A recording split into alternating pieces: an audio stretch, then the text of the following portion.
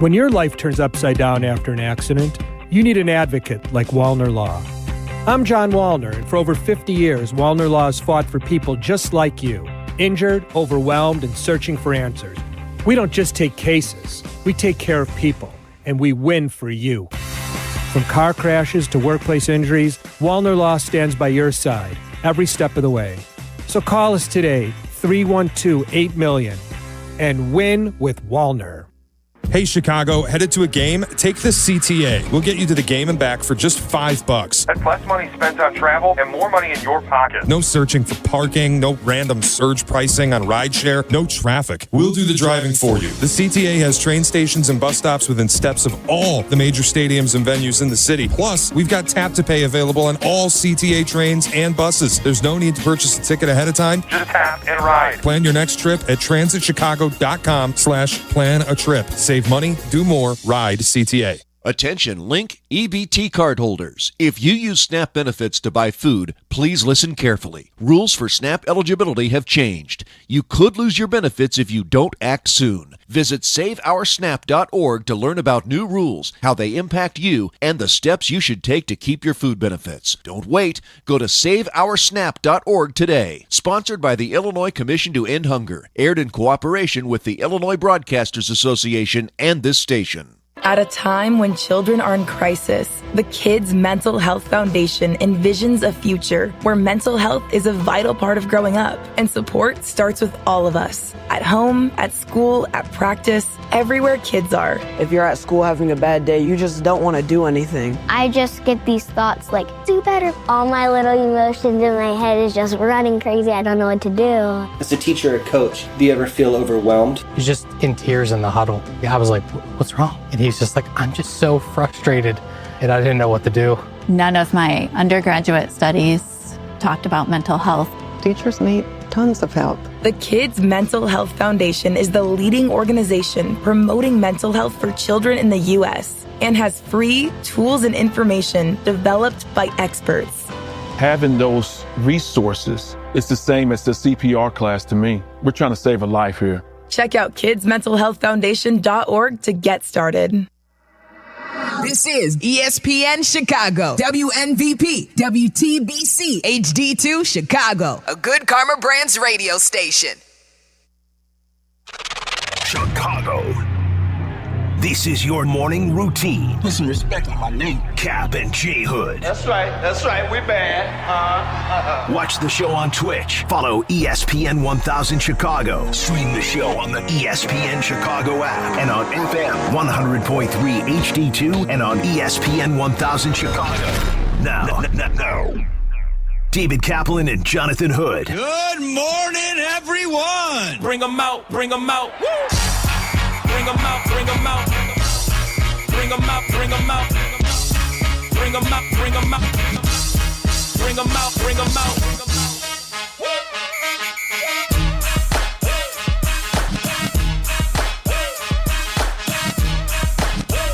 Good morning and welcome into the Kap and J Hood show on ESPN 1000 with Shay Norling, the executive producer, Jay Moore, who runs the whole ship here. I said ship with a P.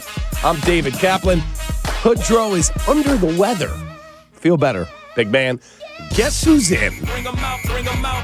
Tyler Aki, who I listened to the other day with Tommy Waddle and company. And Tyler and Meller, especially Tyler, though, I told Shay this, embarrassed himself. What do I do now, huh? You and your ilk are afraid to go all in on the Cubs. I think they're going to be okay. They should be a better team. Dude, that team can win the World Series. Just jump in with both feet. Don't be soft. Don't be a kitty cat. And just let's go. That's how good that team is. I'm not afraid of going all in with this team, but like there's a team out there that's got a win total of 104.5. All right, and rightfully so. So they built up this behemoth that got even better this offseason. They won the World Series last year. And you're sure they got better? Absolutely, they got better. Why? Because Kyle Tucker's there, who couldn't handle Diaz. Okay, it's a closer. Okay, we can say what we want about Kyle Tucker. Isn't this the perfect spot for Kyle Tucker? He can kind of hide in the shadows. It's not like LA is some high stakes baseball town. They love their Dodgers, yeah. But there's 3 or 4 people that they're going to get pissed at before they get pissed at Kyle Tucker. Okay. He can kind of wallow in the shadows there. So? It's a good team. It's a damn good team. Why are you afraid? All right, who's the closer for the Cubs? Daniel Palencia. Okay. Throws 102. I'm fine. I think it's fine. And I think closers change over the course of the season, too. But he's not Edwin Diaz. Okay. And that's fine. And guess what? Before Edwin Diaz was Edwin Diaz, who was Edwin Diaz? He was just some dude. That's fine. And then in July, I'm confident because Jed, this year, for the first time in a long time, truly believes he can win the World Series. And I believe that. I believe this team can win the World Series. I called It's Shay baseball. and I said, Shay, they've closed the streets around here. It's going to take me a couple extra minutes to drive around the block to get in. We're starting with this. Tyler is a kitty cat. What did you call him, Shay? A kitten enthusiast. Kitten enthusiast. Don't be afraid. What? Okay. I am as optimistic as I've been for a Cubs season in a long time, and you're taking it as fear. I'm not afraid. I just know it's baseball. Things can go wrong, obviously. I'm painting both sides of the picture here. They need to make sure that they're healthy this year in the rotation. Mm-hmm. You can't be trotting Colin Ray out there for 23 starts and expect this thing to go swimmingly. I'm not afraid I'll tell you this, I'm not afraid of the Brewers. I'm not afraid of the Brewers. I'm not afraid of anyone else in the Central. I know that there's a lot of Cubs fans out there that probably have the scar tissue of what the Brewers have done the last 5 years. I'm not one of those people. You trade Freddie Peralta and you trade Caleb Durbin, not only are you signaling to your fan base how you feel about the team, but you're also, you can't keep getting away with this. They've been so perfect on the margins the last couple of years. That is not a sustainable way to build a baseball team. Mm-hmm. And I think Tampa Bay is a great example of that. There have been awesome years for the Tampa Bay Rays, but everything has to go perfect for Tampa Bay to be getting to the World Series and being a great team year after year after year. That's not the case with the Brewers anymore. That ship has sailed at this point. Well, I would like to know why people would be afraid to put their heart in there. Well, I'm afraid of the Bears. We have this fine young man, I'm sure, who listens every day. His name's Dave Todd. He's a listener. He tweets in here all the time. Mm-hmm. And he was afraid to push his heart in with the Bears. I'm afraid because we get hurt all the time. Don't be a kitten enthusiast. If that's your team, look, if you wake up and you are the Oakland A's, you're not winning the World Series. I get it. Don't think you are because you're not. If you're the Chicago Cubs with a $244 million luxury tax payroll and you're talking about trying to sign another guy at $15 to $18 to $20 million, don't be afraid. Jed said the other day, and I had him in my studio up north, did over an hour with him. And then when we got done, he hung out. It was him, and then the next interview we were doing was Chris Getz. Chris walks in while Jed's still there. They're neighbors. They share a batting cage for their kids on Jed's That's awesome. property. It's amazing. And I said to Jed, is this the best you felt? He said, yeah, absolutely. And with all of this comes expectation. Like better than 16? No, I'm talking since he's been the GM, since he's been the president. Yeah. Correct. It was 2 or 3 years ago, but it was 2024. Hoodie and I did the show on opening day from Bernie's. Mm-hmm. And Hoodie asked him about, are you ready to make a run here? And he said, we're not the Braves. We're not the Dodgers. We have good players. We're not there yet. I remember that, yeah. And I was like, really? He's like, no, we're not. I'm being honest with you. We could get there. We're not. This year, he believes it. Yeah. He truly believes it. Now, you can wake up and have 9 guys on the 60-day injured list and go, well, that ended that season quick. But if you're blessed with reasonably good health, they can win the World Series. Not telling you they will. They can. Are they the favorite? No. The Dodgers are, and rightly so. You can beat the Dodgers. I think you can. It's baseball. You catch them in a 7-game series, things break your way. Yeah, absolutely. But And if I was to power rank the NL, I'd have the Cubs at 2. I agreed. Like, I think we're more on the same page here than not. I have them above the Phillies. I have them above the Braves. I have them above the Giants. I have them above the Padres. I have them above the Mets. Mm-hmm. I think they're a damn good team. I just know that they're not the number one team in baseball right now. And I'm not here to tell you that the number one team in baseball wins every year. I think the last couple of years, the number one team has, but we have seen stranger things happen. I wouldn't even say it would be some sort of colossal upset if the Cubs went out and beat the Dodgers in a series. But it would be an upset. We can agree on that, right? Yeah, because the Dodgers are the Dodgers, and they just go out and sign anybody they want. I'm just telling you, that team on the north side has showed up to camp on a mission. And I haven't seen them on a mission like that since 16.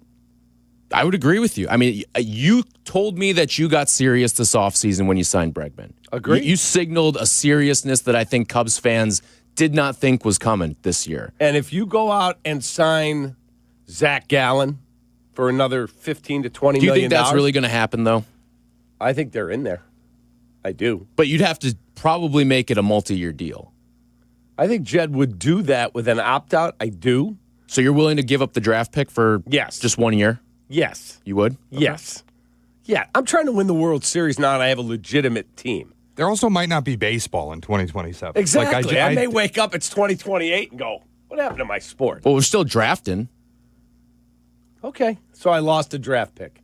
How many? I'm not as in on Zach Gallen as I think a lot of people are. He has not been very good the last couple of years. He was a Cy Young top 7 2 years ago. Was that 2 or 3 years ago? I'd have to look. And like last year, he wasn't great last year. He wasn't great last year. Okay. And he's starting to get up there in age, too. I don't know how much I trust Zach Gallen. Old. He's 30. Okay. Getting up there in age. How old are you? I'm 28.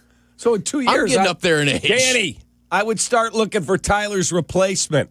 He's getting up in age. I think we work very different professions. Bit long in the tooth. Yeah, he is. No question. Zach Gallen is 30 years old. 30. Last year, he was 13 and 15. He threw 192 innings, 175 strikeouts. So while it wasn't his best year, the year he made, 33 starts. Last year, or 2 years ago, 28 starts. In 2023, 34 starts. The year before that, 31 starts. That's 4 straight years. Yeah, he's a workhorse. 192, 148, 210, and 184. Like, that dude pitches. Here's a great stat for you. In 2012, the Cincinnati Reds had 4 members of their rotation throw 200 innings. We're never going to see that again. In 2025, there were 3 200-inning pitchers in the entire sport. Right. We're never going to see that again. Unless this thing flips and the league turns cyclical and we go back to that at a certain point. Never going to happen. It's not going to happen. The whole White Sox 4 complete games in the ALCS, that's never happening again. In 2023, he finished 3rd for Cy Young.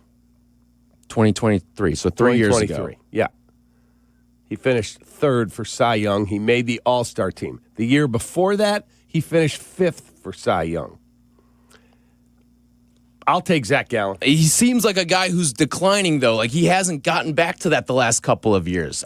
And when you've got, like, I'm pretty bullish on what Jackson Wiggins can bring to the table. Now, that's probably not going to be till, what, like June or so? Well, maybe later. Cade Horton came up May 10th. Right. Made his first start. Right. But there's a much deeper stable of pitchers ahead right now than what Cade Horton had to leapfrog to get up to the major leagues last year. My point is, if you go around the diamond and be really honest about what the Chicago National League Ball Club has to offer, Michael Busch hit 30-plus home runs. He's a stud. Yeah. Nico Horner, stud, Gold Glover.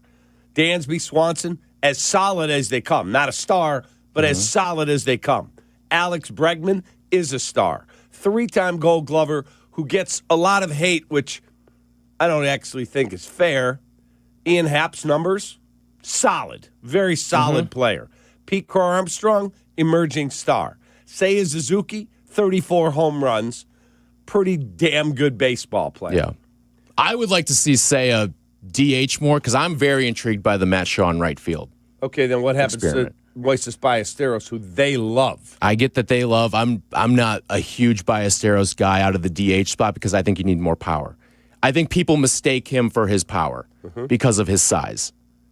I think he's not the powerful bat that people think he is. I was there that day in Milwaukee, and bases he hit the double, loaded, right? Yeah. And he doubled home 3 off of Freddie Peralta, and I went, I want more of that guy. I think he's a good bench bat to have. Good situational pinch hitter. I don't want a 21-year-old bench bat. I want to see him hit. Okay, and I want to see Matt Shaw hit. I want to see Seiya Suzuki hit too. Sorry, but there's a line. There's depth. It's part of why we're excited about this team, is because there are bats to be had, and you can give guys days off if they need days off over the course of a week. Deep roster. It is as deep of a roster really that we've seen. Shay, is he a kitten enthusiast? Is he afraid to go all in? I don't think he's afraid to go all in. I think the options are like if I told you could trade for, I'm not even going to use a name, but there's a huge right-handed bat available in mid-July. I don't think Tyler would be saying no. Am I wrong? I mean, it depends where, are they a third baseman? Because you don't need a right-handed third baseman. It depends. Tell me where my team is. You're going to be in first. People on this team would have to physically die to not be in first in mid-July with what the Brewers have done. Correct, but you don't know what injury you're like, oh, God, we just lost who? Right, but I'm saying, I think you've built up the depth that you can withstand some injuries. If you can supplement this team with a big-time bat or a front-end starter in it would mid-July, be a starter. I'd be more intrigued on that. I don't think Tyler's going to sit and go, no, we're not doing that. That front-end starter might be named Jackson Wiggins. He's really good. I'm excited I think for that him. is fear to go all in even more. Because I would make a trade for a guy. Again, there might not be baseball in 2027. If I'm a team that feels like they're going to win their division in 2026, I'm doing everything I can to give myself the best chance in the tournament. And let me just tell you something. If those owners and players cannot figure this out, when you had record ratings from the 18 to 34-year-olds who are finally going, oh, this baseball is actually kind of fun. Attendance through the roof, too. Shame on them. It's my favorite sport, but if they ruin it, shame on them. Yeah, I'm right there with you. Whether it's Jerry, Tom, the guy, Steinbrenners, whoever is behind all this, shame on you. Oh, and they're bracing for it, too. They are. I don't know if you probably know what they've done with at least with the Cubs, with the season ticket holders. They gave people the option to sign up for 3 years. We'll effectively lock you in. We can't raise you more than 2.5% year over year. We'll lock you in for 3 years, and we're going to guarantee you access to the All-Star game when it's at Wrigley. They're bracing for it. Yeah. I read yesterday that MLB is withholding some of the national TV money for each team so that each team has a $75 million war chest to be able to pay employees. Yeah. They know it's coming. And unfortunately, it's where we find ourselves. And while I'm selfishly going to be bummed if there's no baseball because I love that being the soundtrack of my summer, what will really suck is the guy or gal who parks cars out there, hustles to sell T-shirts, vendors that sell you your beer and your hot dogs and your peanuts and whatever, like all the bar owners around all the ballparks, the ancillary businesses that go, out in Joliet. Hey, we got the Sox game on, and I come on in, we got a special going. No games? Yeah. Shame on the billionaires and millionaires for not being able to figure it out if it happens. It would really ruin my summer. It really would. And I think it would ruin a lot of people's summers. And in this short attention span world that we live in, if there's no baseball for a summer, you're going to lose a lot of the 18 to 34-year-olds that you just gained. You worked very hard to gain those. You may not get them back. Exactly. You may not. All right, so here's the question. Do you think the Cubs can win the World Series? Because I do. I'm not telling you they will. I think they can. They have a legitimate path to win it. Or are you afraid, I don't know, I'm not going to this, I'm not going to that? The Cubs spent the second most money in the offseason. Second most money in the offseason, the Chicago Cubs. Welcome back. And I think it was the most they spent since 2016 in the offseason. So let's freaking go. Let's go. If not, are you a kitten enthusiast? You're afraid to put your heart in there. Because there was a lot of you that did that with the Bears. You were afraid. I don't know. I'm not sure. I don't want to get my heart ripped out. Don't be soft. 312-332-3776. Baseball talk and more. We'll have some fun. It's a Friday, and it's going to be 60 this weekend. What the hell? Be right back. Kap and J Hood, morning 6 to 9. ESPN Chicago. The Kap and J Hood podcast is available on the ESPN Chicago app and wherever you like to pod. Presented by Republic Bank. Or listen live to Kap and J Hood on the app as well. Weekday morning 6 to 9. ESPN Chicago. Hey, Valentine's Day is tomorrow, folks. If you're a snorer, like I used to be, the best gift you give your partner isn't flowers. It's going to Sinus and Snoring MD to take care of your issue. Because when you can breathe better and sleep better, everybody wins. And yep, there are a lot fewer elbow jabs at 2 in the morning. Sinus and Snoring MD makes it easy with simple in-office treatments, no hospital stays, and same-day appointments. I went there at my wife's urging because we have a friend. His daughter works there. She said, "Oh, we can help your husband with the snoring." Guess what? No more snoring. Do something smart this Valentine's Day. Call my friends at Sinus and Snoring, 847-545-0147, 847-545-0147, or visit sinusandsnoringmd.com. That's Sinus and Snoring MD. Guys, it's Silvy from my friends at Window Nation. I want to tell you what I was dealing with. My heat was running nonstop. My energy bills skyrocketed. And it turns out my windows were the problem. Once the insulation fails, the heat leaks out, the cold comes in, and I'm almost broke. That's when I called Window Nation. No leaks, lower energy bills, and a cozy home. Right now, buy 4 windows, get 4 free. Upgrade your home and save big. 0 down, 0 interest, and 0 payments for 2 full years. And if you act now, they'll take an extra 10% off. Schedule your quote today at windownation.com. My name is Whitney Allen, and I'm a widow. My husband, Ryan, died. We never thought we'd ever have to use life insurance, but the unexpected happened. With Ethos, signing up was fast and 100% online. You can get a quote in seconds, apply in minutes, and get same-day coverage. No medical exams, and you can get up to $3 million worth of coverage. I'm grateful we were prepared. Get your free quote at ethos.com/game. That's ethos.com/game. Paid spokesperson. Time spent on application may vary. Online health questions required. For 100 days, I'm going to cross the 7 continents because the answers to everything important are out there at the edges of our world. I'm stepping into the unknown. Where are we going? To see our planet This is amazing. as it's never been seen before.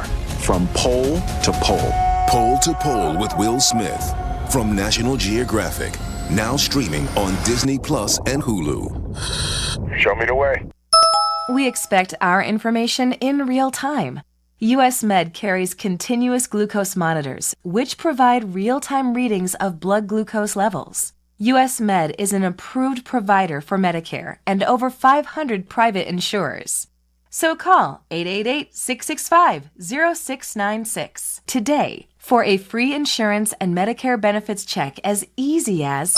That's 888-665-0696. This is the story of the one. As the purchasing manager at a manufacturing plant, she knows the only thing more important than having the right safety gear is having it there when you need it. That's why she partners with Grainger for auto reordering, so her team members can count on her to have cut-resistant gloves on hand, and each shift can run safely and efficiently. Call 1-800-GRAINGER, click Grainger.com, or just stop by. Grainger, for the ones who get it done.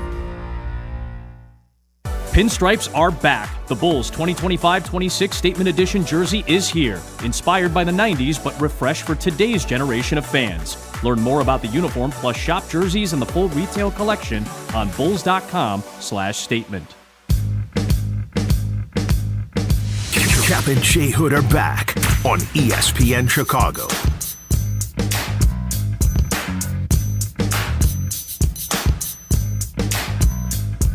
Kap J Hood Show. Tyler Aki in for the ailing Hoodie, who'll be hopefully back on Monday. I'm David Kaplan. Jay Moore is at the controls. Shay is in his executive producer chair. Are you and Shay on tomorrow? We are. What time? 9 to 11 a.m. tomorrow. What are we going to discuss? That's depends what happens with Sparty tonight. Take on the Wisconsin Badgers at the Kohl Center. Are you driving up, Shay? No. Why? Why would you not It's a valid go? question. Why aren't you driving up? Madison, you can make in 2 hours. Why would you not go to that game? First of all, Kohl Center is an outstanding environment. I've done a lot I've of heard games one of the in there. best in It's the Big one of the Ten. best. It's awesome. Awesome. Why would you not drive up there and represent? Afraid? No, it's got Kitten nothing to do with enthusiast? fear. Oh my God, with the kitten enthusiast. Are you afraid to go up there? Uh-oh, we might lose. No, it's got nothing to do with fear. It's got mostly to do with my wife has the car for work and won't be home until 5 o'clock, and the game starts at 7. Well, it's not like Tyler's got 9 kids at home. Why didn't you say to Tyler, hey, you want to go together? I'll buy you dinner. You drive. Let's go. What a fun little outing that would be. What are you doing? I'm going to end up at the Kohl Center tonight. It would be amazing. Kohl Center. You're going to get bullied into going to a road game. Yeah, like I was fine. I'm set up. We're going to a local Michigan State bar. We're watching the game. I probably have done 25 games up there. I did football and basketball over the years. And I went in there one day. Dave Ennett and I did the Northwestern at Wisconsin game. Sam Decker was on the team. Okay. They were really, really good. Really good. And we went there. I remember, I'll never forget it. We stopped at Panera up there to get coffee. Brought it in the arena. Northwestern's like an 18-point underdog. We're like, oh, you got enough material. This is going to get ugly. And they upset him. And Sam Decker went back on the court while the post-game shows were going on for an hour and a half, shooting. We're literally on the air for over an hour, and he's still out there shooting, so ticked off that they lost to Northwestern. That was one of the first big wins Chris Collins had. They almost had another one the other night. I watched it. They just ran out of gas. Oh, yeah. They needed that to be a 30-minute game. They went up 16, and I'm like, you can't bet in-state teams. Michigan's coming back. Yeah. I could just tell. They're just so good at the rim. If I had to bet one team right now to win the national title, I'm not talking about a team I like. I'm not a Michigan fan. Their coach is really, really awesome, Dusty May. Mm-hmm. I would love to see Izzo win it again, but if I had to pick, you said you got a free ticket. Here's a $100 bet in Vegas. I'd bet Michigan. It's bold, the favorite. Exactly. I think they're the best. Is that the favorite over Arizona? Yeah. Yeah. Oh, yeah. They're number one KenPom. They've basically been wire to wire, number one KenPom. That's the best team I've seen, and I've watched a lot of college basketball. It's been as good as it's ever been this I year. was so much of a degenerate. I was watching Coastal Carolina last night because I bet the over. Yeah. So I had them all on. I've watched mid-major, I've watched low-major, and I've watched the best. The Kansas win, super Against cool. Arizona, yeah. Yep, super cool. Bill Self is 39-0 in his career at Kansas at home on Big Monday. It's nuts. 39-0. Nuts. Like, how are you not running to the window the other night and going, I don't care who they're playing. You could have the Celtics coming in. I'm betting that team. Yeah. And they were getting points at home. That play. Okay, so I went to Lambeau a couple years ago. Super cool. I think Fog and the Masters are like my two on sports bucket list now. Fog and the Masters. I've done both. Yeah. You've played Augusta, right? I played Augusta. Yeah. Mm-hmm. But I've also been to the Masters. God, that's a great question. Sports bucket list that you haven't done yet. I've been to Notre Dame for a football game a couple times. I've been to Indiana basketball when You've been to Cameron, I was right? there. I've been to Cameron. I did a game at Cameron. That was super cool. God, what would be? I've done Yankee Stadium. I've done Dodger Stadium. I've done Wrigley. I've done Fenway. Like, what would be? I've never. What do you have left? I've been to the Derby. Mm-hmm. I've never done the Indy 500. Shea goes every year and sleeps in somebody's yard. It's great. Like, I have zero. Indy's interest. actually on mine, too. Indy It's 500. not on mine. It's not what it was when I was a kid. It's just not. It's lost its luster. I don't think that's true. It's just not as compelling to me. When Mario Andretti and all. No. Nothing's compelling to you. What do you mean nothing? Nothing is. The only things compelling to you are your local teams in Major League Baseball. Nothing else is compelling. I would like to see a football game at Lumen Field in Seattle with the 12th man. Supposed to be the loudest environment in the NFL. I think that'd be cool to Bears go go there next year. They do. I think that would be super cool. I've never been to SoFi. I'd like to go there. I've never been to Jerry World. All these sterile corporate But these are, environments, yeah, I was going to say, can't like, be on your bucket list. So give me some. I will tell you, my wife and I want to go to the world's largest cocktail party, Georgia, Florida. Have you been to LSU for a night game? Yes. Okay. That's near the top of mine. It was cool. I was engaged to a girl who went to LSU. So that didn't end well. But, yeah, that was super cool. A night game at LSU, tailgated, the whole deal. It was great. Had some awesome crawfish étouffée that she made. Yeah, it was really good. What else is there? I've been to the NBA Finals. I've been to the Stanley Cup Finals. I've been to the World Series. I've never been to a Super Bowl, but I don't have any interest in going. I can die without going to a Super Bowl. Same too. here. Mm-hmm. Like, I'd love to be there if the Bears are playing like all week doing shows. That'd be cool, but I'd be gone before the game started. Yeah. A conference championship game is more on my bucket list than a Super Bowl. Conference championship game. Yeah, NFC title.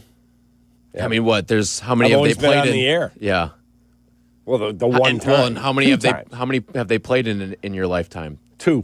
Well, in my lifetime, 3. They 3. won it in 85, obviously. In January 86. 06. Or, it would have been 07, technically. It would have been January 07. I was there. I mean, I was on the air.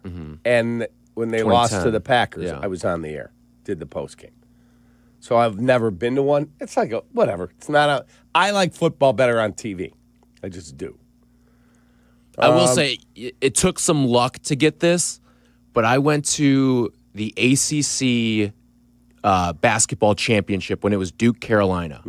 And this was like the Zion Williamson, RJ Barrett team. Oh, yeah. And it's in Charlotte, too. Yeah. So you get both those fan bases, Carolina, Duke, and it was one of the best sporting events I've ever been to. But that obviously takes a lot of luck to get to that point. Right. You don't go, hey, this year I'm going to go see Duke, Carolina for the ACC title. You have no idea if they're going to be there. Right. Being at Duke was great. I've been to Dean Dome for Dean Carolina. Dome's incredible. Outstanding. Incredible. Although I think Cameron's better. God, I'm trying to think what would be on my sports bucket list. I want to do the British Open or the Open Championship, but I'd like to do it when it's at St. Andrews. That's on my bucket list. 1,000%. Have you done Ryder Cups? I've done the Ryder Cup. Here and there? Just here. Okay. Just here. I've done a Premier League soccer game at Manchester United. They beat Chelsea 2-1. It was insane. Like, we think Cubs-Cardinals is a cute little rivalry here. I was going to say, like that. Like a game at the Bernabeu in Madrid might be near the top of my bucket list as well. At where? Real Madrid. Oh, because I went to, I didn't see a game. There was no game that day, but I did the tour with my son at Camp Now. Yeah, New Camp, whatever they call it.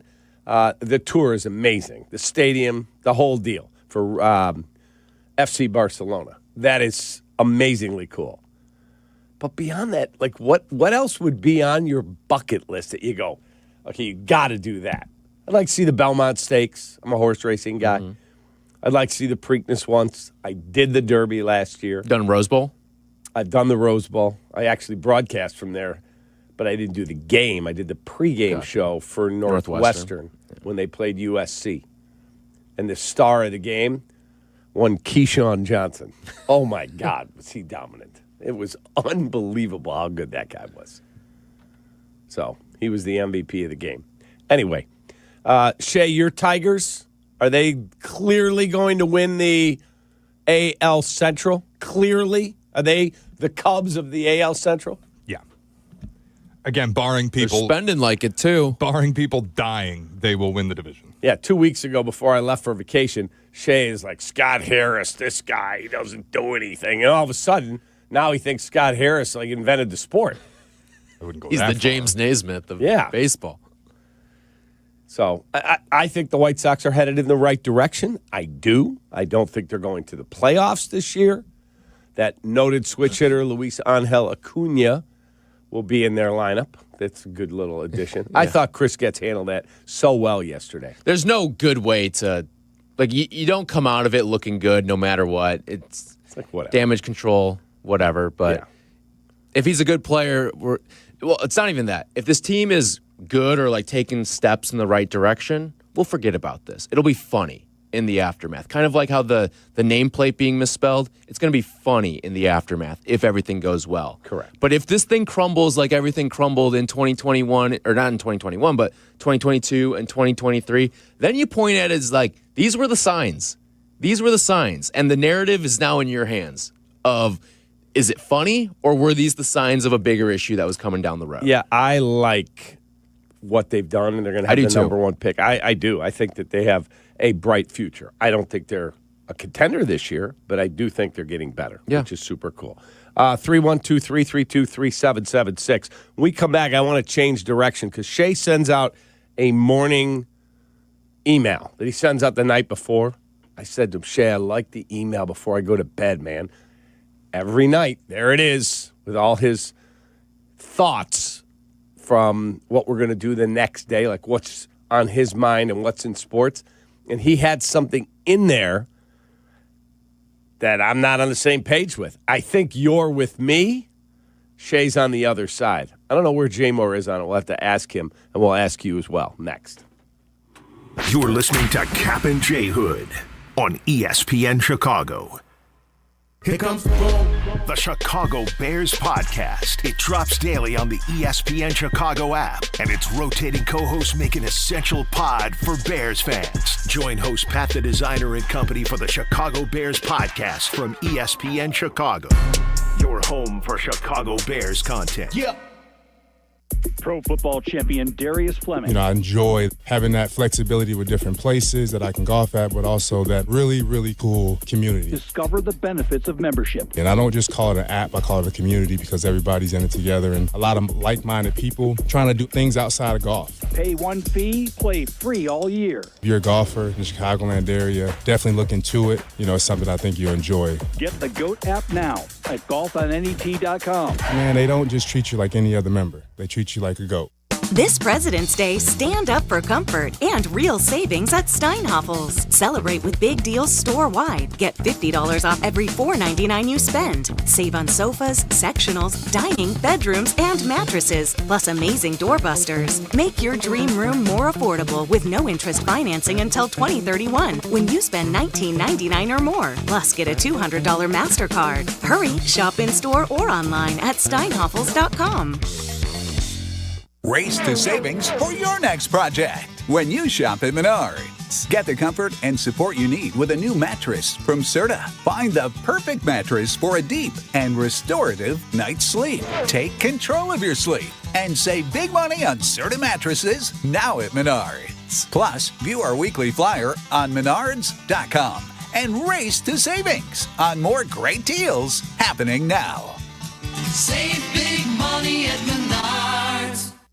One good shot can change the trajectory of your career. Seize your moment and train for a future with potential at ETI School of Skilled Trades. In as little as 7 months, you can get started in welding or HVAC with hands-on training in the skills employers are looking for. We offer day and evening classes to fit your schedule. Take your shot. Visit eticampus.edu or call 888-830-7678 to learn more. ETI, it's your future. Own it.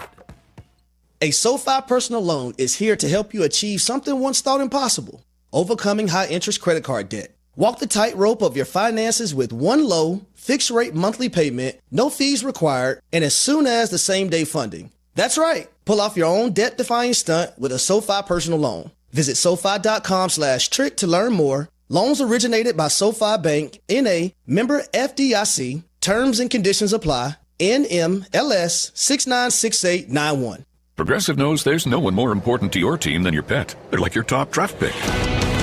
And it looks like Chuck has selected Pepper the Corgi. Bold pick there, Deborah. Yeah, Rich, Pepper has a high ceiling for sure, but he does have a tendency to bark at every tree. Yeah, he brings a lot to the table, but also takes a lot off of it, especially when it's been left near the edge. Nothing left to do now but suit him up for the dog park. Protect your top draft pick from injury and illness with Progressive Pet Insurance. Get a quote at Progressive.com. Progressive Casualty Insurance Company affiliates and third-party insurers. Not available in all states or situations. Covered subject to policy terms. Hit the road in a brand new Chevy in less than 1 hour. At Advantage Chevrolet Hodgkins, you can sign and drive away in 60 minutes or less. Seriously, or they'll cover your first car payment. Every new Chevy is backed by the Advantage Plus program. Advantage Chevrolet Hodgkins. Together, let's drive.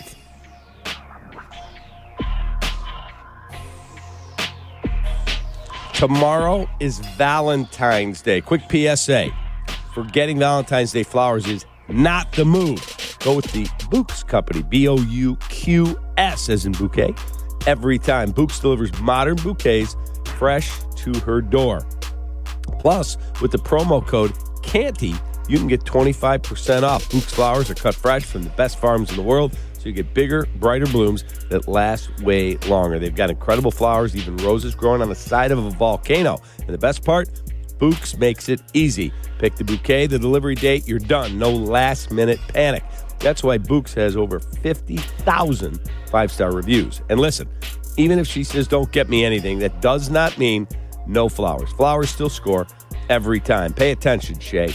Valentine's Day is February 14th, right after the big game. So don't fumble this. Order right now.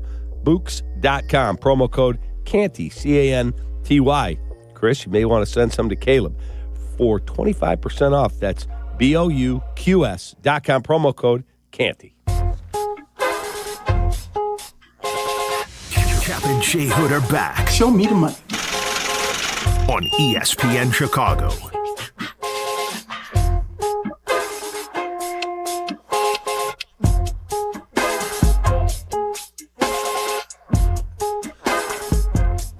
Hope your morning's off to a good start at 6:40 a.m. Hoodie's off today. A little under the weather. Feel better, big man.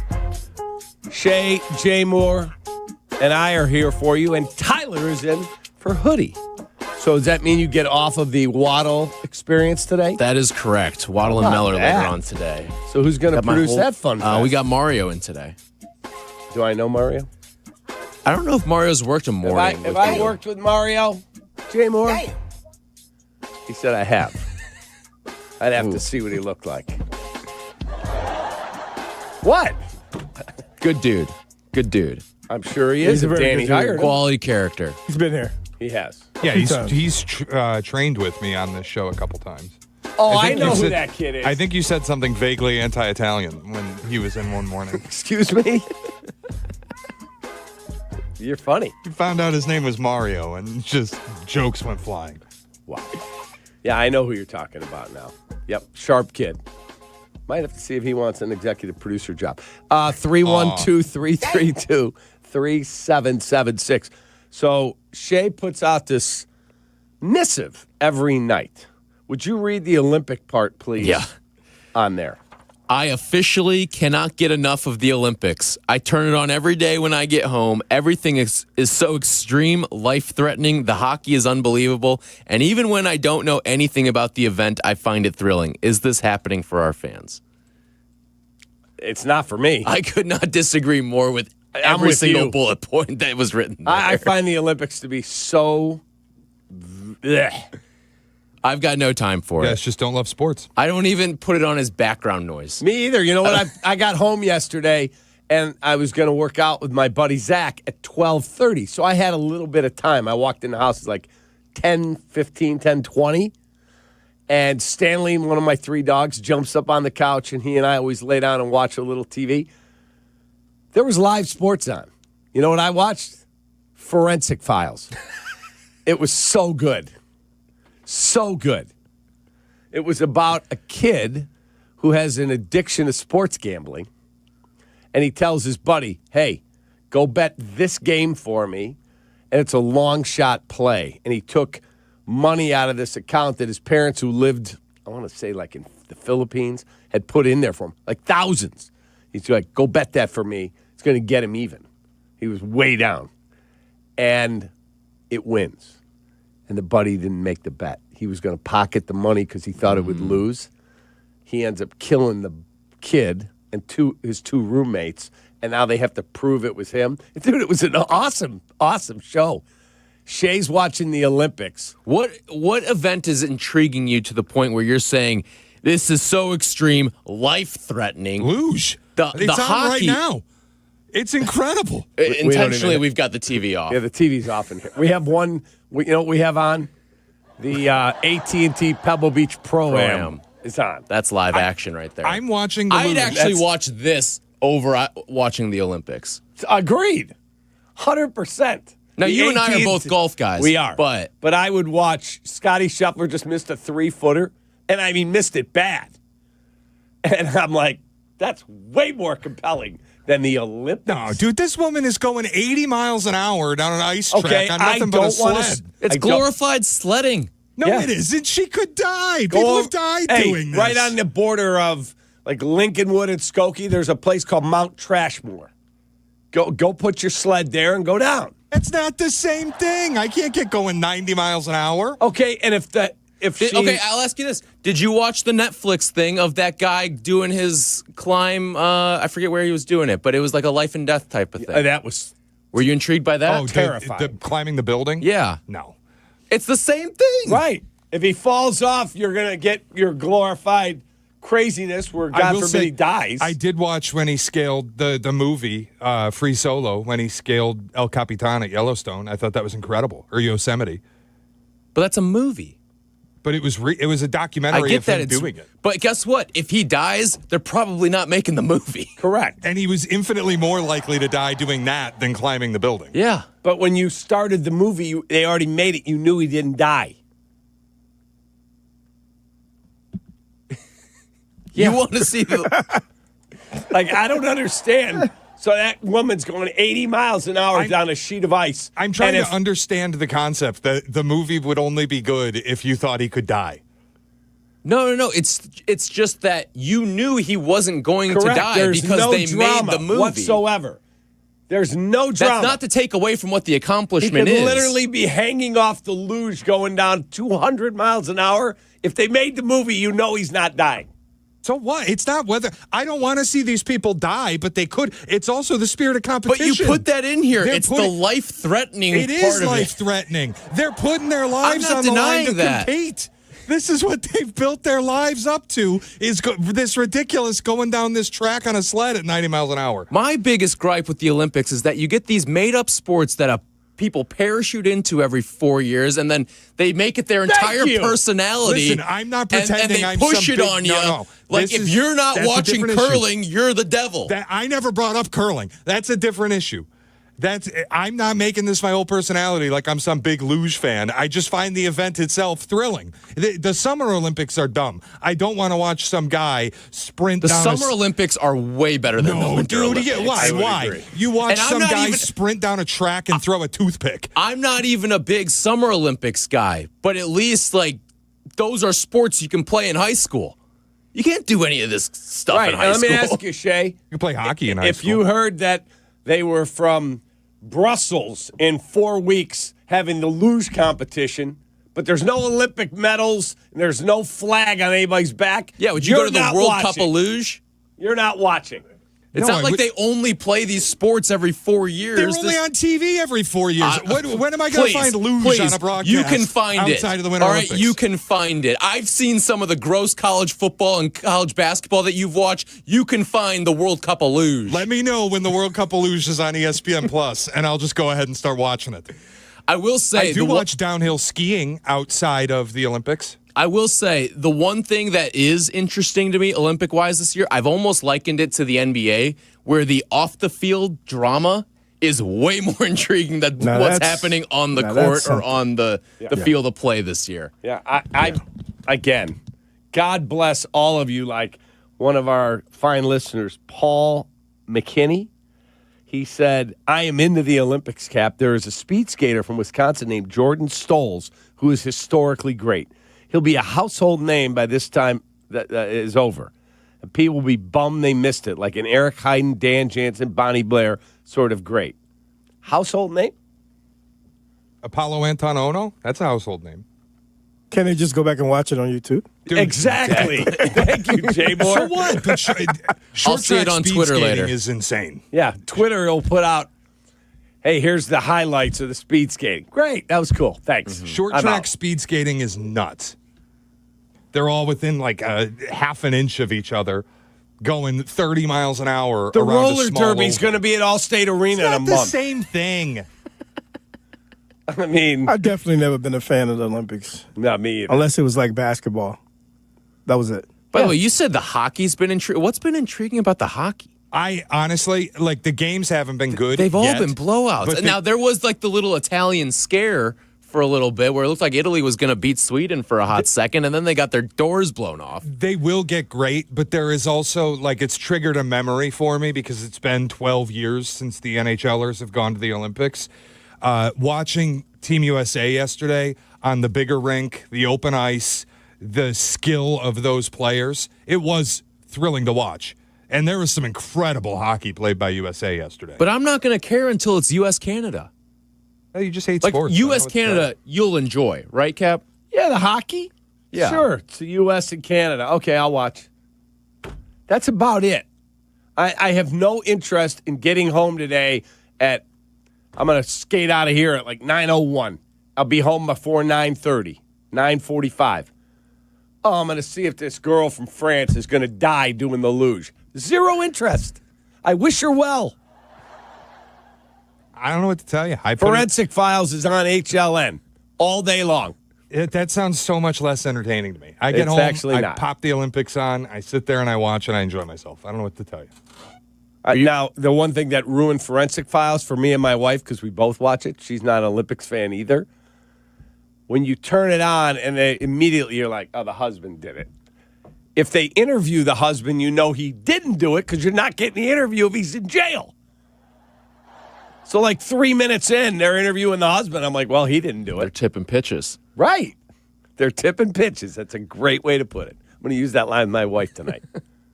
Hon, he didn't do it. They're tipping pitches. Yeah, I'm stealing signs here. So, but the whole Olympics thing, it's not for me. God bless if you love it. Enjoy. It is not for me. Yep, I'm right there with you. I don't get it. I don't. Because I said this to them yesterday. If there was mosquito racing and they had a flag on it, all these maniacs would be like, that mosquito race was amazing against France. 2 weeks later, you watching the mosquito racing on ABC? No. I mean, I just don't get it. I don't. And they pay how many billions of dollars to carry it? Well, I'm not going to sit here and tell you it doesn't captivate the nation because it does. It just doesn't captivate me. Yeah. I'm in the minority. I'm right I there get with that. you. I'm right there with you. I'm fine living in that minority. Shane Orling would literally go home and sit and watch and see if a lady from Brussels will crash on a luge rather than get in a car and drive to watch his alma mater play in Madison in a amazing environment. I just want to clarify. It's not like I'm watching this on pins and needles hoping somebody dies. You're in a coaching stance. I can already tell. Dog next What to did you. you write on there? It is life-threatening. A guy died in Vancouver I doing the officially skeleton. cannot get enough of the Olympics. I can't. But it's as not, if you had to put a stamp, an official stamp on it. But it's not the threat of death is not why I can't get enough of it. It's just the insanity of the competition, how extreme some of these events are. That Why these don't we people just have have trained their entire lives to compete. What do they call that in the military? We had to crawl on the course and they shoot live ammo over you, or you think it's live? What is that called? What are you talking about? You could do that, see if somebody's going to get shot. It's the same thing. It's not because I think somebody might die that I'm into it. Everything is life-threatening. The extremity of the event. That's like it is. The Summer Olympics, you watch some guy sprint and throw a toothpick as far as he can. Or you watch the shot put or discus or they run fast. There's no threat of death. Those are actually events that you could try as a human. I'm not going losing. That's fine, but you're also there's no life-threatening aspect. Why does to it have to be you might life? pop an Achilles. There's not life-threatening aspects to watching a I'm not basketball going to worry game. that Kane Horton might die when he gets on the mound. I'm making the point that for me, the intensity of the event does make it more compelling to watch. Okay. I'm not sitting around the Summer Olympics watching track and field. I maybe can comprehend it more than I can the luge or the skeleton, but I find the luge and the skeleton more compelling because of their extremity, how extreme they are. All right, we have Shay's platform. This will be good. Brought to you by the CTA. That's next. Kap J Hood, ESPN Chicago. Hi, this is Dave Musil, owner of Four Seasons Heating, Air Conditioning, Plumbing, and Electric. When emergencies happen, who do you call? Broken pipe, power outage, furnace failure, no hot water? The answer is always the same. Call Four Seasons. We guarantee same-day service and installation on all heating, cooling, plumbing, and electrical needs with no extra charge for nights, weekends, or holidays. That's why over 30,000 customers have given us a 5-star Google review. For all the right reasons, call 866-4 Seasons.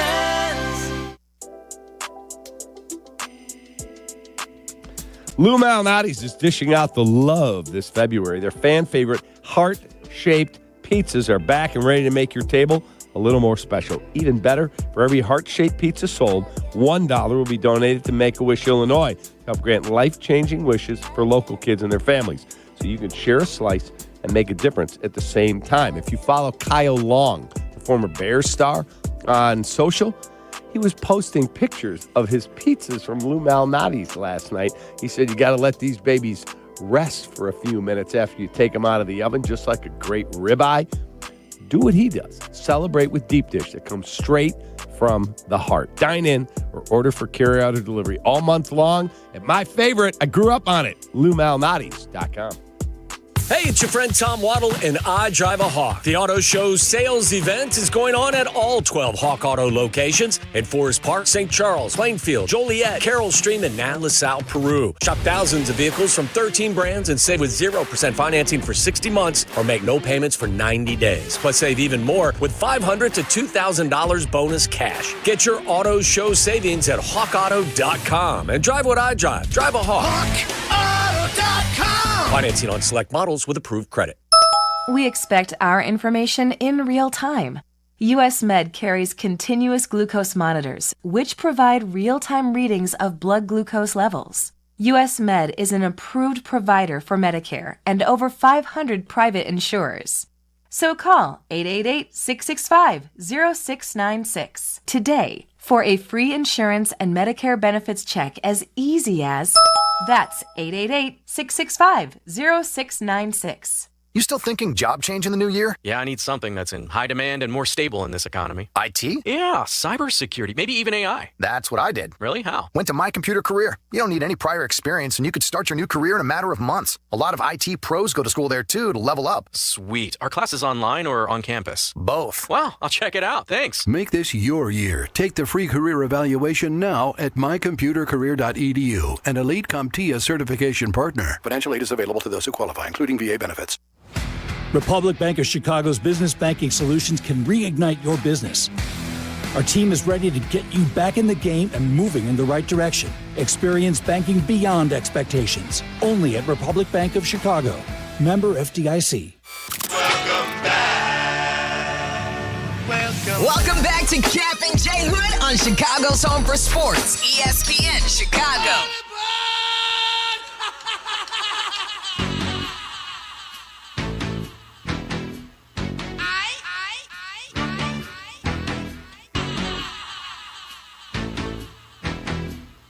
Shay's platform brought to you by the CTA.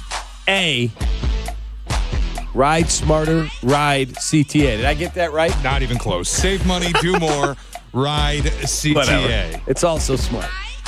That's it. It is smart. It's the smartest way to get around. Here's Shay. It's Valentine's Day weekend, fellas. I can't figure out why people are stressing about it.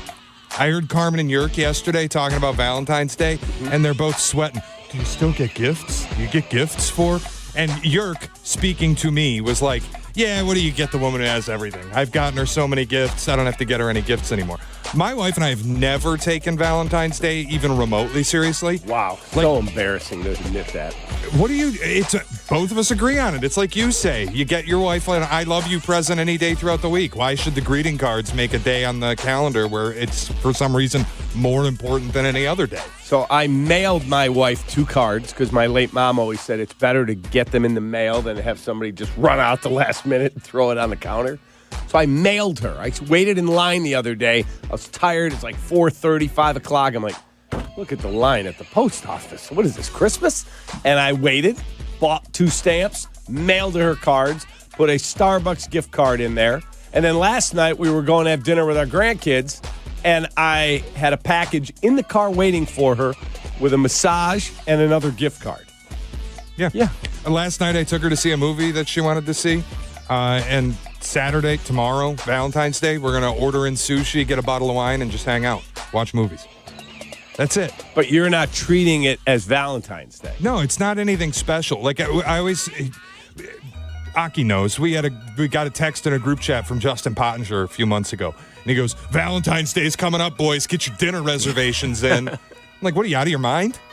Just buy a bottle of wine and some flowers and hang out at the house. Why is this why do people make Valentine's Day such a big deal in their relationship? Well, and it's a Saturday this year, which it's already, the restaurants are already going to be packed, and now you throw this onto it too. Good luck. Yeah, I texted my buddy up in Wisconsin because we're going up there this weekend.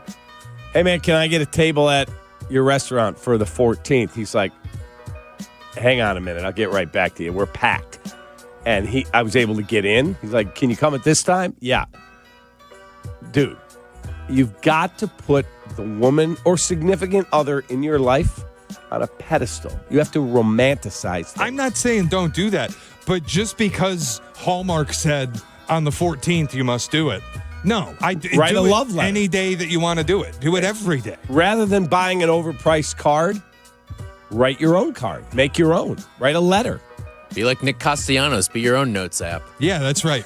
I'll get a piece of lined paper off a 3-hole punch. Some loose leaf, some loose leaf paper, and I'll sloppily write out how much I love my wife and hand it to her. Happy Valentine's. You got to tear the perforation out of the notebook. Yeah. Here's what you mean to me. The whole deal. You got to date your significant other. Like, I'll leave. Of course. I'll walk out the door, count to like 100, and then ring the doorbell and pick her up like it's a date. We've been together for 27 years. That's adorable. Thank you. It is. The best decision I ever made in my life was marrying her. But, like, do you make a big deal out of Valentine's Day? We make a big deal. I mean, because that's the part I just don't understand. Is like every day in my house is Valentine's Day. Exactly. Just because the greeting card companies say you have to go big on this day of the year, you have to go big on that day of the year. Why? You don't have to. Well, I agree with you there but most guys are running out at the nth hour, the last hour. Oh, it's what? God, I gotta go. Oh, they're almost out of all the cards. Here, honey, I know they only had a husband card left. Here you go. And they cross it up. Like, put a little thought into it. It's just a red line through husband, and it just says wife. So they don't even bother to write the name. Right. All they write is, love you, Billy. I mean, what are we doing? Billy's everywhere taking a shot this morning. A little effort into the relationship would be nice. Yes, of course, but do that Buy throughout a manicure. The year. There's 364 other days is what Shay's trying to say. Exactly, because that's the thing you're talking about is you get the husband or the boyfriend that's just a piece of garbage for 364 days out of the year. And then they think on Valentine's Day, well, I'll take her to a beautiful steak dinner and that'll make up for the other roses. days. I'm good. See you in a year. The other days that I spent cheating on her or being a deadbeat, they don't count anymore because I got you a $200 watch and took you to a nice dinner on B-Day. It's the POS significant other Super Bowl is what you're saying. Yes, exactly. That's it. Okay, we agree on that part of it. That is Shay's Platform. Brought to you by The Chicago Transit Authority. If you're stuck in traffic, let the CTA be your driver. Get into the city and back fast and stress-free. Avoid the hassle of stop-and-go traffic, spending money on gas, or those unexpected costs for car repair. $5 covers your trip and back on the CTA. Just sit back. We'll do the driving. Tap to Pay is also available on all CTA trains and buses. You don't need to mess around getting a ticket. Just tap your credit card or your smartphone. Save money. Do more. Ride CTA. All right, we will come back and continue our sporting discussion and get your thoughts. You can ask us anything. We're going to play a little Ask Us Anything. Tyler's in for Hoodie, 312-332-3776. Shot or no shot at 8. Be right back. Live from State Street in the heart of Chicago. This is the home of the Chicago Bears, ESPN Chicago. And this is Kap J Hood, WMVP, WTBC, HD2, Chicago, a Good Karma Brands radio station. Good Karma Brands is proud to be an equal opportunity employer, providing equal employment, development, and advancement opportunities to all teammates and applicants. To learn more about careers with us, please send an email to talentacquisition@goodkarmabrands.com. That's talentacquisition@goodkarmabrands.com. Hey, this is David Kaplan. I dislike winter. Give me a 95-degree sunny summer day and I'm a happy guy. So I spend most of my winter free time indoors, and it's why I rely on Automatic. They've been making Chicagoland homes and businesses comfortable for 80 years. I don't even have to think about the outside because my home is perfect all year round. If you're not feeling confident that your winter's going to be carefree, go to Automatic.com right now. That's Automatic.com. Okay, guys, quick PSA. Forgetting Valentine's Day flowers is not the move. Get it right this year. Send farm fresh flowers from the Books Company. And right now, get 25% off with code CANTY. Books flowers are cut fresh, so you get bigger, brighter blooms that last way longer. And it's easy. Pick the bouquet, the delivery date, and you're done. Valentine's Day is February 14th, right after the big game, so order now. Go to Books.com and use code CANTY for 25% off. That's BOUQS.com. Whether you're building a single roof or a successful roofing business, roofing contractors like you need the right tools for the job, and software is no exception. Service Titan is on a mission to be the most powerful software platform for the trades, with purpose-built technology proven to maximize revenue, streamline operations, and deliver 5-star customer experiences. We are taking roofing companies like yours to the next level and beyond. Service Titan. We are built for this. See what we can do for roofers at servicetitan.com. Kap and J Hood are back on ESPN Chicago.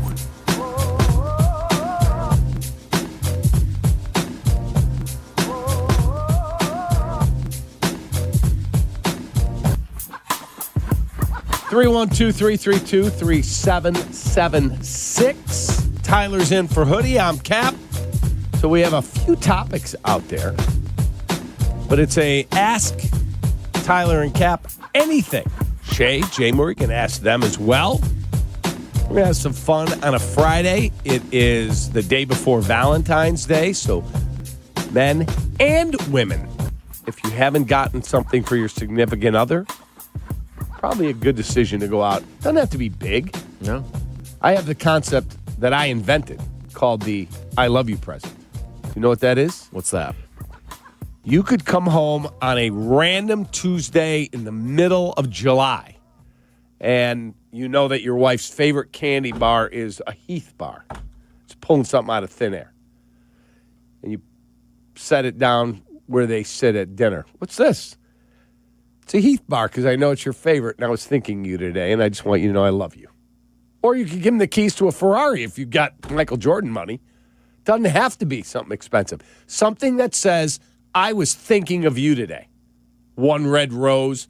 So I send flowers in August when she least expects it. Mindy, you have something here at the front desk at the office? What are these? Just because I love you. There you go. The I love you present. My usual go-to is cleaning the house. Does she notice? Oh, yeah. Like if she's at work I'll come home, I'll just clean the whole house. And then she gets home and says, this isn't good enough, and redoes it herself. Well, if we have an event, she'll be like, I got to correct a couple things. But if I get home and I just clean everything or do her laundry for her, like that goes along. I haven't done laundry in 20 years. We've been married to be 22 years in June. And we've been living together for a year before that. So that's 23 years. I think I've done laundry once. Wrecked a sweater of hers. And it was over. Kind of intentionally. And she said, that's it. We're dividing up the chores. I have plenty of chores. I don't touch the laundry. Not a laundry guy. Sorry. I've never minded the laundry. I hate the laundry. Hate. Downtown Dean is on the line. Hi, Dean. What's up, Sparky? Hey, Cap. Good morning, Tyler and Jay Moore and Shay. I couldn't agree more with Shay. I do something for my girlfriend every day or buy her something every day. Downtown Dean lives a life of service, gentlemen. So couple of passionate thoughts about this holiday in general. I don't gift give to begin with. I just really don't. It's not my thing. I've been with my girlfriend a couple of years. No Christmas gifts, no birthday gifts. I just took her to Boca and spent $4,500. So I think you're a sucker if you go out on the day or night of Valentine's Day. And I was telling Shay, I will bring it a step further. If you are dating a girl, if you're just starting to date her, and she's making a big deal out of you taking her out the night of, that is a red flag. Get out, kid. Baby, you should let me love you. Let me be the one to take on. Take on. He's the best. I love that, dude. I love that. One of a kind. Make sure you go to his restaurant. 312-332-3776. That guy is so great. Marcus in Woodstock. Hey, Marcus. What's up, Sparkles? What's going on, brother? I love talking to you, Cap, man. You too. I got to push back on Shay with the Valentine's Day thing, though. It's a day that I feel like is celebrated by women as well. Mm-hmm. It's a day that means a lot to them. And so, that's why it means a lot to us guys. And it's about showing appreciation to your woman. And for the women that do get treated like garbage for 364 days a year, don't they deserve at least that one day where they get treated like a queen? So that's all I'm saying. I think it's a special day, and it should be a day. And if you don't want to celebrate it and you and your mate agree on that, cool. But there's nothing wrong for the people that want to show appreciation to the ones that they love. Well said, Marcus. Thanks, man. Have a great day. Here's a great day. Don't treat them like garbage 364 days a year. Agreed. I think they deserve to not be treated like garbage. Period. Agreed. But it should be a two-way street now. Like, you shouldn't go get a massage for them and a manicure and 4 cards and out to and they go, oh, was it Valentine's Day? Didn't realize. I think it should be a two-way street. Your significant other should take care of you like you take care of them. But you shouldn't be doing it because you think you're getting something in return. And on Sunday, it's back to the trash can. Wow. Did you get anything yet for Christina? Oh, yeah. Valentine's Day is every day for us. So we good. There you go. See, that's what it should be. That's what it's all about. Love it. Love it. Trucker Mike. Hey, Trucker Mike. What's up, man? Good morning, boys. How we doing? We're good. How are you? Good, man. Listen to you guys every day. Love the show. Appreciate you. Check it out. Check it out. I've been married 16 years. Nothing special for Valentine's Day. We appreciate each other. We know that. But check this out. I'm taking my 2 daughters to a Valentine's Day haunted house in Downers Grove. A Valentine? I've never heard of that. Yeah. Yep. It's called Disturbia. It's a haunted house, but it's got the Valentine's Day theme to it. It's definitely pretty sweet. They do it for all kinds of holidays. Christmas, really? St. Patrick's Day. Yep. So this time is Valentine's Day. That you're taking your daughters is super cool. Yes. I got a 12-year-old and an 8-year-old, and they love it. They love it. What's their names? Their names are Isla and Mackenzie. How cool is that? Yep. You Take pictures. You're going to look back in 25 years, God willing, and go, oh, my God, look at that. Yep. Don't forget. Guys, I appreciate you guys. Love the show. Take care. Have a great day, man. Appreciate it. He just put the visual in my head of a St. Patrick's Day haunted house, and you just have leprechauns that are just jumping out, jumping out at you. So I went to a haunted. I'm not a haunted house guy. Neither am I. Not at all, and not even like a Halloween guy, really. Me either. Yeah, we got more in common than I realized. I've never been a Halloween guy. Like, my grandkids dressed up, and we went walking around the neighborhood with them. Cool. They had a fun time with it. Great. But growing up, my brother and I were never big haunted or big Halloween fans. I am not, and nor is my wife, a haunted house guy. Mm-hmm. And someone told me that one of the best haunted houses in the area, you walk in, and it is, like, terrifying. Like, out of nowhere, like a real rat will be like right in your face in the dark. Like, all of a sudden, there it is. There's a guy holding it. And I'm like, I despise rodents. Yeah, despise. And I'm like, I'm out. Never again. Never. Couldn't do that. So I don't get the Halloween thing, the costume party thing. Yeah, not for me. Not for me. Back to the phones, 312-332-3776. Craig is in Burr Ridge. I'll bet he's a lot of fun. Hey, Craig. Hey, Cap, how you doing today? What's up, brother? All right, let's get this out on the table right now. Valentine's Day is a cheap Hallmark holiday. Come on, don't be whipped. Next thing you know, you're going to be eating the apple when your woman tells you to eat the apple. Don't do it. It got all of us in trouble back in the day. It's a cheap Hallmark holiday. Don't be whipped. That's all I got. Y'all have a great day. Come on, Craig. You're better. Are you married? Oh, God, no, I'm divorced. Yeah. Shocking. Not surprised. That's a shocking revelation. But, hey, I love the single life. What can I say? God bless. If you ever get back in a relationship, you may want to rethink the purpose of your call today. Oh, I'm sure I'll be whipped, too, one day. I hope for your sake you are. The concept of whipped. This guy said, don't be whipped. The You got to concept reverse of- it. Being whipped is such a ridiculous concept because you'd be like, oh, yeah, I cooked dinner for my wife. And they're like, oh, you're whipped? No, actually, I just do sometimes it's a fewer cooks in the kitchen type of situation. Yeah. Like, being in a stable, like, really good marriage is, like, awesome. Awesome. I'm not saying you should stay in a bad one. I got out of one. But I've been with my wife for married 22, just about, and together 27. That's a long time. Yeah. So, yeah. But if you're in a good one, you know you're in a good one. Mark is in South Bend. Hey, Mark. How you doing? Tyler, good to talk to you. What's up, Mark? Hey, great. And I got a question on the White Sox. Colson Montgomery and the other Montgomery they're about to bring up, the center fielder. Braden. If they if he gets in the lineup and say cracks 20 home runs and about 12 from the cell, and the other Montgomery hits about 35 and can hit 20 from the cell, the Sox as a team can hit, let's say, 160 on the year. Do they have a shot at finishing third on the year in their division? Finishing third in the division? Yeah. Yeah, sure. they've got a shot to finish third. Even if that doesn't happen, I think they've got a shot to finish third. Like, to automatically, and thanks for the call, Mark, to automatically, Colson Montgomery, put him down for 35. Yeah. Do you know how many home runs 35 home runs is? Yeah.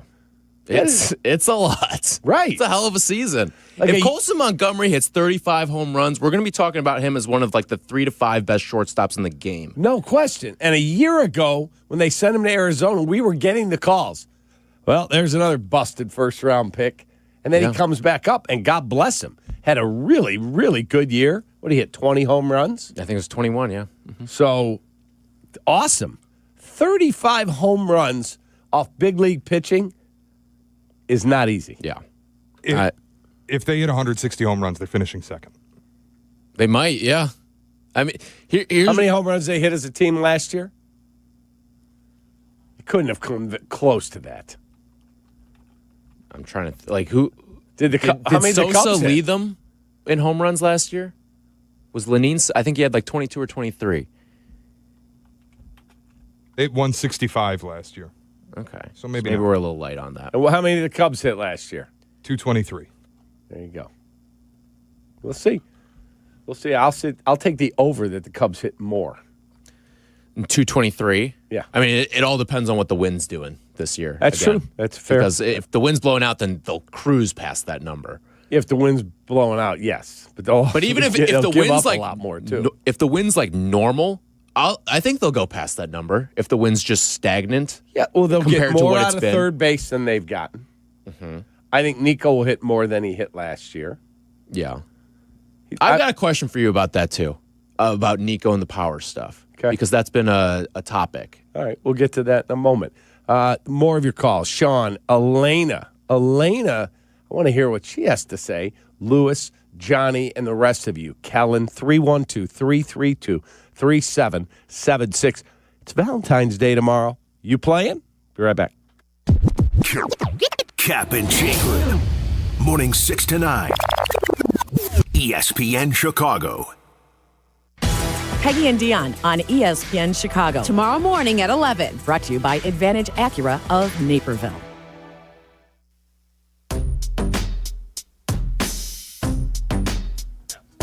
Let me tell you about my friends at Apt. A-B-T. Apt Electronics is your number one destination for the home. They carry Bosch. A Bosch fridge is built to win, down to every detail. Keep produce, meats, dairy fresher with the VitaFresh technology. It cuts down on waste while maintaining flavor for longer. Plus, a smarter interior design means a smarter utilization of space. No more overcrowding the shelves on game days. That's freshness that lasts and space that delivers. For free delivery, professional installation, and complete satisfaction, shop where I shop. At Apt, A-B-T. Apt.com, pleasing people since 1936. Jay Moore. Smart capital planning starts with the roof. M&M Commercial Roofing, powered by over 50 years of trusted craftsmanship from M&M Home Remodeling, helps Chicagoland properties and facilities plan, not just react. M&M Commercial Roofing starts with detailed inspections and clear reports, then guides you through options, repairs, recover systems, coatings, replacements, or new construction. This is roofing built around your priorities, timeline, and long-term plan. Schedule a consultation with M&M Commercial Roofing and plan with confidence. With 3 locations to serve Chicagoland, Advantage Chevrolet gives you so much more. Visit and see the amazing inventory and savings at Advantage Chevrolet Bolingbrook. And Advantage Chevrolet values your time. They'll have you in your new Chevy in less than 60 minutes, or they'll make your first car payment. That's right. Drive off in your new Chevy in less than 60 minutes, or they will make your first car payment. Visit AdvantageChevrolet.com. Together, let's drive. Must mention offer upon arrival before negotiation. Restrictions apply. Ask dealer for details. Guys, this is Courtney Cronin. Let's be honest, most of us aren't great at saying what we feel. That's where jewelry does the talking. And nobody does it better than Rogers & Hollins, family owned since 1910. From engagement rings to stunning jewelry and watches, whether it's a gift that speaks for you or something that elevates your look, they've got it all. Jewelry says it best. Rogers & Hollins makes it last. See the Rogers & Hollins difference at a store near you or go to fornowandforever.com. This is the story of the one. As an HVAC technician, he and his digital multimeter are in high demand. So when a noisy office HVAC turns out to be a failing blower motor, he doesn't break a sweat. With Grainger's easy-to-use website and product information, he selects the product he needs to keep everything humming right along. Call 1-800-GRAINGER, click Grainger.com, or just stop by. Grainger, for the ones who get it done. I'm Boomer Esiason. My mom died from cancer. She was only 37 years old. She didn't have life insurance, and that was devastating for my family. That's why having life insurance is so important to me. Ethos makes it fast and easy. Get a quote in seconds, apply in minutes, and get same-day coverage. You can get up to $3 million in coverage with no medical exam. Get your free quote at ethos.com/play. That's ethos.com/play. Paid spokesperson. Time spent on application may vary. Online health questions required.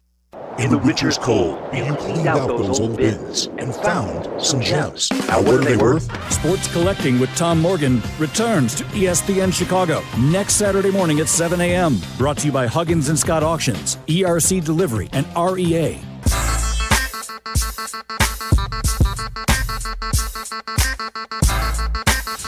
Now back to Kap and J Hood When I tell you he's got his own money, I mean the boy has got his own money. on ESPN Chicago.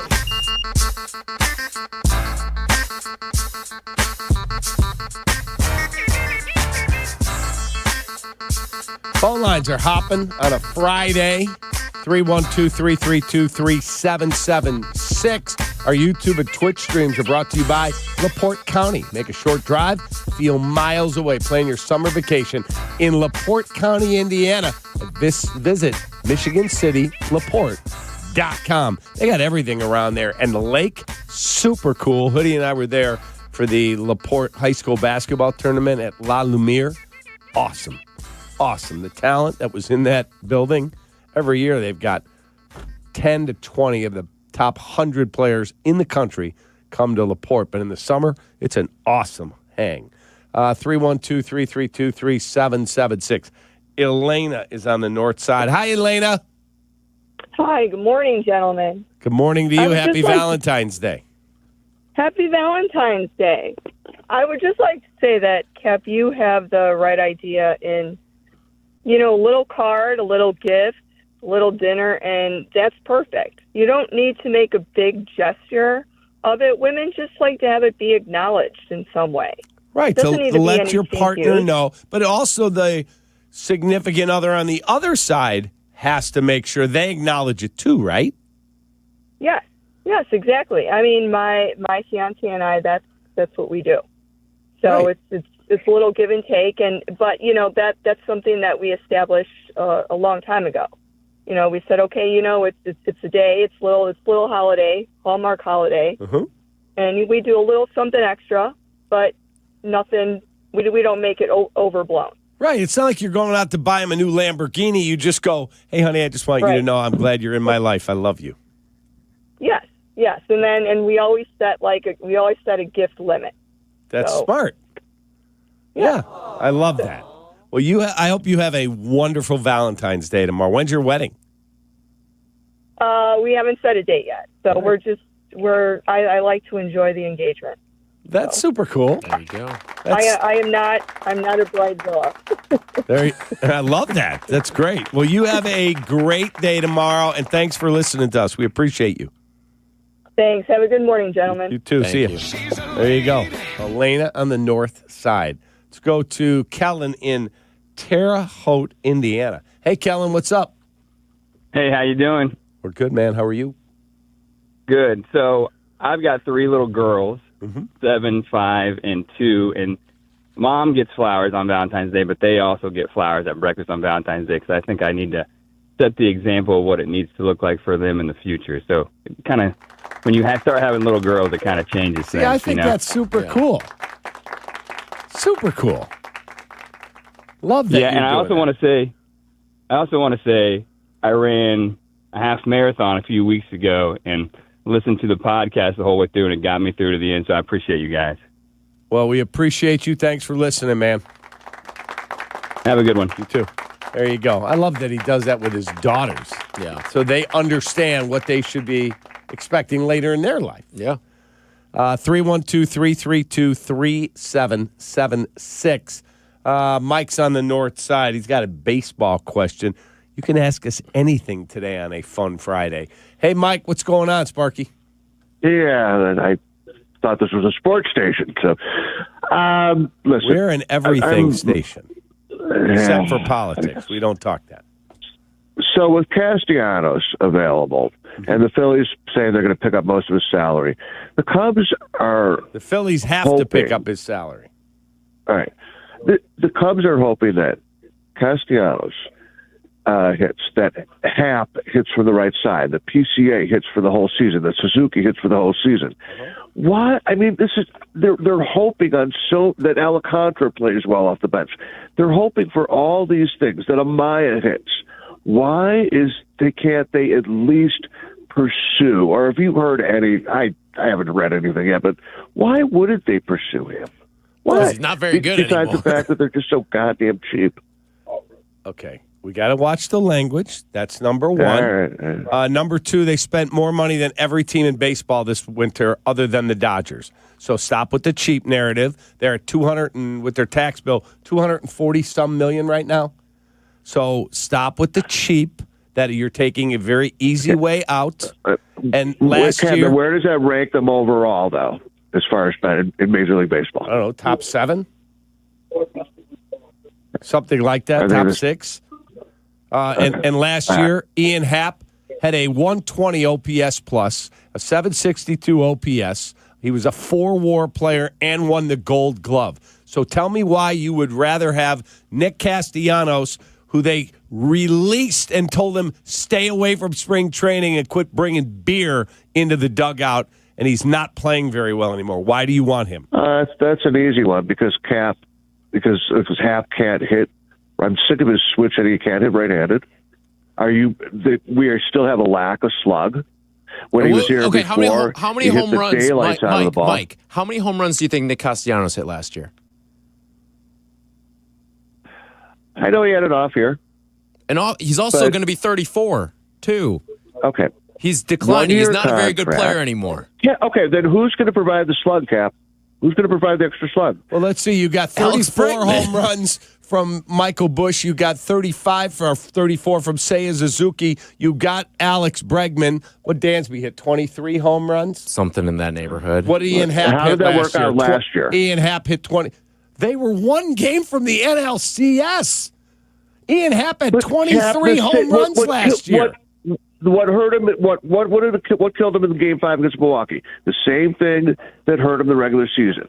So why do you think Nick Castellanos is going to fix that? Chances are he's not even going to be playing in that game. Like what Nick Castellanos? Why do you want him? Well, okay, so let me put it this way: yes or no? You think the Cubs have enough slug for this year? Yes or no? Yes. Okay, just remember you said that on February 13th. And if you said to me, and I'll guess call what? You on that one later. And if you said to me, first of all, you'd have been the guy last year when I said they'd win 92 games, you would have laughed. They did win 92 games. No, I wouldn't have. Not after they signed Tucker. I'm thrilled that he's gone. Thrilled. Remember that one, too. Nick Castellanos last year, a 294 OBP, a 694 OPS, an 88 league average is 100. OPS plus. A negative WAR player. You explain to me why you want him. When he was a Cub, he killed it in this ballpark. That was 6 years ago. No one's going to deny he was a great Cub. So you're saying, how do you know he can't come back to Wrigley and hit again? Well, if we resurrect Babe Ruth, maybe he can too. Nick All right, so again, for the record, Cap, you think the Cubs have plenty of slug going into the season. That's what you're saying. Yes. But because everyone's hearing this. Even if we didn't, Nick Castellanos is not the solution. Correct. If you told me he's not a slugger. He's not the slugger that you think he was, that he was at Wrigley. He's not going to cost them anything. His home run numbers have gone down each of the last 3 years. Who cares what he cost? This is not a cost thing. Okay. Why do I want a chance on everyone else hoping they have a good year?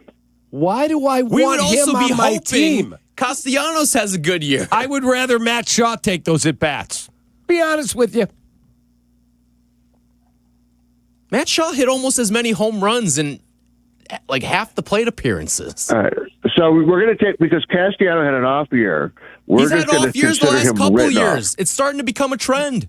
Yes. He was good enough for Philadelphia before that. He got benched. They released him after they benched him. I understand they released him, but he was good enough for the past several years. Okay. He wasn't. He was getting You don't think he's booed going to be off the signed in field. the next week? Someone's going to take a chance on him? Someone will, yeah. Probably. Somebody will. They'll get him for free because Philly has to pay all the money. Exactly. He'll go home to Miami. He's for free. And he's I want free. And why do I want him to stand in the way of one of my young players playing? Because Ian Happ, a young player, because you're relying on too many young players to begin with. You're hoping that Shaw comes through. You're hoping that Ballesteros comes through. You're hoping that PCA hits the full year. You're hoping that Suzuki hits a full year. You just named 5 players that are all better than Nick Castellanos. All these things. Hold on a second. Seiya Suzuki's in his 5th year in the big leagues, he was a 30-plus home run guy. What are you talking about? And Ian Happ... That's why he's so great that the Cubs are going to bring him back next year, right?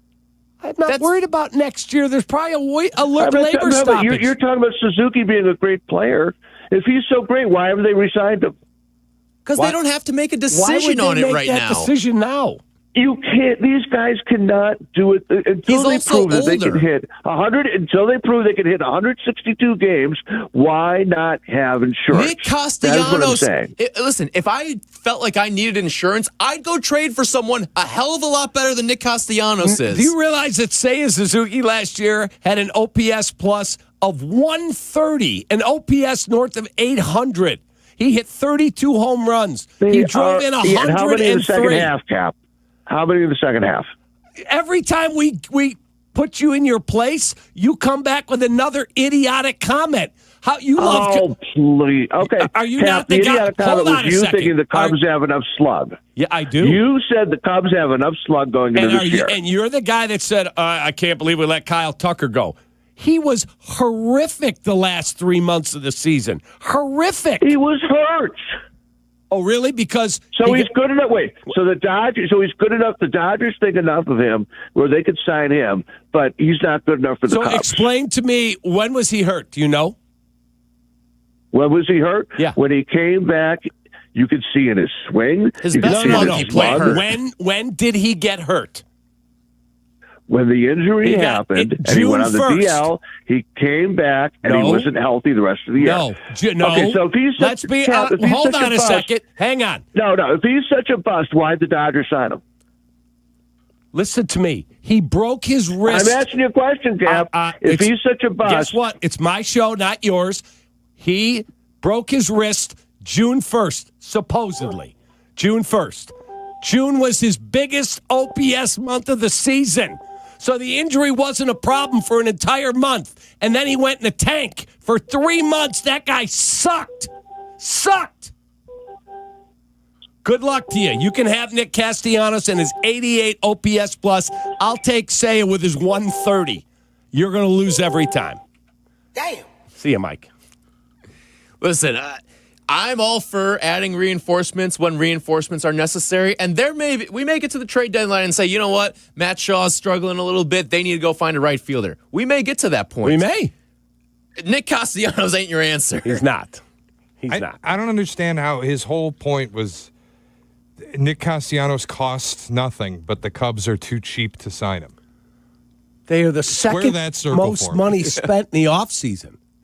He just takes the easy way out, and every time you rebuff one of his stupid arguments, he comes up with something else. I've seen, and that's not an independent thought from people of Cubs fans wanting to bring back Nick Castellanos, but I would just say, look at what Nick Castellanos has been the last couple of years. Do not form your Nick Castellanos opinion off of his 50 games, which were brilliant with the Cubs back in 2019, because he's far from that player these days. Nick Castellanos is going to turn 34 March 4th.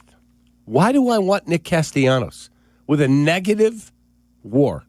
0.8 minus. Negative 0.8. Sparring with his manager, who there was the Athletic article that just came out about him, too, where after they'd have good games and win, he wasn't all that excited, but then they would lose, but he would have a good game, and he's blaring music from his speaker. You want that guy in your clubhouse right now? No, I do not. And nor does a guy like Alex Bregman, who they said has been a galvanizing force in that room already. Yep. Great article in The Athletic by Ken Rosenthal. 312-332-3776. You celebrating Valentine's Day? Do you have something stupid like Mike? Fire it up. 312-332-3776. Be right back. This is your morning routine. Yeah. Kap and J Hood. Good morning. Morning. Good morning. Oh, and in case I don't see you, good afternoon, good evening, and good night. On ESPN Chicago. Sometimes the conversation can get away from the team on ESPN Chicago's Kap and J Hood show. Fortunately, there's always room for a sidebar. Just a quick sidebar, may I approach? Sidebars on the Kap and J Hood show are presented by Ankin Law. Hey, it's Cap. Football season is officially done, and now we're into the offseason. No games, no distractions, which means it's a great time to finally take care of the stuff you've been putting off. you're not sleeping well, or you're dealing with constant congestion, check out Sinus and Snoring MD. Do what I did. Call 847-545-0147 and get yourself ready to feel better. That's 847-545-0147 or sinusandsnoringmd.com. At Uline, they know firsthand the road to success is an uphill climb. Uline started in the family basement, and through hard work is now North America's most trusted shipping and industrial supplier. They get what it means to have the support of reliable, hardworking partners. So they keep 41,000 items ready to ship. Whether your company is still in a basement office or expanding cross-country, Uline will be there on your road to success. Visit uline.com. Hey, it's your friend Tom Waddle, and I drive a Hawk. The Auto Show's sales event is going on at all 12 Hawk Auto locations in Forest Park, St. Charles, Plainfield, Joliet, Carroll Stream, and Navasau, Peru. Shop thousands of vehicles from 13 brands and save with 0% financing for 60 months or make no payments for 90 days. Plus, save even more with $500 to $2,000 bonus cash. Get your Auto Show savings at hawkauto.com and drive what I drive. Drive a Hawk. HawkAuto.com. Financing on select models with approved credit. Oh, I could sink my teeth right now into some mouth-watering barbecue at Russell's. Can't beat it. Those smash burgers at Circle Tavern are unbeatable, too. I'm all about that place. We could do this all day, Carm. You know, we really could. I'm here with Elmwood Park Mayor Skip Saviano. Skip, food is at the very heart of your community. Absolutely. Food brings us all together. And I invite everyone to experience Elmwood Park's historic dining scene, Carm. Oh, and what a perfect time. It's Restaurant Week now through February 15th. Grab the family and your friends, bring your appetite, and don't just take my word for it. Mayor Skip says it all. Elmwood Park is waiting for you. Whether you're building a single roof or a successful roofing business, roofing contractors like you need the right tools for the job, and software is no exception. Service Titan is on a mission to be the most powerful software platform for the trades, with purpose-built technology proven to maximize revenue, streamline operations, and deliver 5-star customer experiences. We are taking roofing companies like yours to the next level and beyond. Service Titan. We are built for this. See what we can do for roofers at servicetitan.com. Access to education changes lives. That's why National University provides flexible online and hybrid programs from associate to doctorate degrees. Since 1971, NU was built to serve non-traditional working and military learners nationwide. NU understands the demands of work, family, and service.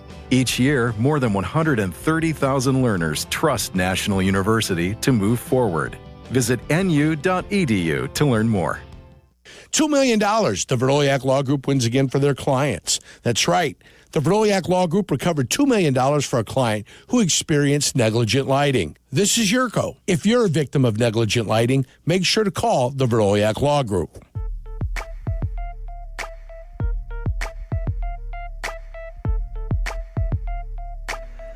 Cancer rates are rising even among people in the 30s and 40s, and that is a wake-up call. Here's the truth. Your body was designed to protect itself, but today it's under nonstop pressure from stress, poor sleep, inflammation, and modern lifestyle habits. It all adds up. So supporting your body's natural defenses is not optional anymore. It's one of the smartest proactive moves you can make. That's why the team at the Wellness Company created Shield, a first-of-its-kind supplement system. Shield combines clinically inspired nutrients to support immune function, cellular health, and your body's natural cleansing processes. Because long-term health is about supporting your body so it can do what it was designed to do. Look, no supplement cures cancer, but there are smart, intentional choices you can make to support overall immune health. And supporting your body's natural defenses with Shield is one of them. Go to victoryagainstcancer.com and use promo code SMALLS and save $25 on Shield. That's victoryagainstcancer.com, promo code SMALLS. If you missed something, get the podcast on the ESPN Chicago app. Kap and J Hood are back on Chicago's home for sports, ESPN Chicago.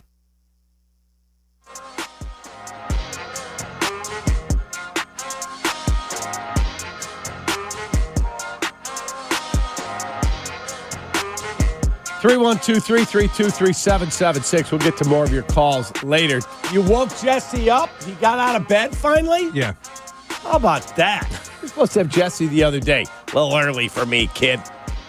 Jesse Rogers joins us now on the Yingling hotline from his I think they rent him an estate, ESPN, for Arizona, so he can go between Cubs and White Sox. Is your driver idling outside, Jess? Well, he just made me a cup of coffee and brought it to me. He opened the doors to the balcony, so I'm sitting outside, feet up. I'm happy to be with you. Is that Mike Bryant? Haven't heard from him in a while. Yeah, me either. I wonder why. Yeah, me either. I don't get the trivia calls anymore either. Yeah. Chris's dad used to call Jesse or me or both literally every day. Hey, here's a trivia question for you. And then as soon as I took a shot about Chris's contract, I got one call, not happy with me, and that was the extent of the end of the relationship. Yeah. The list when people in our business gets mad at us, it's usually you or Silvy 1-2. You're 1, he's 2. He's 1, you're 2. That's just kind of how it works. And then I'm lower on the list because I'm a nice guy.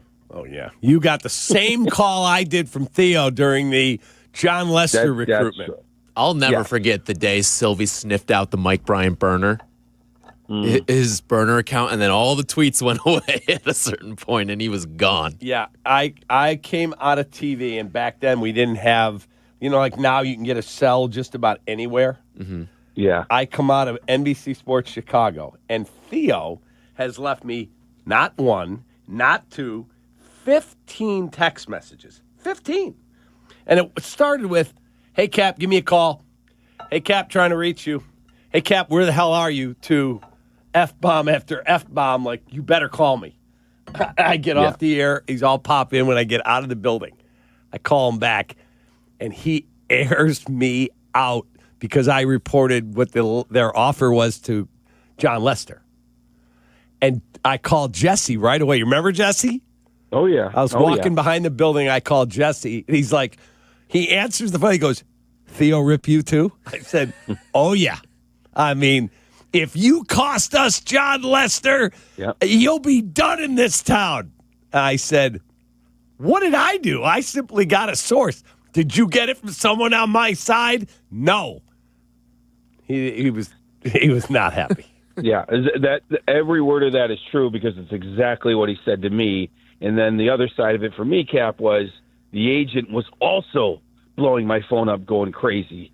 And so it was both ends. And I honestly thought I was in trouble in the business. But all turned out for the best. He signed, and they won the World Series. He did. It was so great. It was good. Anyway, let's talk about the Chicago National League Ball Club because I started the show today by telling Tyler he's a kitty cat enthusiast because he's afraid to go all in. He denies that. I think they can. I'm not saying they will. They can win the World Series because they've pushed their chips in like we haven't seen in 10 years. What do you think? Well, I agree with the last part. They have pushed their chips in. They're as deep on the mound as we've seen in a while, especially if Justin Steele comes back. They'll need to do some work in July more than likely. We don't know if Palencia will be the guy. I'd say they're as good a chance as they've had, better than last year, because I think they are deeper on the mound and better defensively. And now Shaw is almost an extra player, so deeper than last year. But if we want to really take a step back, if they were in the American League, I could buy it a lot more. The National League is better. The Dodgers are there. We know the AL is a little bit more wide open, but I say that today. 3 months from now, we could say the AL, oh, my God, these surprise teams. So that's not even the best analysis. I will say I think they have their best chance. I'm not saying they're better than 3 or 4 NL teams, but they have their best chance in a decade. I'll go there. On the pitching side of things, they're deep right now, but there's been all these rumblings about potentially another arm joining the mix here. What are you hearing on who it could be, and is that like a done deal that they are trying to add another arm to the rotation? They definitely are trying to add. I don't think it's going to be the biggest names. Gallen and Scherzer would be the two out there. Haven't heard any connection with Scherzer. The problem with Gallen is actually interesting if you like to follow baseball. It's the opposite of what normally happens. We usually hear things like there's no bad one-year contracts for teams. In his case, it is bad because if you sign him for 1 year, you have to give up a draft pick. Teams, especially the Cubs, just don't do that. So usually the agent wants security and the team likes it shorter. It's the opposite. The agent, Scott Boras, wants short term to get him back into the market for a bigger payday, while the teams want longer term because they don't want to give up a draft pick. And I believe there's the stalemate. There might be more nuance to it. There's a stalemate with Gallen. I think Scherzer's just looking for the right spot. I mean, if there was an injury in camp, that's where a guy like Scherzer makes more sense for the Cubs or some other teams. So my guess is any add-on is smaller. They have talked to Griffin Canning, guys like that. So we'll see. We'll see. I mean, an injury could change things, though. So in terms of a guy like Zach Gallen, Tyler and I have been debating it. He was a Cy Young finalist in the 23 season. He was fine in 24, did not have a great 25. Where do you think he ends up? Talked to Mike Eisen yesterday. You know, I've always thought it's going to be the Diamondbacks because they won't have to give up a draft pick to re-sign their own player. And then someone reminded me, well, if they re-sign him for 1 year, he goes back into the market. You can't give a second qualifying offer to him, and they don't get the draft pick. You know, they would have this year. So I'm going to still say Arizona with a caveat that, you know, it could – Baltimore got their guy, so the Cubs are not completely out of it, but something would have to change contractually. So until further notice, Cap, I would say Arizona. Atlanta's had an injury. That's a possibility as well, though Boras doesn't sign up a lot of guys in Atlanta. So I'm not completely sure because this contract thing is unusual for me to sort of track and understand when a guy wants 1 year and the teams want multiple years. Looking at one of the more intriguing stories of camp for me this spring training is where Matt Shaw is going to be about in the diamond. What are the early things that you're hearing on how he's looking in right field with the Cubs potentially putting him out there for this season? Yeah, very early. I mean, I'll use Munetaka Murakami as an example. It wasn't even a report day for WBC guys or anything like that, but I was watching Murakami do one-on-one drills. I mean, for a while, several days in a row. One-on-one drills. They don't do a lot of one-on-one drills, but when a guy's learning a new position, they do. Now, I haven't seen it in Shaw yet, but I asked Craig Counsell and Carter Hawkins, is this all about reps, just getting reps? They said, absolutely. I mean, he's not in the WBC. He's going to be here the whole time. So complete, immersed in right field is what we're going to see. Haven't seen it yet, but, position players haven't technically reported. But that's what I imagine I'll see, one-on-one instruction, just reps over and over. He's taken some fly balls out there very informally. I really think he's going to take to it. I mean, I've been wrong many times in my career, so I'm open to it. I think he's, just like he took to third base, I think he's going to take to it. I think he's going to surprise people. And my prediction, he's going to get to a point that he won't be a weakness out there, could even be a strength. And if it is a strength, it's going to be the best defense we've seen on the north side in a decade or longer. So in terms of Daniel Palencia being the closer, do you think he is, well, he's the de facto closer because they don't have anybody else, but they'll add somebody in July if they really feel that they're a team that can win the World Series at that point? Or Daniel Palencia is going to become an ace back there? I want to believe he is. I'm not sure they know that for sure either, right? I think de facto is probably the best answer. You have a long time between now and July to figure it out. There's other guys that could probably do it, but he is probably best suited for it because of his stuff. And now he's got some experience. He says he's going to throw his split finger more. I think that's better than throwing the slider for him. I think fastball split with some slider could be a lethal combination. It's interesting. They just want to give him that confidence boost. There's no doubt in my mind. Counsell said it on day one for just a confidence boost. He's normally not that direct about anything when it comes to roles and stuff like that, unless it's just completely obvious. And I don't think it was completely obvious the way last season ended. But he was pitching well in the middle innings. So let's see if he can bring it back to the ninth. It's a 3-month tryout because more than likely I think I heard it on the air yesterday. Like, they're trading for a reliever in July. We know that. Is it a 6th inning reliever or a 9th inning reliever? That's what the next few months will determine. What about Ben Brown? Would they consider him at all as a closer? It hasn't come up, but that's a good question to put them. I mean, I've heard that before because he's that two-pitch guy. Can he do it between the ears? I mean, as reporters, we love the guy. He wears it on his sleeve. He just talked about how losing in the playoffs was the most devastating thing in his life. And he's like 22 or something, whatever he is. Okay, it'd be a little different if you'd been to the playoffs a bunch of years and then lost. So it was kind of funny to hear that. But the stuff could be really good. If he hones it, if he uses the experience of last year, the ups and downs, it could be really good. And maybe if they give him a specific role, he was starting, he was relieving, he's not peak version of Ben Brown. Can he get there? Can he get outside of his head? The stuff and the way he uses it screams back end, but I don't think they're there yet. Could it emerge? Absolutely. They talked about Brad Keller stories, guys that come out of nowhere. That's not exactly Ben Brown. But if he came out of, where he is now to being the closer, that would be quite the story. Yeah, Ben Brown, 26 years of age, turned 27 in September. Does have electric stuff, but he's more of, as Jesse said, a two-pitch guy. All right, let's talk about the White Sox. Chris Getz getting a lot of grief because he called Luis Angel Acuna a switch hitter. And yesterday I thought he was very self-deprecating, and he was funny about it, and everybody moves on from it. I didn't think it was that big a deal. I really didn't. Did you? Couple things. One, it wasn't the best look, I'll tell you that. No. Full disclosure, I was around him for at least two of those times, and I didn't notice it. But I was probably thinking of Chicago Cut as he was talking because I didn't pay attention that. Hell of a baseball reporter, huh? Yeah, exactly. Well, I mean, there had to be at least 10 to 15 to 20 reporters around him opening day, and no one called him on it. So it's not just me. But we're not the GM. He was in my studio. I didn't catch it. So Josh Barfield met the media yesterday because Getz was out of town, fortunately maybe. And Barfield, he defended him. He misspoke. He admitted all that. But he did say something that's kind of obvious, like, we've watched video on him for 2 years. We've studied him. We've talked about him. He misspoke. I mean, he's like, Chris knows everything about Acuna.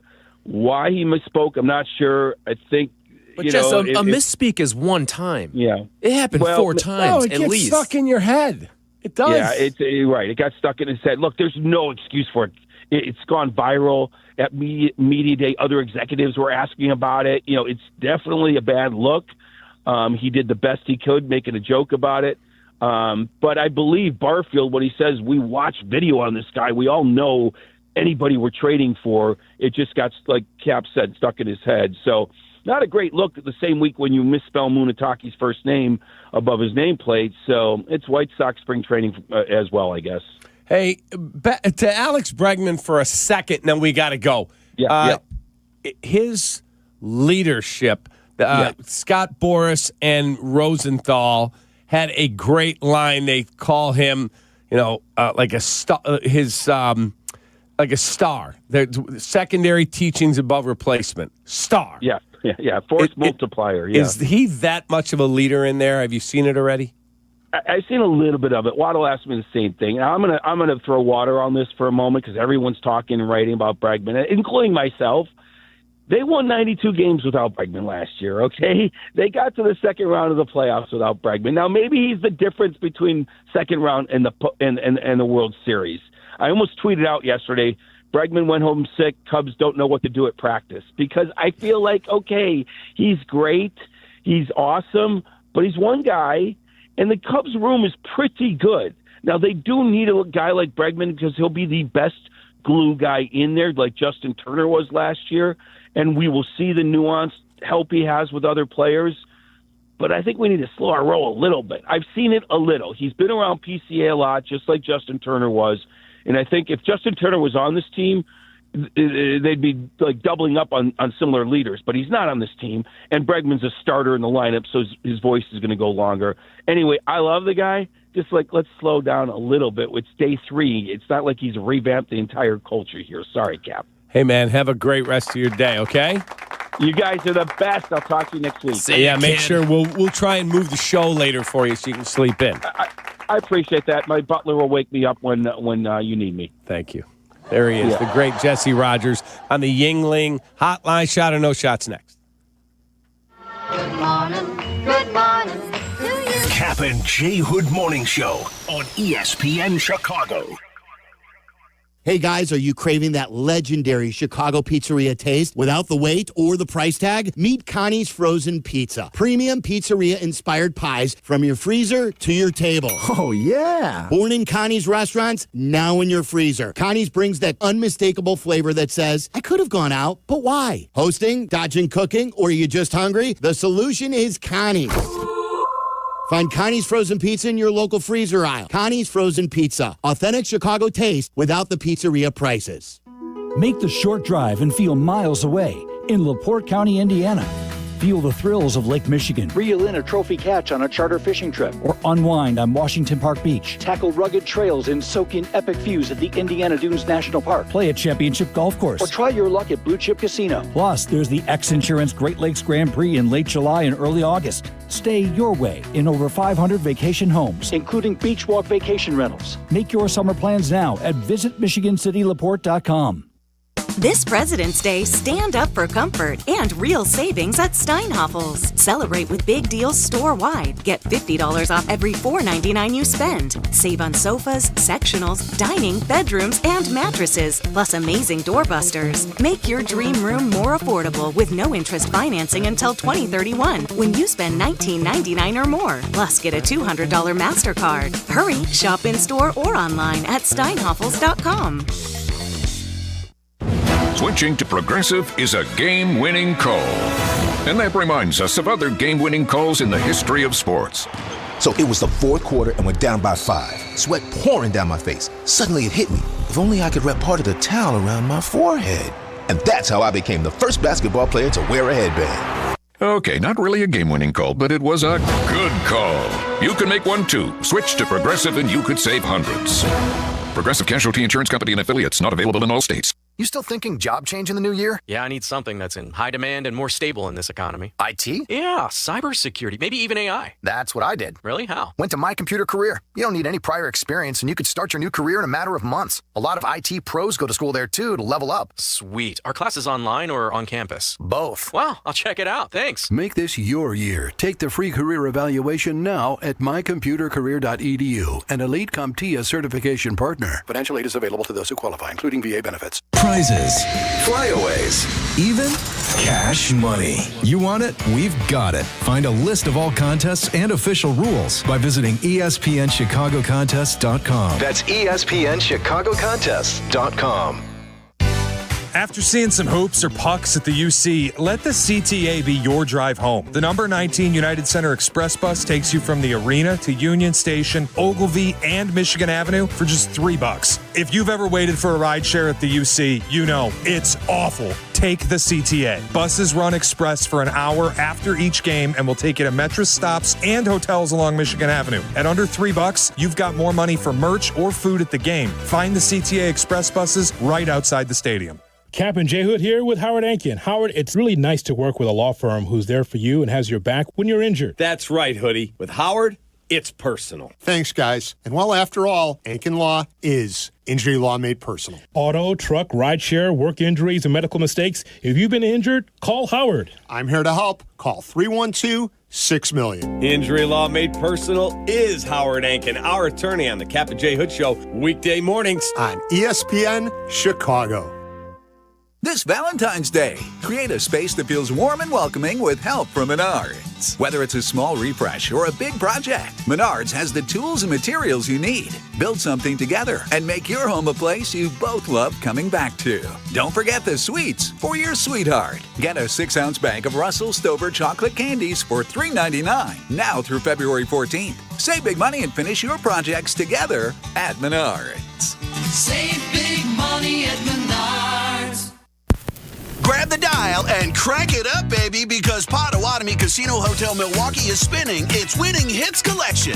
Over the next 3 months, you could win a share of over $1 million in prizes. On top of thousands in cash and reward play, you could win one of 3 new Ford vehicles in the grand finale drawings on March 27th. Just play with your rewards card to earn entries. Press play on the Winning Hits collection, only at Potawatomi. More info online. Must be 21 and a rewards member to play.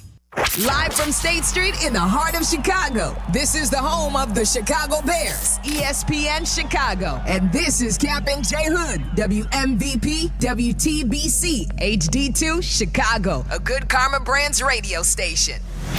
Checkmate 1-6, immediate suppression on target. That's why I see him in the shot. Shot or no shot with Kap J Hood on ESPN 1000 and the ESPN Chicago app. That's why I see him in the shot. Shot or no shot, our popular segment every day at 8 o'clock. Here's Shane Norling. Good morning, boys. How we feeling on a Friday? Good, man. Good. Valentine's Day weekend. Going to spend time with my wife and hope everyone gets to enjoy their weekend however they choose to do it. You nervous for tonight? No, not really. You're not? No. What's the line? 1.5. Play the Spartans. They were Isn't built it down for from games 3.5? It might be. I don't know. I didn't see where it opened. I'll check the open. All right, let's get right into it. It's hard to get nervous for a regular season college basketball. Listen, you don't just walk into the Kohl Center in February. Yeah, that's fine. You learned that about the barn a couple weeks ago. I'm excited. I tried to tell I'm not nervous. Yeah. All right, let's go. Shot or no shot. Everybody waits for it. Let's rock it. All right, let's get started with shot or no shot. The mayor of Hammond, Indiana, was on with Carmen and Jurko yesterday and revealed what I thought was a pretty interesting fact about the Bears stadium search. This has been going on for a few months in Hammond, and I would like to say that I'm this brilliant mayor that pitched it to the Bears, and they were completely interested in my pitch, but that's not the way it worked out. It was exactly the opposite. The Bears were interested in Hammond and approached us, and I was beyond thrilled. So that might be a surprise to people, that the Bears reached out to Hammond and not vice versa. The fact that the Bears are reaching out to mayors in Northwest Indiana tells me this is more than just a leverage play, that the Bears are really looking at this. Shot or no shot, the Bears really are moving to Indiana. No shot. Yeah, it's a no shot. Shot.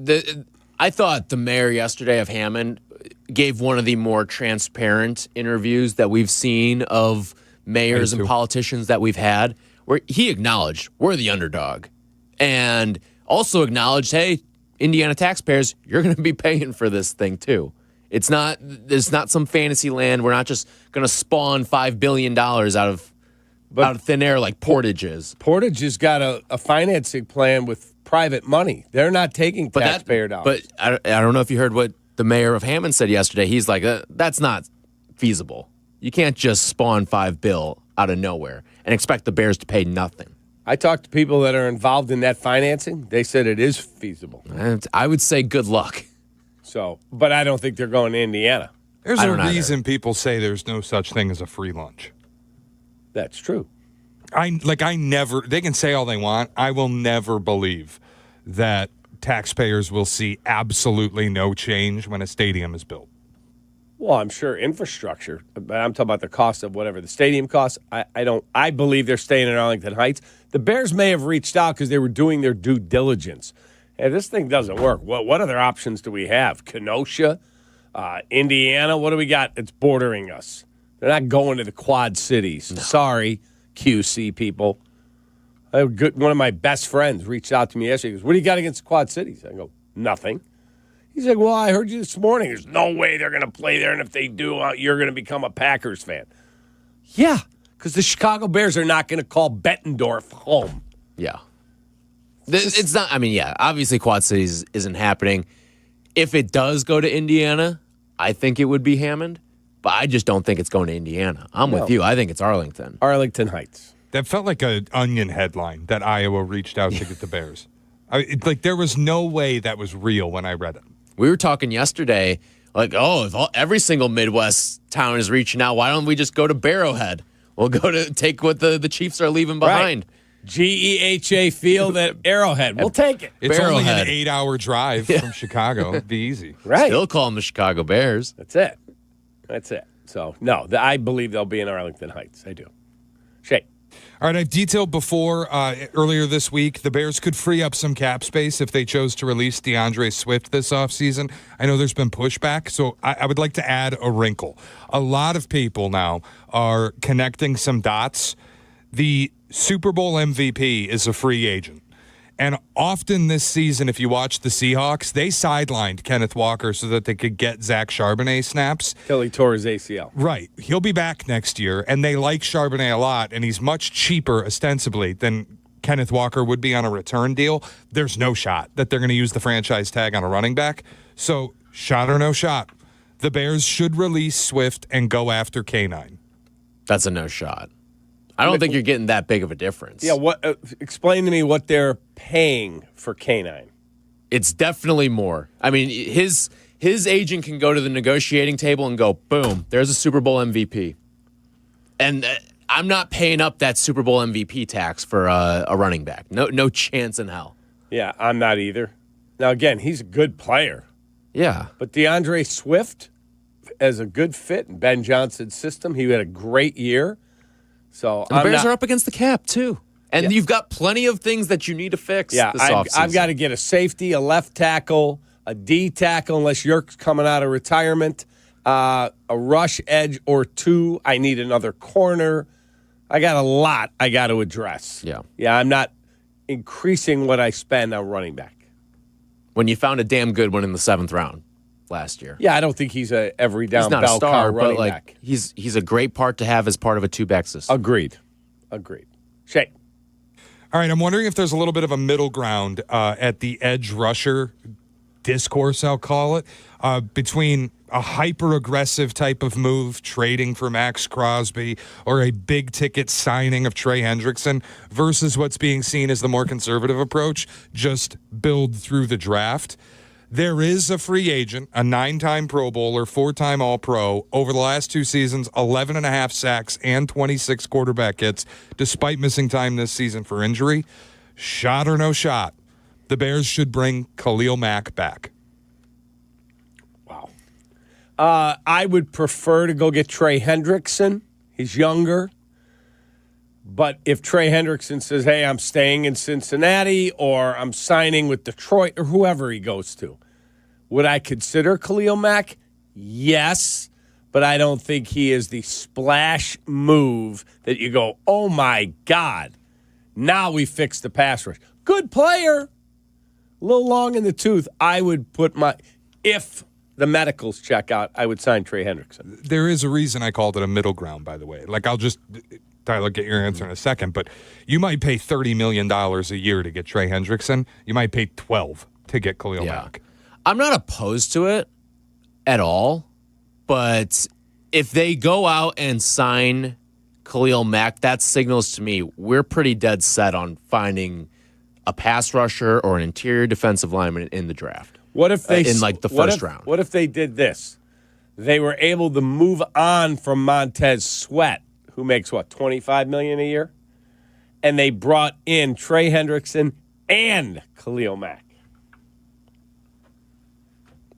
You're sitting next to me and just said can't. Yeah, tell me why you can't. How are you moving on from Montez Sweat? Figure it out. Contract you can move on from after 27, it looks like. If you go to Spot Rack and you look at his dead money, they're already tight against it with only $8 million left. It really can't be done this year with Montez Sweat. It's got to be done either next year or the year after. You're not trading him. Why? He's got next to no value. And even if you do he trade had him, double-digit sacks. Now he's got some value. Okay, so what Nobody you're going to wants him, Cap. You gave up a second to get him initially. That car drove off the lot. It's lost some value along the way. And so what? He's an older pass rusher now who's maybe, if you're lucky, you can get a 5th-round pick. And I don't think you move off of a ton of money by trading him. You still assume some dead cap even by trading him. Trading him, you'd save $21 million if you traded him after June 1st. A post-June 1 release designation would also save $21 million per spot. That's my point. Why would I not do that? And now I've got... What's the dead cap on it? Well, that's against the dead cap. So you would have $8 million in dead cap and against a $25 million cap hit. you'd end up with $21 million more cap space releasing him after June 1. Yes. So you'd rather release Montez Sweat and then and like 21 mil, you got to still trim in other places too, because even if you do that and then you sign and you cut Tremaine Edmonds, okay, that's $36 million. That's not enough to get you both Trey Hendrickson and Khalil Okay, Mack. I'm converting some guys' contracts. They haven't done any of that in terms of into signing bonuses. Everything I have read and heard, they could get themselves $70 million in space if George is willing to go, all right, write him a check. Let's go. Your window to win is now. This is Caleb's third year. If you tell me I can have Khalil Mack and I can get, and the last thing I read on Trey Hendrickson was $25 million a year might get it done because of his health concerns. If my doctors sign off and go, he's good, you can get him. And you tell me I got Khalil Mack and I got Trey Hendrickson, sign me up. You'd rather have Khalil Mack and Trey Hendrickson than Montez Sweat and Trey Hendrickson? Yes, because I need the space. I'm saving $9 million. But if you can create $70 million, then why not just sign Trey Hendrickson and keep Montez Sweat? I like Khalil Mack. The thing I would worry about with that, Cap, is if I'm bringing in Khalil Mack, I also want to draft an edge rusher in the first round because I don't want him playing a boatload of snaps. Okay. I don't think that's the way. If you sign Khalil Mack and sign Trey Hendrickson, you really limit you're investing so much at one position if you also use a first round pick on an edge. Mm-hmm. And the combined age of your bookends would be 65. Okay, so maybe my second round pick is an edge. I get a left tackle or a strong safety at 25, and I get an edge at, 46. There's good players out there. Max Crosby was a fourth-round pick. To me, I would rather address it in the draft. I'm not opposed to Khalil Mack, but I'm not making Khalil Mack as a part of a big offseason move. It's not my headliner. I don't even think it's like a secondary move for me. It is no one else wants Khalil Mack, and we could use like an extra pass rusher in here. Ask Yerk if he would give up 2 ones and a player to get Max Crosby. I would not. 2 ones and a player for Max Crosby? Jay Glazer said it would cost at least what they gave up to get Parsons. That was 2 ones and Kenny Clark. The dilemma is you'd have 2 guys coming off the left-hand side.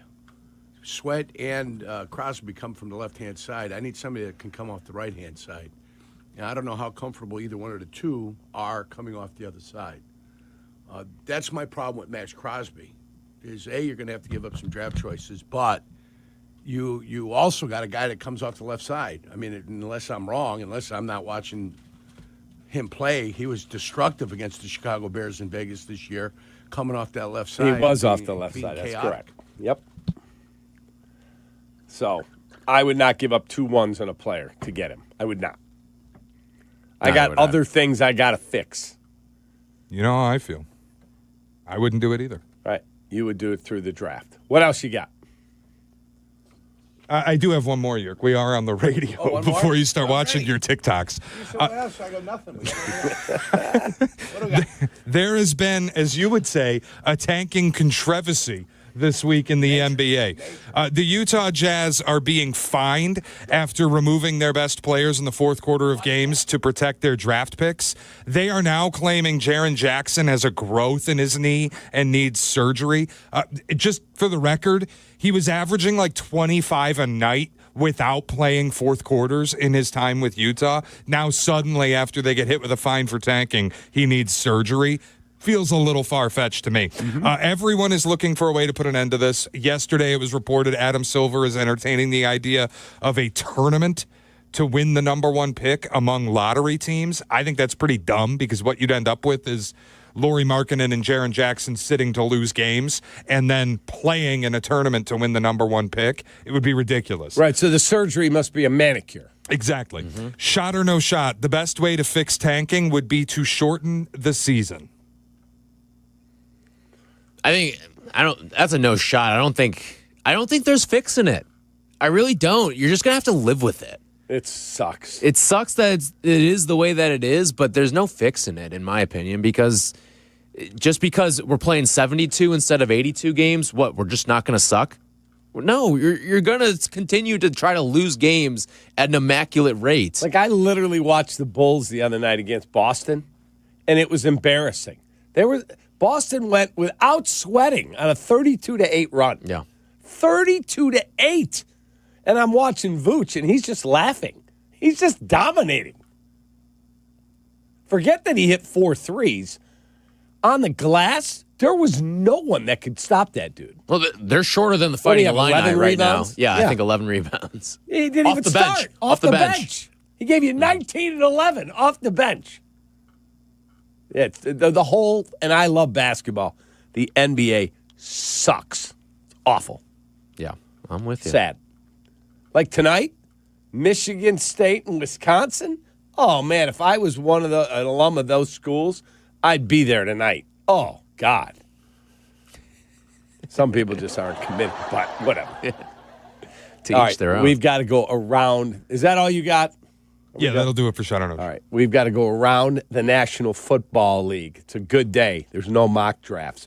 312-332-3776. There better not be. We'll be right back. Kap and J Hood, morning 6 to 9, ESPN Chicago. Are you tubing? Take a stop at the ESPN Chicago page on YouTube. We got shorts to scroll, pressers to parse, interviews to intake. Subscribe and see it all at the ESPN Chicago page on YouTube.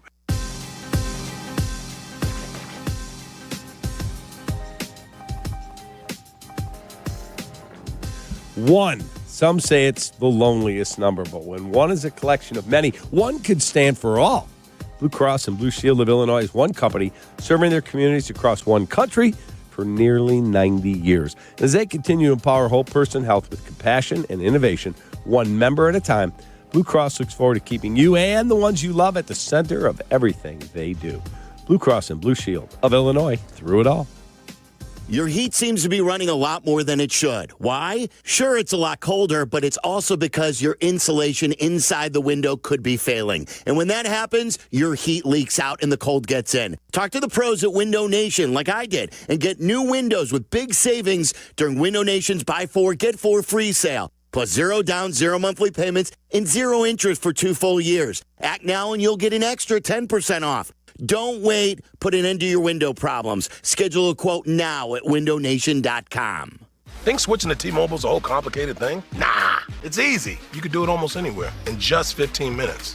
Even poolside like Drewski, you can switch to T-Mobile and unlock savings that are built to last. With T-Mobile's Better Value Plan, you can save over $1,000 a year versus Verizon and AT&T. Save on streaming, satellite, and more benefits that they leave out. I get all the VIP perks. Start saving from day one, and for a limited time, get T-Mobile's Better Value Plan. I know you love deals. Plus, switch right now, and we'll even pay off your old phone up to $800. What do you think of all that, Drewski? Stay chillin', just switch it.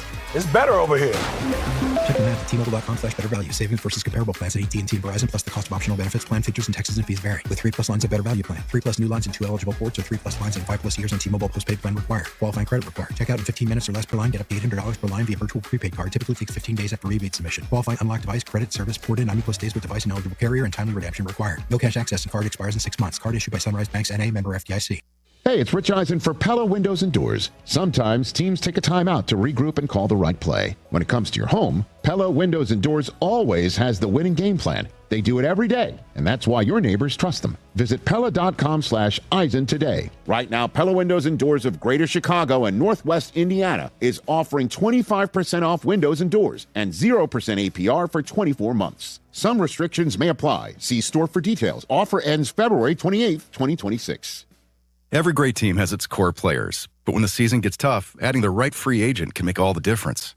The same goes for business. At Robert Half, we found that 67% of companies surveyed plan to increase their use of contract talent to handle workload peaks and backlogged projects. With Robert Half's specialized recruiters' experience, combined with their award-winning AI, you can quickly find the skilled candidates you want. At Robert Half, we know talent. Discover how we can help at roberthalf.com/talent. Pinstripes are back. The Bulls 2025-26 Statement Edition jersey is here. Inspired by the 90s, but refreshed for today's generation of fans. Learn more about the uniform, plus shop jerseys and the full retail collection on bulls.com/statement. You're listening listening to Kap and J Hood. Follow the show on Instagram at The Catman and at IGJ Hood. This is ESPN Chicago, Chicago's home for sports. Nick Foles sucks. He sucks. I'm just a fan. I'm not a football evaluator. I love the Green Bay Packers. The guy is drunk, but there he goes. This is not Detroit, man. This is the Super Bowl. I want winners. He starts to come and then he pulls out. This is a really thickly built guy. I mean, what's the answer you're looking for on these things here?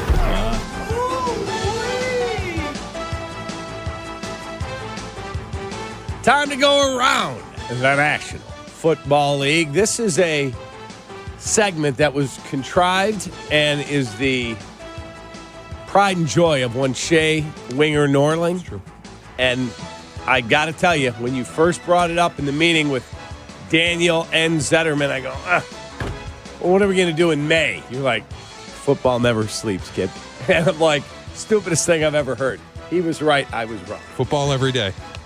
We have to have some segment. We don't have to lead every show. You know, sometimes we take calls about Brad Underwood's coaching. Take that, Danny. But we do have to have the Around the NFL segment. Okay. Football every day, Cappy. And today we have Mock Draft 1.0. No, stop. I mean, I'm leaving. I'm starting the weekend if that's where you're going. The way his head perked up in disgust. I'm kidding. What? We'll save that for a couple weeks. No, today I have a Super Bowl windows question. Mm-hmm. So I have a list of teams that I deem the most interesting for their Super Bowl windows.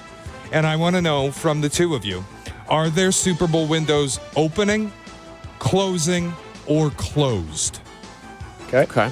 So we'll start right here in the NFC North. I think the Bears are easy. We would all say opening for the window. That's correct. What would you say for the Green Bay Packers? I would say opening. Green Bay Packers. It was open. It's not opening. It was open last year. Was open an option? Or is just opening, closing, or closed?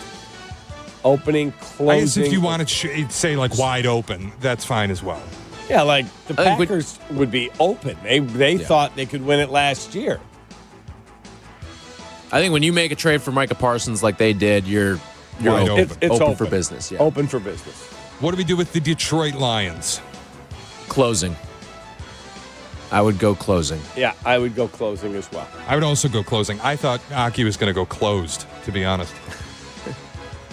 Yeah, I would say it's closed. All right, we'll get out of the NFC North. The or LA closing was the other one? Closing I'll go or closed. Closing. Yeah, I think it's closing, but it certainly isn't closed. We'll get out of the NFC North and go to the NFC West. The Seahawks just won the Super Bowl, so they are not a part of this.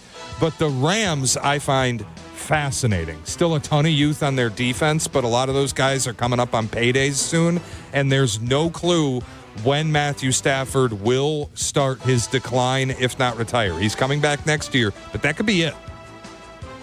I'm going closing. I don't know what they're going to look like on the other side of Matthew Stafford. They may go out and get a fantastic quarterback and find themselves in that open stage again, but I think you've got one last crack at it with this core of guys because there's going to be some sort of revamp on the other side of Stafford. Yeah, I'll say it's closing, but if he's back one more year, yeah, they could still be tough to beat. Yeah. This next NFC West team I have a strong opinion about, the San Francisco 49ers. Closed. Agreed. Get out. I'll go closing, not closed, just because Shanahan's there. You can get to the Super Bowl with Kyle Shanahan as your head coach. That's probably fair. I have a hard, so there's this stat I've always loved, and I use this with the Bills a lot. The no quarterback coach combo has won a Super Bowl after spending 5 years together without winning their first. The Lions, interestingly, Goff and Campbell are going on year 6, so they would be defying the odds. Purdy and Shanny are coming up here. This is year 5. Yeah. And I don't know if I trust that they're going to get it done. So for me, closed. Their defense is too old. They've dealt with too many injuries on offense. Just hasn't worked out. Damn substation. Yeah, that substation's a big problem out there. I have nobody in the NFC South because I don't think any of those teams are even remotely close. Whether one of them has to win the division and be the piñata in the NFC playoffs. Agreed. The most fascinating team, I think, though, in the entire conference is the Philadelphia Eagles. Closed. See you later. I would say closing, not closed. I think they're done. Offensive line's not what it was. Hurts is fine. Nick Sirianni will be the next guy to go. Get out. Appreciate everything. I wonder what it looks like. You'd get A.J. Brown out of there if that actually improves the offense. What do you think they get back for him? I don't know, like second and like a fourth or fifth maybe. You can get a little bit younger at some key spots, especially offensive line. Always open. I'm closer to closed than closing, but I have a hard time just shutting the door on a Howie Roseman team. There's a ton of talent on that team still. For everybody who has always said the Eagles find ways to spend money and the cap isn't real, we are starting to see them deal with the impact of circumventing the salary cap over and over again. It's becoming very real for them. Yeah. But Howie Roseman's drafted very well. He's revamped the secondary time and time again. He keeps finding new waves on that defensive line. I think you give him a few more draft picks, they could be right back in the Super Bowl. All right, we go to the AFC. The Kansas City Chiefs. Oh, wow. They still have Chris Jones, who's an elite defensive player. They still have, I know he's injured, but he'll be back sooner rather than later, Patty Mahomes. I'm hearing if Mahomes looks like he can go close to the start of the season, that Kelsey will play one more year. They need to get some receiver help. They do. I think it's not opening, obviously. I just think it's open. When you have Mahomes, you're open for business. He's been terrible the last couple years for his level. He's not played at that level. But you can't, okay, let's look at the last couple of quarterbacks that have been in the Super Bowl. You can't tell me that he can't play at the level that Hurts or that at Sam Darnold has. Fair. That's fair. I will say that it is closing, but it wouldn't shock me if he made one more run. I actually think it's opening. Opening? I kind of think they needed a year like this. How can it be opening? This. The team's been in the Super Bowl. It's been open. That's a bad one, Shane. I think it's a little like the Patriots where their initial window shut and then they opened a new one. They had a second era. I think that the Chiefs just needed a year like this where they get themselves into the top 16 in the draft. Maybe Mahomes isn't ready to go early next season and they have another year where they're down, but they can get off some of the bad money. Kelsey retires. They move on from Chris Jones. They'll get younger, they'll have higher picks, and then they're right back with a healthy Patrick Mahomes. I don't think Mahomes has been the problem as much as, they have no receivers, and they're still making runs to the Super Bowl.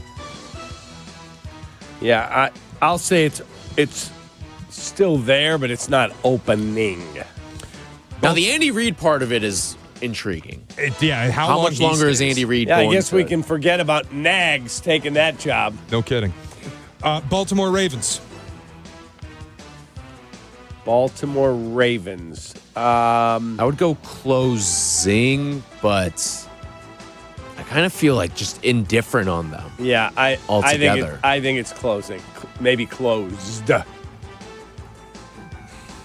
have a hard time saying closed with all the talent that they have on that roster. Getting older. As much That's as the thing. I don't believe that Lamar's a big game quarterback, it's also hard to deny a 2-time MVP. Could have been a 3-time MVP. He denies them every day. In big games, I don't trust him. That's different than saying he isn't talented. And there's plenty of data points to back that up. But I don't think it's closed. I think it's closing. But that has more to do with not Lamar than it has to do with Lamar. And to be honest, how much longer is Lamar going to be there? If we're going to open this thing up with the draft picks, and you can now send out 5 firsts, I think there's a couple of intriguing characters who that applies to, and it's Burrow and it's Lamar. Are they going to be shipped out of their respective teams because you can now offer extra first-round picks? I'm glad you brought that up because the next team on the list is the Cincinnati Bengals. That's closed. That's closed. Yeah, I agree. I don't even think their coach should be there anymore. Zero clue what they were doing. The fact that Zach Taylor was the only coach that survived that division in this crazy coaching cycle is nuts. It is nuts. How about the Houston Texans? I just think it's open. Yeah, I think it's closing. You had a generationally good defense. Your quarterback absolutely defecated himself in the playoffs. He was horrific. Like, he cost you the game. I just don't think there's enough talent there. My C.J. Stroud problem is that people are, I think, making his entire reputation based off of one game in that playoffs. And don't get me wrong, he was god-awful against the Patriots, but he still had very good games during the regular season when he was healthy. So if he can just channel that and bring some of it to the playoffs, they'll be fine. I think the fear for me with them, I would go closing. C.J. Stroud hasn't improved at all. He had an incredible rookie year, and he hasn't gotten better. In fact, he's regressed. And they're at the decision point now, where it's pick up the fifth-year option and commit what's going to be like $30 million to him in 2 seasons, or extend them at market value. I don't know that either decision is good. And if they have to go looking for a new quarterback, then they're really in trouble. I think it's closing, but they could reopen it if Stroud gets better. Yeah, I think he is who he is. I wonder what his passer rating and his success rate is since he little brothered Caleb Williams. Bad. It's actually a terrific you can see pivot Caleb. point. Yeah, thanks. Buffalo Bills. It's open. I feel the same way about them as I do with the Chiefs. It's open. You got Josh. You got kind of a new breath of fresh air. Yeah, I'm going open. New breath of fresh air. He's the new head coach. He was the offensive coordinator Doesn't for 2 matter. seasons. He wasn't the head coach. McDermott's not there anymore. I feel like they have so many roster problems. Like the team this year, if not for Josh Allen, that team sucked. He had to carry them. Yeah. I think it's open, but I'm not going to sit here and tell you they should be. AFC's not elite. I think he's absolutely got a shot to win it. Yeah. Definitely. But, I mean, that defense needs to get better if they're going to have a chance. I think the Jacksonville Jaguars are also interesting because they had a very successful season. But again, you come up on paydays for a lot of guys, and Trevor Lawrence is eating a lot of that salary cap. Their defense is up. They're probably moving on from Travis Etienne.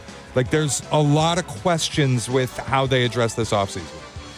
I still think it's opening. You're starting to get the best of Trevor Lawrence, and when you're getting the best of a quarterback who had that draft pedigree, your window is definitely opening. Yeah, I'm with him. And the final team that I deemed interesting enough to be a question, the LA Chargers. I think it's closing. Look, they had neither tackle all year long, basically.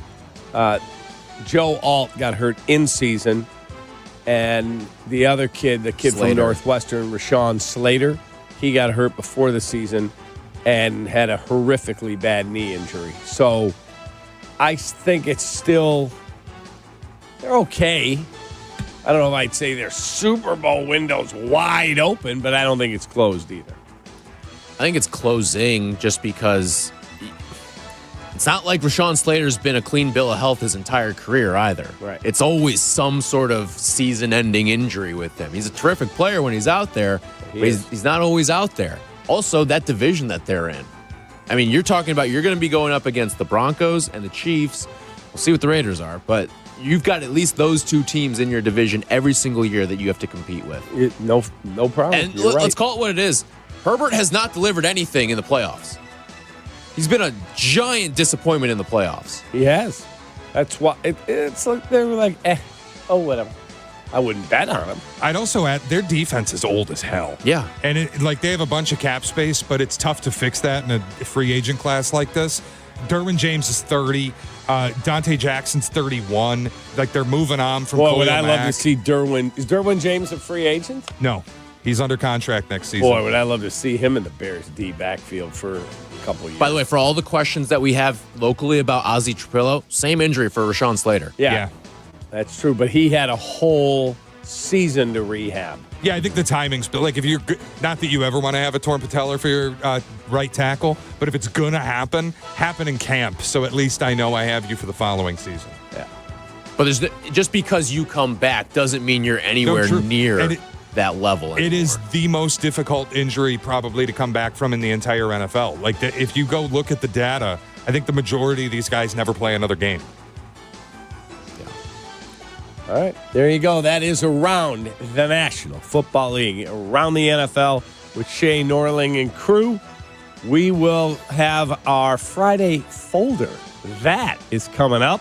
It's always fun. Next. Kap J Hood, ESPN Chicago. Wallner Law helped me get the compensation that I deserve. Wallner Law helped me get back on my feet. Thanks to Wallner Law, I'm at a better place today. Wallner Law cares for you. We're compassionate. We're empathetic to your situation. And I promise you, I will get you more money than any other law firm in the city of Chicago. That is my promise to you. Hire us, win with us, be successful with us. Call us at Wallner Law, 312-8-million.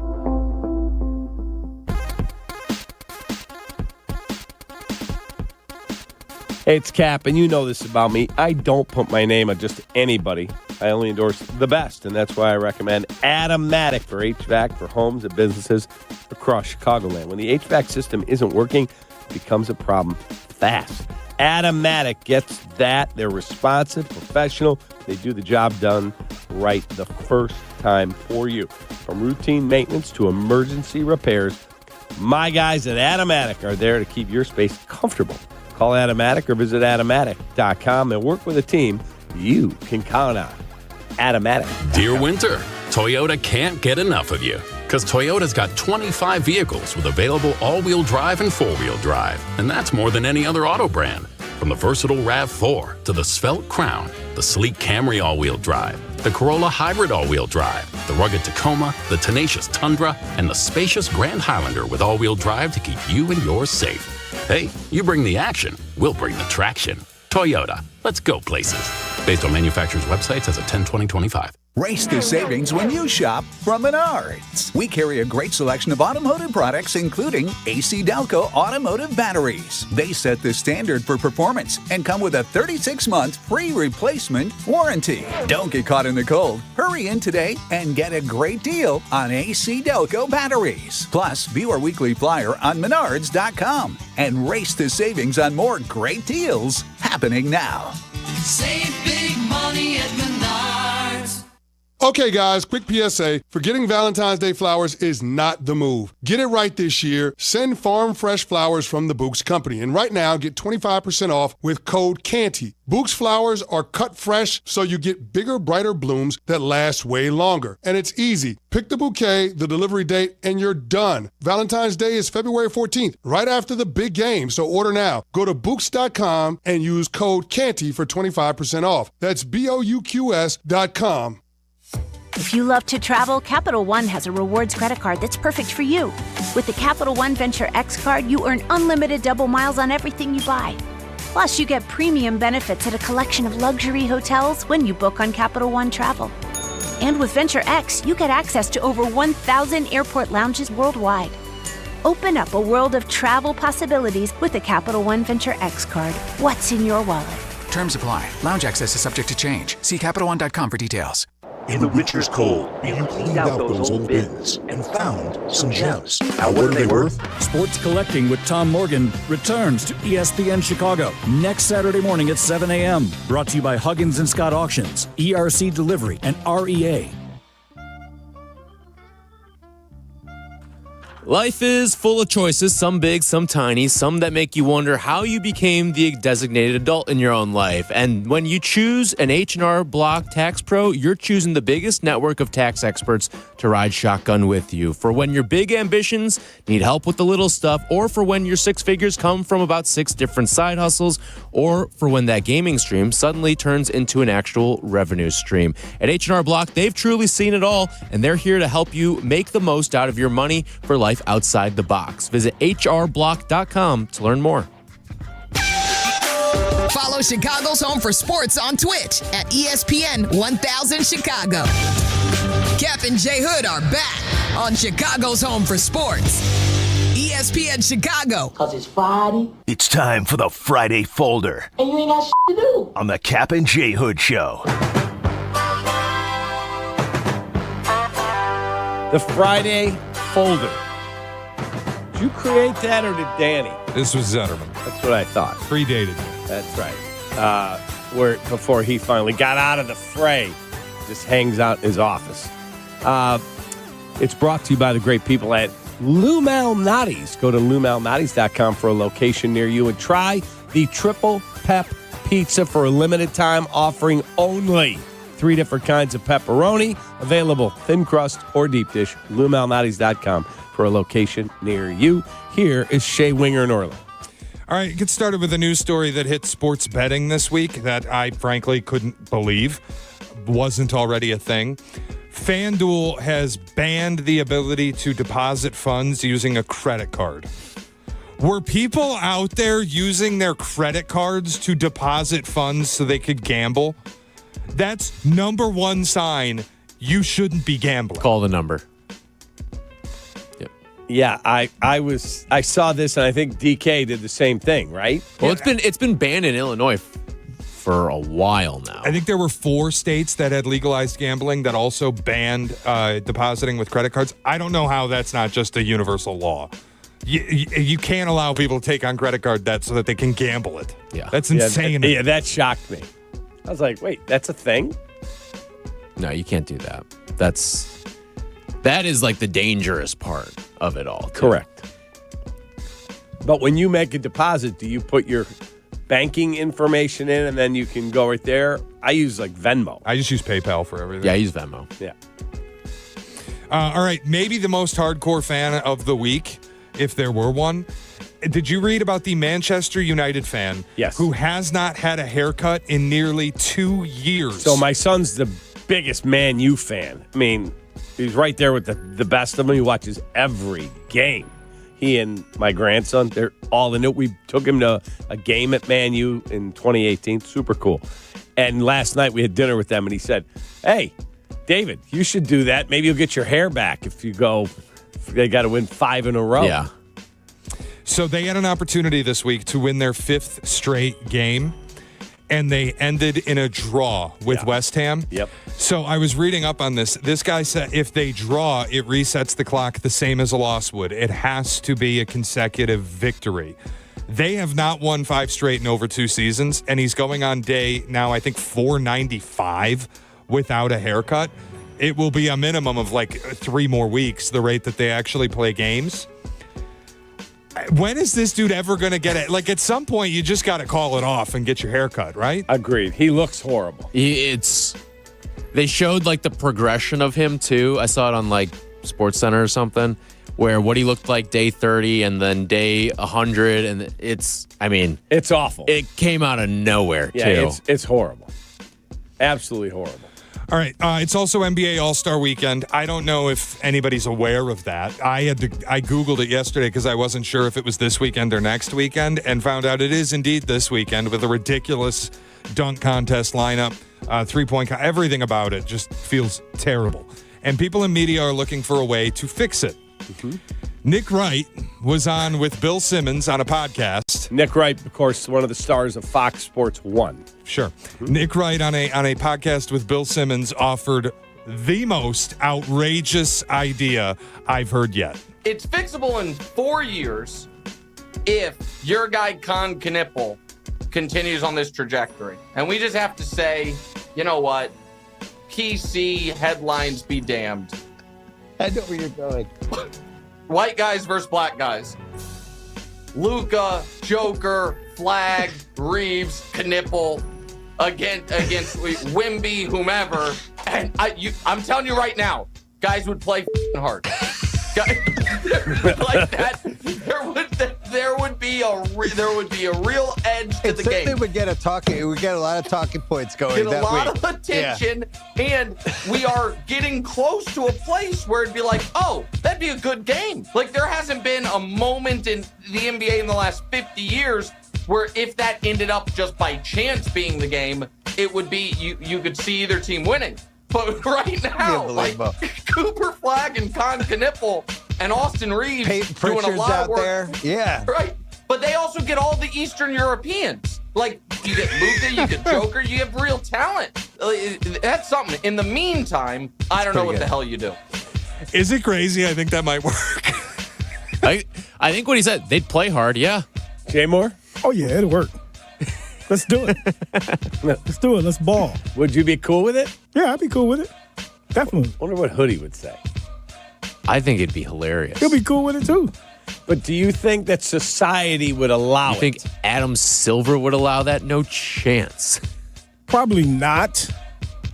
But if you want to spice it up, let's do it. Be the first Why thing not? Adam Silver would have a backbone on. A little controversy. Now, listen, you'd have to be careful about what kind of fans you let in the building. Because that could turn into a rally pretty quickly. You'd have to be careful in the ticket sales department.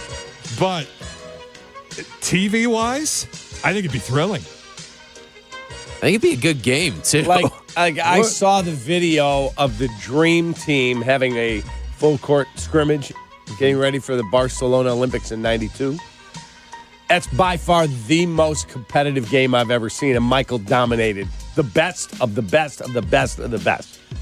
That's why anybody that says LeBron is the GOAT, LeBron's not in the top 5 for me. Top 10, yes. Top 5, no. Did you ever watch that, I think it was on HBO, the We Beat the Dream Team documentary? No. About the team that scrimmaged the Dream Team. They were like the select team equivalent, and they beat the Dream Team in a scrimmage, and they were, I think it was like all college guys, and they beat those guys. And basically, it was all about what went into that game and how they really kept the whole thing under wraps and everything. Like, it was pretty interesting. I'll have to watch that. And then Coach K appeared out of nowhere. You don't like Coach Yo, K. you know my thoughts on K. He's always lurking. I was actually watching it. It was like the first, I think it was like an hour and a half long documentary. First hour, because Meller told me to watch it. And he's like, I want to know what your thoughts on Coach K were in this. And I'm watching for like the first hour. I was like, oh, like, he's not that bad. I don't know what he's getting at. Final half hour, he was insufferable. And where was he coaching at this point? I know he was the Duke. He was coach, at Duke. I think he was. Because he wasn't the Dream Team coach. That was Chuck No, Daly. but I think he was on the staff of the Dream for the Dream Team. They just had a video. I was just watching it. I was telling somebody, I think I told Hoodie yesterday, that there's a video of Charles Barkley. He said, we have a game in the Olympics that night. Chuck Daly goes, you guys want to play 18 in the morning? Sure. Barkley, David Robinson, Chuck Daly, and Jordan. He said, we play 18. Michael goes, anyone want to go again? I'm going to play another 18. Chuck's like, we got a game tonight. He goes, I'll be fine. He said, we show up at the arena. Chuck's like, okay, Stockton, you've got so-and-so. Michael, you have the 2 guard. Michael goes, no, I'm going to guard the point guard. He's like, no, you're on the 2 guard. He goes, I said I've got the point guard. That little kid said some blank about me. I'm going to teach him a lesson tonight. Charles said, I looked at everyone and go, that little boy in trouble. He said, Michael played it like it was game 7 and destroyed this kid. He goes, we won by $1 billion. And I said, there's something wrong with that guy. He's not normal. He's not right. He killed the kid like it was game 7 because he heard something. Speaking of Coach K, Cap, you're a Shire guy, right? I love John Shire. You saw he got Krzyzewski this week. Oh, yeah. I love Shire, too. Don't get me wrong. I love Shire. He's turning into K before our eyes. Why? What he said about court storming and making up that a staffer got punched in the face. You're positive that never happened? He came out on the media call and basically said, yeah, he didn't get punched in the face.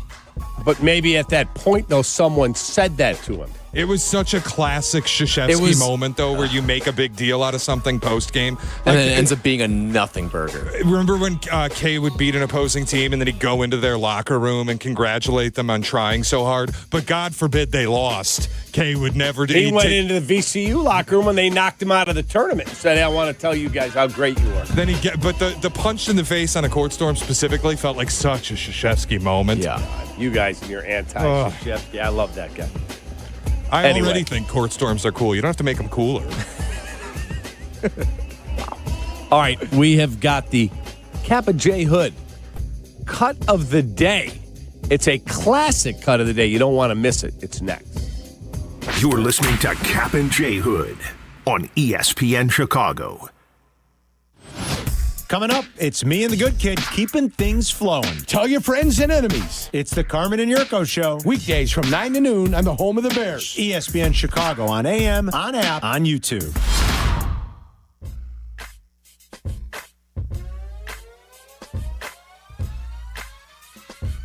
If you need windows or even think you're in need, you've got to reach out to my guy, Russ Armstrong, the Chicago window guy. We needed windows. Russ came in. He keeps it real, offering the most energy-efficient windows and doors at the lowest price, guaranteed. There's no these buy 4 windows, get another window. No. He just gives you the best windows at the lowest price, most energy-efficient, guaranteed. No subcontractors, no marathon sales pitches, just top-quality products, expert installation, and you deal directly with Russ Armstrong, the owner. Chicago window guys are the guys I trust, and you should too. Call 847-881-3060 or visit ChicagoWindowGuys.com. Back in my glory days, I always showed up ready to perform, whether it was on the field or off of it. Confidence, energy, swagger, I had it all. And yeah, even little Johnny was playing like an all-pro. Now, thanks to Blue Chew, those days don't have to stay in the past. Blue Chew's chewable tablets give you that extra boost of confidence when it matters most. Stronger, harder, longer lasting. Like someone gave you a pep talk right where you need it. And here's the best part. It's all online. No awkward doctor visits. No standing in line at the pharmacy. Their licensed medical providers help you find the right fit, and it ships right to your door in a discreet package. Made in the USA, less expensive than the pharmacy. So, fellas, when it's your time to perform, don't just hope for the glory days. Bring them back. Head to BlueChew.com. Use promo code ESPN, and your first month is free. Just pay $5 for shipping. Blue Chew. Chew it and do it. Think one type of pepperoni is enough? Think again. Lou Malnati's new Triple Pep Pizza goes all in with 3 premium styles of pepperoni stacked for maximum flavor. You get crispy cuffed pepperoni, smoky pepperoni strips, and classic pepperoni slices, all working together on every bite. It is fully loaded and unapologetically bold. Order it deep dish or thin crust and enjoy it your way. Dine in, carry out, or even ship it nationwide. Lou Malnati's Triple Pepperoni. Order today at LouMalnati's.com. The following is a paid advertisement for the Wellness Company. Today we're talking cancer awareness, and I want to bring in someone with a really unique perspective, Dr. Kelly Victory. She's a board-certified emergency medicine physician with over 30 years of experience who serves on the chief medical board for the Wellness Company. And most importantly, she's a cancer survivor. Dr. Victory, thanks so much for being with us. Thanks very much for having me, Michelle. We've been hearing a lot lately about cancer rates rising, especially in younger adults, which is obviously pretty alarming. What are you seeing? Without question, cancer rates are rising across the board. And concerningly, we are seeing more aggressive cancers in people even in their 20s and 30s. That's scary for a lot of people. Is there anything that can be done to help alleviate that fear? And that is what led me to develop the new product Shield, because it is a group of more than 12 well-studied, scientifically proven supplements that help to supercharge your immune system, the first line of defense against cancer. To learn more, visit victoryagainstcancer.com and use promo code SMALLS to save $25 on Shield. Always consult your doctor to determine if this product is right for you.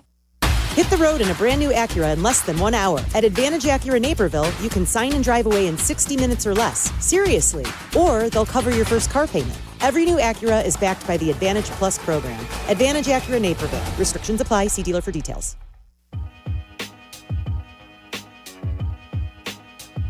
As you know, managing maintenance, repair, and operations is never easy. But for the ones who always rise to the challenge, Grainger has your back. From professional-grade products you can count on to fast, dependable delivery, they're there to help you keep things running smoothly. Plus, their technical product specialists are here to help answer your toughest questions. And because Grainger knows safety is always a priority, they're committed to being your partner in protecting both your people and your facilities. Call 1-800-GRAINGER, click Grainger.com, or just stop by. It's Friday. It's time to get it in for the weekend.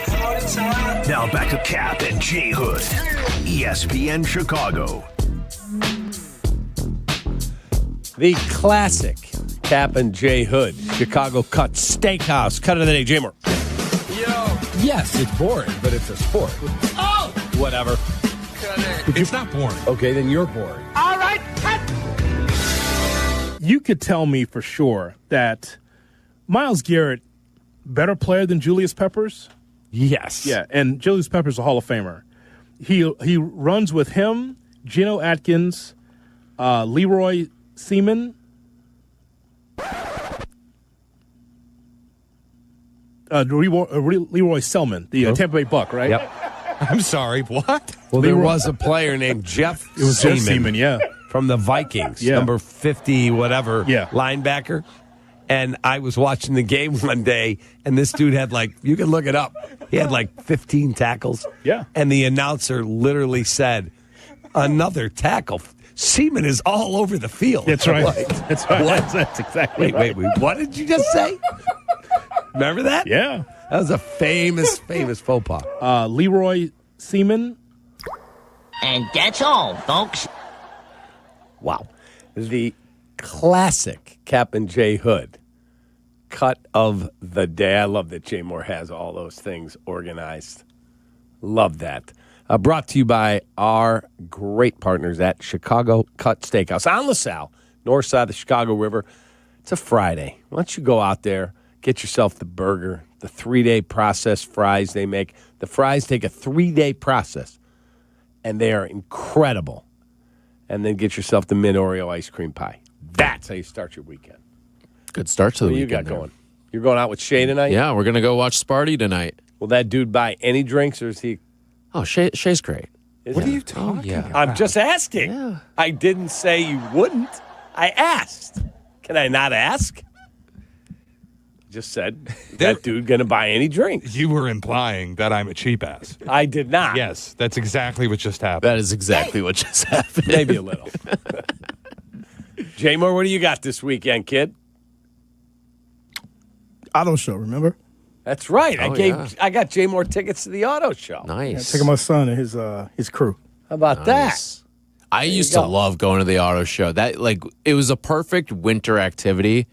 We'd drive down, you'd see Hamp or someone down there too signing autographs, and then you go see all the cars and stuff like that. I used to love going to the auto show. I was doing my show there one day, and my friend Mike Hillstrom, who runs Chicagoland Chevy Dealers, walks up. Hey, Cap, I got 2 young Blackhawks. You want to put them on here at the end of the show? Kane For and the last Taves? 20 minutes? Kane and Taves. Yeah. And we have a picture, it's on my phone, of the 3 of us. Kaner has a full head of hair. I got hair, and it was hilarious. And I said to Kane, did you buy anything for your partner here for the holidays? And he said, yeah, personality and a sense of humor. And Taves was so mad. It was great. That's true. That's All right, awesome. great to be with you today. You as well, Cap. Have a wonderful weekend. Jay Moore, have a great time. Shay, you have fun, buddy. And thank you to all of you for listening. Don't forget tomorrow's Valentine's Day. Take care of each other. We love you. We appreciate you. Take that from Chicago. Well, see you later. I've got the best job, Carm.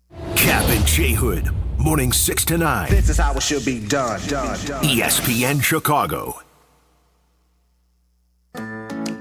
Hey, this is David Kaplan. I dislike winter. Give me a 95-degree sunny summer day, and I'm a happy guy. So I spend most of my winter free time indoors, and it's why I rely on Automatic. They've been making Chicagoland homes and businesses comfortable for 80 years. I don't even have to think about the outside because my home is perfect all year round. If you're not feeling confident that your winter's going to be carefree, go to Automatic.com right now. That's Automatic.com. Dear Winter, Toyota can't get enough of you. Because Toyota's got 25 vehicles with available all-wheel drive and four-wheel drive. And that's more than any other auto brand.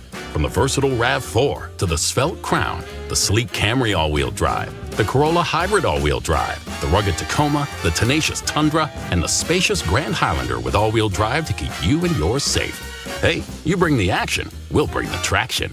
Toyota, let's go places. Based on manufacturer's websites as of 10/20/25. Many wins.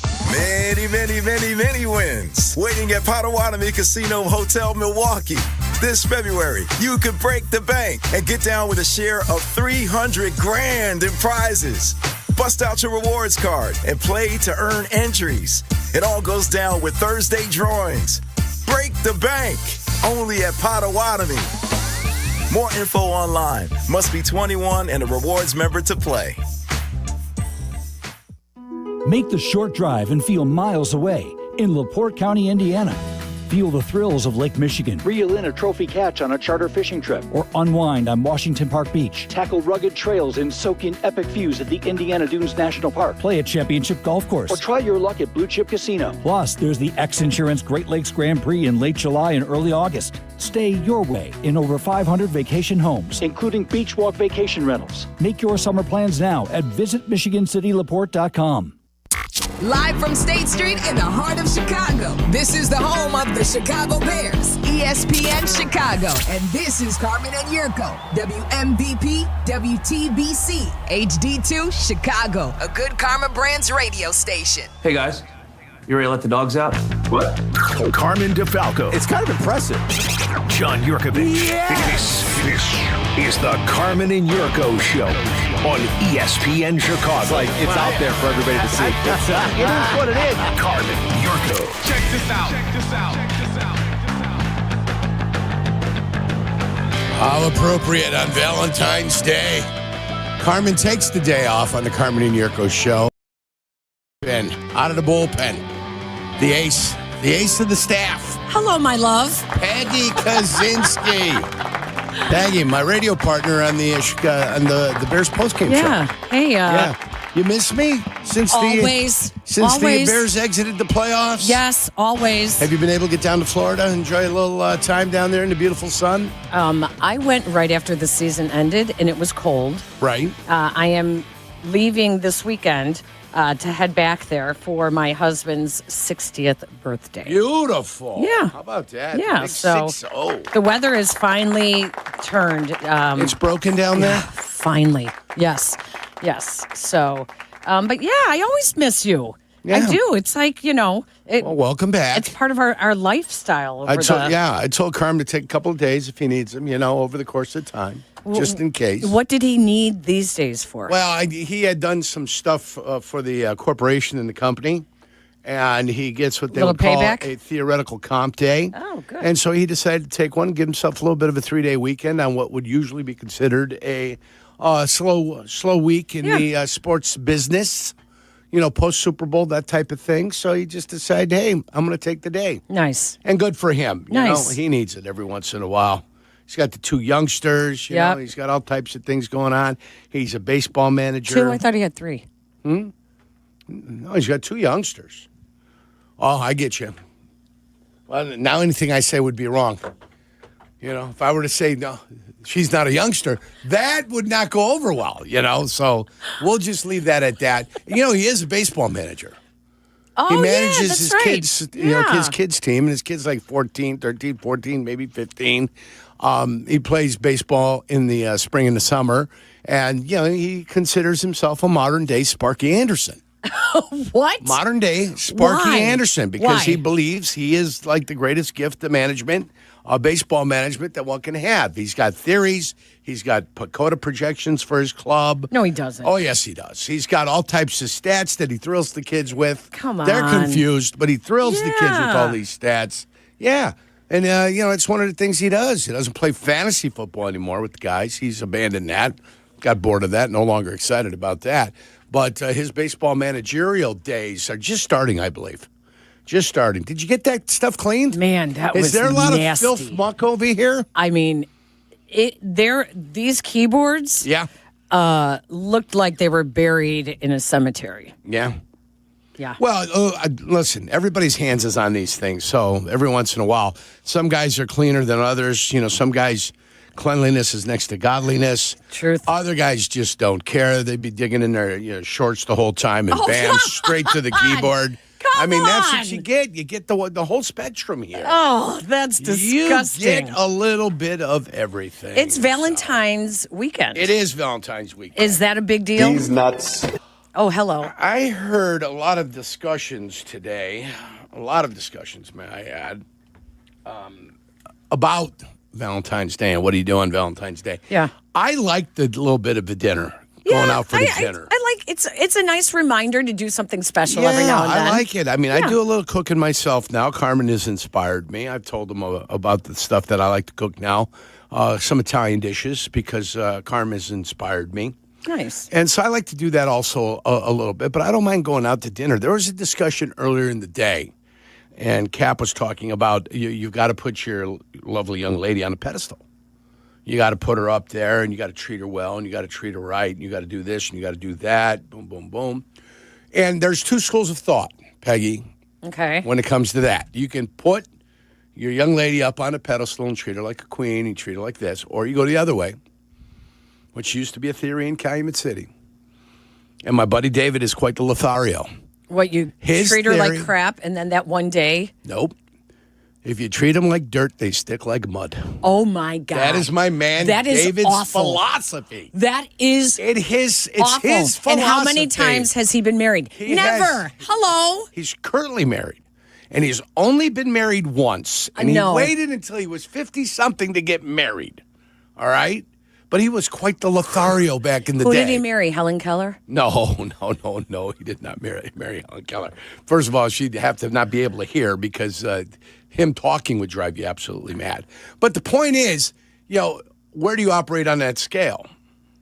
I operate closer to putting somebody on a pedestal than I do to the opposite philosophy that some men have. Yeah. I don't have that philosophy myself, but don't think that philosophy's not out there, and don't think it's not a two-way street. Oh, sure. Don't think it's not a two-way street. It's not just a one-way street. It's a two-way street. Well, that's what Kap just asked me. What was I doing for my husband? And I was like, doing for my husband? I'm not doing anything for my husband on Valentine's Day. And he was like, well, you have to. You should. And I will say, we go out to dinner. Yeah. A little bit of vino probably, if I had to guess. And you know what, I think the older you get, you kind of, when your life slows down, you're able to do more of those things. Sure. I think Valentine's Day is a nice reminder, especially when you're younger, the kids are young, you're caught up in work and the kids, and it's like you and need then the 14th appears, and it's like, what? It's here. What do we do? So I get that, but I think as you get older, it's a better perspective. Yeah, you naturally things. kind of do that more often anyways. Mm-hmm. So I have not made any plans. I was thinking about the blue light special, to be honest with you. The 4 o'clock? Yes. Just 2 for 1? Yes. Walking at Perkins? Heading into Perkins? I was like, Jack's like, don't you need a reservation? And I'm like, we're going to go at like 4 o'clock. People too. If you had to make a phone call and you had to get I don't in somewhere. do that, actually. But your chef friends? No, I don't. You wouldn't call one of your chef friends and say, I don't think I've done that. Ever done that ever? No, I used to do it at Chicago Cut. Yeah. More often when we would come downtown, but it's probably been 4 years since I've picked up the phone and done one of those. Yes, and either asked for a favor for dinner. I got a buddy who's a restaurant. tickets. Yeah, I got a buddy who's a restaurateur. So I've got and he's going to Pinehurst with me. So we're going as Group 24. We're going down to have a ball. If I'm jammed up and I ever need something, I make a call. He's got 2 restaurants. And he goes, just come out, boom, boom, take care of you. Yeah. That's all. It's not a problem. Just can you get me in? If you can get me in, that's perfect. And you know what's really the food's exceptional. Really fun is when your kids are old enough where they get the favors. My son works in hospitality. He works at a Michelin-starred restaurant, 2 Michelin-starred restaurants. 2 Michelin stars. And well. We will go out to eat with him like once a month. Mm-hmm. And it used to be where I would make the reservation and we would get a little bit of special treatment. Right. Now it's him. He gets the special treatment. Good for him. It's so fun to see that with wonderful. your kids. Sure. That's really cool. Networking, some relationships. Yeah. You're in the business, some common respect. It's fun wonderful. to see that. That's great to see. It's fun to see that. So so we got a little dinner tomorrow. Good. A little something like that. Just a little dinner. Yeah, it's nice. Go out, put some food down our throats. Maybe hit a casino. One of the casinos on the south side. South side casinos. That's where I'm at. Yeah. South side. Did you see our great video that we had? Jonathan Hood, myself, AI Jack. No, I did not. We went down to Hammond, Indiana, did a site survey. Oh yeah, compelling stuff. Oh, I got to see it. Oh, Can I just say the videos that you guys have been doing, top notch. Well, we're having fun doing it. It's on our YouTube page. Did you hear the song yesterday? We sang for Carmen. I did not. Yeah, Carmen won the contest. He had the Seattle Seahawks to win the Super Bowl. Oh, okay. So the 3 of us had to put, we had to lay something down on wax. That was his prize. He his won prize a song was us from singing the rest to of him. us. Yeah. You didn't hear this yesterday? Can I hear it? I think we're going to have to if Jay Moore can. Jay Moore. I need to. This is a Jay Moore, Johnny Moore production. Can I just say your show has really stepped it up in the last month or so? I mean, you guys are really. I promise you, my effort has not been that much. I'm telling you, I'm rolling out of bed, barely making it in time. I don't know what the difference is because it's still Carmen and Yurko, but. Damn, you guys have stepped it up in the last month and a half. It might be the other side of the glass. I don't know what's going on. Let's spin that tune. Well, thank you, Peggy. Thanks, actually, I do think there is a factor at play, but it's the muffins. Yeah. The muffins? The muffins. Yeah, he was getting me muffins. I paid for some muffins. He'd get them. He'd bring them in. For the first 2 months of producing this show, I brought Yurko a muffin every single day. So the story goes. Because he's the muffin man. I brought in a muffin from Jewel Osco. And I said they look good. Because I wanted to eat it for breakfast. So I saw these at Jewel. They were on sale. I'm like, all right, I'm going to get a pack. I'm going to get a pack of these. I have been eating them. I've seen them before. I had them before. I'm like, this is good. So I'm eating a muffin here at work, and Yurko comes up, and I have about a quarter of a muffin left. And Yurko, as Yurko does, no, he didn't. Took the muffin and ate the rest of the muffin out of his hand. Well, no, it was on the table. But he had already eaten half of it. That doesn't bother me. Oh my God! And Yurko says these are good. Hands me a $20 bill and says I want one on my desk every morning. Boom. It's my producer. And then the next week he hands me another $20 bill and says keep this going. Yeah. And then this went on for about a month and a half. Yeah. Oh my God. Well, when did you take over? About a month. Yeah, so it's been a month and a half ago. Yeah, see? Right after the new year, right? So it is the muffins. I brought it must be the I brought muffins. punchkis today. Yeah. A couple of punchkis. And they were and delicious. Kalashkis. Yeah, and they were delicious. Yeah, it's that time of year. Here's the song All right. yesterday we played for Carmen because he was the victor. Sweet Carmine to Sweet Caroline. Oh, my. Apropos. Sung Blue.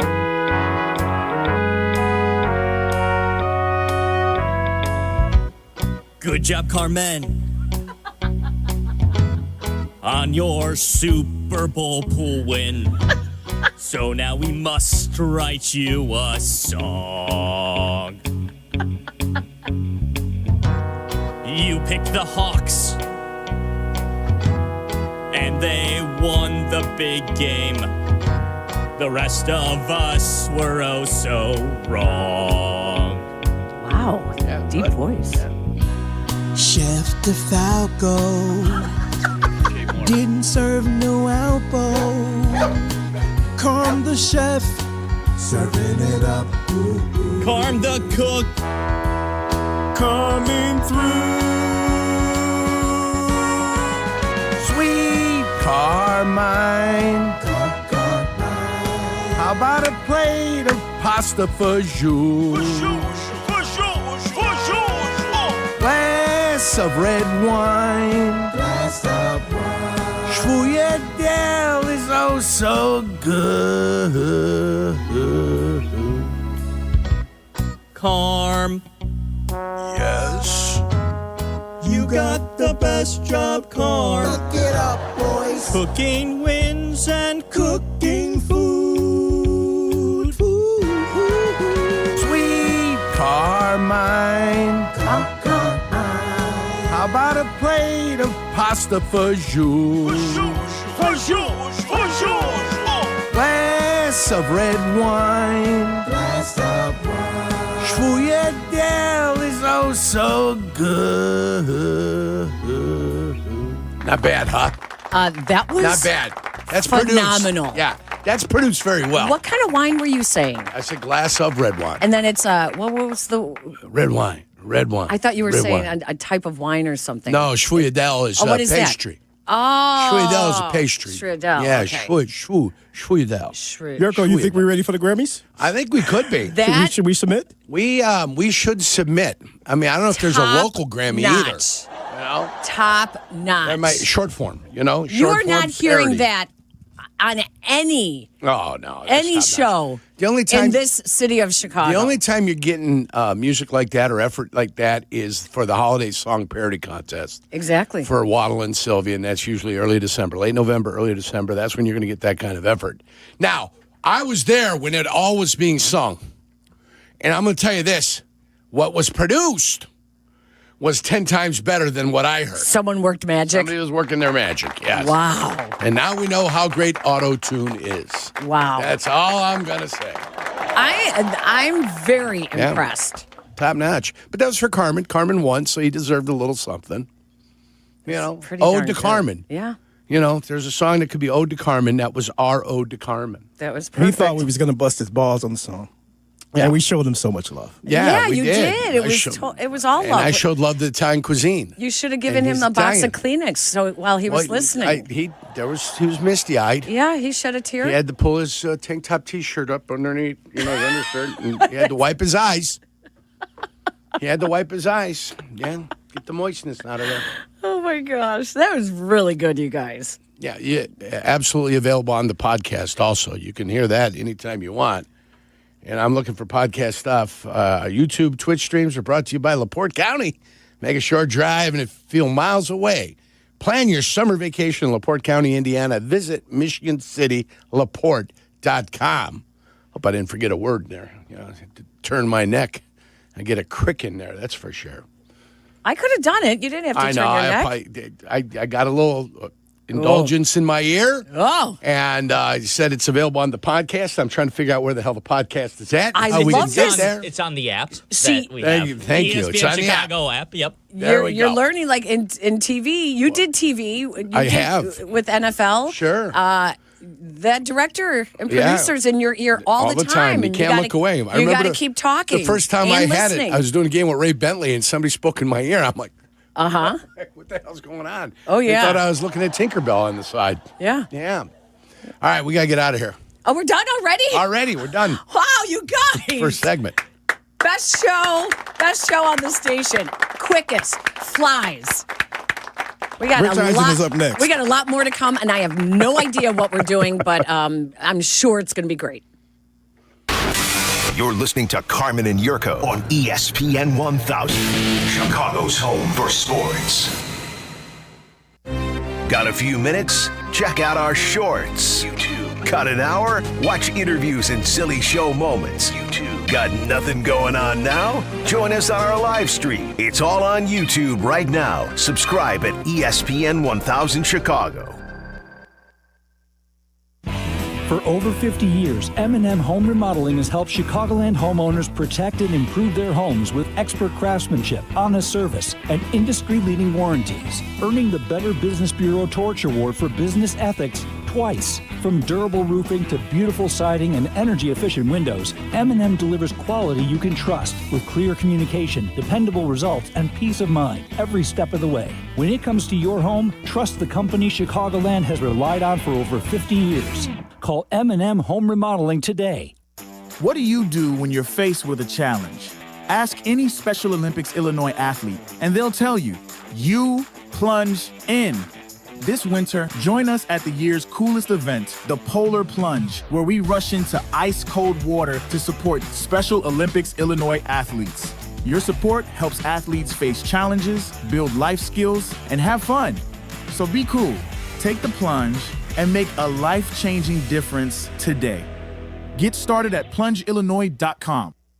This President's Day, stand up for comfort and real savings at Steinhoffel's. Celebrate with big deals store-wide. Get $50 off every $4.99 you spend. Save on sofas, sectionals, dining, bedrooms, and mattresses, plus amazing doorbusters. Make your dream room more affordable with no interest financing until 2031 when you spend $19.99 or more. Plus, get a $200 MasterCard. Hurry, shop in-store or online at steinhoffels.com.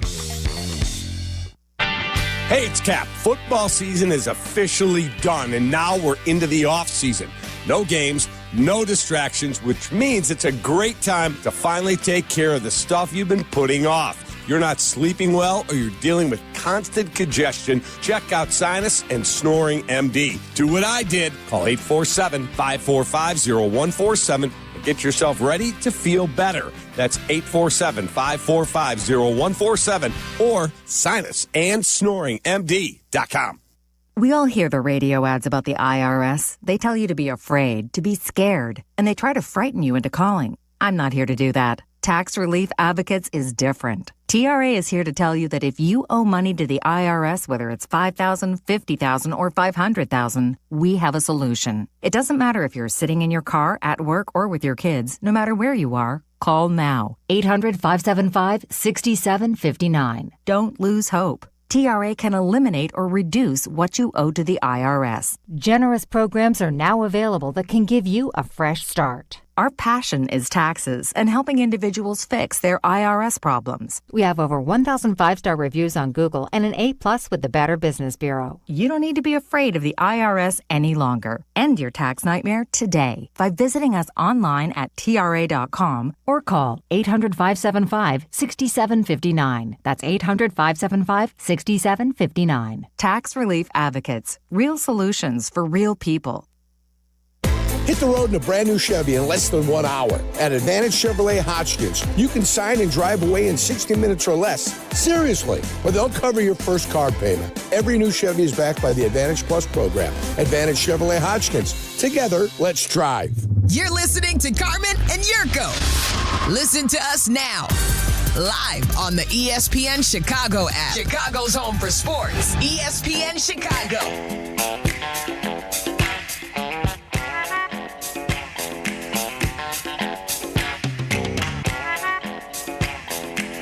Valentine's Day. Next year, Yerk. Yeah.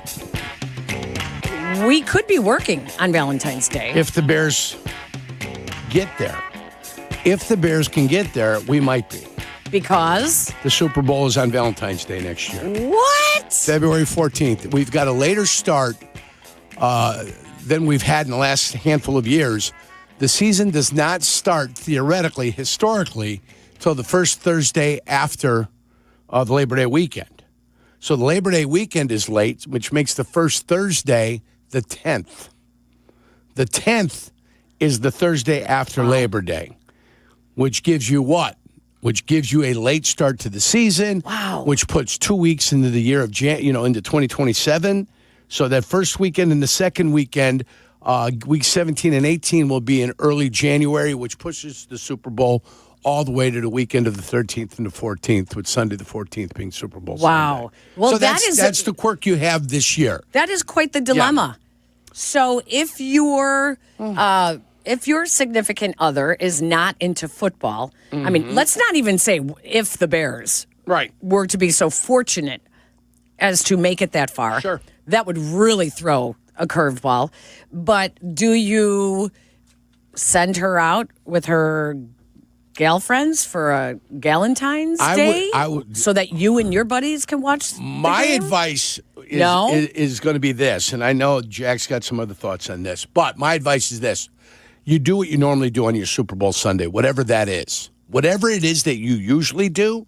So if you're out with your theoretical significant other and you're always at the Super Bowl together, boom, then that's what you do. You don't change anything up. You go out with your girl and you guys go to whatever party you're going to, whatever bar you're going to go to, and you do what you do. But if you don't watch the Super Bowl together, just it being Valentine's Day doesn't take over for Super Bowl Sunday. You could celebrate it on Saturday night. Sure you can. You can do a whole bunch of things. You could go to dinner Saturday night. But you do what you usually do on Super Bowl. I go to Carmen Cigar. I get myself a couple cigars. I go to one of the local joints, and I sit there with all my buddies, and we watch the Super Bowl. That's what I do on Super Bowl Sunday.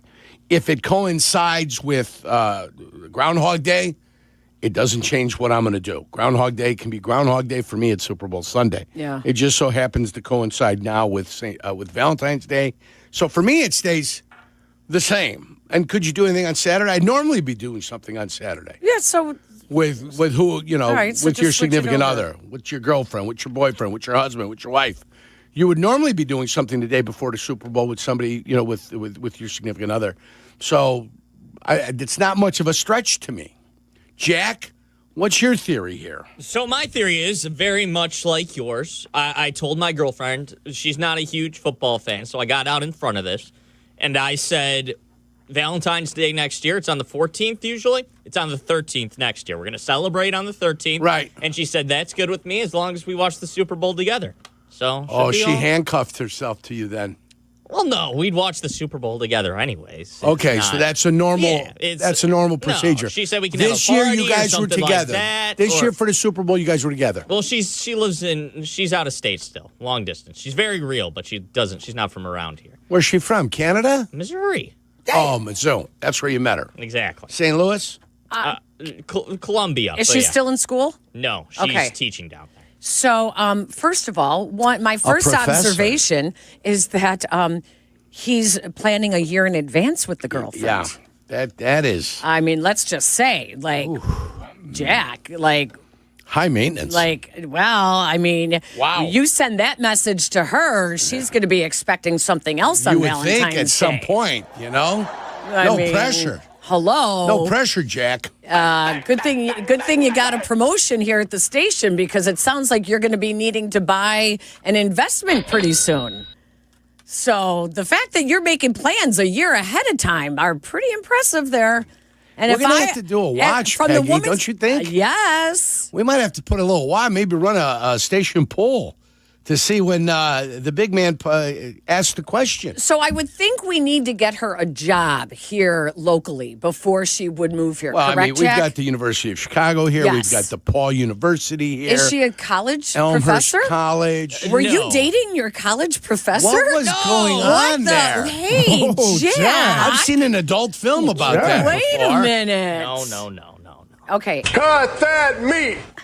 What? All right, Jack. What level does she teach? Grammar school. Oh, okay. Is she in the public school system? Currently, yes. Okay, which is good because she'll make more money. So you don't want to go into the private sector. Parochial? Yeah, yeah. Yeah. My whole family, I know, it's hard. All right, so you would need to get her a job here. Is she looking? Yes. Oh. Where do you currently reside? Here in the Chicagoland area? Currently in the Chicagoland area. And she would be joining you in your palatial estate? She would be moving to the Chicagoland area. Okay. Would she prefer to teach in the city or in the suburbs? Is she K through 6 or is she certified K through 12? I actually don't know the answer to that. I think it's K through 6. K through 6? Sure. I don't know. Okay. Yeah. I'm thinking a suburban school that might be looking for a phenomenal teacher. You got to look at the pensions, Peg. At this point, if you teach in the Chicago school district, it's pretty phenomenal. The pension there. Yeah, it is. If you're in suburbia, you got to be careful. But you are constantly at risk of going on strike. Well, one thing I can say is the Chicago public school system, they are always hiring teachers. Yes. So that'll be a good look, Jack. That's retention seems to be an issue there. But like in northern Indiana, I had a buddy who taught there, and he left northwest Indiana to come to Illinois because the Illinois pension's better. Yeah. So he was like, I taught there. He goes, I'm wasting my time here. I'm coming over here because the pension's going to be better. But then what you find out here is that everyone's well aware of those teacher contracts, and those jobs are harder to get. Yeah. The ones with the really good benefits. Anyways, wow. So Valentine's Day is next year. Same day as Super Bowl. Let's get back to Jack's love life. Okay, sure. Let's get back to Jack's love life. Sure. Jack. I thought we were moving on. Nope, we're going to start the pool. It's going to be 2026, and we're going to give you a week. Everybody's going to get a chance to get 1 week during the year where we think he's going to pull the trigger and ask the question. Can I go first? You can take whatever week you like. I got Christmas week next year. You can have it. Christmas week. I would go closer to the week that they met, the first date, the anniversary of the first date. They when probably met the first week of school in college. You don't know that. They may have met, but they weren't interested in each other. When did you go on your first date? Well, all right, let's see. We met Halloween. See? Costume. What was she wearing, All Saints Jack? Day. Yeah. Spooky love. Yeah. Okay. And then our first date was You're like a girl week in later. costume. All right, see, so I'm thinking more first week of November. I'm thinking more like Veterans Day, around that time. November 8th, around that time. Yes, around that time, because it would be the anniversary of the first date. Why wouldn't you go How long Thanksgiving? have you two been together? Going on 3 years. That's a long time. Yeah, hell yeah. My, what the hell? Damn, what the heck are you waiting for? You have Jack? not been married before, right? No. No? Okay. Just making sure. I mean, I can understand if you've already been married once, you You might be a little hesitant to go ahead and pull the trigger another time, you know? I say Jack is going to do it next year, next Valentine's Day with the Super Bowl, and the Bears will be in the Super Bowl. How about that? Interesting. Wow. So you've expanded. You've gone into the next year, but you've kept it within the football season. I respect that, Jay Moore. Jack, you're feeling good because your favorite team is in the Super Bowl. Yeah. And if they win or they don't, you still She's moved got up. that momentum. Yeah, and she's in person. She's got a new job. She's making cake. Jack's making cake. When I say making cake, we're talking about making money. Yeah, I know that. I didn't think making cake was a euphemism I for thought she gave me making the babies. stink eye over there. No. Like, what are you talking about? No, he's a good Catholic boy. I Come had on. to straighten you. I had to figure out if you knew what I was saying or not. Have you guys talked about getting married? Jack? Yes. Okay. Look at it. It's the Giggle Snort Hotel Has she over there. told you what kind of ring she wants? She's made she's hinted at things. So what is she thinking about? She's talking about size, isn't she? And now I'm talking about the ring. Size does matter. Yes. So what are the current parameters that you're putting on that? I don't know. It's 2 carats. I'm assuming she's going to pump it for 2 carats. We're not talking about little round cuts and baguettes and total weight. She wants the stone. What kind of stone does she want? What's the cut we're looking at? Round, brilliant cut. Are we looking for an emerald cut? Are we going for a marquee? The little baby football, you're in sports, that kind of thing? Kind of oval, I think. Oval. Okay. Oval. Okay. Oval. Oval. Yes. Very So she's interesting. unique. She's unique. She's unique, it sounds like. Oh boy. Is she getting her master's degree? No, she's not. Okay. All right. So we Will don't it have be to worry natural about- diamonds or lab-grown diamonds? Yeah, I mean, this artificial diamond, you can get her a nice stone with fake. It used to be there was a negative connotation on diamonds when they're cubic zirconium. Yeah. Now they've come with these lab-created diamonds, which is, to Basically me, the same. Same thing, isn't it? It's CZ. It would seem that to me, but they put some sort of theoretical value on there as opposed to the real diamond. I'm a real diamond man myself. Yeah. Yurko the jeweler. Yeah. Me too. I know a little something All about right. So now diamonds. that we know that they have already discussed this, does anybody want to move up their prediction? No, my to prediction when? is intact. My prediction is intact. Jack, when is her birthday? Her birthday is in June. June what? June 30th. I'm going to move my prediction she's a up. Cancer. She's a Cancer. No, she's not a Cancer. She's a wonderful person. No, in his no, life. she's a Cancer. Sagittarius, Gemini, you know what I'm saying? Taurus, the whole ball and wax. Pisces. Got it. I'm a Virgo. I'm not surprised. I'm a Leo. Oh, wait, I just said that wrong. It's July 30th. Oh, July 30th, so dang. it's even later. She would be a Leo now.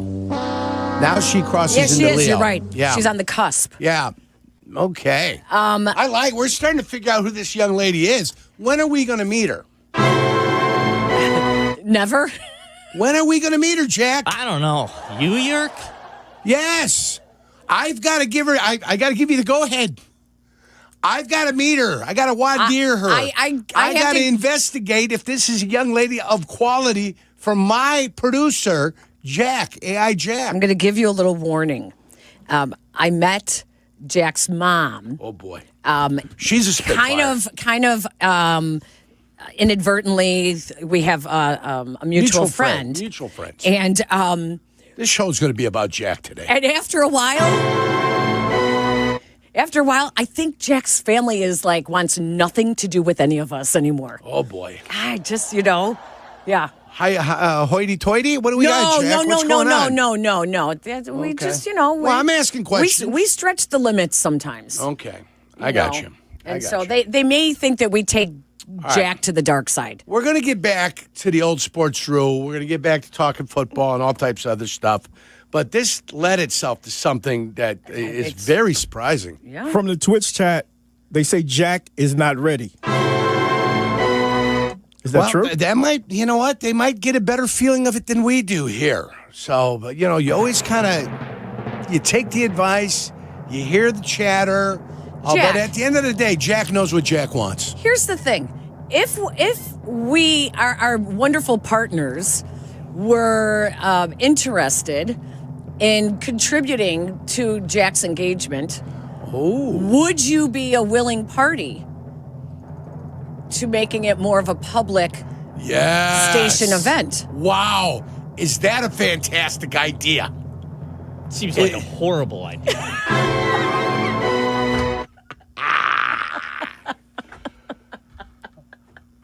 All right, guys. All right, we got to end the silliness and the tomfoolery. When we come back next, we got more football. We're going to be talking Chicago Bears and some issues that the Bears have moving forward. And all questions, we'll take phone calls on the Carmen Jurko Show, ESPN 1000. You're listening to Carmen and Jurko on Chicago's home for sports, ESPN Chicago. Here comes the Chicago Bears podcast. It drops daily on the ESPN Chicago app, and its rotating co-hosts make an essential pod for Bears fans. Join host Pat the Designer and company for the Chicago Bears podcast from ESPN Chicago, your home for Chicago Bears content. Yep. Advantage Dealer Group makes car buying simple and fast with their 60-minute guarantee. They know the process starts online, so every one of their dealerships has designed the experience with you in mind. Browse the wide selection of new and used vehicles at Advantage Chevy, Toyota, and Acura.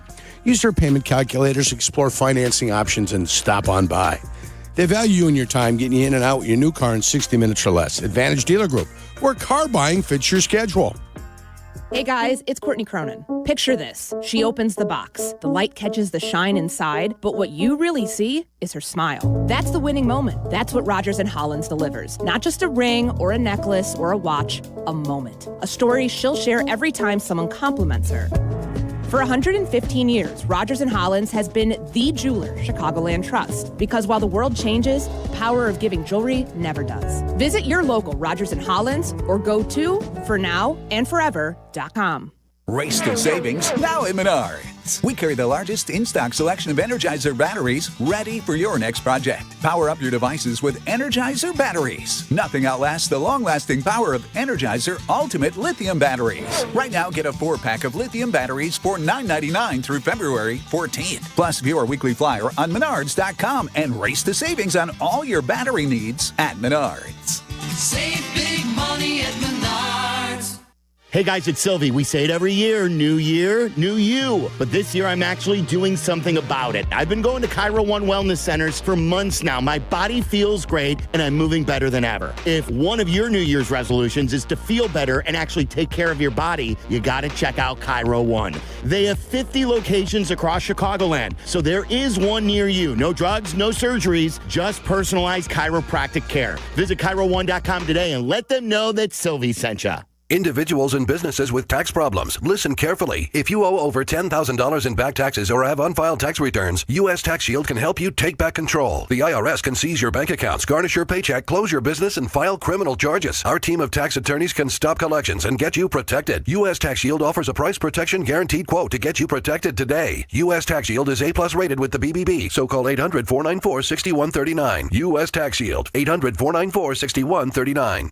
For 100 days, I'm going to cross the 7 continents because the answers to everything important are out there at the edges of our world. I'm stepping into the unknown. Where are we going? To see our planet This is amazing. as it's never been seen before. From pole to pole. Pole to Pole with Will Smith from National Geographic. Now streaming on Disney Plus and Hulu. Show me the way. Ring, ring. Hello. Who is it?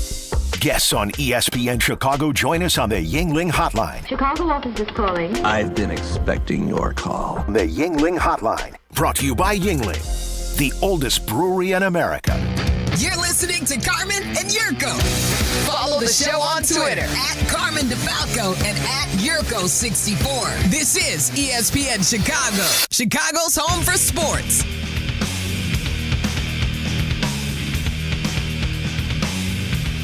Carmen and Jurko. Carmen has the day off as he prepares for his Valentine's Day weekend. Yes. With his kiddos. Peggy sitting in here.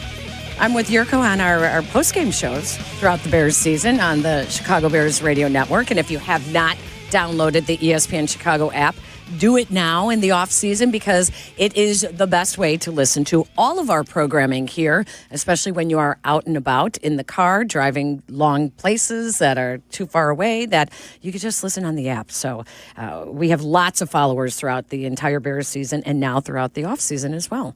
Yurko, are you following the Olympics now? Yeah. You are? Yeah. I'm an Olympics guy. I always have been an Olympics guy. Do you think it's because of your heritage? I don't think so. You know, we weren't a country, so there wasn't a lot to watch back in the day. Back when it was still Yugoslavia, we didn't have a ton of athletes that were going, to the Olympics anyway with the events that they had in the mid-'70s and the '80s. It wasn't because of that. I was born in Germany, so I didn't follow the Germans either. I followed the sport for the sport because I like sports, and we only had sports available on the weekend when I was a kid. You didn't get sports Monday through Friday unless you were watching the Cubs in the summer. That was Wide World of Sports. WSNS had the White Sox, and then they had on TV, and they weren't available unless you wanted to pay the subscription for it. So you had Monday Night Baseball. You had Monday Night Football. On Saturday, you had Tony Garagiola or Joe Garagiola and Tony Kubek. They would be giving you a game from Fenway Park usually. It seemed like every game was from Fenway. So it was a limited amount of sporting activity that you were exposed to. It was before ESPN took off and actually had sports that people wanted to watch. Right. I mean, Australian rules football was fun to watch, but that couldn't be your daily sports consumption and thought you were going to be satiated or satisfied. No, and then they were doing only Big Right. East stuff for a long time. So when the Olympics would come along every 4 years, 72, 76 is really the Olympics that I kind of remember, and that was the Montreal Olympics. Yep. That had the Bruce Jenner in there. It had Nadia Comaneci in there. Yep. 72 was Olga Korbut. Yep. 80 was the one that got canceled, I believe, if I'm not mistaken. 80 was L.A., wasn't it? Oh, no, 80, yeah, because I was... They were going to go to Russia. Was it the Winter Olympics that got canceled? Remember the United States teams didn't go in 1980? Yes, because I was in... Jimmy Carter said, nope, we're not going to do it. They boycotted, yeah. I remember the summer and the winter, I think, were in the same time. They were in the same year, I believe. So, you had a summer, you had a Winter Olympics. Oh, that was too. Moscow. Yeah. 80 and was only 80 LA nations. was 84. You're right, 84 was LA. Los Angeles was 84. That's Peter Ueberroth when they put all that together out at the LA Coliseum. 88, I think, was Korea, if I'm not mistaken. 92 was Barcelona. 96 I worked was that one. Atlanta. Yep. Yeah, so all those. But that was it for me. The running events, the relays, all that stuff that was happening inside. That's what I wanted to watch. The Winter Olympics, I loved watching. The biathlete. Nobody loved the biathlon, but I loved the biathlon. These guys skiing, these guys, out of breath. They lay down, and all of a sudden they're supposed to manage everything and get the target shooting in, get the targets down, then take off. A guy could sit at the targets for 10 minutes trying to get the targets down because he's out of breath, all types of good stuff. The thrill of victory, the agony of defeat guy, that was a Yugoslavian guy that went off the mountain. Yep. The agony of defeat guy that went sprawling down the hill, taking other people out. But no, for me, the Olympics was just, it was something special. You'd watch it. Edwin Moses. Was it Edwin Moses or Haven Moses? Haven Moses was the defensive. Edwin Moses. Edwin was the hurdler. Haven Moses was the guy that played for the Denver Broncos. Yep. So, you had Edwin Moses. You had Dwight Stones. He was the high jumper. He just had all these guys that were, hey, look at what he's doing that's special. Look at what he's doing. Carl Lewis was there. Then Ben Johnson came, and then we had a little bit of a brouhaha. But no, for me, the pool in the summer with, Mark Spitz. Back in the day, it was just, for me, the Olympics was, hey, who's going to do this and who's going to... And it meant something, I think, for my dad, the Olympics, because that's what they knew when they were growing up. They knew there was an Olympiad, and they knew if you could win a medal in the Olympics that you were doing something. So that's why I like it. I watch, if it's on, I'll turn it. I don't care if it's curling. I don't care if it's the skeleton, the luge, the bobsled. I'll watch it all. It doesn't matter. Short track skating, love it. Well, love how crazy it can get at times. The stuff that they have with it's the 1,500, the 3,000, the 5,000, the 10,000 meters on the long stuff. I like it all. I grew up in the 70s, and I idolized Cheryl Miller because back then they never had women's sports on, like Sports Illustrated. But there was one cover that had Cheryl Miller leading the U.S. Olympic team. And I thought, that's it. That's it. That was like the pinnacle for women. So I started really watching the Olympics back in the 70s. But then in high school, a friend of mine in high school was on the Olympic speed skating team. So they would, I think the track that they practiced was in West Allis, Wisconsin, if I'm not mistaken. Still up there. Yeah, it is, right? It's the Lloyd Pettit Center now. See, she would go and train every morning before school. Sure. And I went to Resurrection on the Northwest Side. So she would drive an hour, 15 minutes to train at 4:30 in the morning, and then she was at school by 8 a.m. Yep. Gloria Bogacki. She was roommates, I believe, with Beth Hayden. So she was on the Eric Hayden teams. Sure. But then she got injured, so they had the boycotts, and then she got injured, which was too bad. I wouldn't know who Flo Hyman was if it wasn't for the Olympics. Totally. Nobody would. I mean, she's the tall girl in the middle that would block and spike. One of the greatest volleyball players that really brought volleyball into, on the forefront with in the TV US. because it was never on TV. Now you can see it on all the time. But it's my team phenomenal. was Steve Timmons, Karch Karai. Oh yeah, Those guys. Them were the guys that I was watching. I think that was the '84 squad too in L.A. making it happen. Those guys were fun to watch. And then they made beach volleyball into a sport. Sure. That it really wasn't prior and then to that. the men's Olympic team back then, Bart Connor, Mitch Gaylord, some of those guys, Kurt Thomas, those were the guys that you'd watch too because the men's gymnastic team was always being pushed. Yeah. And it was always out there, and you saw the guys that were out there making it all happen. That was Mary Lou Retton back in the day, right? Was she 84? Yep. So she was the female side of what the men were doing on the other side. So. Yeah. Yeah, but all those names, if it wasn't for the Olympics and it wasn't for every 4 years you get a chance to see who was on that U.S. team, that's the only time you'd ever hear about them. Right. But then they started becoming stars, and they were being pushed, and you saw them on a Wheaties box and all that kind of stuff. So, I was telling Waddle yesterday that I worked 3 Olympics. My first one were the Winter Games in Albertville, France in 1992. Right. That was when they had the Olympics the same year. Right. The winter and then the summer games were in Barcelona, and I worked those as well. That was when I transitioned from ESPN National to making my way back to Chicago. But it was so much fun. There is nothing like watching Olympics in person just because the sense that you feel for your country is unbelievable. Like, I never felt that before, but hearing your anthem and seeing all these back then amateur athletes reach the pinnacle of their sport it's just phenomenal. And then my last Olympics, I worked in Sydney. I got to see Rulon Gardner with the big upset. The wrestler. In wrestling. Sure. It's really, I like it. I know it's not for everybody. I don't pretend to know everything about it, but I can do a quick study on, and get into it. The only thing I'm hunting up, would be the men's hockey. I mean, that's what I'm looking for. And when it's on, I'm watching and I'll carve some time out. Otherwise, it's just what's on. Yeah. Whatever's on, I'll turn on and I'll Right. see what's happening. What's going. That's how curling kind of grew on me over the course of time. Yeah. And watching them just sit there and there they go. Did you ever see Men with Brooms, the movie? No. You need to see it. It's a love story. About curling. It's about curling. Yeah, it's a love story about Yurko curling. has now shown me a scene from this movie. He's shown me a trailer of this trailer movie. you loved. The trailer was funny. Yeah. But you sold this movie to me initially as a drama when it's clearly a comedy.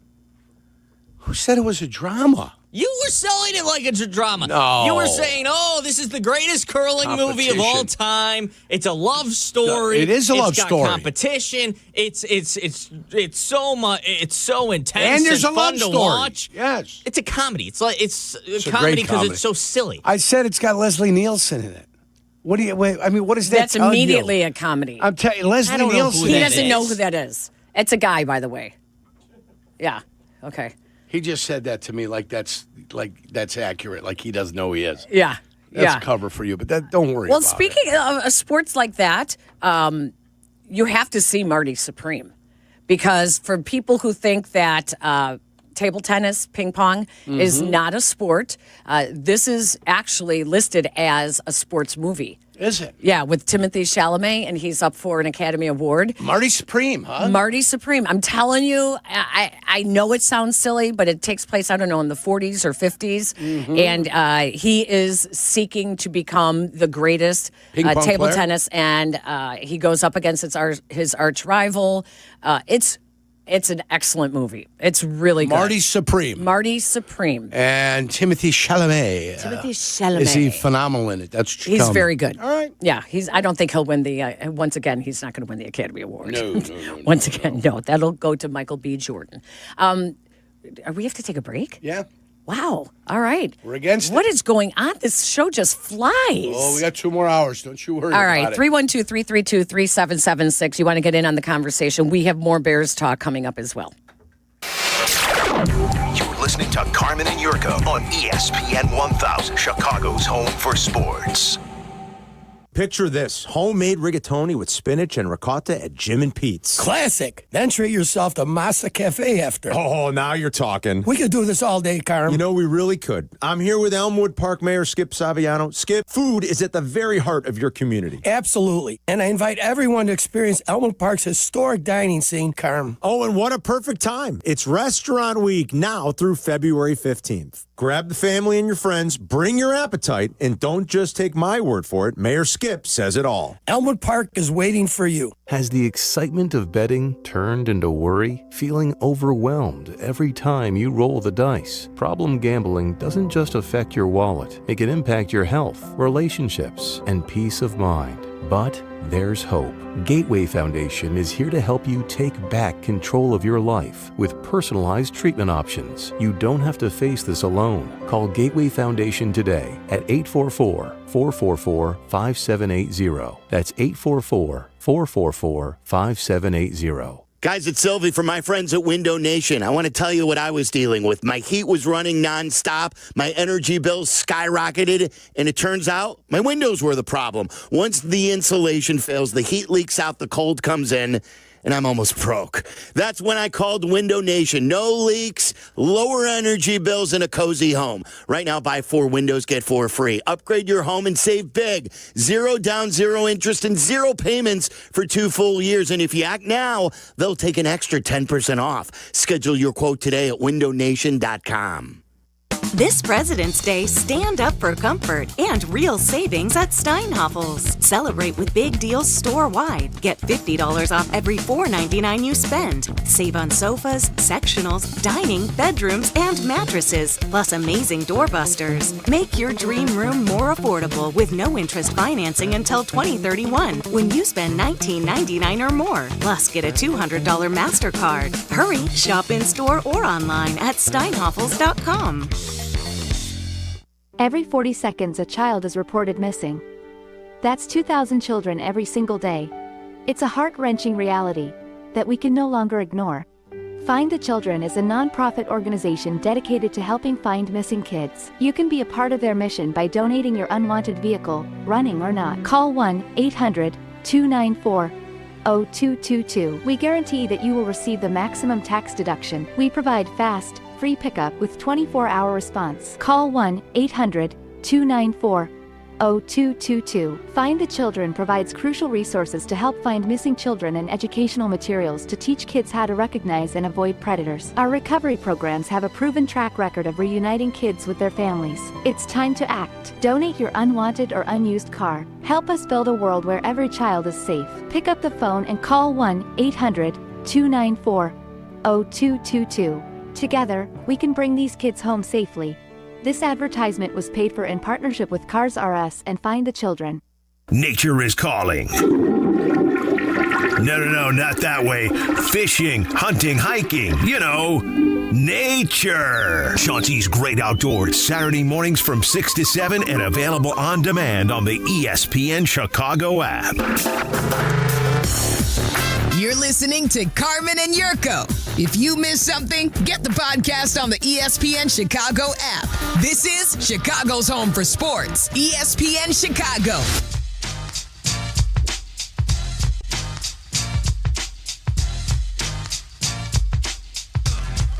Yerk, there is more controversy at the Olympics. Oh, no. Did you happen to see the ice dance finals in which the Americans, Chalk and Bates, were the favored and they lost to, in a shocking upset to the French team? Ice dance finals. Yes, this was just 2 nights ago. And they lost to the French team. They lost to the French team, who had only been together for 1 year, which is, it's shocking to win a gold medal when you've only been ice dancing together 1 year, right? So, and the male ice skater had been involved in a little bit of a controversy with his partner, who refused to skate with him, saying that he was abusive, et cetera, et cetera. Right. Now, they have revealed that the judges from the ice dancing, it was indeed the French judge. Interesting. Who gave the French team nearly 8 points more than the Americans, which they said an incredibly large margin. Disparity. Yes. Mm-hmm. And this is like the third time that the French judges have been under scrutiny when it comes to some of the ice skating and ice dancing routines. I do have a picture right here, Peggy, if you just want to lean over. And it gives you the disparity of all the judges that are out there. Yep. And so for the U.S. team, he voted under 130, like 129. And for their team, he voted for like 137.5. So that's a lot. That's your disparity. If you look at everything else that was up there, most of the judges, were either even with the two, some were a little bit left. So as you look at the lines, the left side, which is the French side's a little bit higher and the Americans are lower. And I think there's 8 judges here. 1, 2, 3. Yeah, 9 judges. There's 9 judges here. And some of them are left to right, skewed on a downward angle. Some are this way. Well, how can it be such a big disparity? Like, there, you shouldn't have that much, like, kind of judgment. Right. So the French judge gave the high score to the French, the lowest score to the Americans. The American judge gave the third lowest score to the French. Yeah. The third lowest score. And they gave the highest score to the Americans.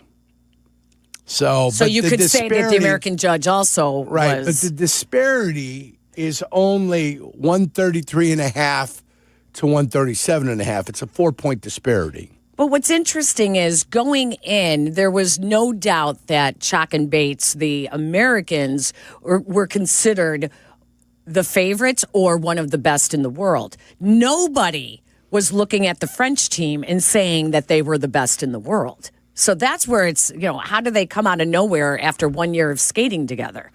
And these Judge, Olympics. And Judge 4 didn't care about anything. He gave them both 131, didn't care. Right across the line. Judge 4, right across the line. They don't tell you where they're from. Each judge is. Yeah. Judge 3 gave the Americans a low score, gave the French a high score.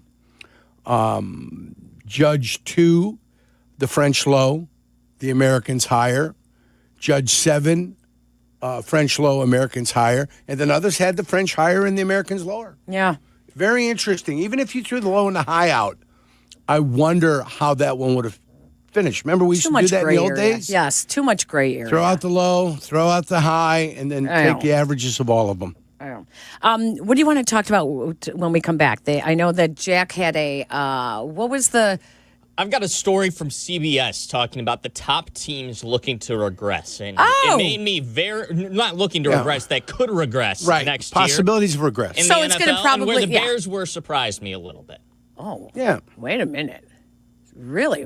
Well, we'll touch on it. All right, we'll talk about that when we come back. You're listening to Carmen and Yurko on Chicago's home for sports, ESPN Chicago.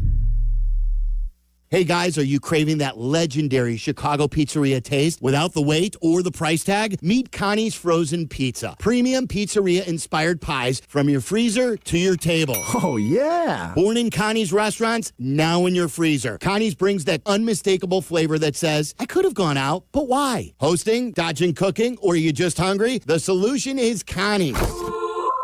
Find Connie's Frozen Pizza in your local freezer aisle. Connie's Frozen Pizza. Authentic Chicago taste without the pizzeria prices. Hey, it's your friend Tom Waddle, and I drive a Hawk. The Auto Show's sales event is going on at all 12 Hawk Auto locations in Forest Park, St. Charles, Plainfield, Joliet, Carroll Stream, and now LaSalle, Peru. Shop thousands of vehicles from 13 brands and save with 0% financing for 60 months or make no payments for 90 days. Plus, save even more with $500 to $2,000 bonus cash. Get your Auto Show savings at hawkauto.com and drive what I drive. Drive a Hawk.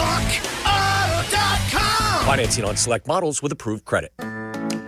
Hey, this is David Kaplan. I dislike winter. Give me a 95-degree sunny summer day and I'm a happy guy.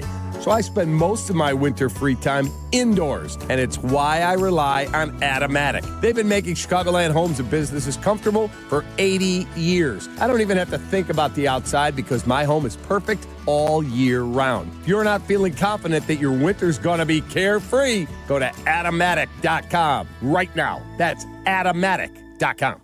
Traffic got you down. Let the CTA be your driver. Get into the city and back fast and stress-free. Avoid the hassle of stop-and-go traffic, spending money on gas, or those unexpected costs for car repair. $5 covers your trip and back on the CTA. Just sit back, we'll do the driving. Tap to Pay is also available on all CTA trains and buses. Save money, do more, ride CTA. Live from State Street in the heart of Chicago, this is the home of the Chicago Bears, ESPN Chicago. And this is Carmen and Jurko, WMVP, WTBC, HD2, Chicago, a good Karma Brands radio station.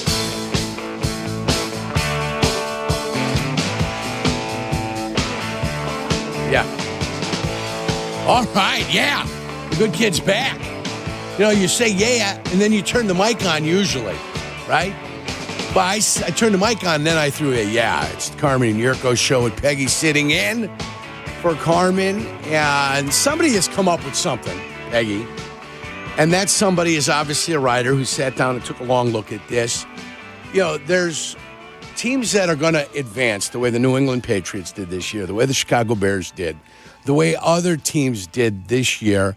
They found a way to go from last to first. Right. They found a way to get into the playoffs. Always a surprise. And other teams like Detroit, who had 15 victories 2 years ago, last year, they came down to 9 and 8. So there's going to be teams that are going to do better, and there's teams that are going to do worse. And somebody has put pen to paper, and somebody has written about this, and has offered some thoughts about what they think is going to happen in the NFL. And we go to Jack. Jack, what's going on there? Garrett Podol of CBS Sports. Who? Garrett Podol. Is he reputable? Yeah, Puddle seems or reputable. puddle? Yeah. All right. He's reputable. It seems reputable. We'll confirm that. What do you got for us? Wrote about the NFL's top regression candidates, why the Patriots, Bears, and others are poised for a major fall. He didn't necessarily put this as a ranking, but our Chicago Bears are listed first out of all teams as potentially regressing and falling in 2026. First? They're listed first. The most likely candidate to have some regression. So that says that people don't believe in the staying power of what Ben Johnson has built or the talent level on this roster. Instead, they think they got lucky. Because of all the comebacks, he lists the comebacks, calls it a high wire act of winning Yep. close games this season. Yep. He also says the cap space and bringing back the defense, which was already the number 23 defense in scoring in the NFL, not being able to retain some of those pieces is going to hurt the team. I could not disagree more that the Bears are going to completely regress this season. Now, I understand the defensive point, but the entire offense should be back next season. You hope. Other than the left tackle, which was an issue anyways. I think the offense is going to continue to get better. And frankly, the defense can't get much, much worse. Yeah, the Bears might win one or two less games, but to say they're going to regress significantly next year, I think is a stretch. What I see here and what I've been able to offer up so far is the fact that they were 2-4 in their division allows them to improve in their division and lose a couple other games and still stay at 11-6.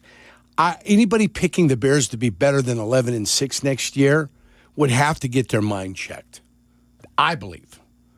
I'm being as rosy as I can by saying the 11 would be the top number for the Chicago Bears next year because of the fact the schedule is going to be harder. Anybody that's finished in first place that doesn't have first place pedigree, you'd have to question them because of what's going to happen next year. They come to the schedule. We also have to take a look at what are the worst conferences that are out there. Anybody that gets to play the NFC South has got an advantage. Why? Because the first place team in the NFC South was 8-9. 8-9. The second place team, 8-9, 8-9, 6-11. That whole division had 30 victories. 30 victories to go against 38 losses. So anybody that has a chance to play that division has an advantage. Anybody playing the AFC North has an advantage next year. Why? Because they stink. They stink. That's why you've got the advantage. The Steelers were 10-7. They got their coach fired. The Ravens got their coach fired at 8-9. The Cincinnati Bengals are at 6-11. Are they the only ones that retain their coach? Or did they fire their coach too? They retained them. They retained him. Cleveland, 5-12. They're awful. So you look at it next year and you say which teams get to play the AFC North and which teams get to play the NFC South. They naturally have an advantage for victories. So you've got to look at it that way. And for those divisions to be a little stronger than they normally would be because of who you're playing there. Next year, New England's got to play. I'm sure New England's on that list. New England played the last place schedule, the easiest schedule in the league. Easiest schedule in the league by far in the history of the NFL. Why wouldn't you expect regression with New England? 14-3, having to play the teams they're going to have to play. They surprised everybody. But I guarantee you, Buffalo will be back on top of that division next year. Why? Because Buffalo's got the better quarterback. Buffalo's got the better team. And the New England Patriots are going to have to find a way to repeat, and they're going to find that it's not that easy to get back. Great trip to the Super Bowl. The Jacksonville Jaguars, what are they going to be in for? They're going to be in for a world of reality next year. Why? Because of the schedule that they're going to have to play now. It's not a walk in the park. The Bears play the Jacksonville Jaguars next year. That's one of those games that they threw in there. Because of where they are. Because they finished first and Jacksonville was first. Yep. So that's like, welcome. This is what you get welcome to. Yeah, ain't no more patsies. Ain't no more the Vegas Raiders. You're not going out to Vegas to beat up on a hapless football team early in the season. That's not going to happen. Cleveland's not on the schedule next year, guys. Those teams that you were able to beat up and come back late on, Cincinnati Bengals, the Bears are going to have to get better. The Bears are going to have to play better. Okay? They're going to have to play better in their division. And when they buy 2 more games in their division, they finish 4-2 in their division next year. It allows them to go 7-4 everywhere else. All right. I have a question. 7-4 everywhere else. You brought up how the strength of schedule. Going into last season, the Bears were tied for the second toughest schedule on paper going into the season. And then things happened. And then how did it finish? As one of the easiest, right? Yes. So what is not to say that they are going into 2026 with the toughest schedule based on playing the NFC West and the other teams, Philadelphia, Tampa Bay, Jacksonville, Denver, who finished atop their divisions. What is not to say that some of those teams are going to regress and that the same thing could happen, that the schedule ends up not being the toughest once the games start getting played. Even with the schedule being the toughest, I've put you can throw in the fact that it probably won't be the toughest. Right. But I still have the Bears winning 11 games next year. So it doesn't matter. I realize it's tougher. They realize it's going to be tougher. I think they're going to have to play better football to get to 11 this year. So I've taken all of that into account. I understand what it looks like now could be the toughest, may not necessarily be the toughest next year. So that's all been taken into account. I don't have the Bears improving in record next year. I've got them staying the same. but they're going to have to play better football. Exactly. Yeah. They're going to have to play better football to be able to achieve that 11-6 record. So that's already taken into account. Do you see either Philadelphia, let's look at first the division winners that they would face. Philadelphia, Tampa Bay, Jacksonville, Denver. Denver, right? Yeah.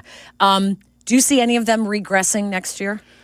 No, I expect Denver to be great. Philadelphia is a little bit of a Bo Nix question will mark. just come back just like he was last year? I would assume so. Yeah, and he wasn't playing phenomenal football. Okay. I don't think Bo Nix was playing phenomenal football. They still won games because of that defense that they have. Okay. They got a running game. They're going to get J.K. Dobbins back. They got R.J. Harvey back there. They've got quality receivers on the perimeter, but they got a defense that gets after you. They're 8-1 at home and 6-2 away. They were a quality football team. And if Bo Nix didn't get hurt, didn't break his ankle, they'd have played in the Super Bowl. But he did. He didn't play, and they didn't get to the Super Bowl, and that's too bad for my guy Sean Payton.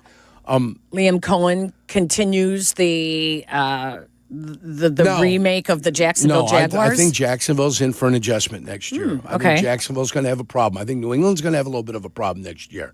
They will not achieve what they did this year because they went and they were at lofty standards. They're at 14. They're at 13 victories.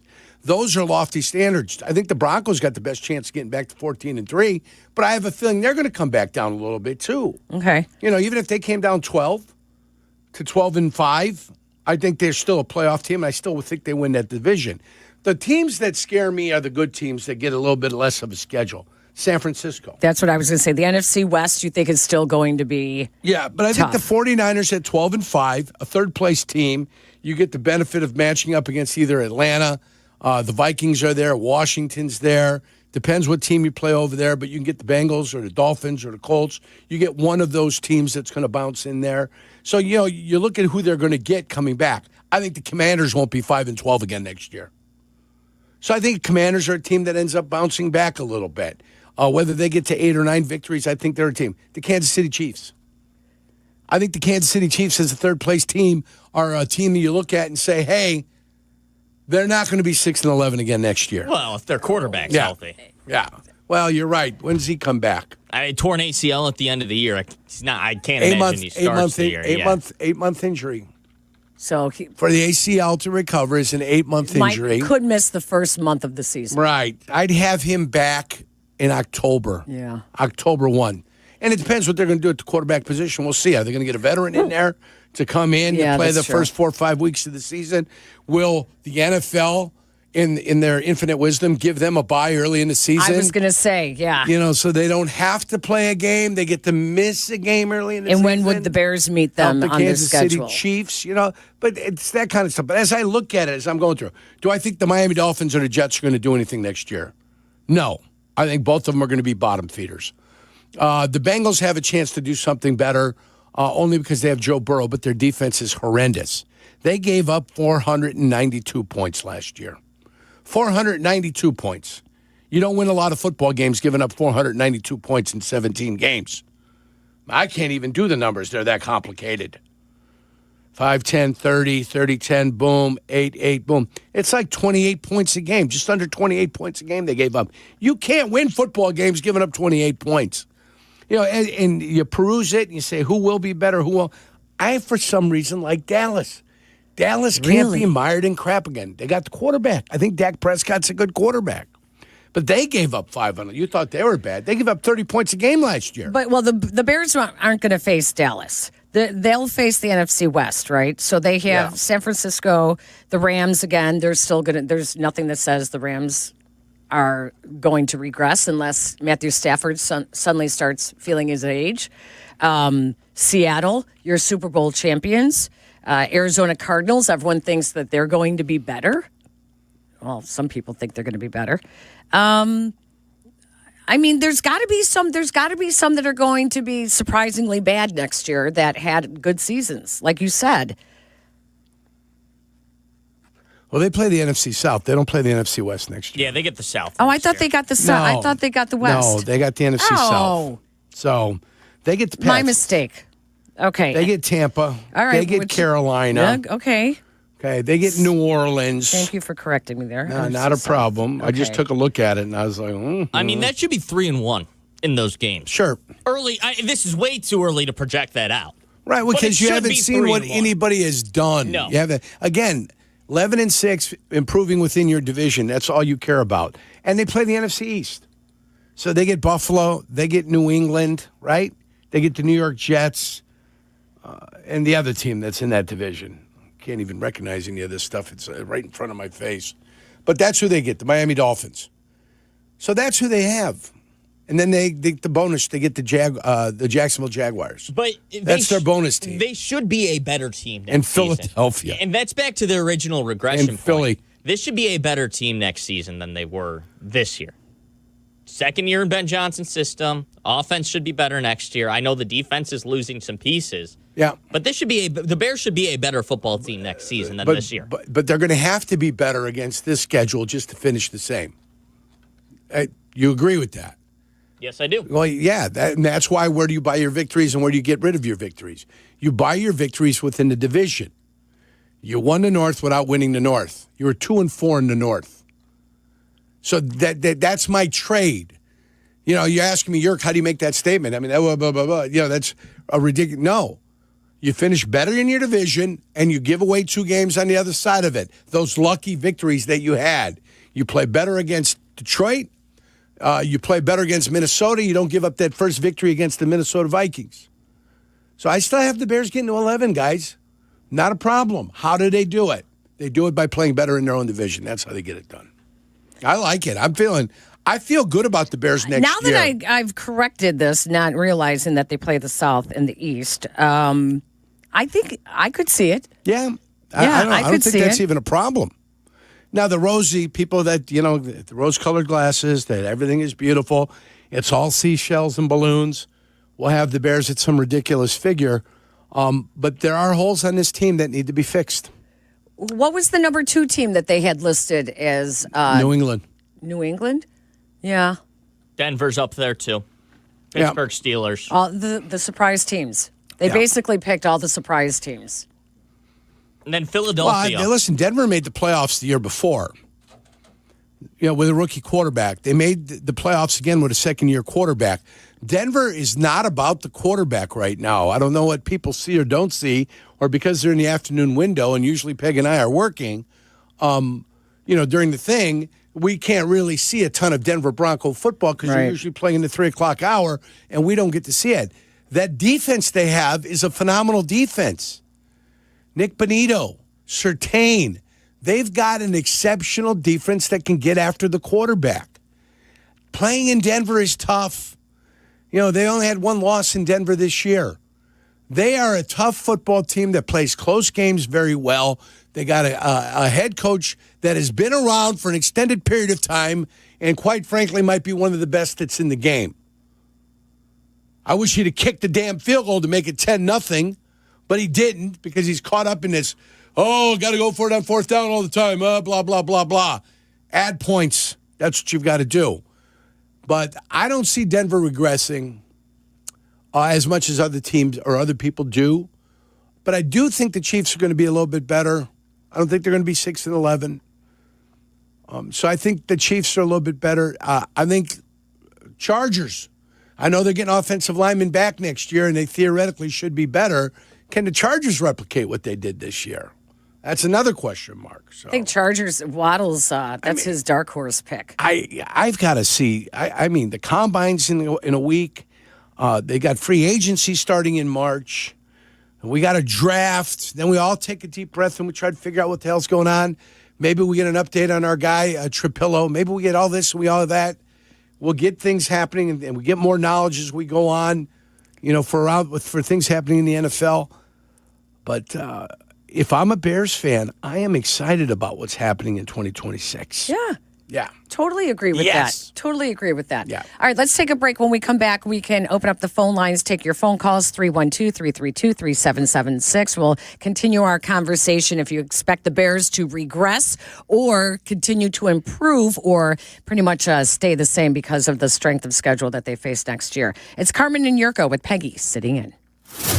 You're listening to Carmen and Yurko on ESPN Chicago, Chicago's home for sports.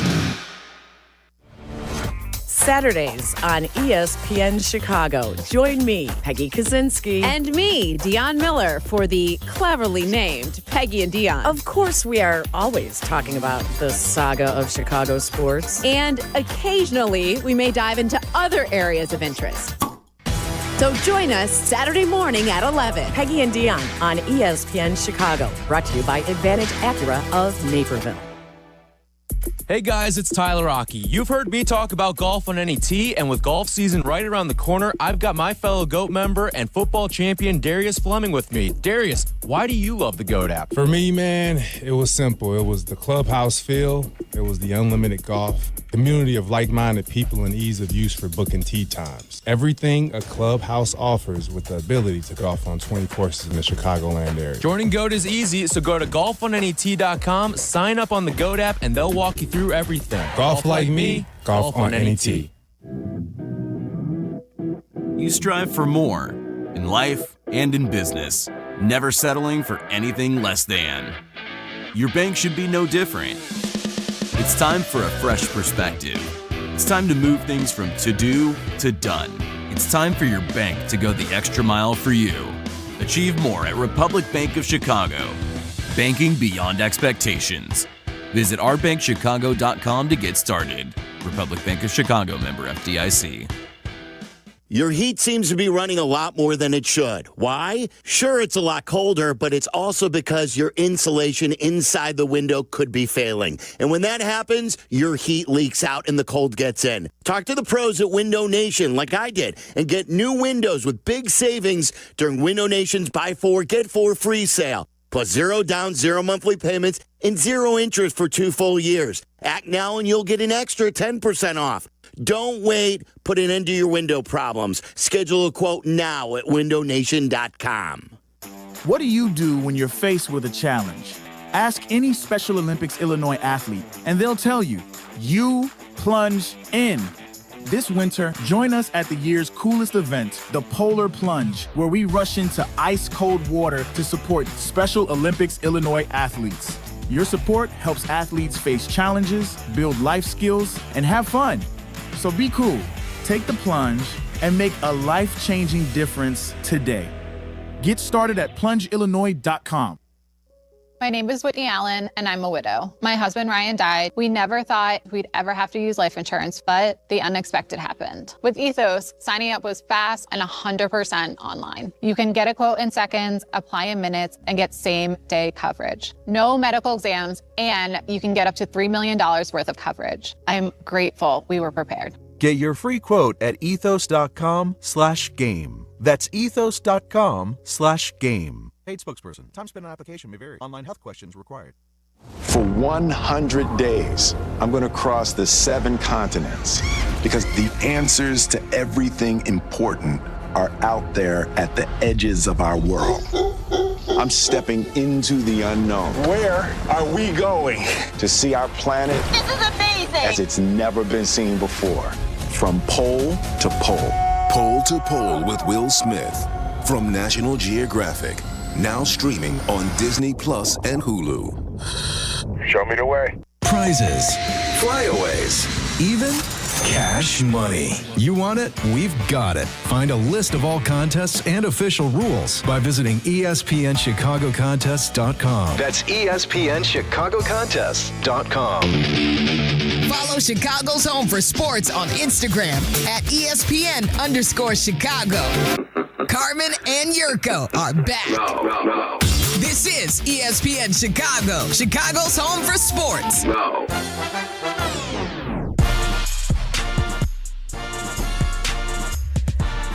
Wow. So you continue with keys. Yeah. Really? Yeah. Jurko's keys are brought to you by Advantage Dealer Group. Car buying on your time. Advantage Dealer Group's 60-minute guarantee makes it simple and fast. Shop online, explore financing, then drive off in 60 minutes or less. Advantage Dealer Group, where car buying fits your schedule. Jurko, what are your keys? Peggy, I'm glad you asked. Today, we've got keys to a successful Valentine's night. So Valentine's Day night. Oh, boy. It seems like an oxymoron, but it's not bad. Key number 1, make sure you got your plans ready. Got to have plans, and they've got to be made in advance. So you're going to go out to dinner. You got to make sure you call well ahead of time to be able to get that nice romantic table for 2. Thanks for giving us this key today, Yurko. Thank you. The day before Valentine's Day. I don't mind. Make sure that you get it right. It's restaurant week. Make your reservations. Key number 2, Blue Chew. That's right. You got to make sure you're prepared. When you go to battle that night, when she's settled in for a solid rogering, come on, you have got to make sure that you are set and ready to rock and roll. And the only way to get that done is with a Blue Chew. That's right. Chew it and do it and make it happen. Oh, boy. Key number 3. We can't have too much imbibing on St. Valentine's night. You cannot have too much. Not too much. You can have. Or you can have a too glass much. of wine. Okay. Well, you got to have one of the people has to be the DD. Yeah, be careful. Or one of the people has to really kind of simmer down. Well, I like to drive no matter what, but you can't get too hammered. So when the nocturnal activities start to happen, that one is a little bit too inebriated to go ahead and follow through on said activities. So or. Be careful if she keeps pushing more drinks on you. Yeah. Well, I know what that means. And those are the keys to a wonderful, successful Valentine's night. And these are going to be fun. You know what was interesting about your keys? Yeah. None of them really had anything to do with her. Yeah. Well, the solid rogering. This is all about you. To make sure that she's happy. Yeah. Are you sure? Well, I mean, she's going to eat. She's going to drink. And I'm not going to go any further. She's gonna. Uh-huh. Yeah. At the end of the night, it's all about her. I can't even look at you when you're talking like this. Now, Peggy, we need your keys for a successful Valentine's night. One, you make a reservation for one. For one? What are you, kicking Jason out? What's Number going on? 2, you call his friends and send him out the door with them. Oh, you call his buddies and say, hey, go ahead and get out of here. Number 3, you call your own friends. Jason and sounds you like the luckiest man in the world. Come on over, homies. You make it a Galentine night. That's not bad. A Galentine night? Wait, this is worse than Yurko's. Yurko's weren't. I mean, I'm not going to give Yurko too much credit for his keys, but you said they were all about him. Now, these are not about your significant other, your husband at all. These are all about you. That's what he just asked me. It's exactly what he just asked me. Yeah. So, but yeah. Oh, by the way, dinner, nice bottle of wine. Yeah.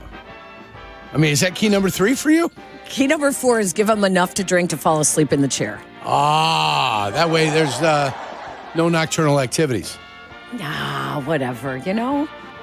Well, Yeah, I mean, listen. that's where you're heading. I'm heading toward it. You're heading to not have that. No, not that. I jest.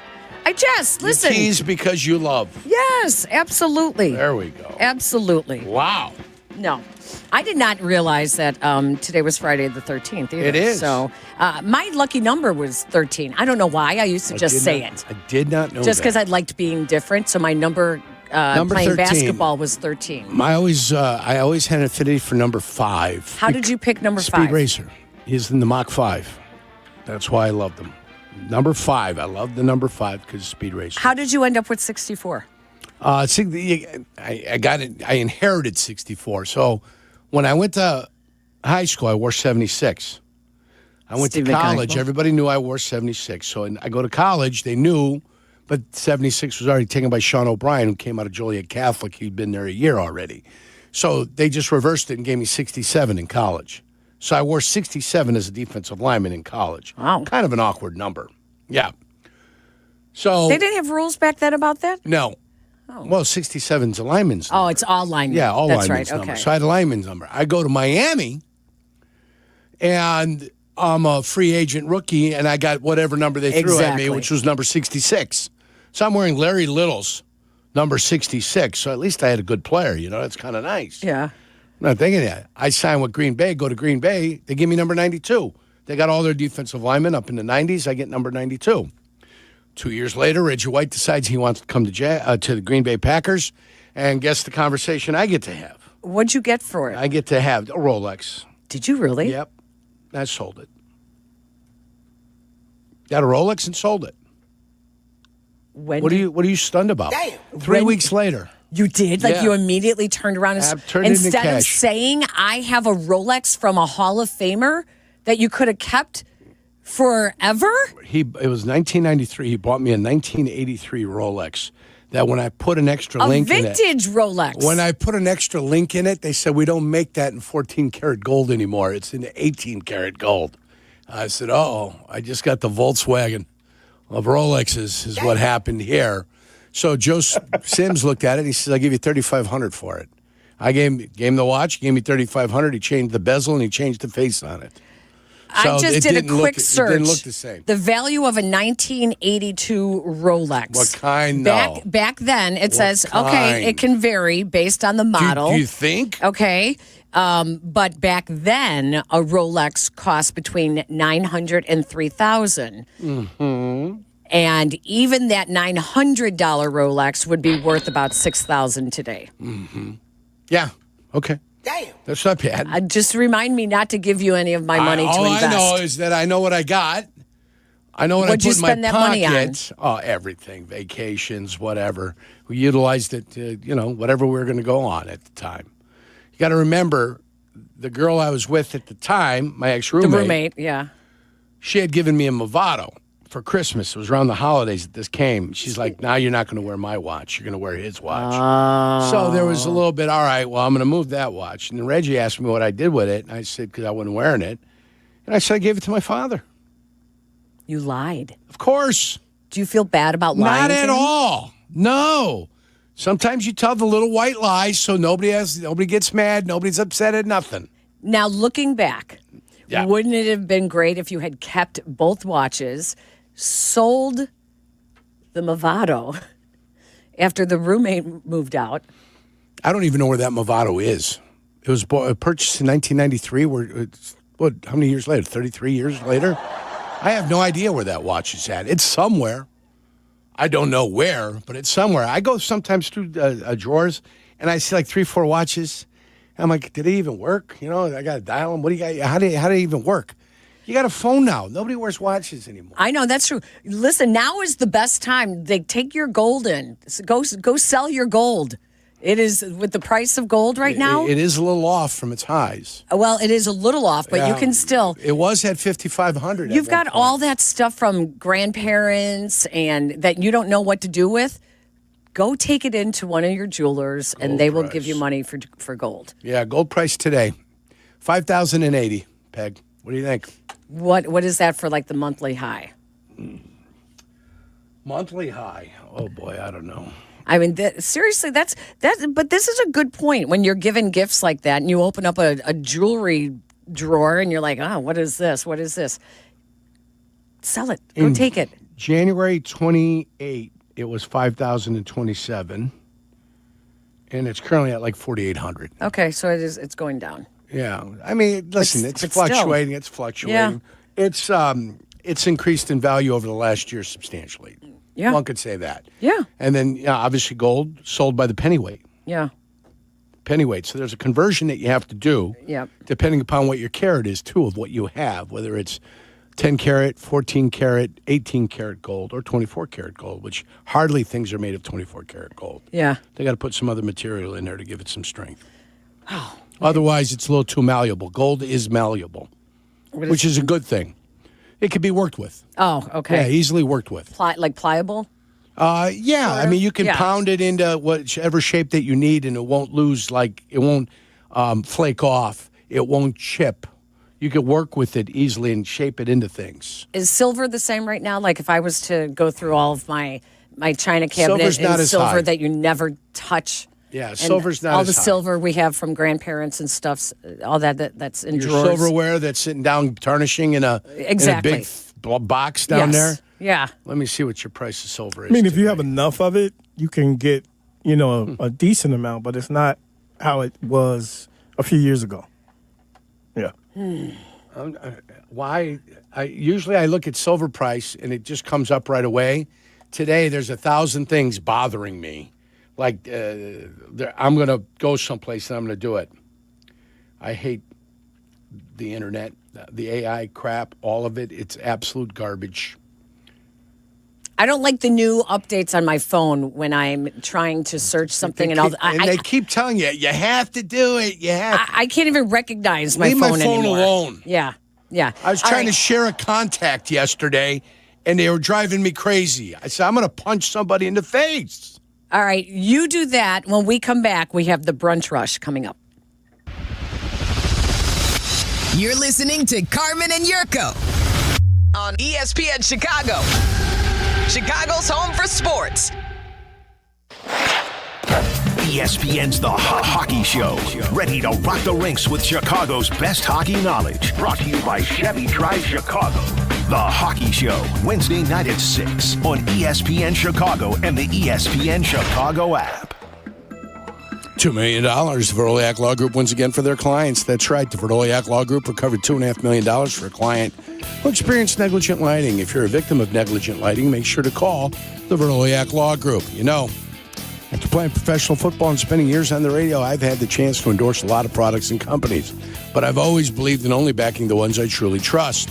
And now I get to endorse a company owned by close friends, the Verdoliak Law Group. They've been helping people for over 60 years, even some of my friends and neighbors. Just like choosing an experienced doctor, you want skilled lawyers. With $9 billion recovered and 40,000 clients served, they're proven experts in personal injury, accidents, wrongful death, and more. Call my friends at 844-4VLG-LAW. The Verdoliak Law Group will do great for you, too. Hi, this is Dave Musial, owner of Four Seasons Heating, Air Conditioning, Plumbing, and Electric, with our biggest sale ever. Furnaces from just $39 a month. Furnace and air conditioning combos from just $57 a month. Plus 6 years, interest-free financing. Four Seasons guarantees to beat any competitor's price by up to $1,000. With an A-plus rating from the Better Business Bureau and over 30,000 five-star reviews, we are Chicago's trusted local experts. For all the right reasons, call 866-4 Seasons. College hoops are hot, and when the Illini are on top, champagne heats up fast. And Waddle, they're rolling, and so is Flight by Yingling. Light, crisp, 95 calories, no wasted possessions. Perfect for game days, watch parties, and every big shot down the stretch. Whether you're at State Farm Center or watching from home. Raise one up for the Fighting Illini with Flight by Yingling. Flight by Yingling. Elevate your game. Proud partner of Fighting Illini Athletics. DG Yingling & Son, Pottsville, Pennsylvania. Enjoy responsibly. Empowered. Ellie here is getting the sleeve she's always dreamed of. She worked with Empower and planned for her next move, so she got good at money. Now she can be a little bad. Oh, by the way, you spelled journey wrong. No worries. She can afford the cover-up, too. Ooh, check out my tat. It says, invest well, live a little. Start today at empower.com. Progressive knows sports brings people together, but you gotta feel bad for people who don't even get it. Some people will never know what it's like to see their favorite team's hopes decided by a ping pong ball to draft the next superstar. Or not. I mean, sure, it's silly for your happiness to hinge on the success of a 20-year-old entry-level employee, but you just can't help yourself. The stress is exhilarating. Progressive can't bring people together like the draft, but we can bring your home and auto insurance together with a bundle. So switch and see if you could save hundreds. Progressive Casualty Insurance Company, affiliates, and other insurers not available in all states or situations. Follow Chicago's Home for Sports on Twitch at ESPN 1000 Chicago. Carmen and Yurko are back. This is Chicago's Home for Sports. ESPN Chicago.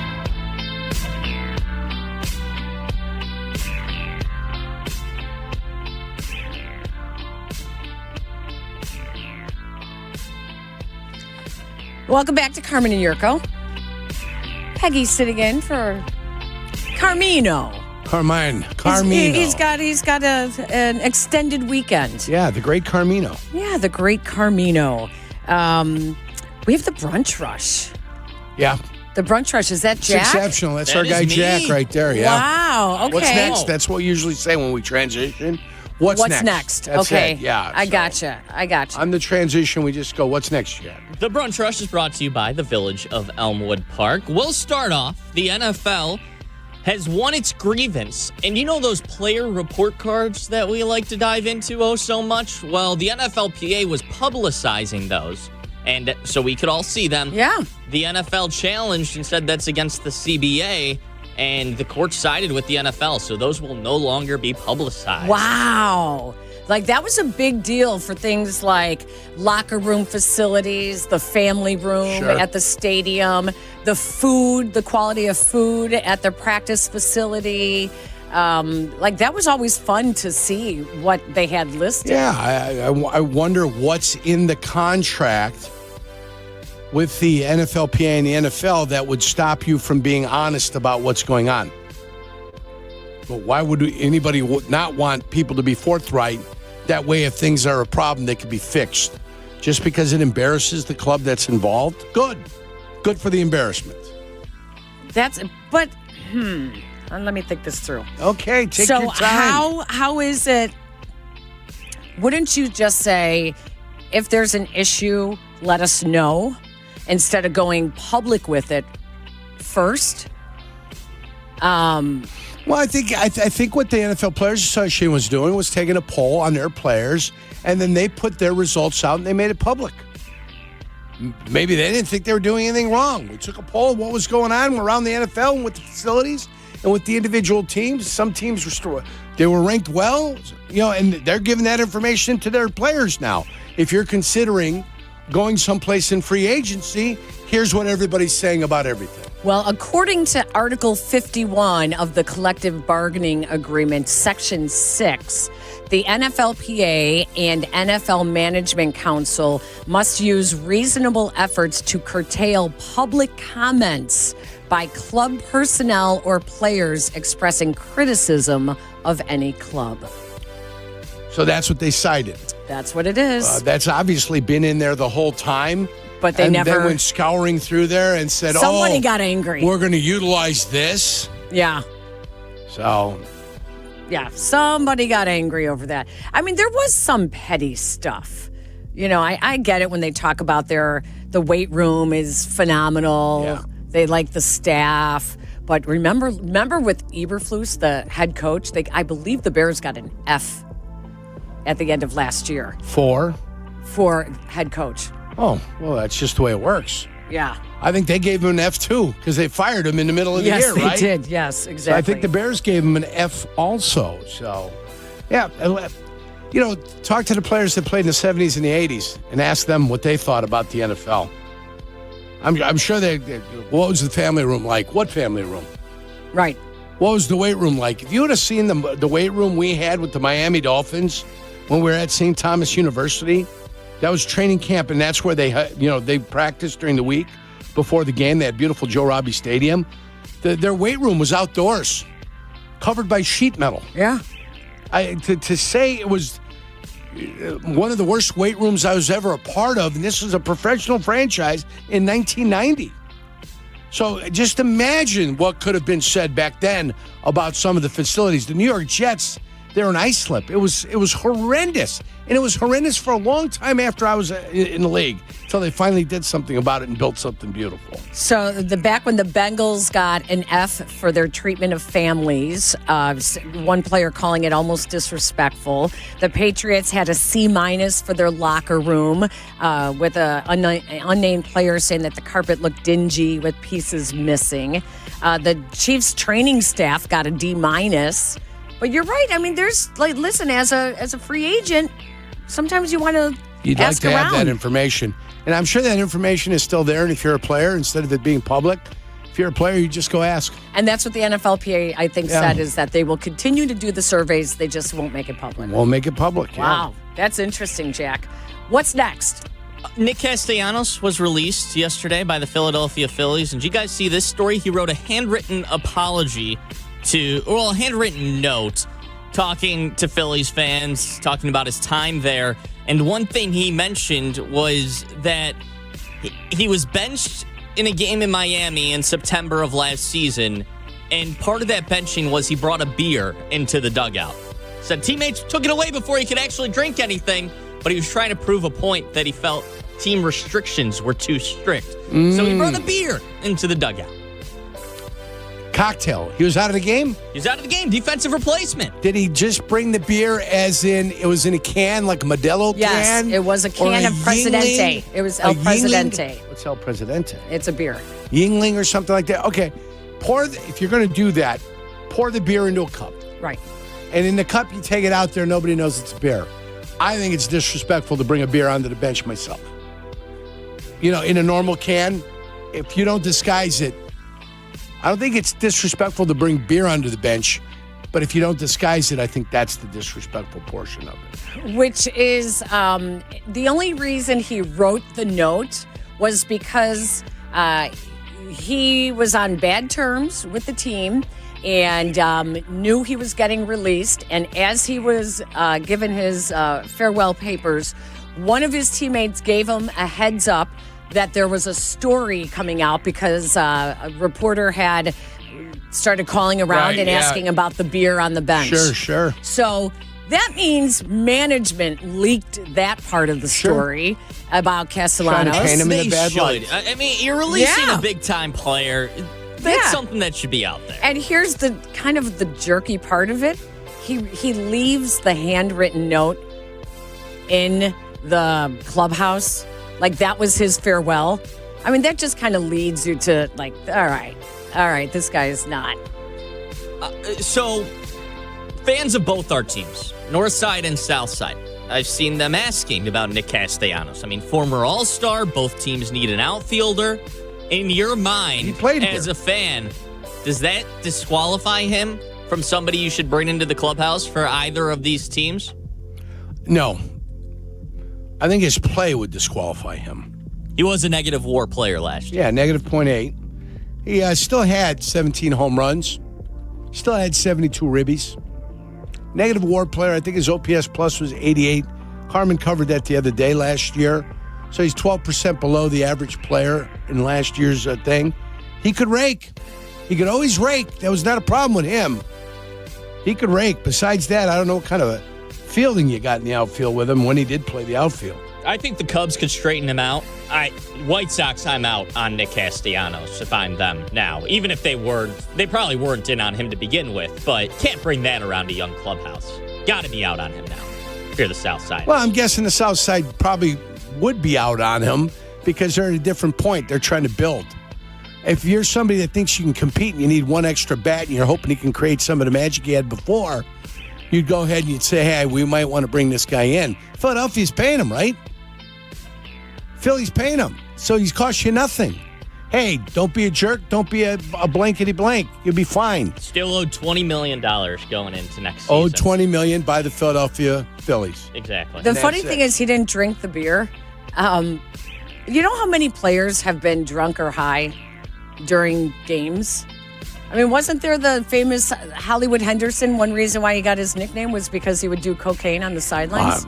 I'm sure he would. That's back in the 70s, the late 70s or early 80s for Hollywood Henderson. Mark Burley, when he went to pitch the 14th inning in the World Series, remember? Yeah, that's right. Yes. Oh, yeah. The legend had it that he was imbibing beers in the clubhouse, and then they asked him to go back on the mound. It's the legend of Mark Burley. Yeah, I got no problem with beer or whiskey. No problem. As long as you're not drunk on the mound, that doesn't bother me, you know? Ron Artest drank Hennessy at halftime of a Bulls game. Yeah. Hey, Gatorade, Hennessy. Maybe he's feeling an infection coming on, so he blast a little Hennessy down there to kill the infection. Oh my gosh. What's next? Should we have our Olympic medal counts? I think we should. Oh, well, what is it? Yeah. Up to date currently? Up to date currently. Norway at 18, tied with the Italians at 18 medals. But Norway has 8 golds. Italy has just 6 golds. The United States of America making a run. They're up to third with 14 medals. 4 gold, 7 silver, 3 bronze. Rounding out the top 5, you got Austria with 12, and then France and Japan tied at 10 medals. Did you see what Chloe Kim did? Chloe Kim. You got to help me. She's the snowboarder, half pipe, right? Half piper. She's dating Miles Garrett, right? the favorite, I believe this would have been her third Olympic gold medal, and she was favored yesterday. Did a phenomenal run. In tears afterwards, everybody was like, wow, that was unbelievable, amazing. And then followed by the Korean athlete who did her 2 points better. 17-year-old. They show a little cutaway, the camera to Chloe Kim, kind of in shock that she did not get gold. But then immediately she walked over to the 17-year-old who had been screaming. Her team was screaming like in shock and crying. And she walked over to them and gave them big hugs and congratulated them. Now that is sportsmanship. That is what the Olympics is about. I'm getting moved here. I mean, See? wow, that is moving. That is very emotional. Sportsmanship. Yeah. Not like the cheating French judges or Italian judges. To make sure that Do you believe the Italians are going against the Americans out there? Listen, whenever it's on your home turf, there's it's no secret. The home turf team suddenly gets more medals. Interesting. Norway seems to have stopped that. Norway doing a nice job being up on top. Well, they're also cheaters with the extra threads in their crotch at the ski jumping. I think that's everybody, though. Threads in the crotch. They're pumping their crotch area with hyaluronic acid. Yeah, all types of crazy they were stuff. actually suspended a couple of months ago. Stitching. Yeah. I heard you and Dion talking about that on Saturday morning. Thanks for listening. It's an award-winning show. Yeah, that's what I've been told. I'm not sure what award.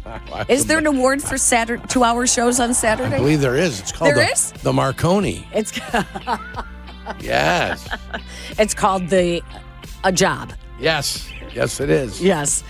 We gotta take a break. Is that it? We gotta get to Mike North. That's the brunch rush. He's got a bonus play coming up. And that is the brunch rush. We have Mike North's bonus play. Wow, coming up next. You're listening to Carmen and Yurko on ESPN 1000, Chicago's home for sports. This President's Day, stand up for comfort and real savings at Steinhoffel's. Celebrate with big deals store-wide. Get $50 off every $4.99 you spend. Save on sofas, sectionals, dining, bedrooms, and mattresses, plus amazing doorbusters. Make your dream room more affordable with no interest financing until 2031 when you spend $19.99 or more. Plus, get a $200 MasterCard. Hurry, shop in-store or online at steinhoffels.com. Make unforgettable memories with LaPorte County, Indiana's biggest summer events. Experience the adrenaline of the X-Insurance Great Lakes Grand Prix, July 27th through August 2nd. Enjoy the tradition of the LaPorte County Fair, July 11th through 18th. Marvel at the artistry of the Singing Sand Sculpting Festival, July 17th through 19th. And delight in the abundant summer family fun at LaPorte Lake Fest, July 24th through 26th. Make a short drive and feel miles away. Make plans to make your summer bigger and better at visitmichigancitylaporte.com. Guys, this is Courtney Cronin. Let's be honest, most of us aren't great at saying what we feel. That's where jewelry does the talking. And nobody does it better than Rogers & Hollins, family owned since 1910. From engagement rings to stunning jewelry and watches, whether it's a gift that speaks for you or something that elevates your look, they've got it all. Jewelry says it best. Rogers & Hollins makes it last. See the Rogers & Hollins difference at a store near you or go to fornowandforever.com. When your life turns upside down after an accident, you need an advocate like Wallner Law. I'm John Wallner, and for over 50 years, Wallner Law has fought for people just like you, injured, overwhelmed, and searching for answers. We don't just take cases, we take care of people, and we win for you. From car crashes to workplace injuries, Wallner Law stands by your side every step of the way. So call us today, 312-8-MILLION, and win with Wallner. Talk about stepping up! It's time to level up your game. Introducing the all-new ESPN app. All of ESPN, all in one place. Your home for the most live sports and the best championship moments. The electricity is palpable. Step up your game with no annual contract required. It's the ultimate fan experience. Level up for more on the ESPN app or at stream.espn.com. Sign up now. I'm Boomer Esiason. My mom died from cancer. She was only 37 years old. She didn't have life insurance, and that was devastating for my family. That's why having life insurance is so important to me. Ethos makes it fast and easy. Get a quote in seconds, apply in minutes, and get same-day coverage. You can get up to $3 million in coverage with no medical exam. Get your free quote at ethos.com/play. That's ethos.com/play. Paid spokesperson. Time spent on application may vary. Online health questions required. Nature is calling. No, not that way. Fishing, hunting, hiking, nature. Chauncey's Great Outdoors, Saturday mornings from 6 to 7 and available on demand on the ESPN Chicago app. You're listening to Carmen and Jurko. Listen to us now, live on the ESPN Chicago app. Chicago's home for sports. ESPN Chicago.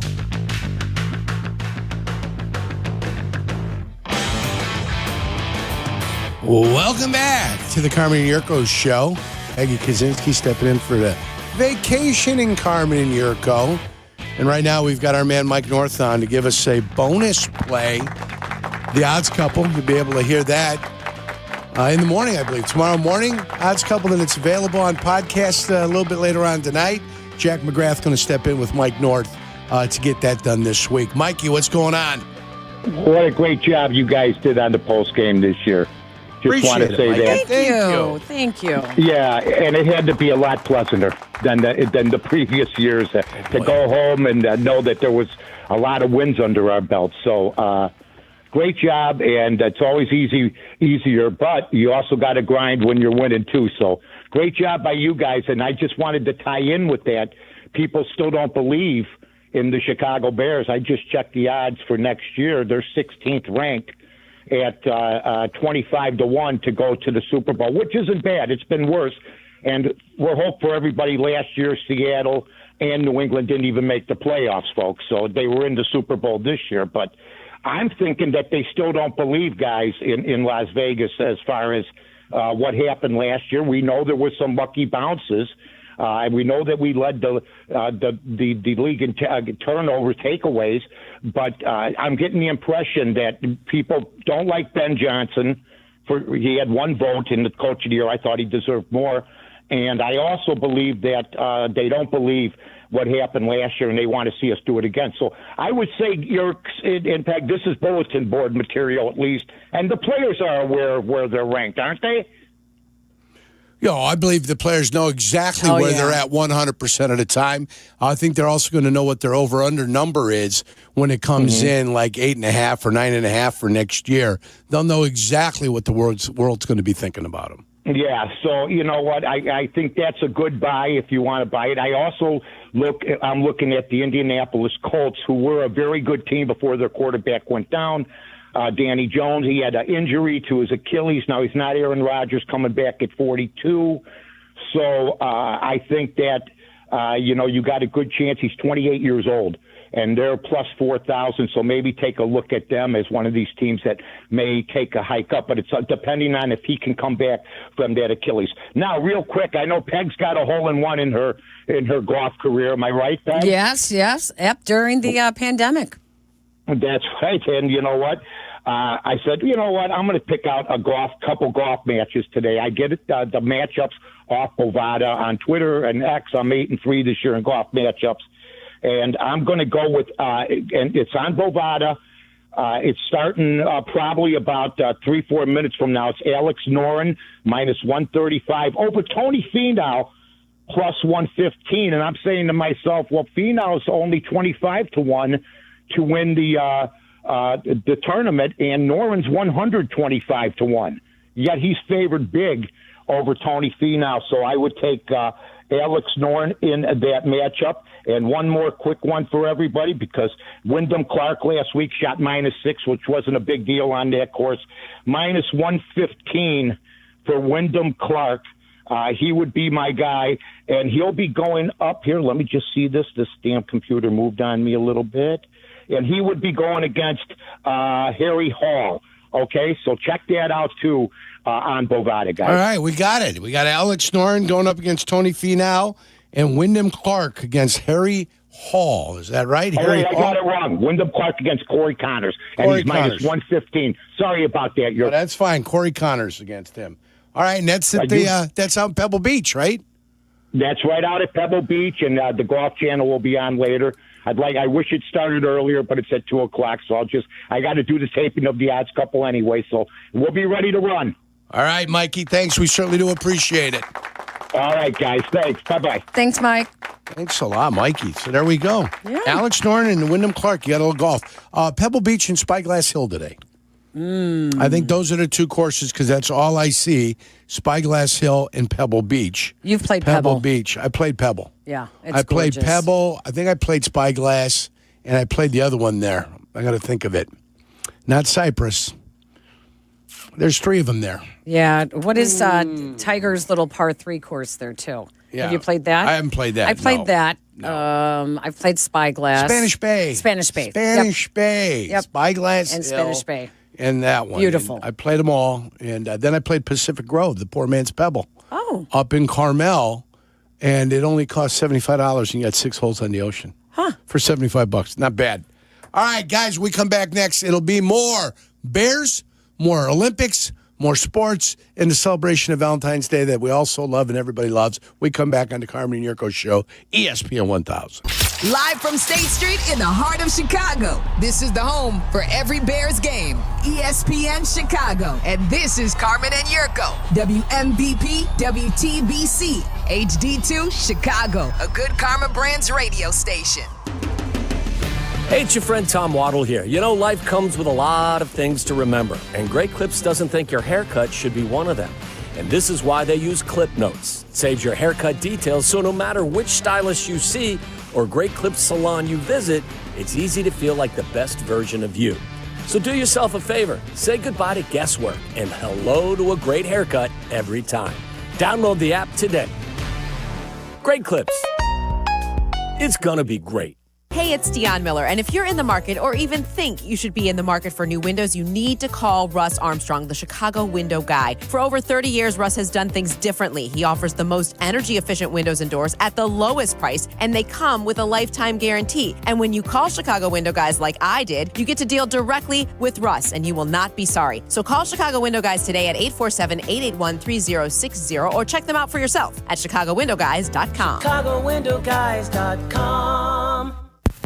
Grab the dial and crank it up, baby, because Potawatomi Casino Hotel Milwaukee is spinning its Winning Hits collection. Over the next 3 months, you could win a share of over $1 million in prizes. On top of thousands in cash and reward play, you could win one of 3 new Ford vehicles in the grand finale drawings on March 27th. Just play with your rewards card to earn entries. Press play on the Winning Hits collection, only at Potawatomi. More info online. Must be 21 and a rewards member to play. You strive for more in life and in business, never settling for anything less than. Your bank should be no different. It's time for a fresh perspective. It's time to move things from to-do to done. It's time for your bank to go the extra mile for you. Achieve more at Republic Bank of Chicago.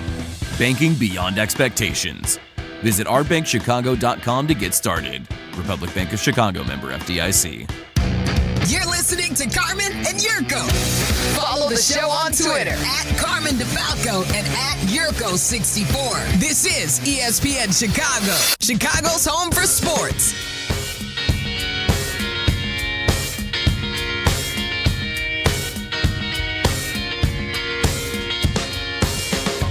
Carmen and Yurko. Peggy's sitting in for Carmen. Boy, this flies by, Yurk.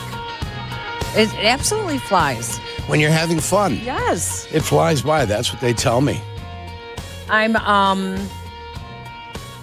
I'm thinking I do need to make reservations for Valentine's Day. You might have to, yeah. Make the 11th hour call. I don't think I've ever gotten something for my husband on Valentine's Day. You don't think you've ever gotten something for him? How about early in the relationship?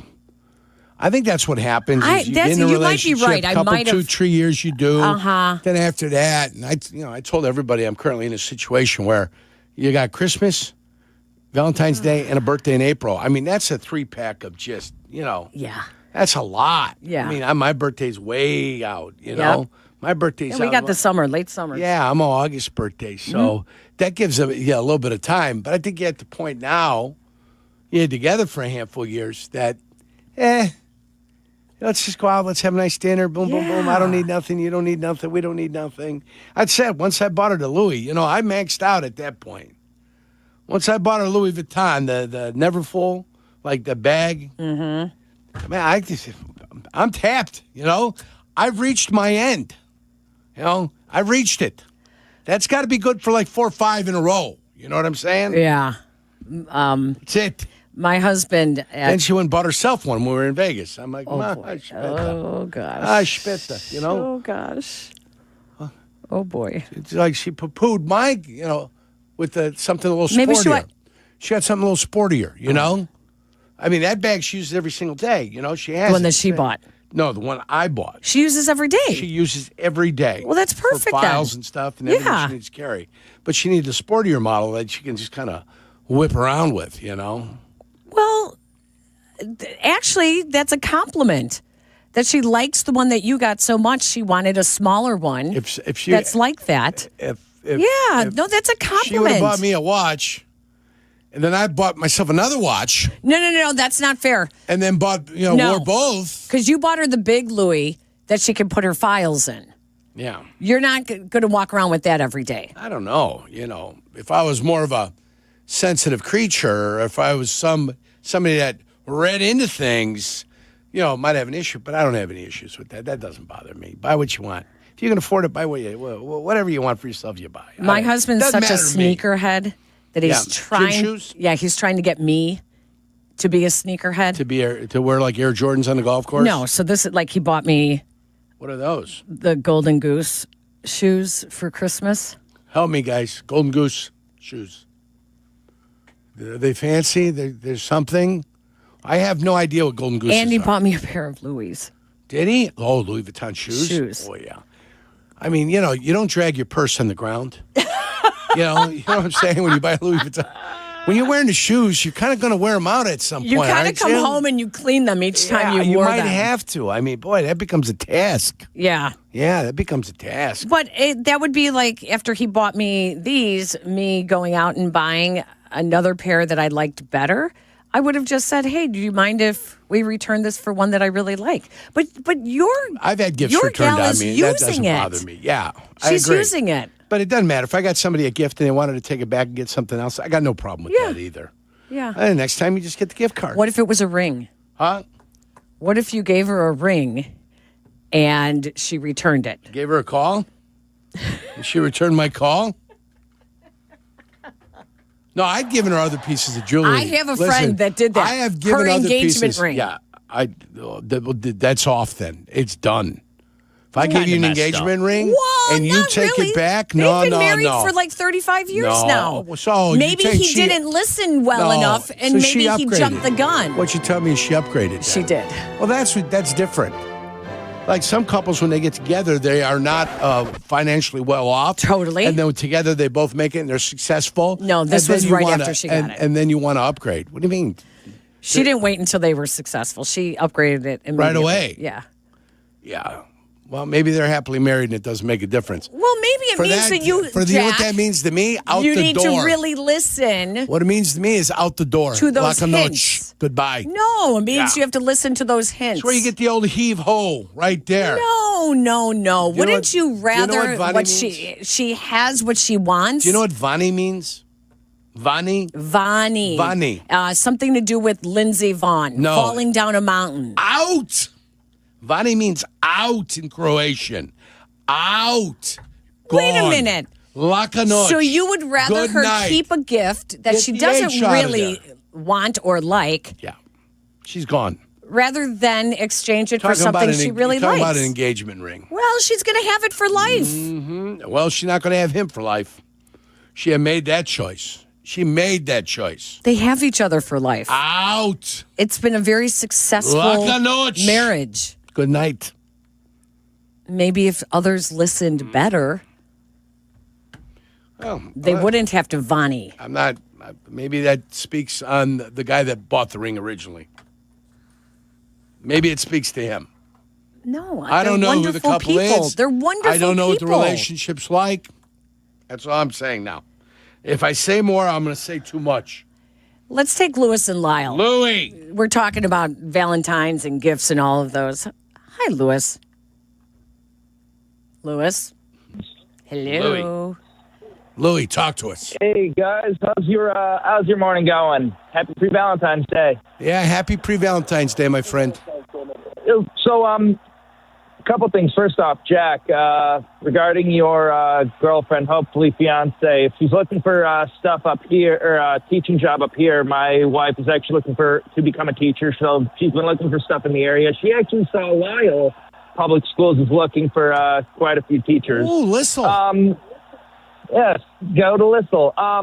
But I've actually got, you guys keep talking about getting these like expensive gifts for Valentine's Day. Yeah. Really, it is not, you don't need to do like some kind of expensive gift. First off, regarding reservations, you're right about that. I actually tried to get a reservation at Downtown Dean's Restaurant over 3 weeks ago. 3 weeks ago, he's completely booked. But maybe I'm dead serious. But, yeah. But regarding what to do for Valentine's Day, don't do anything like big. What you need to do is like treat it like any other day, except, and this is what my wife and I have always done, use it as an excuse to do a date that you would not, or that you otherwise would not do. Like a couple of years ago, she and I are both really big fans of Taylor Tomlinson. Normally, we would not go to see a live show just because tickets are a little bit pricey. We saw it was on a Valentine's Day, though, and went, you know what? This is the perfect excuse to go see one of our favorite comedians. Do something like that. You don't need to spend thousands of dollars on some big gift. Agree to go see a musical, Yerk. Yeah. A musical that you typically would never want to go I don't think so. sit through. And that gift was for Christmas, too, by the way. I was It wasn't gonna a say, Valentine's Day these gift. big It was gifts, a yes. big gift was for Christmas. The gifts we were talking about were to Christmas. do something that you don't usually do is kind of that's good advice. That is actually... I like that. I'm not going to see a musical, though. Something she's been asking you to do. I watched Hamilton. My daughter went with the school. Yeah. And she went and saw Hamilton twice. Loved it. I've seen it 3 times. And then I think it was during the vid, right? Did it come out before the vid, during the vid? I think during the vid. Oh, it came out before. Yeah. So during the vid, I ended up watching it with my daughter online. Yeah. So we watched it together. And I was wildly entertained. Now, I don't know if I'd go sit in the theater, bigger fella. The theater's I'm way a better. little bit uncomfortable, you know what I'm saying? Yeah. My knee hurts, it throbs, I got to be able to get up. Yeah. Probably have to go to the bathroom once or twice. So the theater experience for me nowadays with the physical pains that I have in my knees, I don't know if I'd want to sit for that long. So watching it on the computer, nice and relaxed. My daughter helped, she watched it. The King was fantastic in that thing. Oh, he's hysterical. That guy is fantastic. Very funny. Best Yes. part of the whole thing was the King. Yeah, very funny. Yeah. And they made fun of him all the time, too. Would you go see Wicked the movie? No. I wouldn't see Wicked. I wouldn't pay $1 to see any of that My crap. daughter and I tried to watch it. Yeah, none of it. I wouldn't spend 50 cents to watch that. I mean, the first part was pretty good. Crap. Awful.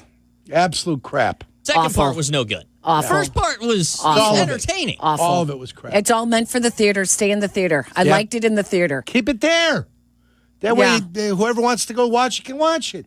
Yeah. No. Garbage.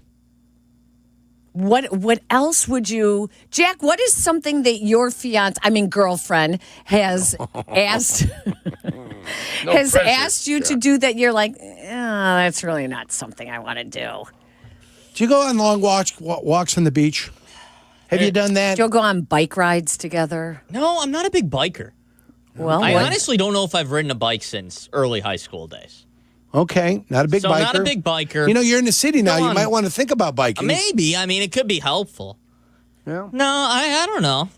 You like a scooter? You a scooter guy? Yeah, you guys drive around the city in scooters? No, not a scooter guy. No scooters. Yeah, you hate wheels. I'm a walker. I walk fast. He's a fast That's walker. a Chicago walker. I'm a fast walker. I'm just passing people up left and right, so I'm a walker. Yep. You look both ways before you cross the street? Most of the time. All right.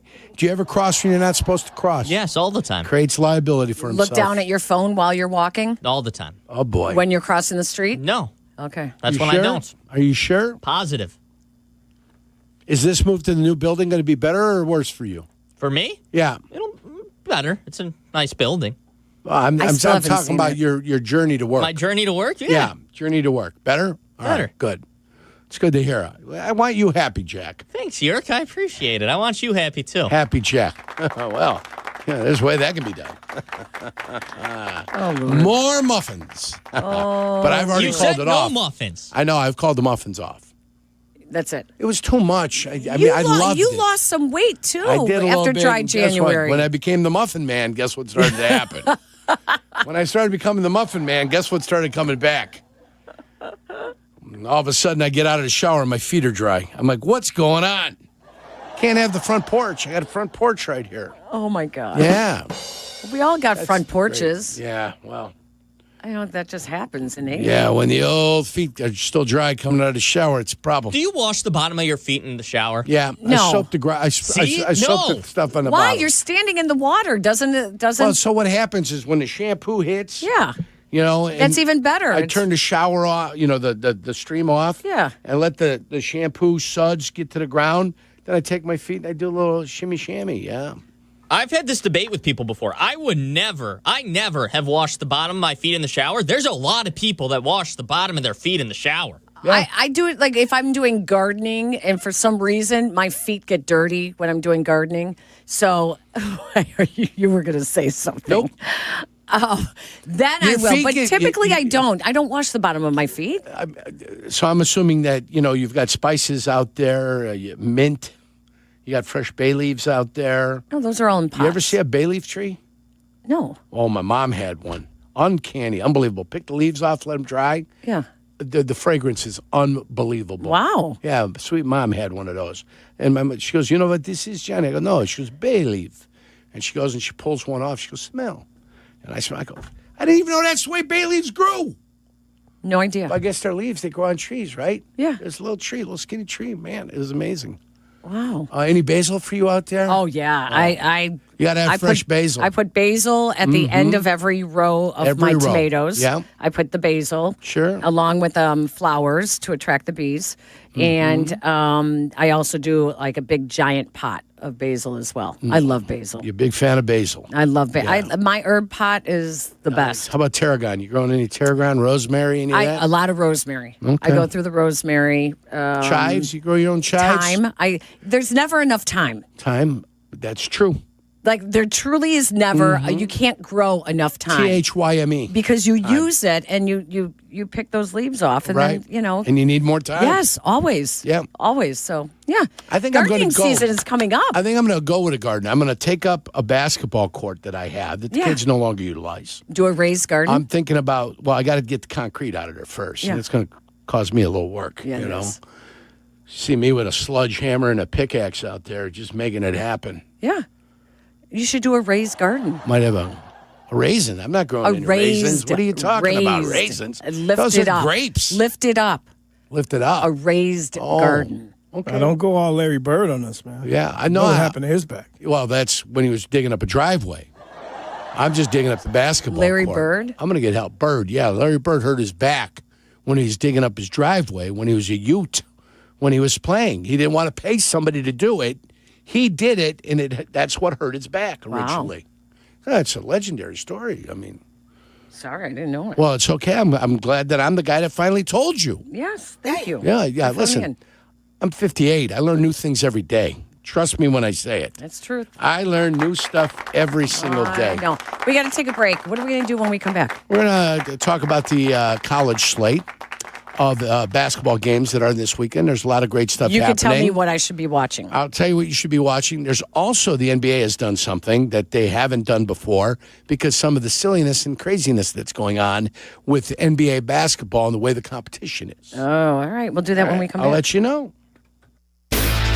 You're listening to Carmen and Yurko on ESPN Chicago, Chicago's home for sports. Hey, it's Rich Eisen. You can now listen to The Rich Eisen Show right here on the home of the Chicago Bears. The Rich Eisen Show, weekdays noon to 2. ESPN Chicago. How about fresh seafood, from crispy calamari to tender clams? Oh, it all awaits at Donnie G's. Good call. How about a legendary sandwich from Johnny's Beef? Yes, the heavyweight champ. We could do this all day, Carm. You know, we really could. I'm here with Elmwood Park Mayor Skip Saviano. Skip, food is at the very heart of your community. Absolutely. And I invite everyone to experience Elmwood Park's historic dining scene, Carm. Oh, and what a perfect time. It's Restaurant Week now through February 15th. Grab the family and your friends, bring your appetite, and don't just take my word for it. Mayor Skip says it all. Elmwood Park is waiting for you. This President's Day, stand up for comfort and real savings at Steinhoffel's. Celebrate with big deals store-wide. Get $50 off every $4.99 you spend. Save on sofas, sectionals, dining, bedrooms, and mattresses, plus amazing doorbusters. Make your dream room more affordable with no interest financing until 2031 when you spend $19.99 or more. Plus, get a $200 MasterCard. Hurry, shop in-store or online at steinhoffels.com. Hey guys, it's Silvy. Football is over, but this is one of my favorite betting stretches of the year. Pro basketball every night, college hoops deep into conference play, and futures starting to take shape. This is when having the right numbers matter, and that's why I'm on Circa Sports Illinois, the world's largest sports book with some of the best odds you'll find. I'm on Circa every day, playing props, totals, and digging into futures. Real limits, low holds, zero bet fees. Download the Circa Sports app today. Got to be 21 years or older. Gambling problem? Call 1-800-GAMBLER. 1. Some say it's the loneliest number, but when one is a collection of many, one can stand for all. Blue Cross and Blue Shield of Illinois is one company serving their communities across one country for nearly 90 years. And as they continue to empower whole person health with compassion and innovation, one member at a time, Blue Cross looks forward to keeping you and the ones you love at the center of everything they do. Blue Cross and Blue Shield of Illinois, through it all. Okay, I have to tell you, I was just looking on eBay where I go for all kinds of things I love, and there it was. That hologram trading card. One of the rarest, the last one I needed for my set. Shiny like the designer handbag of my dreams. One of a kind. eBay had it, and now everyone's asking, ooh, where'd you get your windshield wipers? eBay has all the parts that fit my car. No more annoying, just beautiful. Millions of finds, each with a story. eBay. Things people love. Hey, it's Rich Eisen for Pella Windows and Doors. Sometimes teams take a time out to regroup and call the right play. When it comes to your home, Pella Windows and Doors always has the winning game plan. They do it every day, and that's why your neighbors trust them. Visit Pella.com/Eisen today. Right now, Pella Windows and Doors of Greater Chicago and Northwest Indiana is offering 25% off windows and doors and 0% APR for 24 months. Some restrictions may apply. See store for details. Offer ends February 28th, 2026. Hit the road in a brand new Chevy in less than 1 hour at Advantage Chevrolet Bridgeview. You can sign and drive away in 60 minutes or less. Seriously. Or they'll cover your first car payment. Every new Chevy is backed by the Advantage Plus program. Advantage Chevrolet Bridgeview. Together, let's drive. You're listening to Carmen and Yurko. If you missed something, get the podcast on the ESPN Chicago app. This is Chicago's home for sports. ESPN Chicago.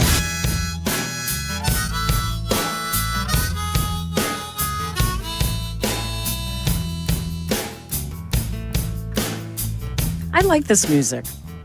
It's kind of a nice and relaxed for you. Yeah. Huh? Tom Petty and the Heartbreakers? Yeah. Is that who we have here? Kind of a. Yeah. It's getting us. It's almost like a seasonal. We're moving out of the doldrums of winter. Looking ahead to spring. Sure. You know, it's good. I believe these guys were from Florida, Gainesville, Florida, to be exact, where the University of Florida is at. I never appreciated Tom Petty till I went over to Europe. I went over to Germany to do some NFL Europe games in 2001, I believe. I went out and they had a Tom Petty thing, and I listened to like 25 songs. I'm like, I know every single one of these songs. And I didn't know they were all from Tom Petty, even though Tom Petty's got that unique sound. Yes. I just didn't know he had that many songs. Yeah. And he did. So I appreciated Tom Petty a little bit more after that. lost him way too early. I thought he was going to have another 10 years after, 10 years left before he went and passed away on us. So that's a little bit upsetting. I always want to go see Tom Petty, and I never got the chance to do it. And that way, when the Stones rolled around here, I never saw the Stones ever. But they rolled through here a couple years ago, last summer, I think it was, 2 summers ago. And I said, the hell with it. Let's go. I had a buddy call me, Harry O. He goes, Yerk, let's go. I said, you got to give me a ticket for my lady friend, for my girl. And he goes, it's going to cost you. I said, not a problem. He got me one for free. The other one's going to cost me. Yeah. Not a problem. So paid up, got it together, averaged the cost like it was the two of us going. It wasn't that bad. And we saw the Stones. Phenomenal. The Stones were phenomenal. Mick Jagger, unbelievable. Yeah. Keith Richards still just play a guitar. Keith Richards should never open his mouth and sing, though. They gave Keith 3 songs. Oh. And I think everybody got the same idea. Keith singing, time to go to the bathroom. Not good. Time to go relieve yourself. Oh, boy. Yeah. Don't sing. I saw the Stones once. Let Mick sing, and that's it. Worst date of my life. Oh, it was a date. Okay. The concert was good, but the date was poor. I have erased it all from my mind. That's bad. And we were way up front.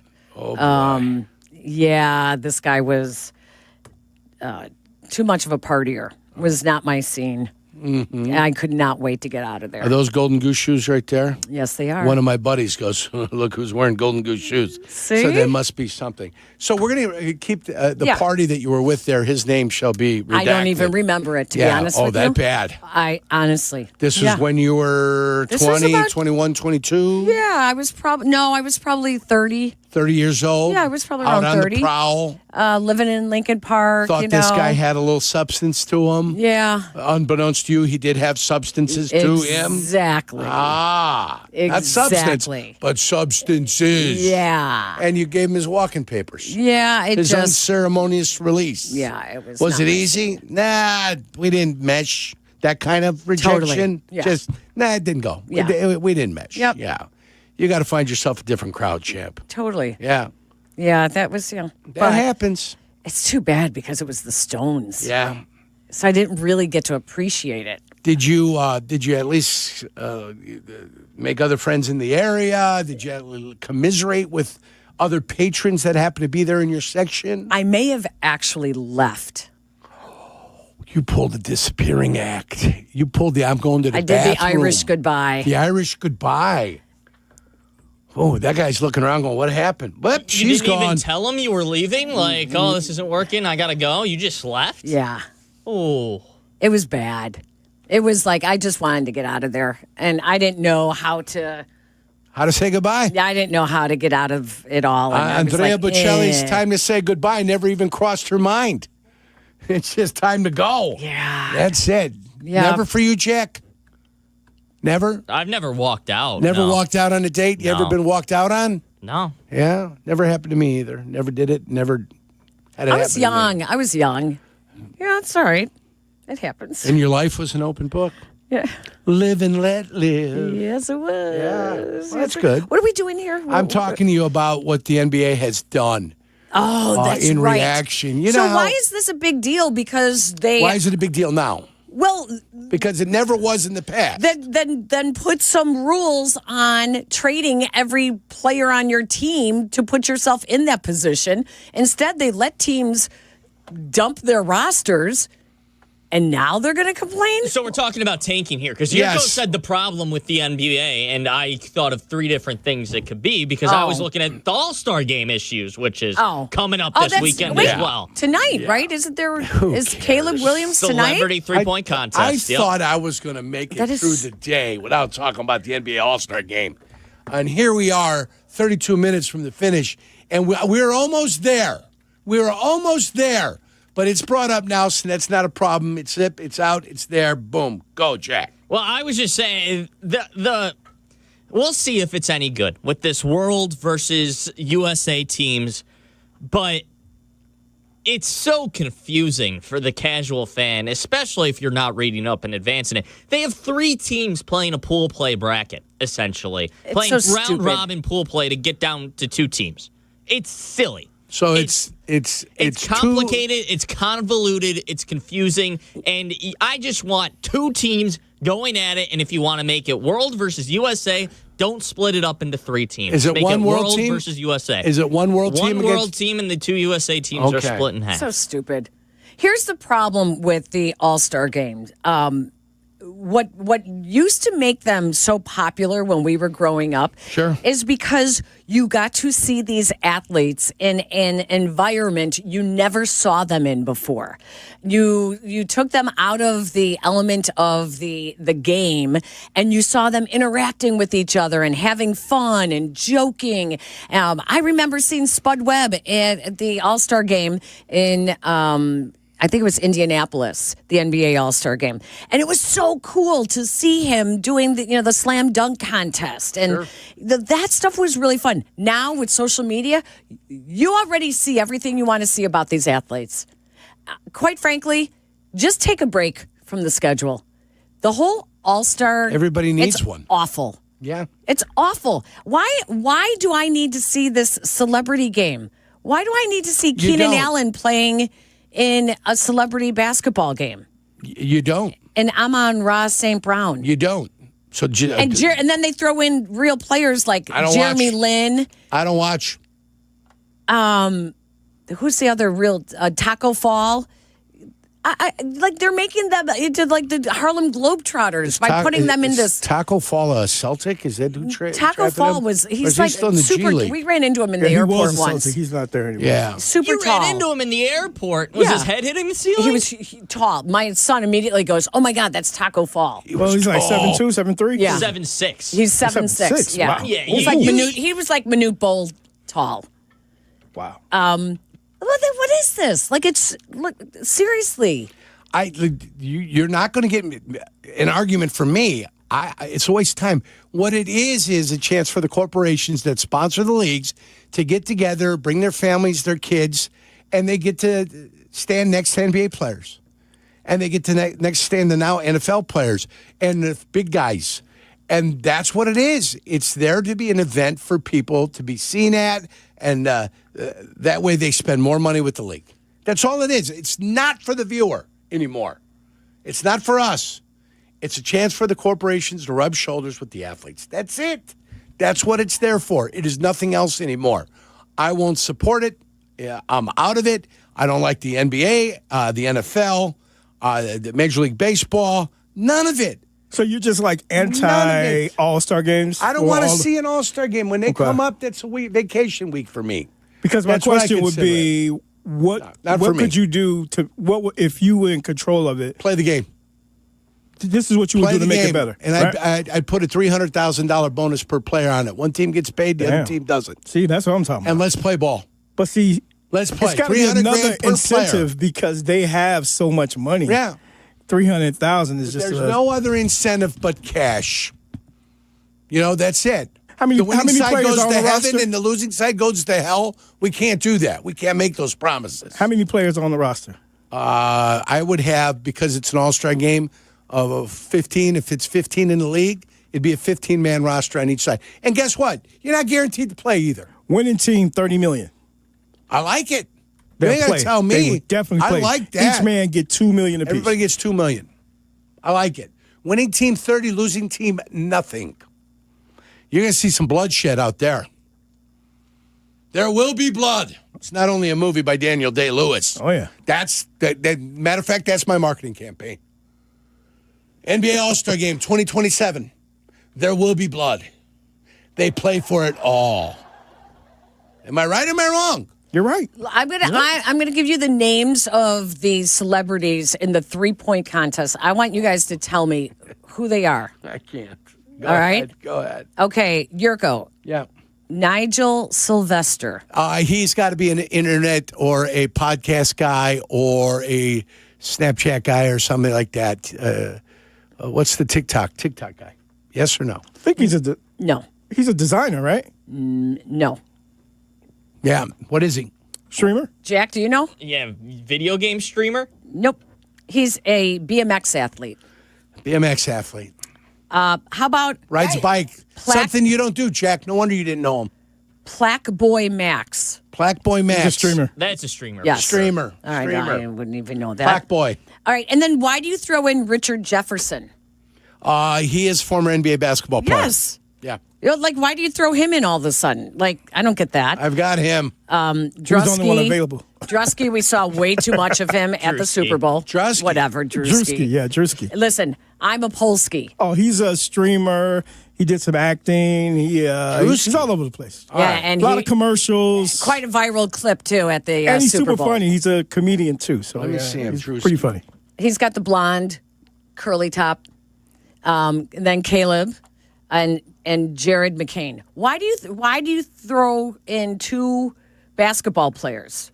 I mean, Jared McCain scored 13 points last night. Well, so why I don't get this. Well, see, I believe that there's an invite list, and if players don't want to come, they're just going to pick the ones who say, yeah, I'll show up. That's what I think. So you have two actual basketball players in the celebrity three-point contest. And plus, Richard Jefferson he's the analyst for ESPN as well as ABC, does some games, calls some games. So, he's available. So they want to see if he still has game. Right. Is Drusky funny? Because if he's funny, I think I want to see some of this stuff. He's funny. Go on his YouTube. He's very funny. Then I'm going to check him out. I'm looking at some he's stuff. Funny. He is funny. He's got funny. commercials, I want to see it. He's in a bunch of commercials now, too. Do you see Jason Williams' shoes being re-released? Really? White chocolate. The purple 55 shoe.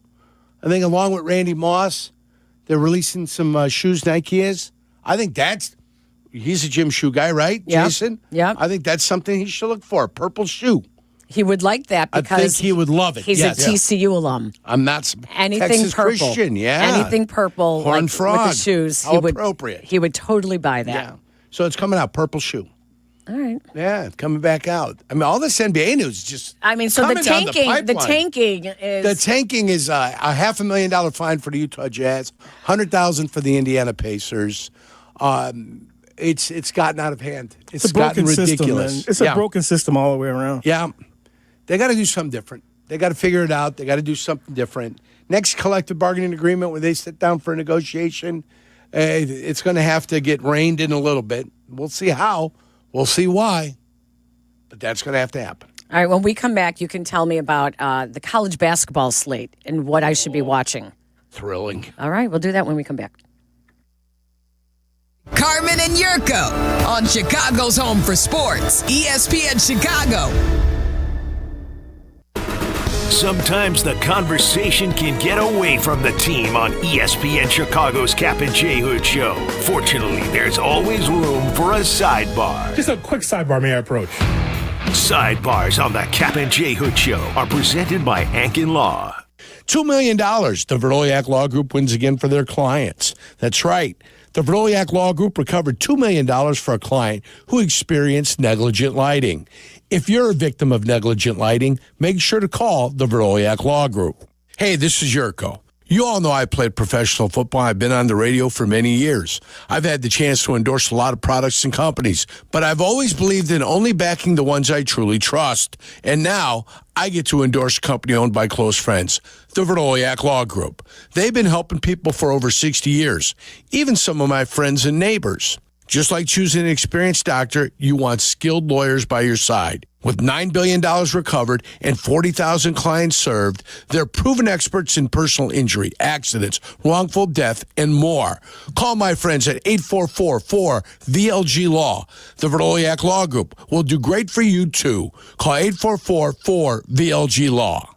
For over 50 years, M&M Home Remodeling has delivered expert craftsmanship, honest service, and the industry's best warranties across Chicagoland, earning the Better Business Bureau Torch Award for business ethics twice. Now, the trusted name in home remodeling also powers M&M Commercial Roofing. From leak repairs to full roof replacements, your business gets the same quality, transparency, and long-term protection you expect from M&M. Protect your property. Call M&M Home Remodeling and M&M Commercial Roofing. Your peace of mind is guaranteed. Hey guys, it's Courtney Cronin. Picture this. She opens the box. The light catches the shine inside, but what you really see is her smile. That's the winning moment. That's what Rogers & Hollins delivers. Not just a ring or a necklace or a watch, a moment. A story she'll share every time someone compliments her. For 115 years, Rogers & Hollins has been the jeweler Chicagoland trusts. Because while the world changes, the power of giving jewelry never does. Visit your local Rogers & Hollins or go to fornowandforever.com. Do you read more about your team in the off-season than in the season? Does your game day outfit include a brown bag with eye holes?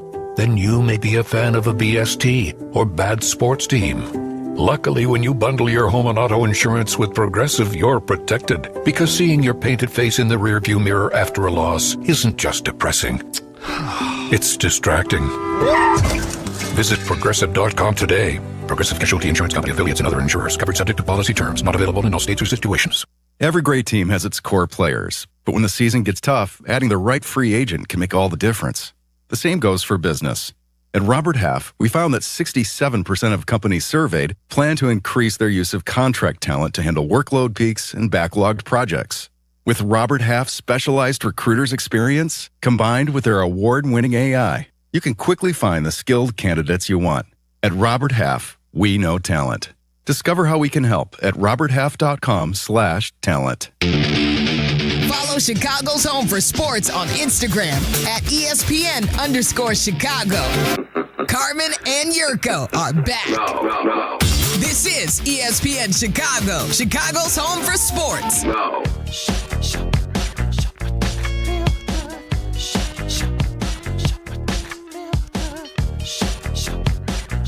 Some good oldies here. What should I watch in college basketball? I'm going to tell you. Let's go to Viking Scott. He's got some thoughts about college basketball himself, and he's one of my go-to college basketball guys, especially when we get into March, because he's fantastic. Viking Scott. Can we press Viking Scott in? Can anybody get to Viking Scott and get him in here? Hello, Viking Scott. No. That's not going to do it. He needs to change color. Can you hit the button? Where he's at? Yeah, there he is. Viking, what's going on, buddy? There we go. That could have been the longest pause in radio history. To get I'm with you, brother. But we kept talking. I forget that Carmen typically does all that. He's the mover and the shaker, Yeah, sorry about that. No, you're good. My fault. Peggy, I don't know how much you watch, but anyway, the Selection Sunday is 4 weeks from Sunday. Okay. So now that football's over, people kind of let this go. It's waste time. But once again, think about this. Picking a perfect bracket with all the contests nationwide could be worth millions of dollars. So it's time to kind of scout and see how these teams are. And we have some great college matchups this weekend. You start out the morning with Clemson and Duke in the ACC, number 20 against number 4. But right while that game's going on, you have a really good game for two teams that I actually think are potential Final Four teams in Iowa State and Kansas. And that's number 5 against number 9. And Kentucky, Florida later on in the day. Mm-hmm. But one of the games, and then later on, Texas Tech, who is one of the best players in the country, and J.P. Toppin, against Arizona, the number 1 team in the country. Even after a loss to Kansas, they'll remain number 1 because they only have 1 loss. But then a sleeper game, late night, Peggy can't fall asleep. Gonzaga against a team that is in the tournament. If you go to all the bracket experts, against a Santa Clara Bronx. They're also a kind of an underwritten team, like people don't know about them. But Santa Clara, a very tough team, playing Gonzaga at home. That could be their game that kind of solidifies their tournament bid later in the season. Wow. Yeah, so he's on him. Every one of those games is on my list right here. The only one he doesn't have, the ones I want to take a look at Sunday, you've got Illinois that's going to play against Indiana in Champaign. The Fighting Illini have lost 2 straight games in overtime. They've got to right the ship at home before they start going on the road and having to play on the road. So they need to win one first before they get on the road. The other one is Purdue. Purdue won their game after losing 3 in a row. So Purdue's playing Iowa in Iowa. I think Purdue's got to come out with another statement game to say, hey, we're back. We had a little hiccup, 3 losses in a row in the middle. Not perfect. They lost against Minnesota up in Minnesota, which was absolutely brutal. So there's a couple of Big Ten games that you just want to keep your eye on to see if they can come back and do what they need to do. There is, Yerk, but please add tonight. If you're not doing anything and you're going to dinner, maybe looking at a cocktail, go for a nightcap, You get the undefeated Miami, Ohio Redhawks against the Ohio Bobcats. The team, Miami, Ohio has played nobody. How many quad one wins? 200. How many quad one wins for Miami, Ohio? 24-0, and there's 0 quad one wins. 0 quad one wins. And, unbelievable. Once again, schedules are put out ahead of time. Hey, play in the MAC. Right. But they're talking about, like, if they lose their tournament and have 3 losses, they may not make the field. Which would be the biggest travesty ever. If you go 30-2, and I don't care, you have 2 losses in the MAC, who always has done well in the big tournament, 30-2 deserves you to get in and put them at a 12, one of the last at largest, play-in game, whatever. But if you only have 2 losses and you played a 32-game schedule, you deserve to be in the tournament. CBS Sports Bracketology at 24-0 right now has them as the first team out. Yeah, it's crazy, isn't it? Of the tournament at 24-0. They haven't played anybody. Yeah, I know. 0 quad one wins. I don't even know if they got a quad 2 win. I have some Purdue news, and I actually know this person. Do you remember Caden Pierce, who played at Glenbard West and was the Ivy League Player of the Year a year ago for Princeton? He is sitting out this year. He entered the transfer portal. He is picking Purdue to play for next year. Is he? 6'7", yeah. Oh, little early news. You see that? There's Peggy Buckets. There's Peggy Buckets. Yeah. Thank you, Scott. That's the only thing I know about college basketball. Caden Pierce, local kid, is transferring to Purdue after he sits out this season to get his degree at Princeton. How about one thing I'll finish with, Peggy, both our schools, Southern Illinois and Illinois State, down years this year. Not good. Not good. Darn it. Yeah, you down year too, guys. Thank you, Viking Scott. We appreciate it. How about that for college basketball breakdown? That's pretty good. Told you, he's my guy. I like he happened that. to be up there. I just took him and said, we got to talk to this guy, because in every single game that I've got written on the Chicago Sun-Times, we covered. Just those are the games of the weekend. If you get a chance to take a look, go ahead and check those out and watch those if you get a chance. And don't forget, our YouTube and Twitch streams are brought to you by LaPorte County. Make a short drive and feel miles away. Plan your summer vacation in LaPorte County, Indiana at visitmichigancitylaporte.com. And we will wrap things up here next. Carmen and Yurko, they'll be right back. ESPN Chicago. Hey guys, it's Silvy. We say it every year, new you. But this year I'm actually doing something about it. I've been going to Cairo One Wellness Centers for months now. My body feels great and I'm moving better than ever. If one of your New Year's resolutions is to feel better and actually take care of your body, you gotta check out Cairo One. They have 50 locations across Chicagoland, so there is one near you. No drugs, no surgeries, just personalized chiropractic care. Visit ChiroOne.com today and let them know that Silvy sent ya. At Elmhurst University, we give you the tools to soar. Whether you're undecided on your future, exploring a new path, or looking to level up your career, here you'll find support, skills, and opportunities as limitless as you are. Go beyond with a community of care and support. Do more with knowledge that's timeless. It all starts at Elmhurst. Go far, do well. Start today at elmhurst.edu. Hey, this is David Kaplan. I dislike winter. Give me a 95-degree sunny summer day and I'm a happy guy.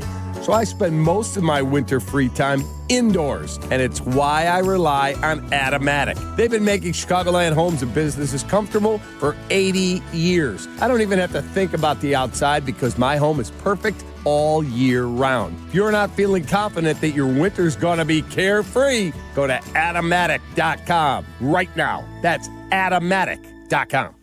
This President's Day, stand up for comfort and real savings at Steinhafels. Celebrate with big deals store-wide. Get $50 off every $4.99 you spend. Save on sofas, sectionals, dining, bedrooms, and mattresses, plus amazing doorbusters. Make your dream room more affordable with no interest financing until 2031 when you spend $19.99 or more. Plus, get a $200 MasterCard. Hurry, shop in-store or online at steinhafels.com.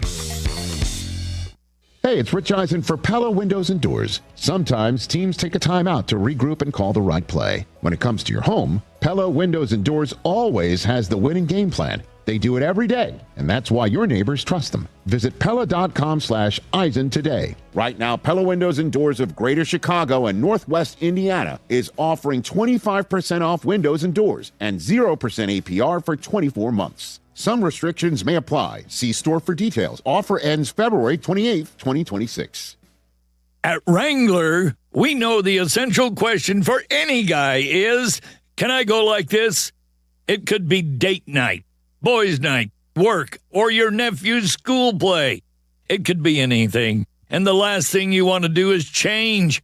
That's why Wrangler makes jeans, shirts, jackets, and tees that answer yes to life's essential question. You can go in Wrangler. Check out our latest styles today at Wrangler.com. Wrangler, for the ride of life. The 2025-26 City Edition jersey presented by Motorola Razr is here. A remixed fan favorite returns to the United Center this season. Learn more and shop the jersey at bulls.com/city. Follow Chicago's Home for Sports on Twitch at ESPN 1000 Chicago. Carmen and Yurko are back. This is Chicago's Home for Sports. ESPN Chicago.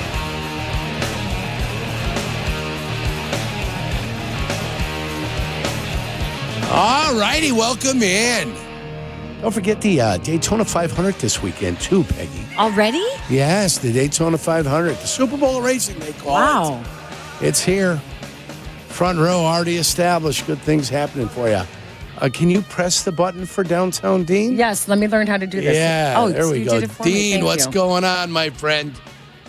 Hey, good to talk to you guys. I actually called up because I had a couple of food notes. I wanted to talk to Peggy yesterday, but I didn't have a chance to call. I called, and Tyler Rocky told me to call back next week. But my heavens, good kid, who knows who's going to be here next week, you know? You're right. So the first thing I wanted to say was, I thought you guys were getting these muffins from Dunkin', and when I heard Jack was getting them from Jewel, I got to give him the J. Moore clap, because I love the Jewel Bakery. Outstanding blueberry muffins, great economical price, like Yurko mentioned. The cookies that come in the purple bag there, unbeatable. So you shouldn't waste your time going to any other grocery store bakery other than Jewel. They got you covered over there. Wow. And the other thing I wanted to mention was, because I couldn't get on Quick Bitch yesterday. Are you familiar with Quick Bitch? I am not. So it's a segment they've done. It's relatively new. You call up, you give a quick bitch. And the one I wanted to mention was this, for everyone out there. Stop. When I order my bacon well done at a restaurant, standard bacon should already come crispy. No one should be ordering their breakfast meat medium rare. All breakfast meat should come cooked through. Well done. Now, my question for you, Peggy, is do you and Waddle have to deal with kind of stuff at your respective country clubs, or do they know that if it comes out soggy, they're going to get canned? What do you think? Is your bacon crispy at the club, or can you order it like half cooked and get limp bacon? I don't know. I mean, I like it both ways. So however it's cooked is how is. Shocking confession. Shocking, absolutely shocked Peggy. right now. Yeah. Oh, wow. Good for you, Peggy. Hey, it's 2026. Not bad, right? No, I'm a crispy bacon guy. I like my bacon cooked through crispy. My mom used to cook it where she didn't cook it the whole way, and that's the way my dad liked it too. I actually like it that way. Yeah, Mom and Dad liked it that way, but I make sure I got a nice crisp. But when you need crumbled bacon for something, yeah, there's nothing wrong with eating it. You got to make some extra. Right, 100%. I too, when you take the bacon out, the bacon's still cooking too. Yes. You take it out, you put it in, on a plate with with a little bounty on there to absorb the oils. It's still cooking. Like most, so if you think you brought it out and it was perfect, by the time you get to it, it's like, what happened? Yeah, it's crisp to the bone. Yep. So be careful. We've got an Olympic update. Breaking news. Oh, breaking news. Peggy likes it both ways. Yeah. We're going to keep that. Thank you. We're going to keep that, Jay Moore, and we're going to utilize that throughout the year. Listen, as you get older, Yeah, the rules become you know what? We're all college students. We're all adventurous back then. Yeah. Hey, what's that? Whoa. You better slow down there, sailor.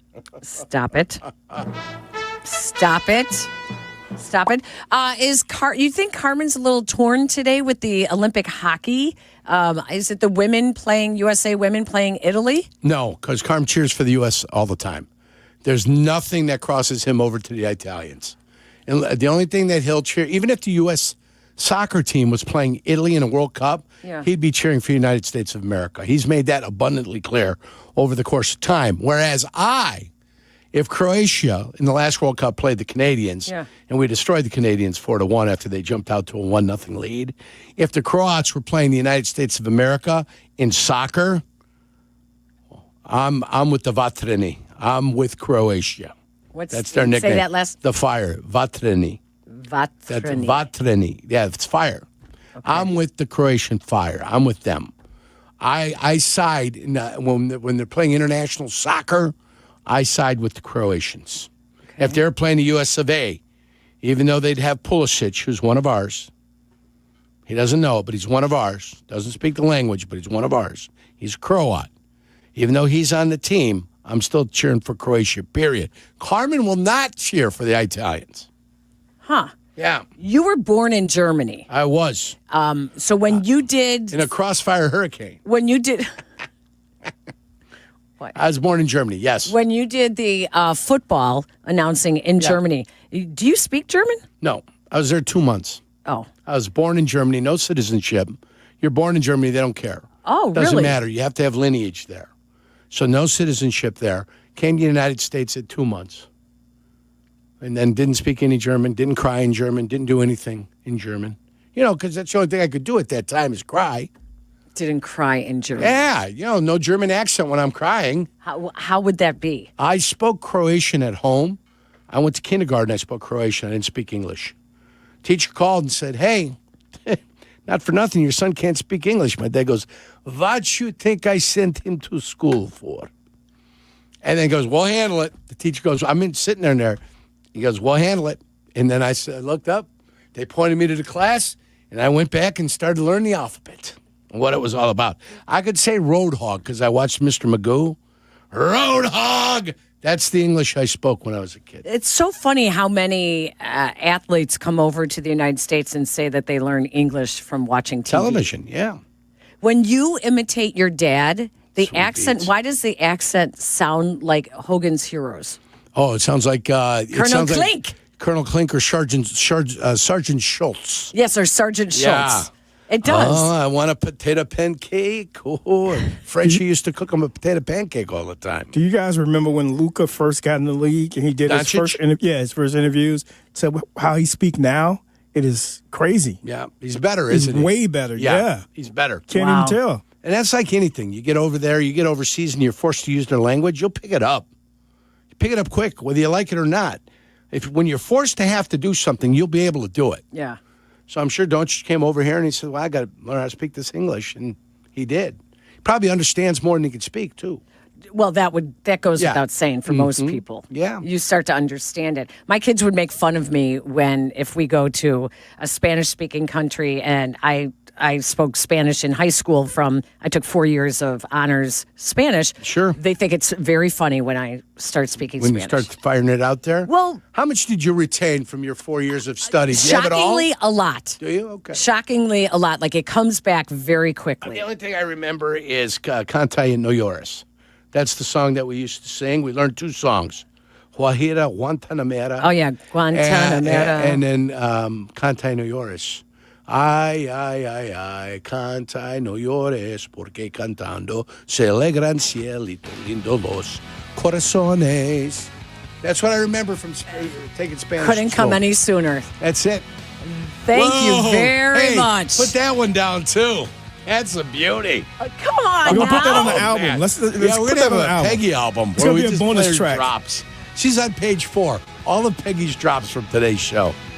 Jack, good luck with your impending engagement. Yeah. Good luck. The pool has started. Jay Moore, I'm gonna. I got your number. Oh, I got your number. Yeah, like Jenny. I've got your number. Happy Valentine's Day. Happy Valentine's to you. Yeah, enjoy it with your significant others. You and too. everyone out there as well. Enjoy your wonderful Valentine's Day weekend. And do something for each other. Maybe That's do right. something new. Yes. Rich Eisen is coming up next. Take care, everyone.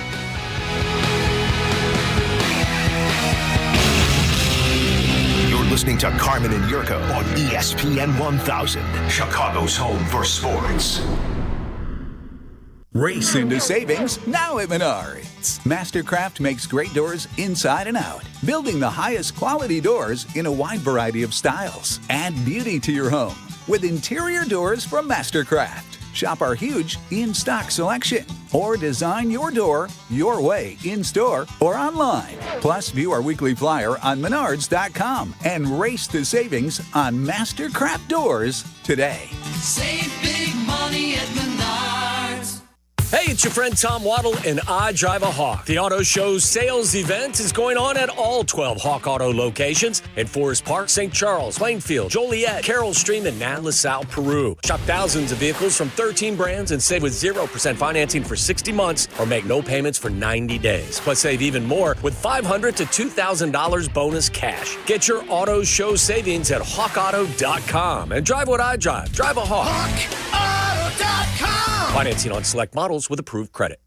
Guys, this is Courtney Cronin. Let's be honest, most of us aren't great at saying what we feel. That's where jewelry does the talking.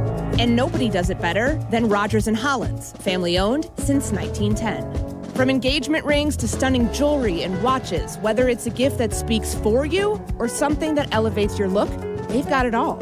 Jewelry says it best. Rogers & Hollins makes it last. See the Rogers & Hollins difference at a store near you or go to fornowandforever.com. Wallner Law helped me get the compensation that I deserve. Wallner Law helped me get back on my feet. Thanks to Wallner Law, I'm at a better place today. Wallner Law cares for you. We're compassionate. We're empathetic to your situation. And I promise you, I will get you more money than any other law firm in the city of Chicago. That is my promise to you. Hire us, win with us, be successful with us. Call us at Wallner Law, 312-8-million. This is ESPN Chicago, WNVP, WTBC, HD2 Chicago, a good Karma Brands radio station. Us from noon to 3 Eastern. Miss the show? We've got a podcast so you can listen anytime. But here's the best part. Our YouTube channel. Subscribe at youtube.com/Rich Eisen Show and you'll never miss a moment. Now, on with the show.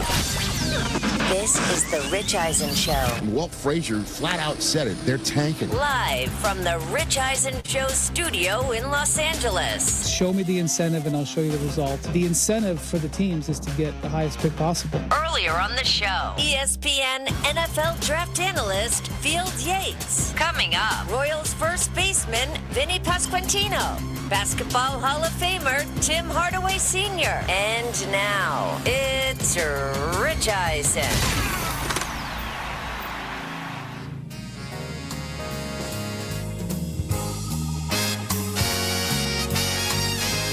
Hour number 2 of the Rich Eisen Show is on the air here on ESPN, the ESPN app, and Disney Plus. The last two platforms we're on every day, 12 to 3 Eastern Time. We're going to be on ESPN2 in hour number 3 of this Friday program. Tim Hardaway Sr. is making his way to our set here on All-Star Weekend. We'll talk with him about what LeBron James is doing at his advanced age, 23 years into the league. My goodness gracious, a triple-double last night for the Los Angeles Lakers. And we'll go down All-Star memory lane with the T of Run TMC from back in the day of the Golden State Warriors.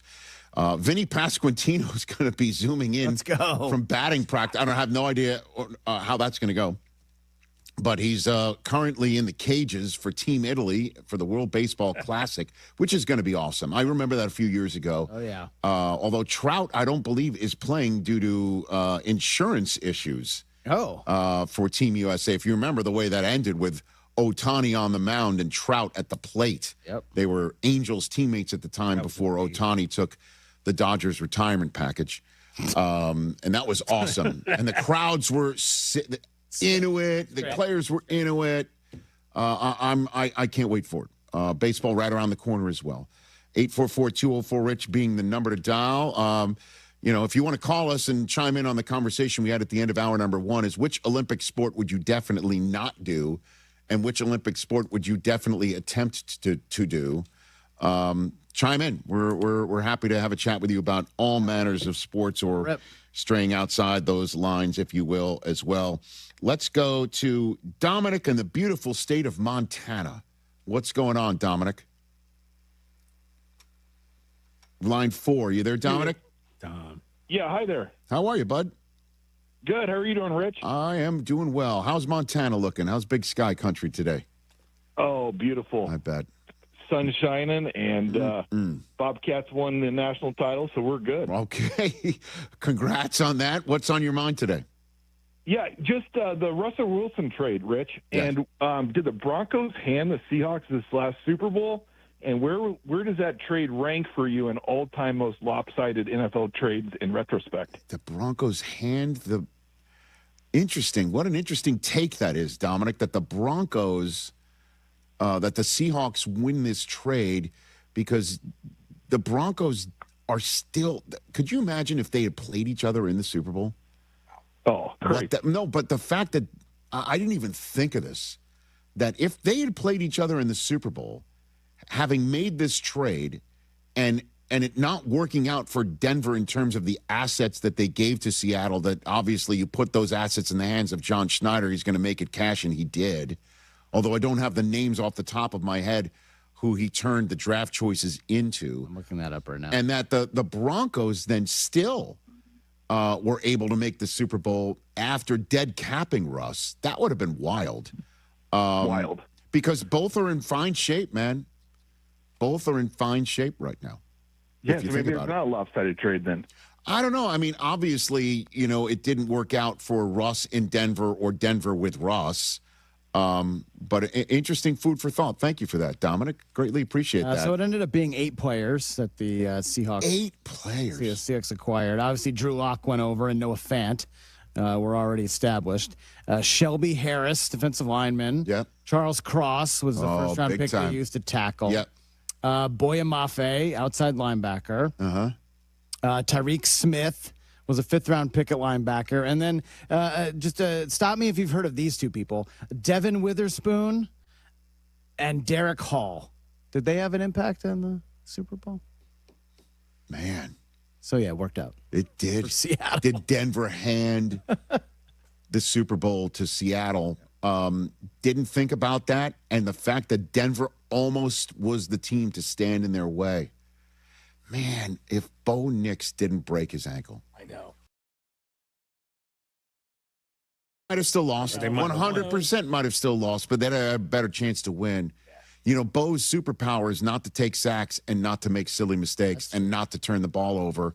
And that Jared Stidham push pass moment was such an inflection point. The biggest inflection point, as we all know, was Sean Payton deciding to go for it on 4th down. But the Patriots defense stepped up, man. They stepped up. They balled out. They were the better team that day. But the fact that it could have been almost the Broncos standing in their way, I didn't even think about that. That's why more people from Montana have to call in. Thomas in Athens, Georgia wants to chime in on the subject du jour all of a sudden. What's up, Thomas? Not much. I wanted to chime in on the conversation from the end of the previous hour. Yes, sir. It may be a little toxic for me to believe this much in myself, but watching this curling stuff on TV, I really think you give me a broom and you teach me how to do it. I think with enough practice, I couldn't win a gold medal, I don't think, but no. I think I'd stand a fair shot over there in Italy. Are you a cleanliness guy? Are you a clean freak? Where you're good with a broom? Like Thomas, you got to give me your resume here with a broom and a stone. Yeah, I'll give you the resume. Okay. So currently, I'm in Athens. I'm at the University of Georgia in the dorm, and so this dorm room's got to stay clean. Okay. And so I've had a lot of practice up here in the fall and now in the spring, getting up here and and practicing with the broom. And I just really think, having it on my TV and watching it. I've been watching a lot of tape, seeing the film. I'm understanding it real well, reading it. And I think that I'd get out there and I could put on a good show at least. I mean, if nothing else, it would be entertaining. You're reading it. That's right, Thomas. You're reading it. You're reacting. You're reading. You're brooming. You're sweeping. I mean, Olympic Botafides, he's in Athens right now. That's true. Okay. Yeah, look at you. He's literally in Athens. They're literally in Athens, Georgia. Go Dogs. Yeah, go for it. Okay. Well done, Thomas. Thank you for chiming in. On a scale of 1 to 10, with 11 being insufferable, how is this conversation being taken by people who know about curling? Or actual Olympians. Livid, They're right? livid. Like thoroughly livid. Like you don't know what you're talking about. No idea. You know what I mean? First of all, I'd be in traction if I had to get down all the time. I couldn't do like them. I mean, the hip flexibility on these folks who are the ones who pigeon stretch, I think they call it. Huh? Pigeon? They get down in that pigeon pose. Yeah. Sliding along. Yeah. I can't do that. No. And then they have to release it, and then you broom it, and it helps turn the stone, helps stop the stone. No. You gotta figure out where you're hitting it. You're caroming off. I'd be the dead. There's different ways. I would say if you are a curler, then you enjoy this because you only get talked about every 4 years. But the fact that we make it seem like, just give me a broom, give me a that's stone, fine, I got this. because then you see people go out there and try it and they fail. They can't do it. They can't. But other than that, like in 2028, we ain't talking about curling. So I think this is curling season. They're probably happy that people and people think that they can do what they can do when they can't. Del Tufo's going to be talking about it. Mo Larry in curling is what he'll be talking about. Okay, very good. Hey, Mo. It's a Friday, everybody. It's time for What's More Likely, presented by Pella Windows and Doors. What's more likely? Never say never, but never. Yes, Chris Brockman. What's More Likely, presented by Pella Windows and Doors. The floor is yours. Everybody good? Happy Friday. Great to see you guys. Good, all right, we are running the gamut right now. Talk about an Olympic field of what's more likely topics. Field Yates? Field Yates. Guys, the more likely champ to be back in the big game next year. Give me Seattle. Give me Indiana. Who's going to be back next year? Oh, I'll go Seahawks more than the Indiana Hoosiers. Oh, Signetti slander. No, it's not Signetti slander. It seems like it. Going back to back in college football. Happens a little more often. Let's see who the quarterback is in Indiana, right? Right? Didn't they? It's another transfer that they got, another portal guy. Well, because Mendoza's brother was there, but right? And then he transferred out. I don't know. I love Signetti. But there's another Big Ten team that's gotten a little better. Ohio State, obviously. Yeah, sure. Guys, more likely to win their second Super Bowl first. How dare you? Oh. Sam Darnold or Jalen Hurts?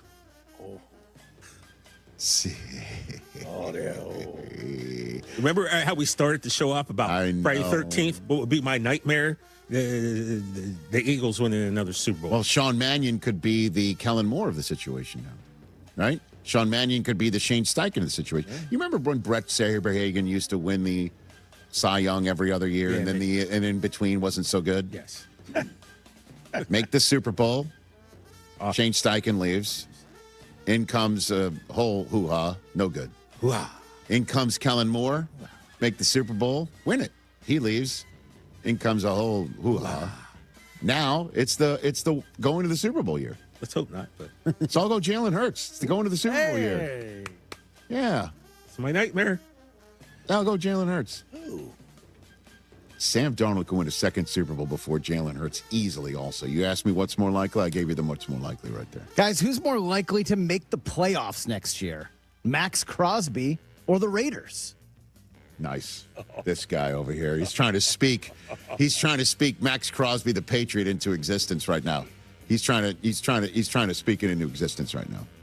But I don't think that's happening. I think a lot of teams are trying to do that. I mean, so you got to turn your microphone on. I don't know if you're hearing yourself. Okay, very good.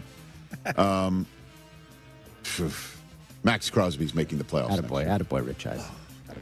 I don't know if the Raiders are going to make it. Well, but he plays for the Raiders, Rich. I understand that. So he's saying. Well, I'm just saying. So you're saying the Raiders. As of today, he plays for the Raiders. ESPN is currently airing this program, right? Yeah. I don't know if you're aware, but I've been around ESPN for many a moon. All right? I've seen long time. I had, a hiatus. But I'm back. When you're on ESPN, the topic bar is inviolate. And I'm following the topic bar. Follow the topic bar. Okay? Max Crosby or the Raiders. I'll now say he Max wants to do Crosby the is game making right, the Chris. playoffs next year. And if he's on the Raiders, then shame on him. I'm just following. Why shame on him? Because he's making me make a false choice that doesn't exist right now. And I'll just say Max Crosby's making the playoffs next year. Chris? Guys, we talked to Field Yates. We are ready. We are fully in it, TJ. Mock draft season. Going to be NFL draft season in a couple months. What's more likely there to be more of in the top 10 of the draft in a couple months? Quarterbacks taken or trades? Oh, I'll do trades, dude. The top 10? Yeah. Oh, top 10. There's one quarterback going to be selected top 10. One. One. So I'll go 2 trades. Okay. Yeah. Why, you think that's a tall order here? I think, well. What do you think, Ty Simpson's going to sneak into the top 10? Probably. Just out of need, get pushed up? Yep. Happens every year. I know that. But you look at the kids that are available in the top 10. I mean, if you just want to pop Field Yates's top 10 up one more time, since that's our mock draft that we've got in-house right now. You could put Mel Kiper's up too, and it might be one and the same. But you look at the people that are available from Ohio State, 2 guys, Love at the running back spot. The people who always get pushed up, always are going to be the tackles who are worth a first round, top of the line tackles are going. They're going. Top of the line edge rushers and top of the line tackles are going. The fact that there's a safety in there means Caleb Downs is outstanding. Yeah. And the same thing with a running back. So, I don't know, man. Passing up on any of these guys for a quarterback that might not be top 10 worthy. I'm going to go that you're trading up. I think you're going to get a trade towards the top, and I think you're definitely going to get a trade for somebody to try and jump the line for Jeremiah Love. Yeah. Right now, that's my mid-February, dart throw. What else? All right, halfway home. NBA All-Star this weekend, guys. What's the All-Star game that most likely needs the most revamping? NBA, MLB, or NFL? Oh, wow. MLB stays like before. And I think this year they finally did the right thing, was let the players wear their own uniforms, right? Yeah. Okay. I like that a lot. That was a nice switch. Took you back. Baseball, I don't think you got to touch that one. The NFL, this year just there wasn't a lot of people up there in San Francisco really psyched about it. No. I'm not talking about fans. I'm talking about industry people. Yeah. So in the NBA, it's really a coin toss from the NBA and the NFL. How would you answer this? NBA at least is still it could be kind of exciting. It just needs to be. I got it, dude. This is more of a topic of discussion. This isn't like a what's more likely. I'm just throwing it out there. All right, keep moving. It's celebrity game tonight, guys. There's a celebrity 3-point shootout. Oh, cool. Bigger Caleb Williams total, guys. 3s made tonight in the celeb shootout. Okay. Or postseason touchdown passes. He had 4. Oh, I'm going Caleb Williams from deep. You're having a problem with Caleb Williams connecting from deep. I've never seen on anything. I've never seen him play basketball. Guess what he's probably really good at? I don't know what he's You don't know that. Let me say something to everybody out there. I've never really met Caleb Williams except for a handshake and a brief conversation in Cafe Patachu in Indianapolis, downtown Indianapolis. When you guys go to the Combine next week, if you want to wake up early, you got to go there. Cafe Patachu? Oh, it's Cafe Patachu. Is that the breakfast spot? Oh, baby. Steak and chicken spot. And that's where you'll see everybody there. Can we drop your name at the door to get in? You can. Okay. And I saw him there. He doesn't strike me as a type of guy that's just going to try something without already being really good at it. He strikes me as a guy that the minute he was done with the season and got this invitation, he got in the gym. I will go 3-pointers made. What else you got? All right. It's Friday the 13th. More likely horror movie you'd least want to be in real life. Friday the 13th, Nightmare on Elm Street, Scream.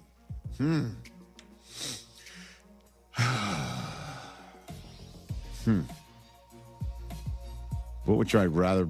I don't know, man. But think about Rich, about like Jason. nightmares. You want to be in. You have to go to sleep at some point, right? So Freddy Krueger is there. I'd least want to be in Friday the 13th. That's the one that just got me as a kid and made me swear off of horror movies the rest of my life. Calls are coming from within the house, brother. No thanks. Well, that's Scream when you talk about calls. I got you too. I know. I'll just go Friday the 13th because I'm an old school guy. Okay. Scream 7. We were talking about it with Joel McHale. Scream 7. Last one. Oh, okay. The more likely hoax that more people believe in, the moon landing, or that Del Tufo was actually in Bad Bunny's halftime show. So you put that on your socials and people really think that it's real? Rich. Yes. And the thing that we noticed is you did not disabuse them of that notion. But why would he? Why exactly? Well, you say it's just fun. I'm not gonna. I wouldn't give up the ghost. We noticed that on your socials. You weren't pushing back. No. Look at all that.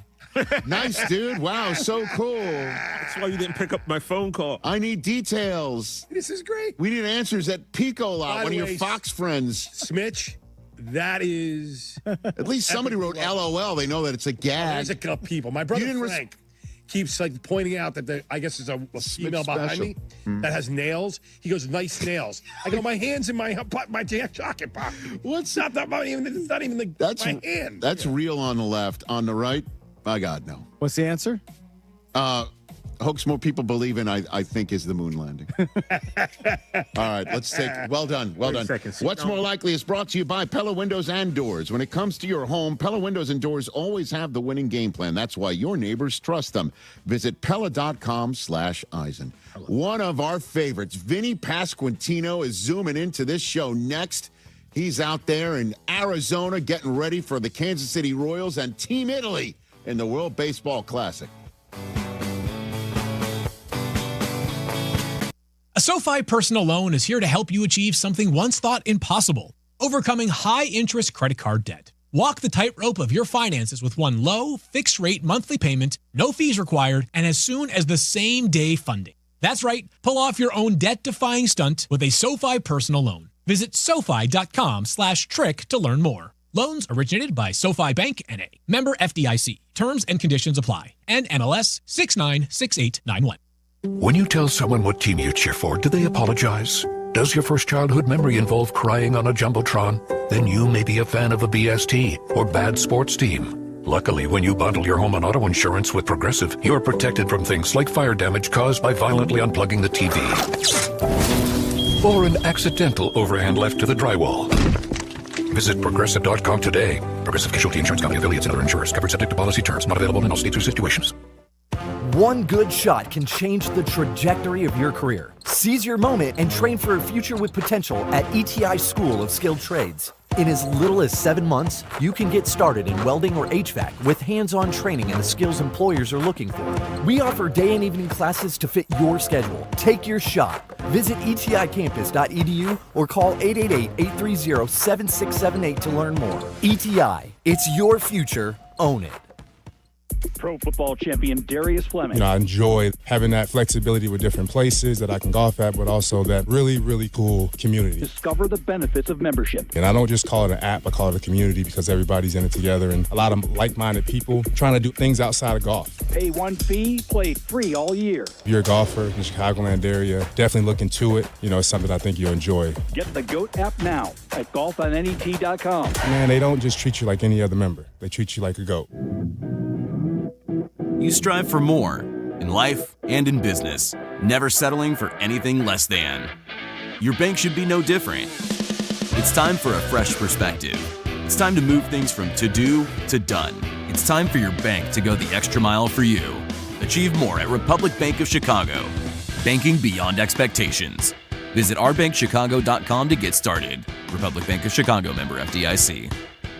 Hey, fellas, it's your pal Yurko, the good kid. Sometimes we all need a little extra confidence when it's your time to perform. And guess what? That's where Blue Chew comes in. Blue Chew provides access to chewable tablets that can help you feel and perform at your best. Stronger, harder, longer lasting. Like somebody gave your downstairs a pep talk and a gym membership. And here's what I love. It's simple. No awkward doctor visits, no pharmacy lines. Everything is online. Their licensed medical providers work with you to find the right option. And it all ships in a discreet package right to your door. Think about it. Whether it's a big date night, an anniversary, or just a normal Tuesday, showing up ready makes all the difference. Confidence counts. Guys, this isn't just about performance. Give her group chat something to talk about. Be the legend of the night. And right now, I've got a special deal for you. Your first month is free. Just go to BlueChew.com, use promo code ESPN, and pay only $5 for shipping. That's it. Chew it and do it. Blue Chew, a small chew for a big difference. Many wins, many wins. Waiting at Potawatomi Casino Hotel Milwaukee. This February, you could break the bank and get down with a share of $300,000 in prizes. Bust out your rewards card and play to earn entries. It all goes down with Thursday drawings. Break the bank, only at Potawatomi. More info online. Must be 21 and a rewards member to play. Guys, it's Silvy from my friends at Window Nation. I want to tell you what I was dealing with. My heat was running nonstop. My energy bills skyrocketed. And it turns out my windows were the problem. Once the insulation fails, the heat leaks out, the cold comes in, and I'm almost broke. That's when I called Window Nation. No leaks, lower energy bills, and a cozy home. Right now, buy 4 windows, get 4 free. Upgrade your home and save big. 0 down, 0 interest, and 0 payments for 2 full years. And if you act now, they'll take an extra 10% off. Schedule your quote today at windownation.com. Good Karma Brands is proud to be an equal opportunity employer, providing equal employment, development, and advancement opportunities to all teammates and applicants. To learn more about careers with us, please send an email to talentacquisition@goodkarmabrands.com. That's talentacquisition@goodkarmabrands.com. I lost count of how many foster homes I lived in. 20, maybe more. Each time, a new room, a new bed, a new routine with a new family. But never a space that really felt like mine. Eventually, I didn't even bother unpacking, because moving again was never an if. It was always a when. There are more than 100,000 children in foster care waiting to be adopted. The Dave Thomas Foundation for Adoption is working to help find them a forever family and a permanent home of their own. When I was 15, I didn't have anywhere to go for the holidays. So my high school principal invited me to stay with his family. It was just supposed to be for a few weeks, but soon they asked me to stay forever as their daughter. Now I have my own room and decorated it myself. It's kind of a tornado, but it's my tornado. And just like my family, it's mine to keep. If you have room in your home or your heart, see how you can help at davethomasfoundation.org. Carmen and Jurko, now 9 a.m. to noon, weekdays on the home of the Bears, ESPN Chicago. Are classes online or on campus? Both. Wow, I'll check it out. Thanks. Make this your year. Take the free career evaluation now at mycomputercareer.edu, an elite CompTIA certification partner. Financial aid is available to those who qualify, including VA benefits.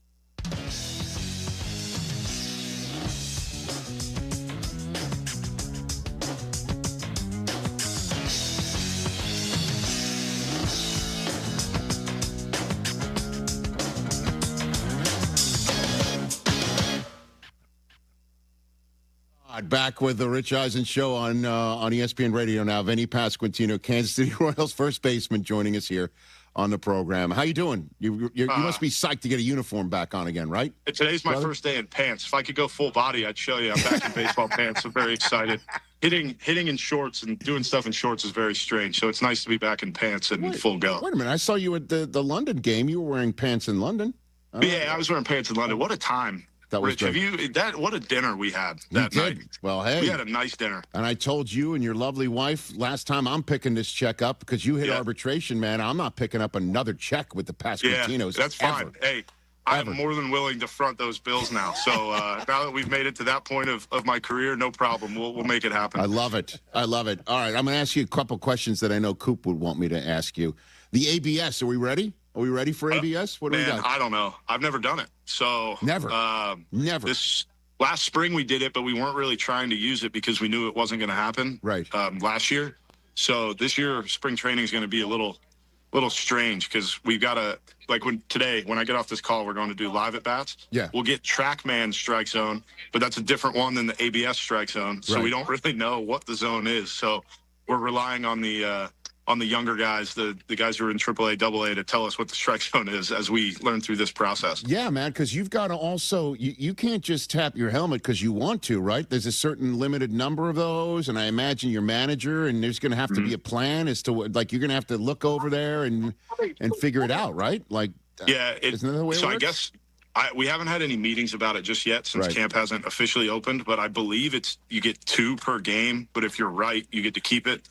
So if you use one in the first, I don't know if you guys can hear that. That's all the fans yelling for Bobby to sign autographs for him.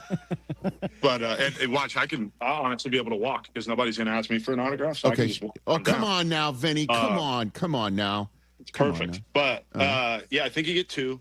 But so like if you do one in the first inning and you're wrong, it's kind of a waste. And let me tell you, pitchers should not be allowed to do it because they don't know the strike zone at all. So if a pitcher does it, there might be a fight in the clubhouse because those guys don't know the zone at all. That is real talk right there. Mm-hmm. That is real talk right there. Okay, so Bobby, how many people are asking Bobby for autographs right now? What do we got? Every person that's here. So however many people that are here right now, that's how many. So I think they just got him a cart and he was able to scoot down to the bottom fields. All right. I like it. Another question that Cooper would want me to ask is, about the World Baseball Classic and how into it are the players? Because it looks like to me from the last time, this means a lot for real. It does. Yeah. It's fun because it's like a little league tournament in terms of, what you have to do to advance. You got to be in the top 2, but then there are different tiebreakers, run differential, runs scored, runs allowed, different things. That's what we had to deal with in 2023 for Italy. We finished second in our bracket, even though everybody had the same record. So our last game, we knew we had to score at least like 6 runs, but also win by at least 3. It's like nothing else. I mean, it's about as close to playoff baseball as you can get, and sometimes it's a little bit more intense because, like, if you play the Dominican down in Miami or something, that place is going to go nuts. So, it's a special environment, and I'm honored to be a part of it. Who's on Team Italy with you? Team Italy, Jack Taglione, who's about to take some BP right now. He's about to lose some baseballs. Okay. So, Michael Lorenzen, who was with the Royals last year, he's going to pitch for us. Aaron Nola with the Phillies. I'm trying to think of Kyle Teal, who's the catcher for the White Sox. I'm missing people I know. There's a lot of young guys. It'll be super cool. So it's going to be a really special tournament, and we're really excited for it. Dude. Oh, man, I'm excited for it, too. All right, so let's get into this here, Vinny. Who are you rooting for in the Super Bowl? Who are you rooting for? I was rooting for Sam Darnold. Yeah, you were. I was rooting for Sam Darnold. Are you kidding me? Dude, Sam Darnold won a Super Bowl beating the Patriots. First career win against the Patriots. That's all it takes. He waited for the biggest moment. Everything leading up in his career was leading to that. If you think about it, the Jets picked the right quarterback. Yeah, they did. They got him in the league. Yeah. And he cultivated that caper, through 3 other teams just to get there. But, Leonard Williams, another former Jet. Another guy you rooted for? How many former Jets could there be in this game? It was insane. It feels like everything feels like an attack at the Jets all over the place. Oh, this guy played for them. This guy, they ruined this guy. They ruined this guy. They ruined this guy. Oh, sweet, guys. Sweet. If I had Vrabel, there's a tweet on my Twitter. Yeah. Last year when they interviewed Vrabel, I just said, please, don't let him out of the building. Right. Yeah, and I knew he was playing him. I knew he was the whole time, and I get it. But, I was rooting for Tom. Well, part of the reason why you're on here today, I'll take you anytime, obviously, was in our text exchange that we still have going from our Guillotine League. Our buddy Jeff Berman, who I don't think you've met him yet, he's one of my dear friends. I don't know why he decided to choose this particular violence and put it on our chain. But what is this, Chris? Someplace in Korea? There's a gym in Korea who posts pictures. They have murals and photographs all across the gym of the Jets, of Jets players, and with the quotes, "This will be your team if you don't finish that set." Inspiration. What? just crazy that Korea is throwing shots at the Jets. I mean, what is happening? We're worldwide, really. If you think about it in a good way, right? So we're so famous, but I mean, that we're in Korea. Not to nitpick here, but the Jets aren't choosing first overall. They weren't the technically worst team in the league. They tried to be. They were bad at that too. Yeah, but maybe this is Korea's way of saying that they want an NFL game. So next thing you know, hey, maybe they want the Jets coming. So this, yeah, exactly. So this Jim spot, right? He pops that on there, and then what happened next? Yeah. So then what happened next? So then after that, there was kind of like, oh, this is awesome. You asked Vinny how he felt. Yeah, I asked you how do you feel about this? Yeah, and then Smitch threw out. This is the only motivating Jets photo ever taken, and it's Joe Namath poolside before Super Bowl III. Right, we got that one. Yeah, there it is. By the way, look at Brent Musburger there on the left, wearing his pants, sitting there in his shirt sleeves. And then what happened next? And then Jake, our social media maven, he was like, no, this one's pretty good. And it's the butt fumble. What the hell? Which is just insane. I mean, just insane. Vinny. It's just getting started. I thought we weren't allowed to talk about Mark Sanchez anymore. You know, I thought that was. This is going to live forever. And then Cooper chimed in with a Photoshop of Kyler Murray in a Jets uniform. Pretty motivational photo, he said. Mm-hmm. And it's Kyler Murray. What is Captain? Yeah, Captain. Dude, Captain. That's right. Kyler Murray on the Jets does not strike me as the way to go. No, me either. But I have an idea. Yeah, and then I said that. Well, then Rich, you were like, "You guys think you're all so funny." Yeah, you're so funny. And I'm like, "Coop, now do Derek Carr." Yeah, and I think I responded like, "My son is not some AI monkey machine for you." Yep, and sure enough, Coop delivered. There's Derek Carr as a Jet. I think that was when you come up with this one. I think when he was flirting with the Jets a few years ago. Okay, I got it. All right, Vinny, you asked for Joe Burrow. Yeah, to Cooper, right? Yeah. You're roping my son in. Yep. Then he couldn't find it, but then I was like, "Wait, Coop, do Aaron Rodgers." Which I thought was pretty funny, and then Jake did find one of Joe Burrow in the Jets. There we go. Yeah. There we go. So we got your 5 idea? first-round picks. Yeah. 5 first-round picks. And how many years can you trade draft picks? It doesn't matter. Give him Cincinnati all of your first-round picks the rest of his career, and just do it. Do you think Joe Burrow would want to go from the Bengals to the Jets, Vinny? Seems like a fashion guy. Seems like he would enjoy that scene. Why not? Isn't that pain for more pain? He was he was at the Super Bowl. Double negative equals a positive, Brockman. That's true. That's true. I saw that movie. I saw that movie. Joe was at the Super Bowl hanging with Costner. He's rubbing elbows, man. You know? Good. The Rams have their quarterback for next year, so can't go there. Might as well go to the Jets. Dude. Why are you a Jet fan again? Vinny Testaverde, baby. That's right. Okay. But he spells it a different way. Yeah, it doesn't matter. Still, the first person I ever saw was my name. Okay. So I said, yep, that's the one. TJ Jefferson, man. Anytime that the Cowboys aren't getting trolled on, you're just sitting back, like, chilling. Yeah, you're happy. I don't want to turn any of it towards us. This was. Are you excited for CM Punk and Roman Reigns at WrestleMania or what? I truly am. Hey, Vinny, we had Punk on the podcast last Yeah, he consumes no contest wrestling. Yeah, I don't assume he does. He told me. Always assume with me. Always assume. I got a text from someone that said, Vinny's a huge wrestling fan, which I kind of knew, and he mentioned that you've been to the last 3 World Rumbles, and I was like, not this year though. Couldn't go this year. Yeah, it was kind of a trip. Vinny, you couldn't make it. But let me just ask you, who do you got in that matchup then? Roman Reigns. Does that guy ever lose? That's a good point. He really does. Yeah, when he shows up to work, he wins. So do you, buddy. Exactly. So do you. Good point. And so last question for you, Vinny. When you put your pants on, is it one leg at a time? One leg at a time. Okay. I got one leg. I got left leg first, then right leg. Okay. Yeah. Well, I mean, you're a lefty. If you're in a slump, Vinny, do you ever switch it up? Go right leg first and then left? If I'm in a slump, I will do whatever I need to do to get out of the slump. It doesn't matter. There are different ways to put on pants. Like, hey, I'll do anything to get out of the slump. Okay. Can you share with us the craziest thing you have done that worked to get out of a slump? Well, it's not that crazy, but last year I went with contacts, decided that maybe I couldn't see, so I changed my eyesight. So from like May 18th on is when I had contacts. I'm still getting used to putting them in. I think I'm just terrible at it. Okay. It's hard, man. The dumbest one is changing my back color. I went from the light color to black, and I'll never I'm only using black the rest of my career. I will never change. Well, you never go back after that. Vinny. Oh, You know what I'm okay. saying? You never go back. I read that somewhere. You could say that. One could say that. I'm saying back color. Understood. Yeah, back color. Very good. All right. Just walk me through the rest of your day. You're taking your bag. Are you done for the day? Are we wrapped? No, I'm about to go hit live at bats. Okay. I'm gonna walk down there right now, see what we got. We had our first day yesterday. Okay. So we're gonna go for day 2 today and see what happens. All right, Vinny Pasquantino. Get you're it, the man. baby. Yep. Go get it. Go get him. Yep. All right, thanks, get 'em. guys. Appreciate Ladies it. and gentlemen, Vinny. the Pasquats right here on the Rich Eisen Show. There he goes. Off he goes.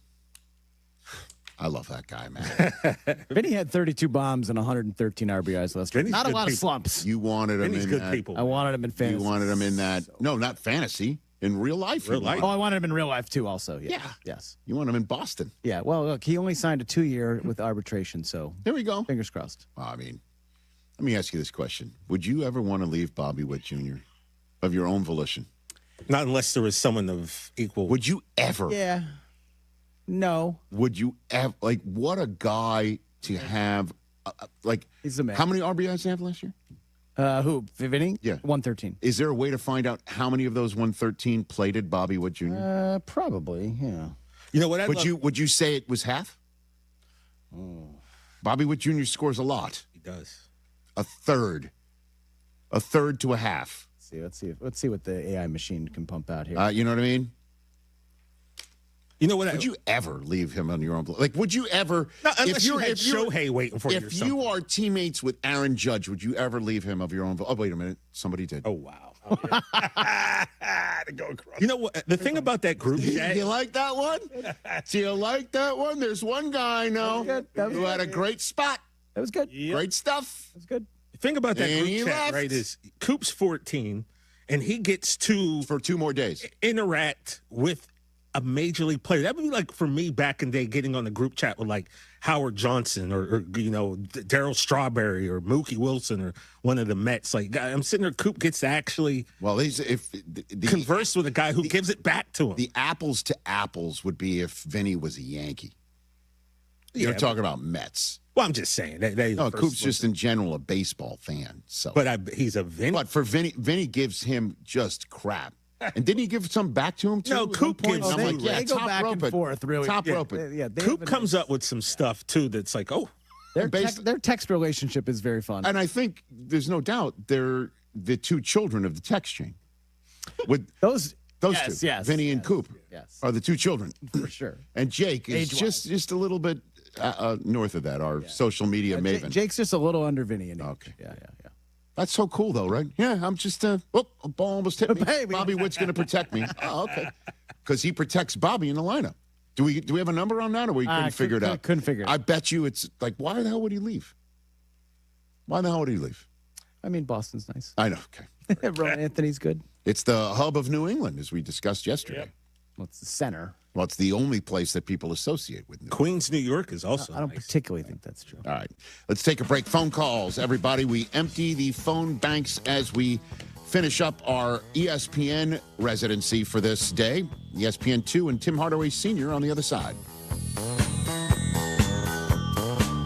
Every 40 seconds, a child is reported missing. Find the Children is a nonprofit organization dedicated to helping find missing kids. You can be a part of their mission by donating your unwanted car. Call 1-800-294-0222. You'll receive the maximum tax deduction, and we provide fast, free pickup. Call 1-800-294-0222. Donate your unwanted or unused car. Call 1-800-294-0222.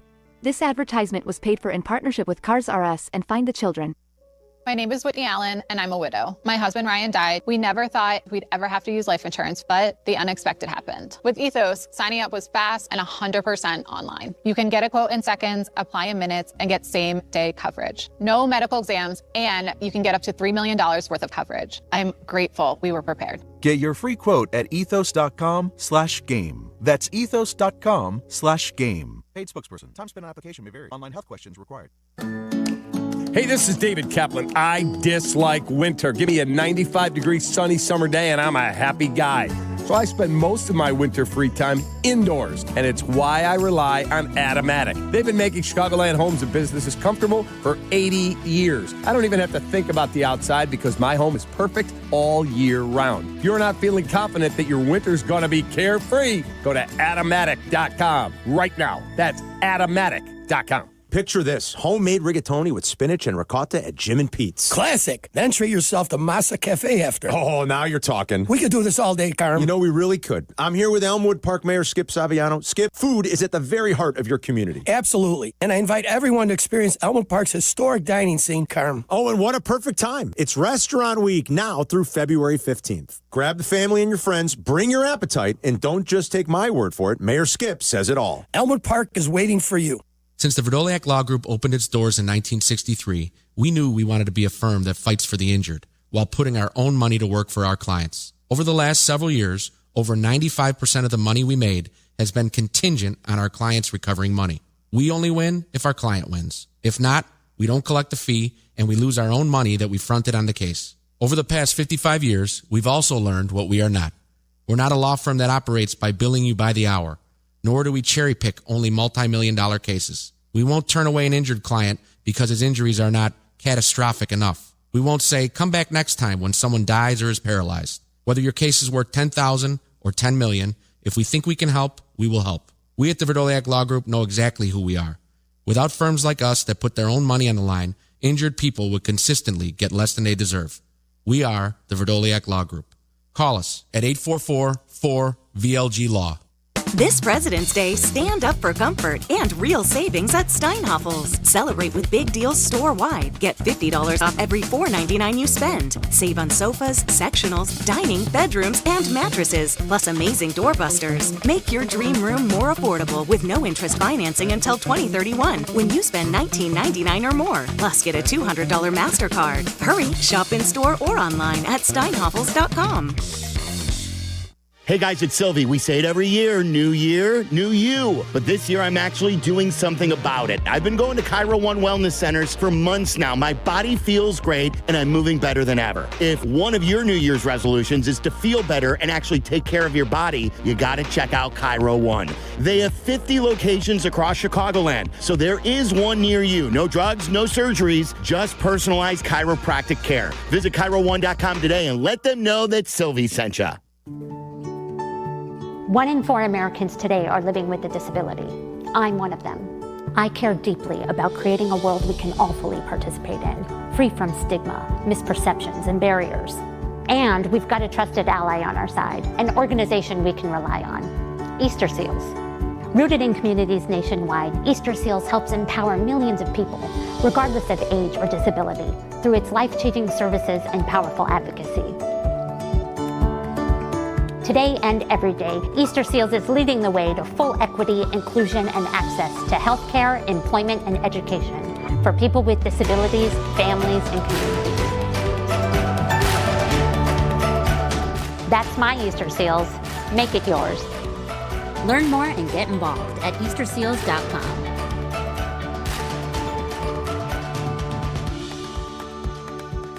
There's an app for that. Download. Listen live. Podcasts on demand. The ESPN Chicago app. And I started singing that thing. I'm like, this thing's a hammer. Marty and McGee. Saturday mornings from 7 to 10 Eastern on ESPN Radio and on the SEC Network.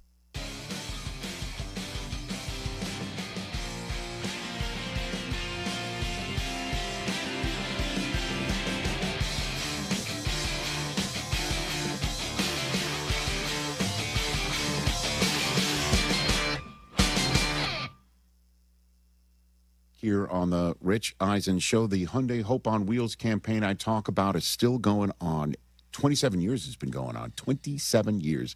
Every Hyundai sold has helped fund life-saving pediatric cancer research during that time, thanks to the awesomeness and largesse of over 850 dealers nationwide. Together, they've raised more than $277 million, supporting over 25,000 kids in their fight against cancer. Visit HyundaiUSA.com and search Hyundai Hope on Wheels to learn more. At Hyundai, hope isn't optional. It comes standard. 844-204-RICH, number to dial. Peter in Cleveland's been hanging on for almost 2 hours. Peter. First up. What's up, Peter? How are you? I'm great, Rich. First off, I'd like to thank you for not spoiling Wordle and listening to the knuckleheads and getting pressured into ruining it. Can you imagine I did something like that? I don't understand what my I'm going to do my it right old now. colleague from the Spoil it. NFL Network was thinking about. I'm going to do it. I'm going to do it right now. It has to do. You're a mensch, Rich. You are a mensch. Which is one letter too long for Wordle. But it's okay. Yes, it is. All right. Reason I'm calling is everyone knows that the NFL is eventually going to go to 18 games, and people are like, how are they going to do it, blah, blah, blah. Yeah. I think I came up with a fantastic, although controversial way of reimagining the schedule to get rid of some of the weird arguments that happen at the end of the season, like a division champ being in the top 4 versus the 5th or 6th seed that has more wins, et cetera. You got to give me some latitude, though. So the first thing you do is in the conferences, you get rid of the divisions. Okay? Just hold on. Listen to me. Yeah, I'm Peter, so you can't see me, but right now I have a face of skepticism. Right now. I understand. I told this to my mother-in-law. She loves the NFL, massive Steelers fan, but she found it very intriguing. So you get rid of the divisions, and then based off of how everyone finished last year, the teams are grouped. The top 4 teams are one group, then the next 5 through 8, then 9 through 12, 13 through 16. And then basically everyone in the conference plays each other once. That's 15 games. And then you play the other 3 teams in your group a second time. That's 18. That way you can have more parity. That means the bottom teams that finished last year will play each other twice. They have a better chance of playing like bad teams and moving up. And the top teams would play each other twice, and you get really exciting games and lead to a little bit more parity. Now, I understand that get rid of cross-conference games. That's we don't need them. It's fine. That way, also, the Super Bowl, AFC versus NFC, baby. It's the best of our best. Let's see who can win it. I hear you, Peter, but I appreciate you having an idea. I appreciate you having the confidence to deliver it. I'm telling you, man. I'm telling you, I think it's a good idea. No. And I appreciate your mother-in-law is a skeptical woman because I don't like this idea at all.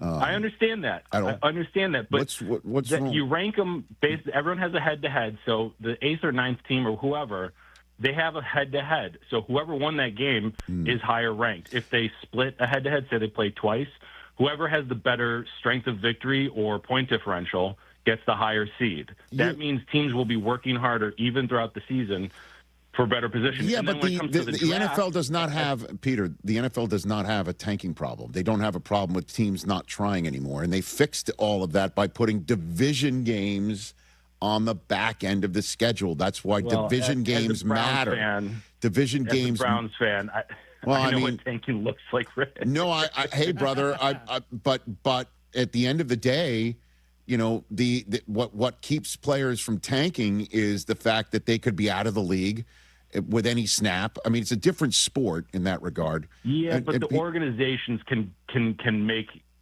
No, they remove players from rosters. They sit players. They're questionable and suddenly don't play. Put them on top. Put them on IR. I know, but even the Raiders, who are trying to tank by telling Max Crosby to go home, beat the Chiefs on the last day of the year. And Peter, we're up against it, and I appreciate your 2 cents. And say hi to your mother-in-law for him. Hey now, 18 games. I know why the league is interested in an 18th game. It's more revenue. And if you add an 18th game, this Sunday would be the Super Bowl. Well, it will be next year anyway. The next year is because it's Valentine's Day. Yeah, it's on the weekend. 14th. Right. Yeah. Is President's Day weekend the following weekend? Let's check. I bet it is. Yeah. I bet President's Day is going to be. Sorry, I was doing Wordle. The 22nd, February 22nd. What's the word, bro? Of next year, I'd imagine. I don't know. Because the NFL has been attempting to put ever since I started with NFL Network. No, President's Day is the 15th. It's on President's Day weekend. Okay, wow. So the NFL is going for it, and I don't know how it's working out this way. I guess is Labor Day just starting later? It's probably Labor Day's on the 7th. So That's Labor Day's there you later. go. That's right. Yep. The NFL, since I joined the NFL Network 23 years ago, I have spoken to multiple people, never the commissioner on this subject matter, but multiple people who are like, we've got to get the Super Bowl on President's Day weekend. Like, that would be the goal. Because everybody you talk to would be, what would be great is if there was a national holiday after the Super Bowl. Well, guess what President's Day weekend would have? Yep. That. And so Super Sunday is Valentine's Day next year. That'll be sweet. And then the next day is President's Day. So there you have it. And the league's trying to do that. And one way to do that is to get 18 games or to have Labor Day be so late in the calendar that this happens. I just think that so many injuries. Like, you're going to play an 18th game. How does that work? How does that work? I don't know. But if there's anybody who would make it work, it's the NFL. That's true. For sure. Tim Hardaway Sr. is in our green room. I have not seen him, and he's about to start our next hour, our final hour of the week, which is going to be seen on ESPN2 as we finish up our ESPN hour here. And I haven't seen him since we did. He was a guest analyst on SportsCenter. And when I just chatted with him in the commercial break, he did, in fact, try and kick the tires on the media during the playoffs when he was out. Once eliminated from the playoffs, he went to Bristol and he was a guest analyst. And that's where we met each other and that's where we worked together. You know? And he's here for the All-Star weekend. Huh? Everything old is new again. Everything old is new again. Right. And this would complete the triple play because Chris Mullen has zoomed in. Yep. Mitch Richmond has appeared here. Sat right there. And we're about to complete the Run TMC triple play. Before there were the Splash Brothers people, there was Run TMC. Look at them, man. They put in work back there. Did they ever? Wow. And I'll never forget my father, may he rest in peace. He really wasn't a big sports guy. He calls me up one day after SportsCenter. He goes, how do you say Mitch Richmond without slipping up? That's a tough name to say so fast. How do you do that? How do you do that? And I almost just did it. Mitch Richmond is not easy. Richmond. And when before SportsCenter, I worked up in Redding, California at the local ABC affiliate there. And the basketball team that we covered, the Sacramento Kings, was down I-5 from us. And there was a large San Francisco fan base up in the north state of California. I would be cutting up those Run TMC highlights and delivering it. So Tim Hardaway Sr. is about to join us. Can I take your coat? Oh, you noticed. Yeah, I found it on eBay from a seller in Vegas. Pre-loved and perfect. She listed it and jackpot. Italian leather, classic trench silhouette. And did you see the braided buckle? Hang on to your claim ticket. Oh, I'll hang on to this forever. Have you been on eBay? There's so many finds. And I bet that diving watch would sell fast. Just saying. Find what you love, sell what you don't. eBay. Things people love. Access to education changes lives. That's why National University provides flexible online and hybrid programs from associate to doctorate degrees. Since 1971, NU was built to serve non-traditional working and military learners nationwide. NU understands the demands of work, family, and service. Each year, more than 130,000 learners trust National University to move forward. Visit nu.edu to learn more. Hey guys, it's Courtney Cronin. Picture this. She opens the box. The light catches the shine inside, but what you really see is her smile. That's the winning moment. That's what Rogers & Hollins delivers. Not just a ring or a necklace or a watch, a moment. A story she'll share every time someone compliments her. For 115 years, Rogers & Hollins has been the jeweler Chicagoland trusts. Because while the world changes, the power of giving jewelry never does. Visit your local Rogers & Hollins or go to fornowandforever.com. Race to savings at Menards and start updating your home today. We offer an excellent in-stock selection of home appliances that are ready to take home today, including Criterion refrigerators, freezers, dishwashers, and laundry appliances. They're built to help make your life simple. No matter how busy life gets, Criterion appliances are ready when you are. Plus, view our weekly flyer on Menards.com and race to savings on Criterion appliances. Save big money at Menards. Winter is here. Snowball fights, sledding, and more good times with your kids. What a great family you've created. You want things to stay just as they are. It's time to start thinking about the next step for your future. A vasectomy. Take that step with Vasectomy Clinics of Chicago, because experience really does matter, especially with this procedure. Vasectomy Clinics of Chicago makes it so easy with their 30-minute, no needle, no scalpel, in-office vasectomy. Log on to vasectomychicago.com, read their testimonials, and learn more about their procedure at Vasectomy Clinics of Chicago. 5 locations to serve you: downtown Chicago at Lake Point Tower, by Navy Pier, and with free valet parking. Also in Naperville, Tinley Park, Arlington Heights, and Barrington. Most insurance accepted. Visit vasectomychicago.com or call toll-free 877-877-4VAS. That's 877-877-4827. When your life turns upside down after an accident, you need an advocate like Wallner Law. I'm John Wallner, and for over 50 years, Wallner Law has fought for people just like you, injured, overwhelmed, and searching for answers. We don't just take cases, we take care of people, and we win for you. From car crashes to workplace injuries, Wallner Law stands by your side every step of the way. So call us today, 312-8-MILLION, and win with Wallner. You strive for more in life and in business, never settling for anything less than. Your bank should be no different.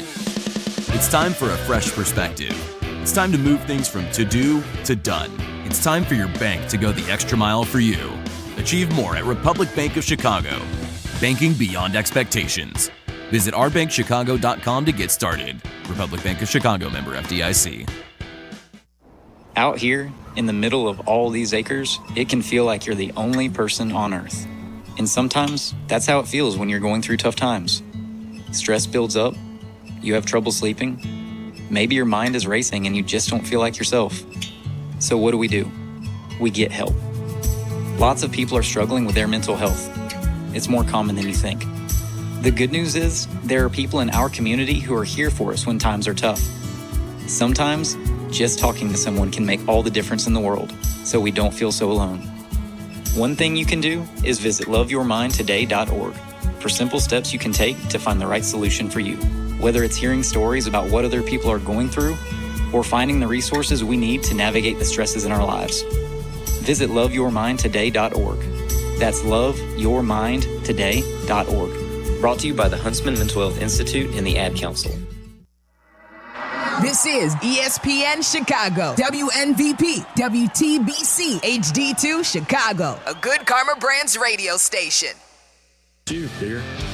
Marty and McGee, Saturday mornings from 7 to 10 Eastern on ESPN Radio and on the SEC Network.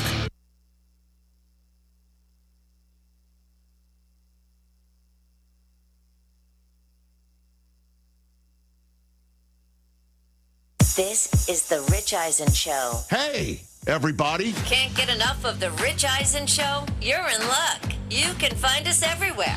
Watch us weekdays on Disney Plus from noon to 3 Eastern. Miss the show? We've got a podcast so you can listen anytime. But here's the best part. Our YouTube channel. Subscribe at youtube.com/Rich Eisen Show and you'll never miss a moment. Now, on with the show. This is the Rich Eisen Show. Walt Frazier flat out said it. They're tanking. Live from the Rich Eisen Show studio in Los Angeles. Show me the incentive and I'll show you the result. The incentive for the teams is to get the highest pick possible. Earlier on the show, ESPN NFL draft analyst Field Yates. Royals first baseman Vinny Pasquantino. Coming up, Basketball Hall of Famer Tim Hardaway Sr. And now, it's Rich Eisen.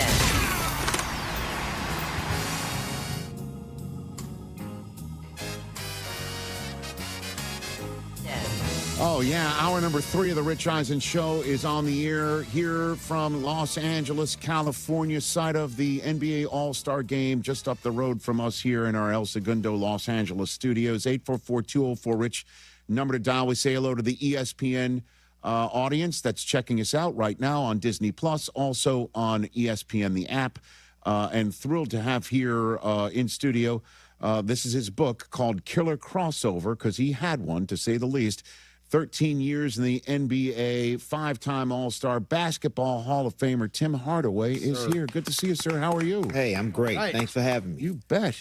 It's been a while. It's been a while. It's been a while. We did some sports centers together back in the day. Yes, we did. You were at the end of your playing career. Yes. Just kicking tires on the media and stuff like that. Exactly. Awesome. It is great to see you again. Yeah, it's always nice seeing you. So what does it mean for you to come to an All-Star game and just hang out? Just hang out, network, see the guys, see the, retired guys, see the, new guys that's playing, just reminiscing, talking, just having fun. And, Norm Nixon and his lovely wife, Debbie, we was at their dance studio last night. That they doing beautiful things, beautiful work here. And we just, just chopping it up, having fun. Also, so you can confirm that fame does live forever. Yes. Okay. Yes. Okay. Yes. Make sure. See, I know Debbie Allen. I remember the whole business. Yeah. All right. So you were an All-Star for the first time in 1991. Yes. And, man, there were some all-time greats that were on these teams. What's it like a kid from Chicago by way of UTEP? Golden State Warriors, just a couple years in the league as an NBA All-Star, walking around, and who'd you see? Who'd you meet? What's your memories of all that? First of all, when I got to the All-Star game, a friend of mine, I was like, we was going to a party or something, and it was like 30 of us, and I said, man, we not gonna I can't get all 30 of us in. That's right. And I turned around, and he said, yo, man, you Tim Hardaway, you an all-star. You gonna get all 30 of us in. So I get to the door. And you're like, I'm plus 29? So I get to the door. I'm like, oh, man, okay, I know this is not gonna work out. So I get to the door, and I say, hey, man, he said, how many of us? I said, it's 30 of us. He said, come right on in. I was like, okay, I am an all-star. All right. I'm like, okay, yeah, all right. And it went from there. But, sometimes you got to have friends that take you and put you over that hump to make you understand, who you are and what you're doing in this league and why you're an all-star. And that's when I knew that I belonged, when he let all 30 of us in. I love that. I thought the story would be, hey, I'm all-star teammates with Magic Johnson and James Worthy. And you're like, no, I could get plus 29 into a club. Yes, I get plus 29 in a club. But I will tell you this, my first game when we played at the Forum, the Great Western Forum. Yes. Don Nelson, he kind of got on me because I was at Great Western Forum, and I was like, oh, man, I'm at the Great Western Forum, and I'm playing against Magic. Mm-hmm. And for a first half, I was in a daze. I was like, as a rookie, I was like, wow. And then after he got on me at halftime, I snapped out of it. But by that time, it was too late. They was killing us by 30.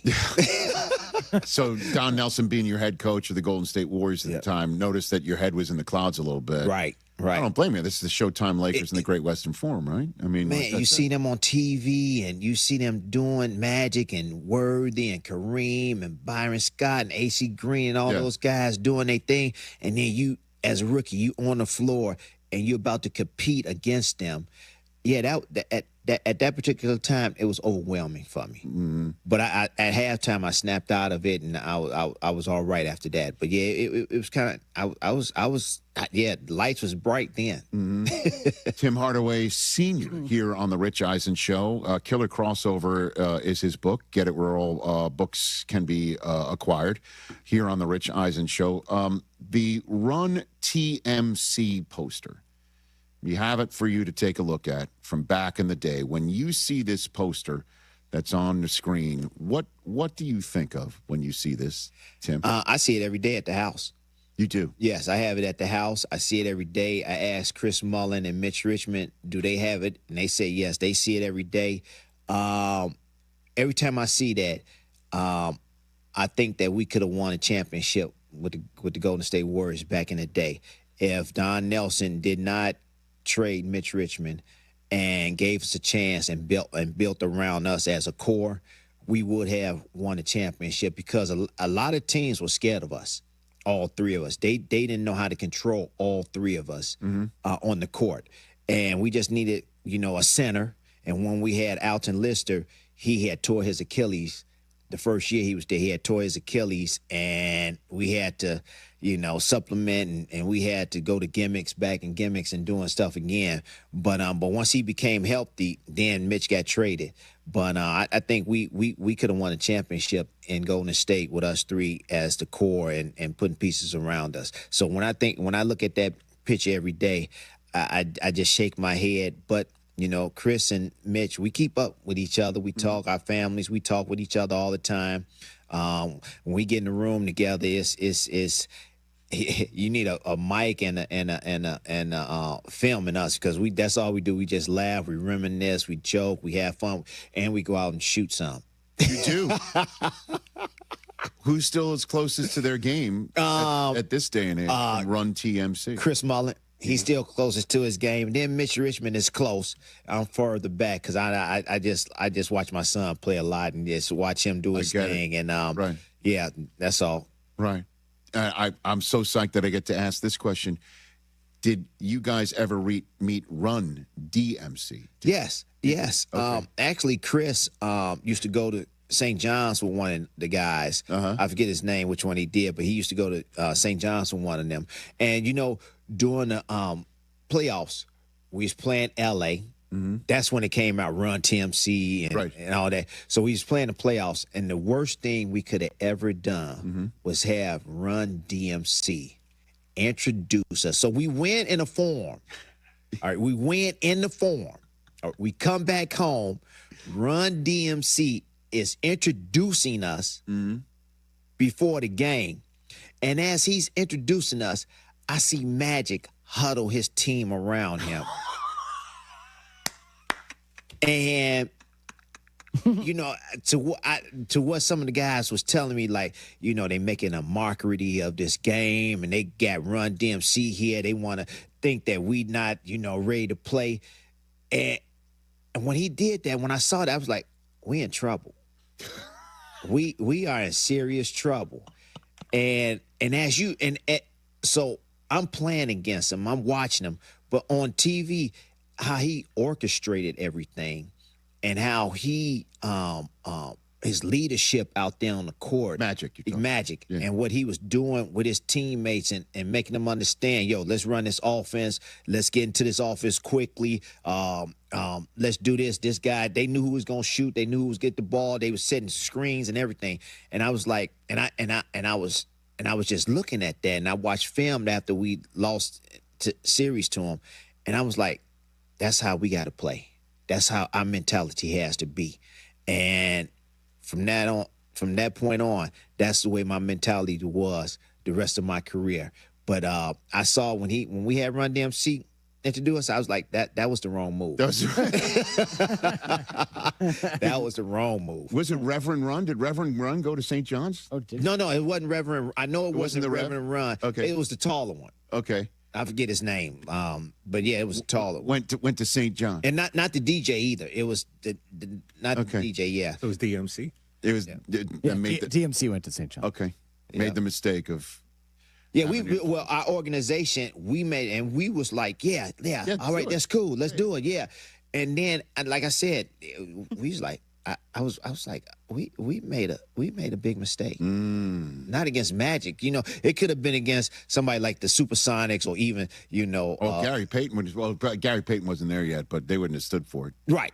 Right. No, I mean, maybe nobody would have stood for it. Right. Nobody would have stood for it. I'm just naming. I know that. I get it. But Magic, I saw Magic. Once he got them together, I was like, we in trouble, y'all. Last night, Tim Hardaway Sr., LeBron James became the oldest player in the history of the NBA with a triple-double. When you watch him do stuff like this at this age and now have more points than Kareem and what he's doing at this advanced age, maybe not even for him, but for most other humans, what do you think of when you see that? I love it. I love him going out there and competing the way he competes, how he does it out there on the court, the way he has taken care of his body for this long in his career. But he's still playing at a high level. So I could still see him playing another year. You know, because there's nobody out there stopping him. You know, like taking initiative. All right, I'm going to go out here and stop LeBron James. He's going out there doing whatever he wants to do, how he wants to do it in his 21st, 22nd year in the NBA. And there's nobody in the league that's stopping him or taking the onus to go out there and stop him. So I think he could play another year at the way he takes care of his body. But it's remarkable, man, what he's out there doing, how he's doing it. And I love watching him. I love watching him play. I mean, I'm just seeing at the end of your career, he was just getting into the league, I think. Yes, he was just coming into the league. I got a story for you. So we was in Chicago, and we had this run. Tim Grover had this run. It was Michael, Scotty, myself, Antoine Walker, and a lot of other guys in there. And they was like, yeah, LeBron coming today. So he was in high school still. And he had just broke his wrist, and he was coming out of the cast and everything. And I knew that he was going to be really, really, really good. I didn't know he was going to be this great, but I knew he was going to be really, really good. So he came down on a fast break, and it was like a 3-on-2. And we was going to see what he was going to do. So I had the front, somebody had the back, and we went and tried not, so he wouldn't pass. He took off from the free throw line. He just took off. Excuse my French. And we was like, damn. And you just see him just going up. He missed a dunk because he was so frantic, but he just took off from the free throw line. You just saw him dunk, and he hit the back of the rim and went all the way down the court. But I was like, yeah, that's impressive. Even though you missed a dunk, you're right. But you to just take off from the free throw line, that's very impressive. I'm sure he wanted to show off a little bit, right? Oh, and I think he still has some jitters because he was in front of Mike. This is his first time playing in front of Mike, with Mike, in front of Mike, on the same court as Mike. I think this was his first time with Scotty. And then, like I say, he had the cast. Sure. He just got the cast off a week early, and they's like, come to Chicago and let's play. So I think he was still, he was just hyped up to come there and play. But after he missed that dunk, you saw what he could do out there. His all-around game. His jump shot wasn't there, but you could tell that it would be there later on in his career. But yeah, we saw that he was it. What's your favorite Jordan story? Oh man, I got a bunch of them. My favorite one. So we at the All-Star game in New York. And we sitting down, and Michael can't find his briefcase, his briefcase, that he always carry around. So he told the security guard, he said, hey, I left my briefcase at the hotel. Somebody got to go get it. And he subbed himself out. And the security guard came back. And I was sitting right next to him, hit him on, we found the briefcase, we got everything that's good. Mike got up, called the timeout. The coach was like, huh? He said, timeout. He subbed who he wanted in with him. And this was against Kobe. He subbed who he wanted to get with him. And he went out there and got triple-double and won the MVP. I said, now that's power. That he sent somebody home. No, he the briefcase. No, he sent somebody to the hotel. Right, okay, in New York. Right, for the briefcase. Yeah, security guard, the head security, Horace Barmer. God rest his soul, he passed away. But Horace Barmer came back and tapped him on the shoulder. Yeah, and said, we got the briefcase. He got up. He got up. The coach didn't say call timeout. He got up and said timeout. Yeah. How is the briefcase related to the? He was discombobulated. So he finally got locked in. Right. He that briefcase discombobulated him some way. And once they said we got the briefcase, he was like, okay, I'm ready to go. As a Knick fan, hearing this story, but this was All-Star. This wasn't a Knick game. No. You're talking about Madison Square Garden. If all I knew to try and get Jordan off his game would be to take his briefcase away from him, I'd have been like, somebody. This was All-Star. It doesn't matter. It's Madison Square Garden. He's discombobulated. Take that man's briefcase away from him.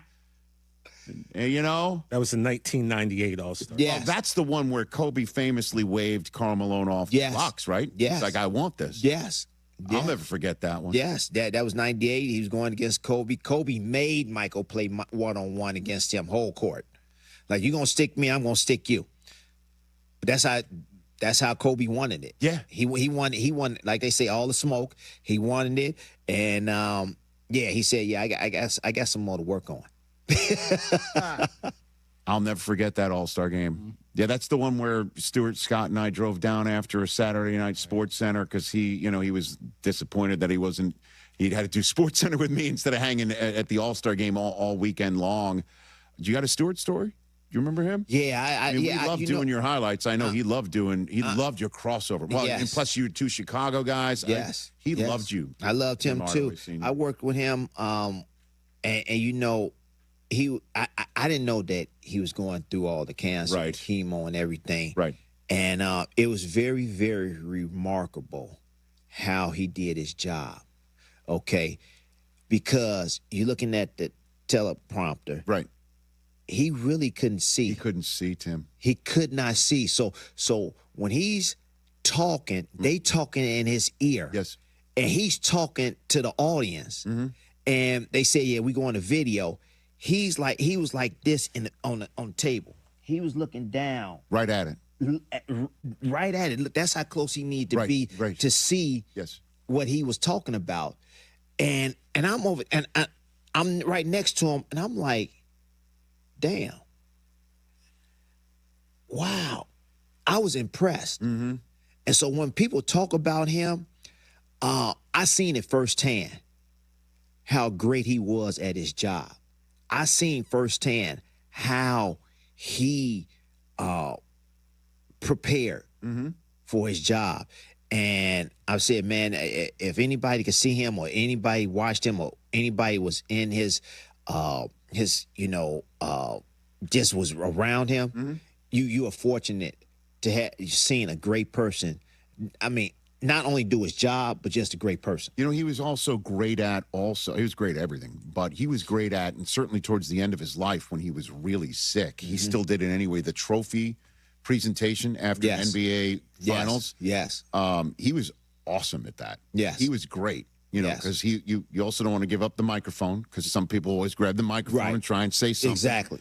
He was a maestro at getting people in there and having fun and being chill about it. Exactly. But he did love you. Yeah, I love him too. We used to talk all the time. When you got to get there early, 3-4 hours early, and we just chop it up. Yeah. And he'd just be doing his job, doing his work, and we doing our stuff. And we just chop it up for another 15 minutes, just talk. And but he loves sports in general. I know, but he also is a real competitor. Did he ever try to cross over you? I bet he did. Did he ever try to say, hey, let me show you what I've got? He wanted to go to University of Connecticut, and he wanted to play me one-on-one. He did want to play me one-on-one. I was like, Stu, I said, Stu, come on, man. I mean, I love you, but come on now. This totally tracks. This tracks. I knew it. That he would, he's very competitive now. That at some point he'd be like, I know you've got a, again, your name of your book's Killer Crossover. Yes. But he probably said, I've got one too. Yeah, he did say that, and I was like, I don't want to go out there and embarrass you.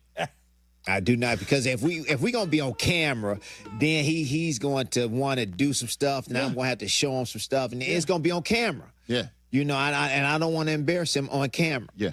Who's the best point guard in the NBA today? You're sitting around. You've got your league pass. You could choose whatever point guard you want to watch in the NBA. Cade Cunningham. Why? Why? Because his confidence. He's putting the team on his back. The team, his leadership. He's leading his team and nobody knew this, first in the Eastern Conference, number one in the Eastern Conference right now. And they got a 5-game, 7-game lead on New York and Boston. But he has put that team on his back. I love how he goes out there and plays. And I knew he was going to be an all-star, and I knew he was going to be an MVP candidate this year. And the way he plays, it shows. He's a hard-nosed player on all. And a lot of people really, really, really don't know about his defense. He plays great defense, and if you're not careful, if you think you're going up for a dunk, or if you think you're going up for a layup, he's throwing that stuff off the glass. So yeah, he got sneaky hops, and he would throw your stuff off the glass, and he would dunk on you. So yeah, I love watching Cade Cunningham. Of course, I love watching Brunson and SGA. But I say right now, the best point guard is Cade Cunningham. Well, 40 wins by the All-Star break out of 53 games for the Detroit Pistons. 5.5 game lead is not too shabby. And you're a perfect guy to have sitting in this chair. News just broke. Yes. That Chris Paul is retiring. Yeah. I give you the floor on his greatness. What do you think? I was on my way here, and I read it on my phone. And I was like, wow, first of all, it's a shame what happened with him in Clippers. That was just a shame and atrocious, and I'm quite sure he's going to say his side and everything. But great career. He didn't go out the way he should have went out. But like they say, he is a point god. If I'm gonna tell you this, he taught so many guys how to play and taught them what they needed to do to get better on and off the court. So, for instance, we're talking about SGA from OKC. If he didn't have Chris Paul tutelage for 1 year, I don't think that he will understand how good he would be at this particular point. I think it would take him another 2 years. But at that particular time, when Chris Paul left and he was with him, he knew how good he was and what he can be in this league. And that was because of Chris Paul. So, yeah, I mean, Chris Paul, he has taught a lot of these point guards and tutored them. And he's still doing great things off the court with kids, too. Oh, yeah. With his academy and everything. But, man, fabulous career. It's a shame that he didn't go out the way he wanted to go out. But I feel that for him to come out and retire, I feel that he's comfortable with it. We'll have an orange jacket with you. Oh, no question. First ballot Hall of Famer. No question. He'd be first ballot Hall of Famer. And he's going to be right there. No question. You got a question, TJ, before we let Tim Hardaway Sr. go on his day? Yeah, sure. So, Tim, we're on the sports show and everyone loves lists. And before you came out, Brockman and I were talking about this. It's something that he and I do regularly. But if you were to give your Mount Rushmore of point guards, who would make up that Mount Rushmore? Well, of course, Isaiah Thomas. Ooh. The real one. We're talking about Detroit Pistons. Okay. From Chicago, Isaiah Thomas. Zeke. Magic. That's two. You're halfway home. Oscar Robertson. John Stockton. That's your four. Solid. That's a good four. That's a good one. But you know what? You can't never go wrong. You could Jason Kidd. You could pick Steph, GP, myself, Jerry West, Chris Paul. I mean, it's a lot of point guards. That's Kevin Johnson. It's a lot of point guards that was out there. Who had the best crossover? Tim Hardaway, Senior. You better believe it. UTEP two-step? UTEP two-step. Yep. Cross them ankles up. But, yeah, go get my book. Tells about my story, how I made it from the streets of Chicago to basketball royalty. It was tough. It was difficult to talk about my, growing up. And, my dad was an alcoholic. And, he was domestic violence, and stuff like that. So it was hard, man. It was hard. And so it tells about my life. And it's a good book for kids to read because you can make it. You just got to be strong. You got to be strong. And, we didn't know we had mental illness back then. We did not know that. We did not know that we could talk to people back then. Sure. But now you have somebody to talk to if you have mental illness. You have somebody to talk to. You have somebody that you always go to and talk. And I advise you to go and talk to somebody because you need to get that off your mind. You need to get that off your chest. And what got it off my chest was playing basketball in the streets of Chicago where I could go out there and use that to my advantage to get better and to get stronger and to make my life easier. So yeah, that's my book right there. Killer crossover in my life from the Chicago streets to basketball royalty, forward by Chris Mullen, which is pretty cool. Yes. Yeah, on the back, Muggsy Bogues is giving a few words. Isaiah Thomas, that's pretty cool for you, obviously, to have him. You know, Isaiah was my basketball idol when I was growing up. My dad played basketball, basketball legend in the city of Chicago also. I used to go watch him play. But my grammar school coach took me out of school one day, and we went to, it's called the amphitheater, and he was out there, and he said, take a look at number 11 on the white team, St. Joseph team. And I'm looking at him. I see him, how he controls everything. I said, you know, great ball player. He's doing whatever. He said, yeah, you play just like him. I was like, get out of here. Come on now. Yeah. He said, right now, you play just like him. This is how you can control the whole situation. So I just started watching Isaiah through my, you know, as he went through Indiana, Detroit Pistons, and as I went to Carver, UTEP, I kept an eye on Isaiah, and he was my basketball you know, legend, and I you know, my game, I patterned my game after him. And sir, you did a great job of that. And number 10 in your program, the only person who prevented you from wearing number 10, if I'm not mistaken, was Manute Bol when you were a rookie. Yeah, man, you know. You were wearing 5. I was wearing 5. He told me, yeah, you know, give me your whole contract. I said, you want $500,000? That's all I'm making. He said, yes, I want the whole contract. Let's see how much you really want this number 10. I went back to the equipment manager. I said, I will take number 5. I said, yeah, I take number 5. And you waited him out. Hey, I waited him out, and then Nelly the next year was like, okay, Manute, we're going to give you the boot and let him get his number 10.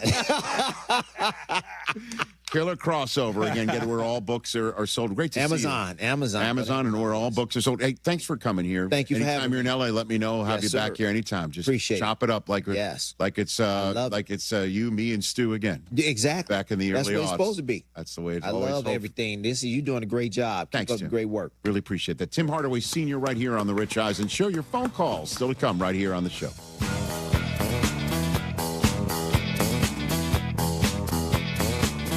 Hey, it's Rich Eisen for Pella Windows and Doors. Sometimes teams take a time out to regroup and call the right play. When it comes to your home, Pella Windows and Doors always has the winning game plan. They do it every day, and that's why your neighbors trust them. Visit Pella.com/Eisen today. Right now, Pella Windows and Doors of Greater Chicago and Northwest Indiana is offering 25% off windows and doors and 0% APR for 24 months. Some restrictions may apply. See store for details. Offer ends February 28th, 2026. Rich Eisen here. For small businesses, every hire counts, and so does your time. Hiring can quickly become overwhelming, from sorting applications to figuring out who's truly qualified. That's where LinkedIn Hiring Pro helps. It streamlines the process so you can focus on connecting with the right candidates, not managing the noise. Hire right the first time. Post your job and get $100 off towards your job post at linkedin.com/Eisen. That's linkedin.com/Eisen. Terms and conditions apply. Hey, it's Kap. Football season is officially done, and now we're into the offseason. No games, no distractions, which means it's a great time to finally take care of the stuff you've been putting off. You're not sleeping well or you're dealing with constant congestion, check out Sinus and Snoring MD. Do what I did. Call 847-545-0147 and get yourself ready to feel better. That's 847-545-0147 or sinusandsnoringmd.com. Your heat seems to be running a lot more than it should. Why? Sure, it's a lot colder, but it's also because your insulation inside the window could be failing. And when that happens, your heat leaks out and the cold gets in. Talk to the pros at Window Nation like I did and get new windows with big savings during Window Nation's Buy 4, Get 4 free sale. Plus 0 down, 0 monthly payments, and 0 interest for 2 full years. Act now and you'll get an extra 10% off. Don't wait. Put an end to your window problems. Schedule a quote now at windownation.com. Grab the dial and crank it up, baby, because Potawatomi Casino Hotel Milwaukee is spinning its Winning Hits collection. Over the next 3 months, you could win a share of over $1 million in prizes. On top of thousands in cash and reward play, you could win one of 3 new Ford vehicles in the grand finale drawings on March 27th. Just play with your rewards card to earn entries. Press play on the Winning Hits collection, only at Potawatomi. More info online. Must be 21 and a rewards member to play. Insurance companies want you to believe that if you're ever in an accident, they'll pay you right away. In fact, they are even using apps now so they can give you a quote and settle your claim right then and there. Sounds great, right? But ask yourself, why are they doing this? Insurance companies want you to believe that they truly care about you. But what they're really interested in is getting you to settle your claim quickly and for short money. because once you accept their money, your case is closed forever. Even if you discover later that your injuries are more severe than you originally thought, and even if you need extensive medical care in the future, including surgery, once you accept their offer, you can't reopen the case and you're on your own. That's why insurance companies are so eager to settle your claim, often before you realize the full nature and extent of your injuries. So ask yourself, these new apps they're offering, are they good for you or good for them? It's not about how much money they're giving you, it's really about how much money they're not giving you. If you want a law firm that knows all of the insurance company's tricks, call the Verdoliak Law Group, 844-4VLG-LAW. Dear Winter, Toyota can't get enough of you because Toyota's got 25 vehicles with available all-wheel drive and four-wheel drive, and that's more than any other auto brand. From the versatile RAV4 to the svelte Crown, the sleek Camry all-wheel drive, the Corolla Hybrid all-wheel drive, the rugged Tacoma, the tenacious Tundra, and the spacious Grand Highlander with all-wheel drive to keep you and yours safe. Hey, you bring the action, we'll bring the traction. Toyota, let's go places. Based on manufacturer's websites as of 10/20/25. Hey, Chicago, headed to a game? Take the CTA. We'll get you to the game and back for just $5. That's less money spent on travel and more money in your pocket. No searching for parking, no random surge pricing on rideshare, no traffic. We'll do the driving for you. The CTA has train stations and bus stops within steps of all the major stadiums and venues in the city. Plus, we've got tap to pay available on all CTA trains and buses. There's no need to purchase a ticket ahead of time. Just tap and ride. Plan your next trip at transitchicago.com/plan-a-trip. Save money, do more, ride CTA.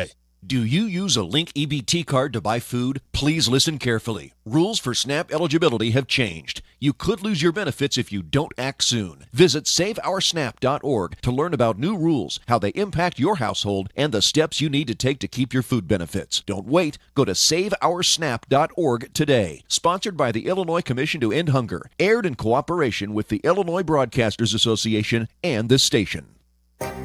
Some things in life are preventable. Ooh, gas station sushi. Yum. That's preventable. I'm just going to tell my boss what I really think of him. Oh boy. That's preventable. Maybe a face tattoo would look good. That's preventable too. The Colorectal Cancer Alliance wants you to know a lot of things in life are preventable.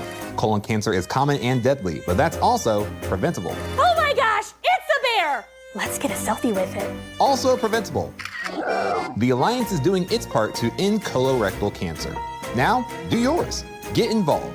And if you're 45 or older, talk to your doctor about the colon cancer screening options available to you. Betcha I can eat 50 hot dogs in an hour. Preventable! Actually, Your Honor, I'm representing myself. Go to colorectalcancer.org to learn more. That's colorectalcancer.org. And together, we can save lives. Hey, honey. Oh, no. Check this out. No. Carmen and Jurko, now 9 a.m. to noon, weekdays on the home of the Bears, ESPN Chicago. Are classes online or on campus? Both. Well, I'll check it out. Thanks. Make this your year. Take the free career evaluation now at mycomputercareer.edu, an elite CompTIA certification partner. Financial aid is available to those who qualify, including VA benefits.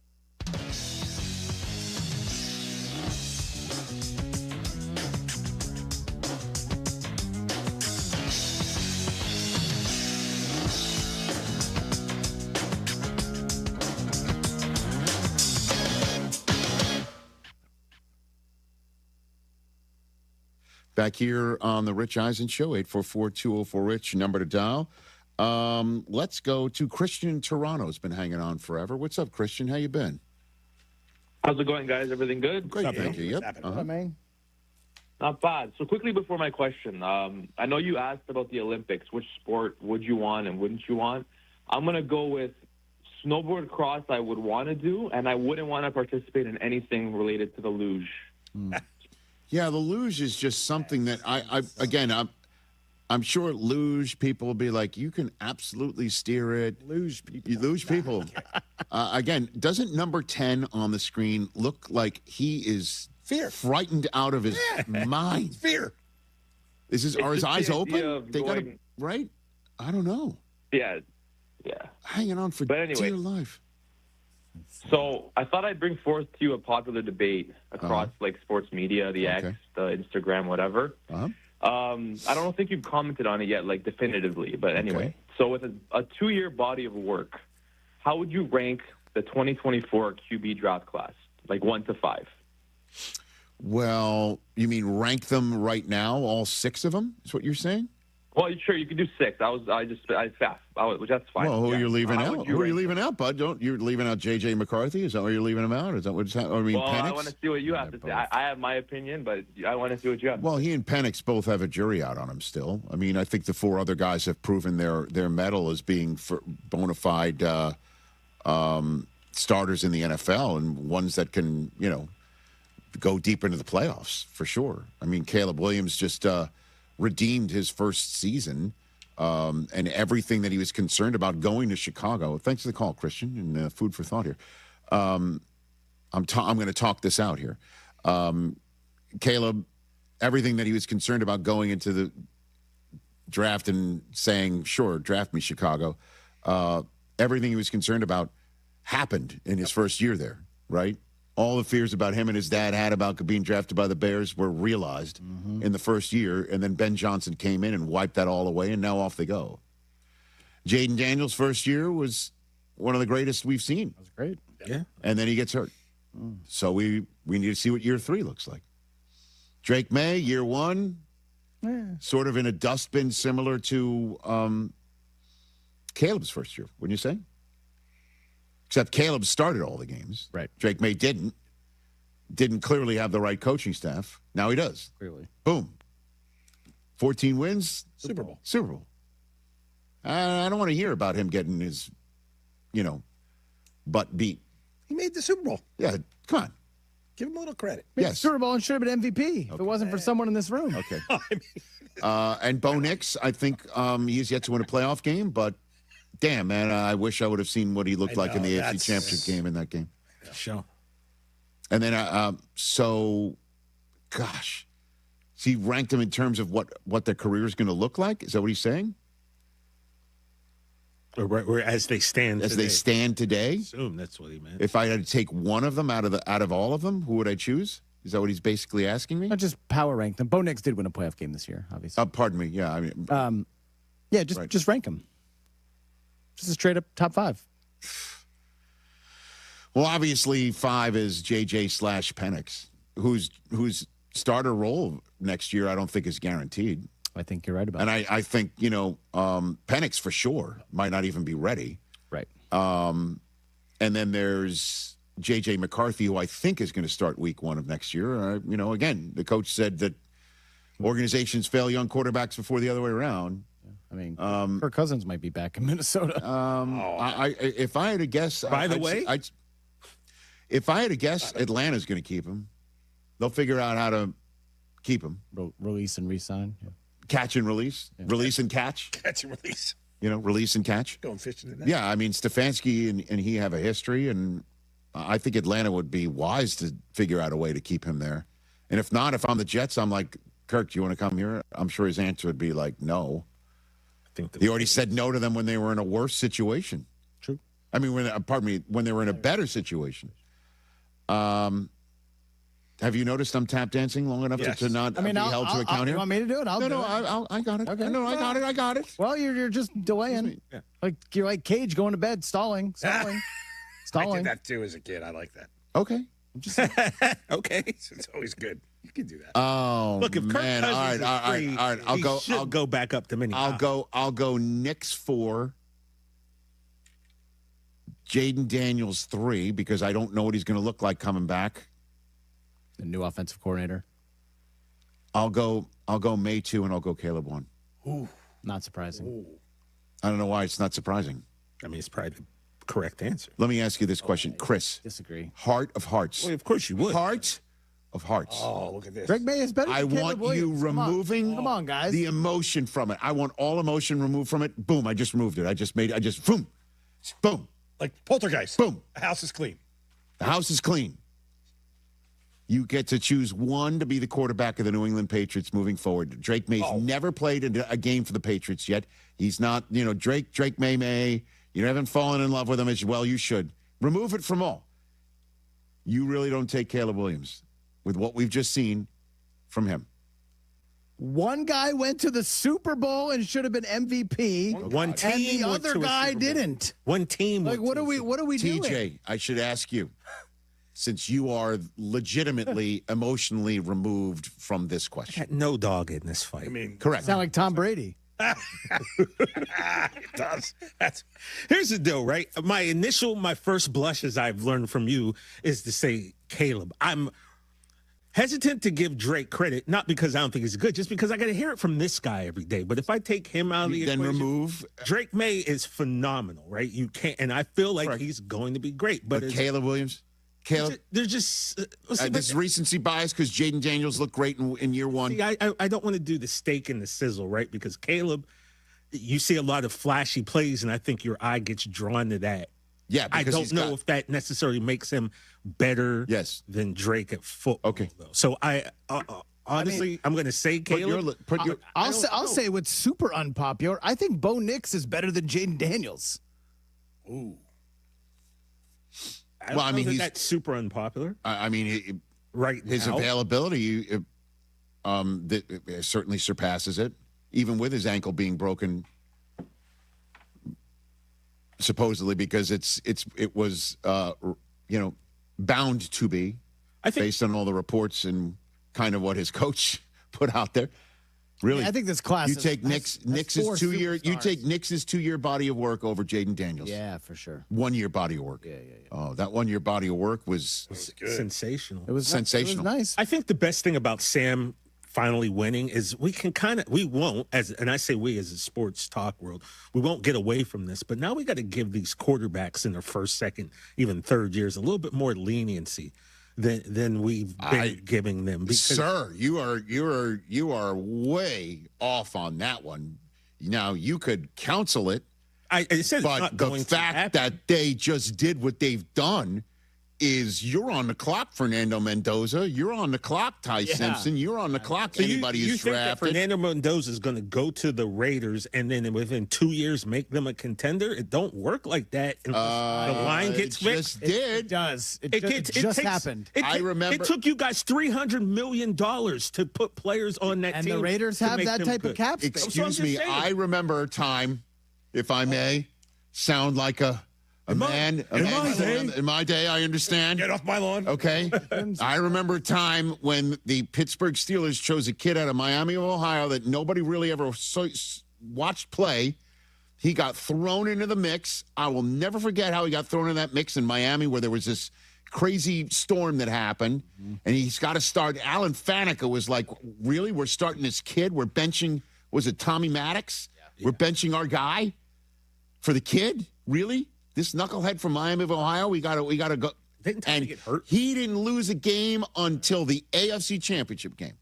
And everyone in the NFL is like, we are starting anybody that we draft in that position, and they better do as well as Big Ben. And the pressure was on to the point where a couple years later, the Packers go and draft Favre's replacement and sit him. And everyone's like, what the hell are they doing? So, yeah. The fact that we're asking these questions, this caller from Toronto, Christian, just put me in a little bit of a blender on the spot, is 100% going to put the pressure on the kids that just got drafted last year and the ones coming this year.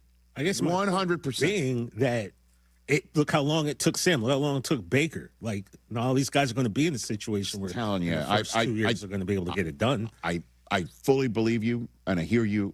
I get it. But I think I'm right here because I know what the name of the show is. Ken Jennings said it as well, and I told you Larry did Wordle. Let's take a break here. Rich Eisen is right. Thank you.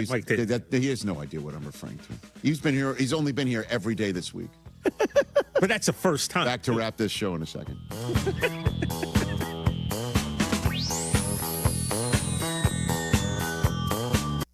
Talk about stepping up.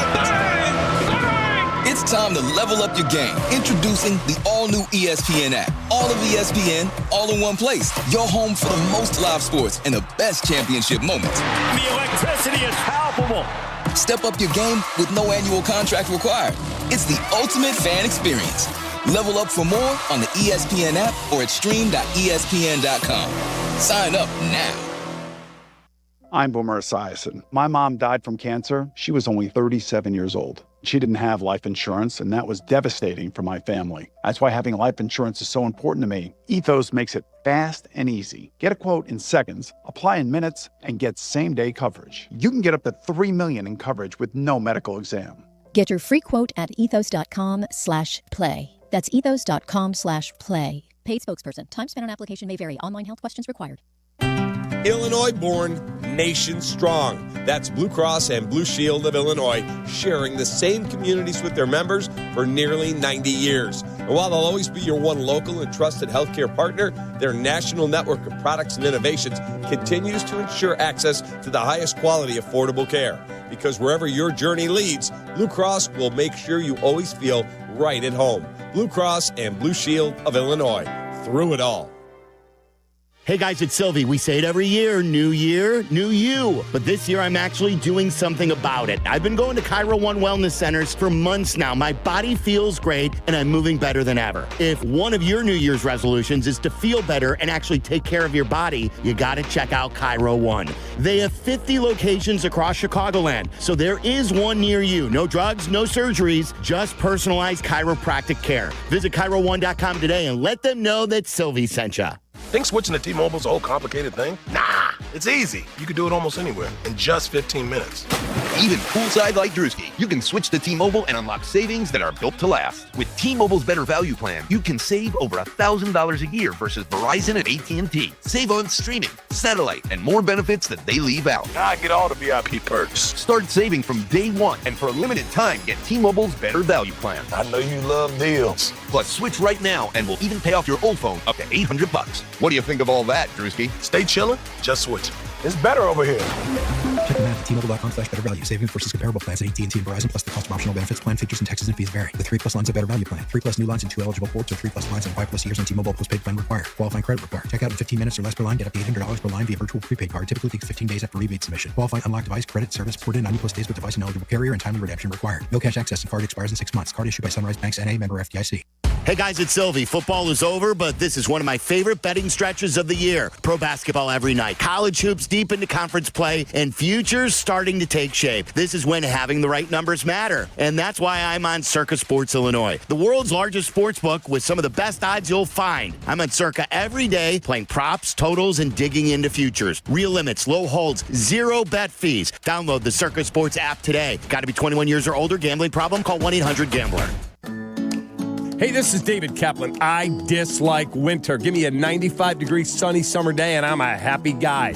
So I spend most of my winter free time indoors, and it's why I rely on Automatic. They've been making Chicagoland homes and businesses comfortable for 80 years. I don't even have to think about the outside because my home is perfect all year round. If you're not feeling confident that your winter's going to be carefree, go to Automatic.com right now. That's Automatic.com.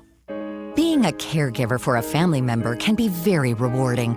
It can be very challenging, too. Besides taking a physical and emotional toll, it can also take a real financial toll, especially if you're paying for home safety upgrades, covering medical expenses, cutting back on hours at your job, or having to leave your job altogether.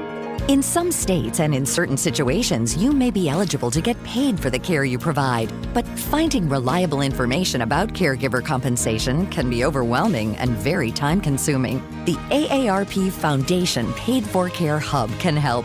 It's a free online tool developed with support from United Healthcare, where you can search compensation programs, explore your options, and get answers to frequently asked questions. Find out today if it's possible to be compensated for the time, effort, and care you're providing. Visit paidforcare.aarpfoundation.org to learn more.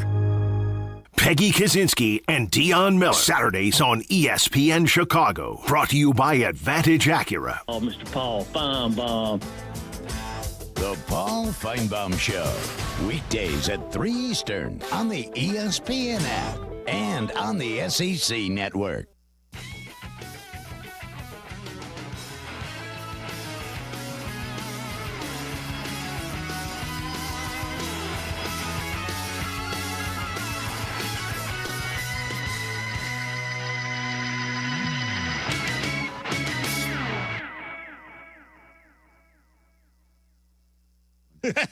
Back here on the Rich Eisen Show is one big simulcast. We're back here on the radio. LeBron, a triple-double last night, the oldest to do such a thing.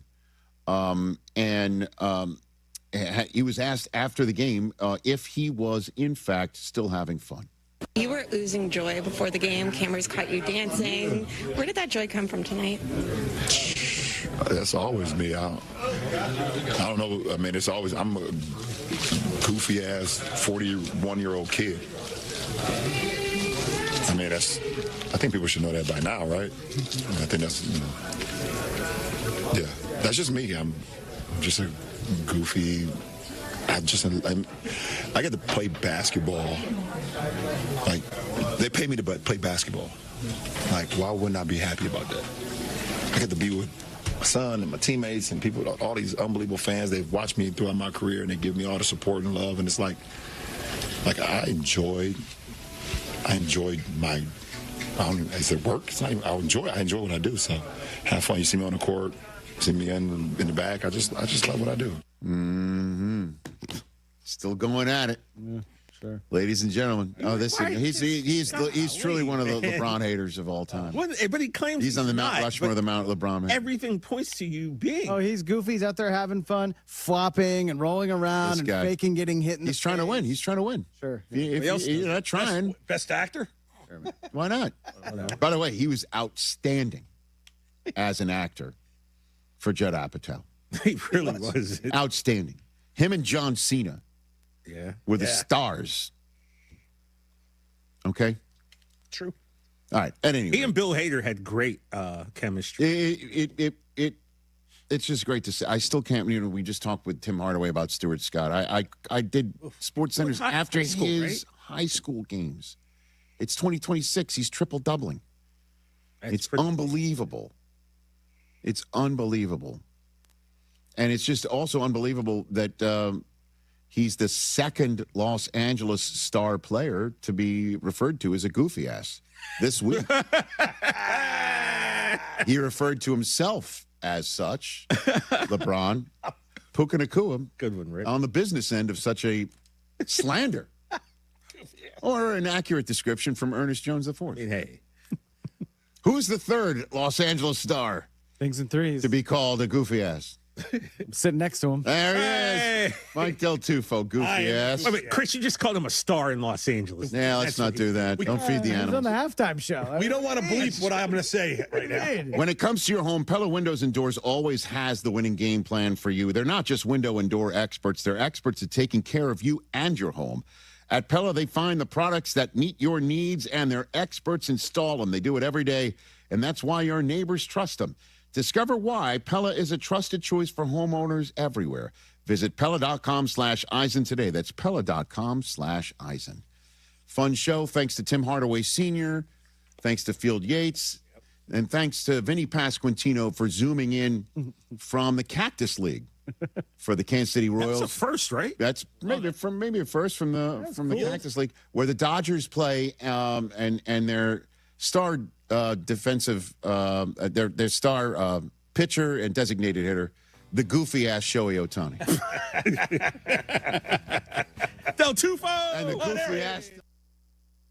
Do you owe $10,000 or more in credit card debt or personal loans? With credit card debt at all-time highs, Debt Relief Advocates is urgently notifying consumers of debt relief now being made available, designed to aid consumers with out-of-control credit card debt. Those who qualify and enroll for this relief program will only have to pay back a fraction of what they owe. This is not bankruptcy or a debt consolidation loan. This is a relief program that credit card companies would rather you not know about, as it ends your debt nightmare and saves you lots of money. Consumers owing at least $10,000 in credit card debt or personal loans can now take advantage of this debt relief as the cost of living skyrockets. Debt Relief Advocates has established a relief hotline for you to call to learn what debt reduction you may qualify for, so don't wait. For this free information, call the Relief Hotline at 800-606-8737. 800-606-8737. 800-606-8737.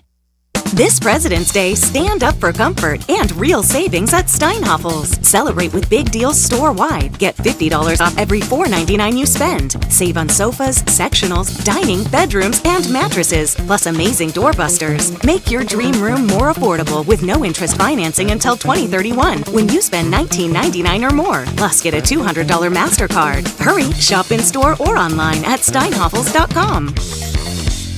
Howard, you know I love hockey, especially this season. But in addition to the fast pace, line changes, and physical intensity, there's something very satisfying about the ice itself, especially after the Zamboni makes a pass and leaves a shiny, flawless sheet. Well, Cap, when I see a sheet of ice, my mind immediately goes to car spinning out, rear-end collisions, and slip and fall accidents. Slip and fall? You know who to call. My guy, Howard Enkin, 312-6-million. Howard is our lawyer on the Kap J Hood Show, weekday mornings on ESPN Chicago.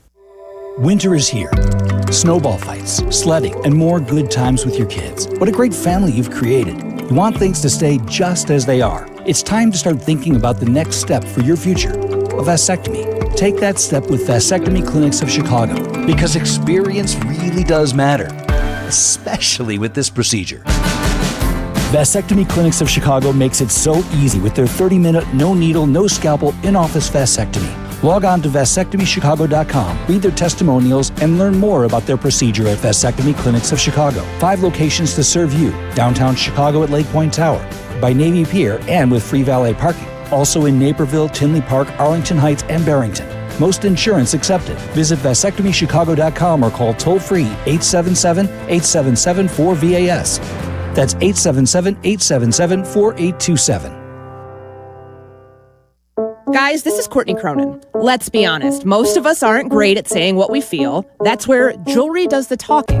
And nobody does it better than Rogers & Hollins, family owned since 1910. From engagement rings to stunning jewelry and watches, whether it's a gift that speaks for you or something that elevates your look, they've got it all.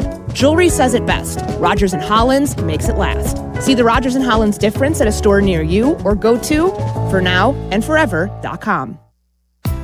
If you're in the market for windows, then you need to call me, Russ Armstrong, the Chicago window guy. I do things differently than those other big-name window companies. No subcontracted labor, no 3-hour-long sales pitches, simply the best product, best warranty, made right here in Chicago, all at the lowest price, guaranteed. Deal directly with me, the owner, and call the Chicago Window Guys today at 847-881-3060. And check out our 5-star reviews at ChicagoWindowGuys.com. ChicagoWindowGuys.com. Everyone deserves access to quality health, but for half the world's population, essential health services are out of reach. At AmeriCares, we know access to quality health saves and improves lives. With good health, people can attend school, be productive at work, care for their families, and contribute to strong communities. That's why we envision pathways to health and opportunity for all. We care. It's our call to action. It's in our history. It's in our name, AmeriCares. AmeriCares about disaster survivors, about free medical aid, what doctors need, our communities, our neighbors, our families. AmeriCares about good health. For a better world. Learn more at americares.org/goodhealth. Together, we can build pathways to health.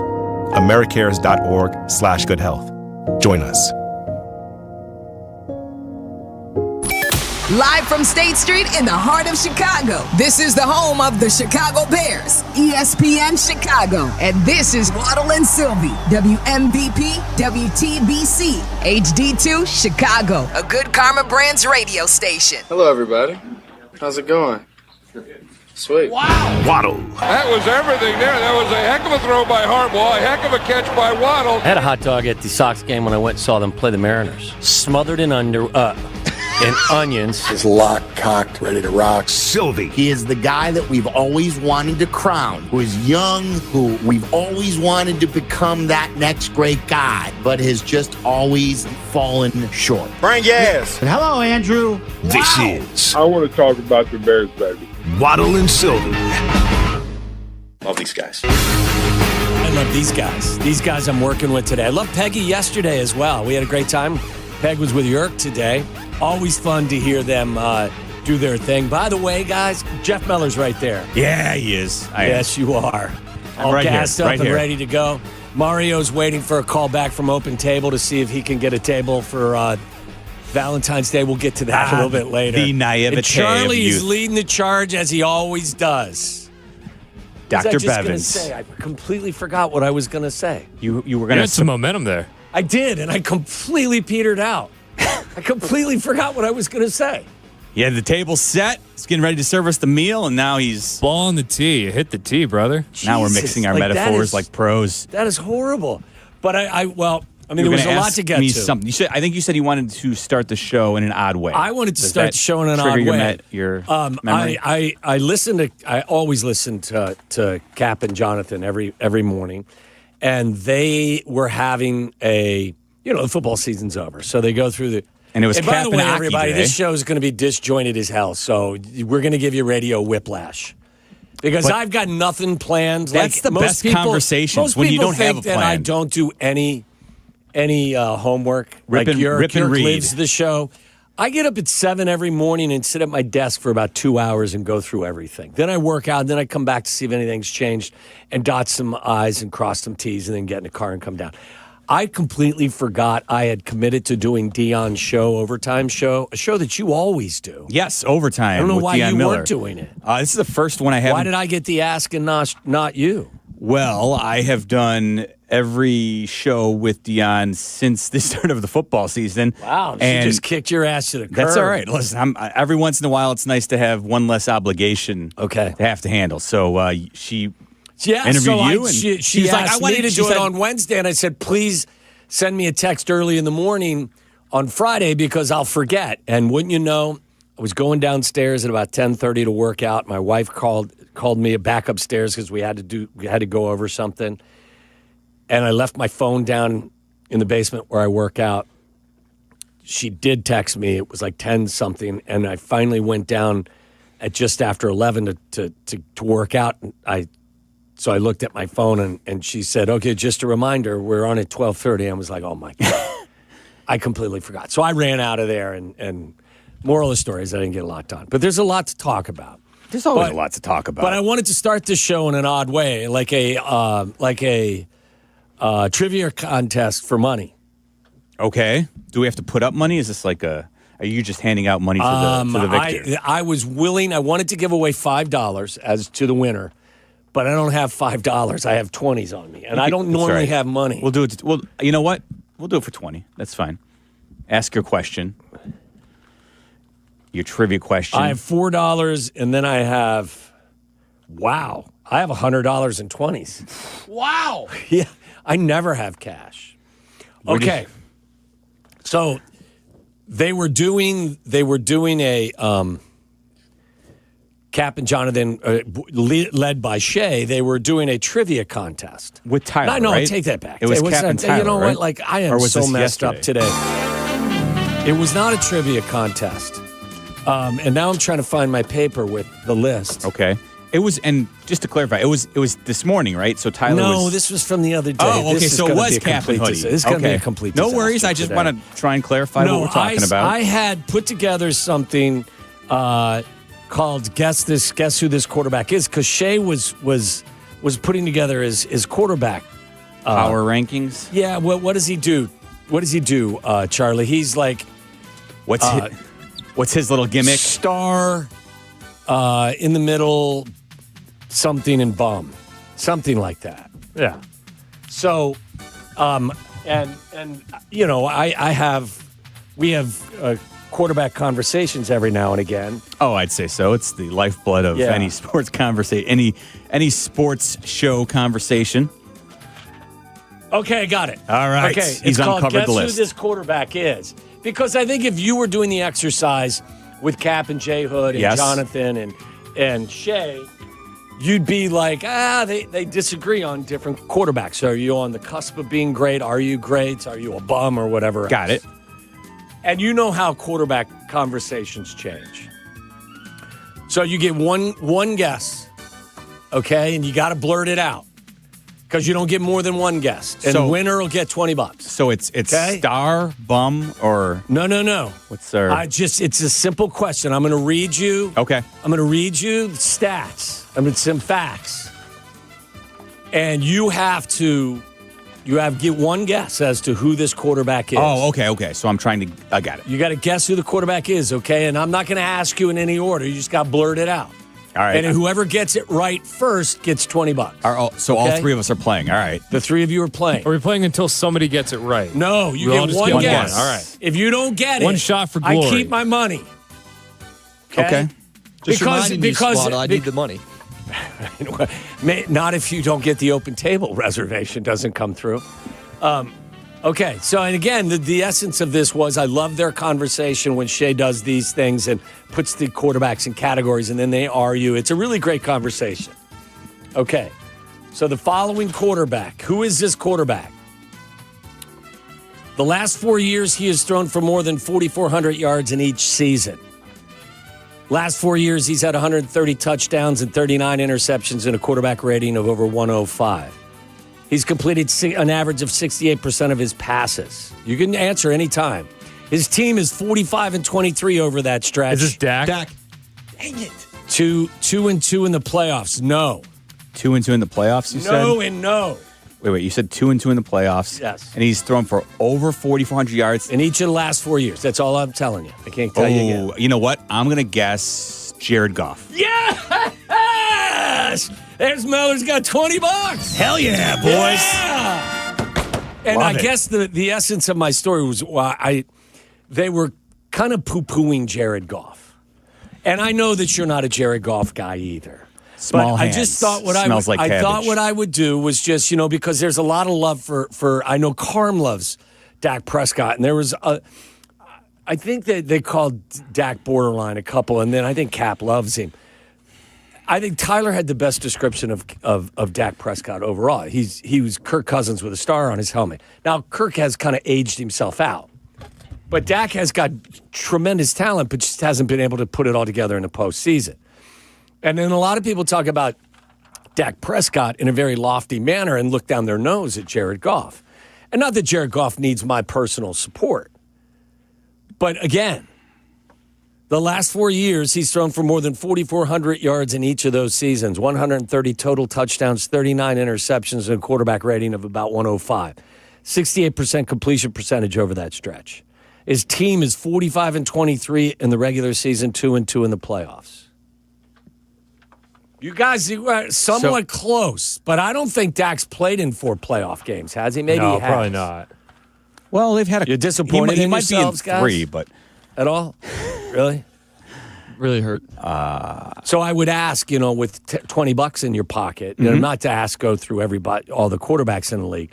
Are you somebody that will give Jared Goff his due, or are you I don't think Jared Goff's very good group? No, so I think it's really funny and really weird how people classify different quarterbacks. Listen, when I look at a quarterback, I think part of if you want to come at this with By the way, I'm not giving away $20 every second. No, that's fine. That was one and done. I'm happy with the $20 in my pocket that I wasn't expecting. When I'm assessing quarterbacks, I think if you want to do it with a good faith effort, here's what the question I want to be asking myself. Because it's easy for us to rank quarterbacks and put them in, hey, is this guy better than that guy? Who's got a brighter future? But I like to look at this from the franchise's perspective because I think that's the most honest way to do it. If you're the Lions and you've got Jared Goff and the way you came about ascertaining him as your quarterback under the trade of trading away Matthew Stafford to the Rams. He was basically a throw-in. He absolutely was. They took on his contract, but they got multiple first-round picks. Mm-hmm. And it was kind of a salary balance so that the Rams could get Stafford onto their roster. At that point, Jared was had hit a wall and wasn't, his time in LA had come to an end. But the way the line, and this is when you look at everything, right? Like I think this also this leads to how Sam Darnold got to where he is. Can you win a Super Bowl with the player the way your roster is currently constructed, or do you have an opportunity to at least make a deep run into the playoffs the way your roster is? Or should you be having a serious conversation about moving away from that quarterback and potentially reinvesting by drafting in another young quarterback? I think that's the best way. You should basically have every conversation surrounding that guy. And I would say be careful thinking that the guy that you're bringing in with no NFL experience is somehow, some way going to be better than the guy who's done some pretty damn good things. And that's exactly it. With Jared Goff. Now, again, it comes at a huge cost because Jared probably makes $45 to $50 million a year. Yes, but he's also, and I know they just recently reworked his deal, right? Not too long ago, where they added some, didn't they? And within the last couple of seasons. He recently got an extension. Yeah, exactly. Sure. So the way the Lions are constructed, are there other quarterbacks you'd rather have than Jared Goff? Yeah, sure, probably. But based on the world the Lions are living in, are they going to move off of Jared Goff right now? No, absolutely not. Because let me ask you a question. Would you rather have, regardless of the team, and some guys are more suited for their particular team, and this sounds like Detroit radio. Would you rather have Sam Darnold or Jared Goff? Boy, if I'm who? What's it? Just either. Like, it doesn't matter. Yeah, I mean, you could decide who you want. If you're the Jets, or if you're the Vikings, if you're a new team, whatever the case may be, who would you rather have? I mean, are you taking into consideration that Jared Goff looks like he's more equipped to play at a high level indoors? So yes, I'm absolutely controlled? I also think there's some playoff questions, too. It's weird, but because who aren't there playoff questions about? Yeah, as I was thinking, I would say recent playoff questions. Jared Goff laid a complete egg against Washington last year. Washington, so much so did their defense. They lost that, but he also threw, I think, three interceptions in that game. Yeah. Like, everybody failed in that game, including the quarterback. Yeah, is it odd that I would almost say... By the way, Caleb threw 5 picks in the postseason, and I love him. I understand, but we also know the context behind those picks, I think, as well. Some context. Some of them. Well, to that point, though, is exactly what Waddle's trying to point out, is that we know intimately the details surrounding Caleb's interceptions because we were watching and probably have rewatched the games more than most, whereas the Jared Goff game against Washington last season, it's easy to just be like, he absolutely, pooped the bed. Yeah. And, you never can trust him again. Is it odd for me to believe that if I'm talking about the Lions, I would prefer having Jared Goff orchestrate my offense with the idea that if I can, like not this season, but the previous season, if I can set myself up where I have home field advantage for a playoff run, I like my chances with Jared Goff orchestrating the offense indoors. Because even Sam Darnold, you look at his performance, he didn't do anything catastrophically bad, but he did not do anything ridiculously to the upside. I believe he completed 50% of his passes, right? Wasn't he 19 of 38? Missed a few throws. They didn't win that game because of Sam Darnold, but they didn't, he didn't put him in position to lose it. Let's be honest. Jared Goff has been asked to do more to lead his team to victories, whereas Sam Darnold, again, he was riding sidecar in this Seattle Seahawks Super Bowl run. Like, he didn't completely, submarine the entire situation. Yeah. He was fine, but he didn't go out and win any games. It was the defense by the Seahawks that put them in position. And honestly, go back to it, the first game that the Seahawks played against the 49ers, he was spotted a touchdown lead before he even stepped on the field. Yeah. What if we frame it this way? Because, this is something Ben Johnson talked about with Caleb Williams. He said that even when I'm wrong, the quarterback will make me right. Which quarterback do you have more confidence in that even if the play call is wrong, even if the decision is wrong, the quarterback will make you right? You think I would say Jared Goff. Yes. I don't really know where I land. I think there's... There's a significantly larger body of work, impressive work, for one versus the other. And here's the thing. And by the way, I don't know how we got to Jared Goff versus Sam Darnold other than it's just one of those Fridays. We're here, so deal with it, folks. Okay. Sam Darnold, how about this, though? On a play-by-play basis, Sam Darnold, I think, athletically, is capable of more than Jared Goff is. But if I'm talking about through the entirety of a game... Why do you say that? I think he's got a bigger arm. I think he's got... What, you disagree? I don't know if I Goff's disagree, but big arm versus downfield accuracy, deep ball accuracy. I think Jared Goff throws one of the prettiest balls in the NFL. Yeah, I would say that. But I'm talking about as an athlete, yes, like I think Sam Darnold is capable of doing more things similar to what Caleb can occasionally give you, these wow moments, these plays. Well, I think you're probably right. He's a better overall athlete. But in terms of the guy that I want orchestrating the entire game, who I think is more likely not to hurt me in a moment, who can give me in rhythm on time, I think that's Jared Goff over Sam Darnold.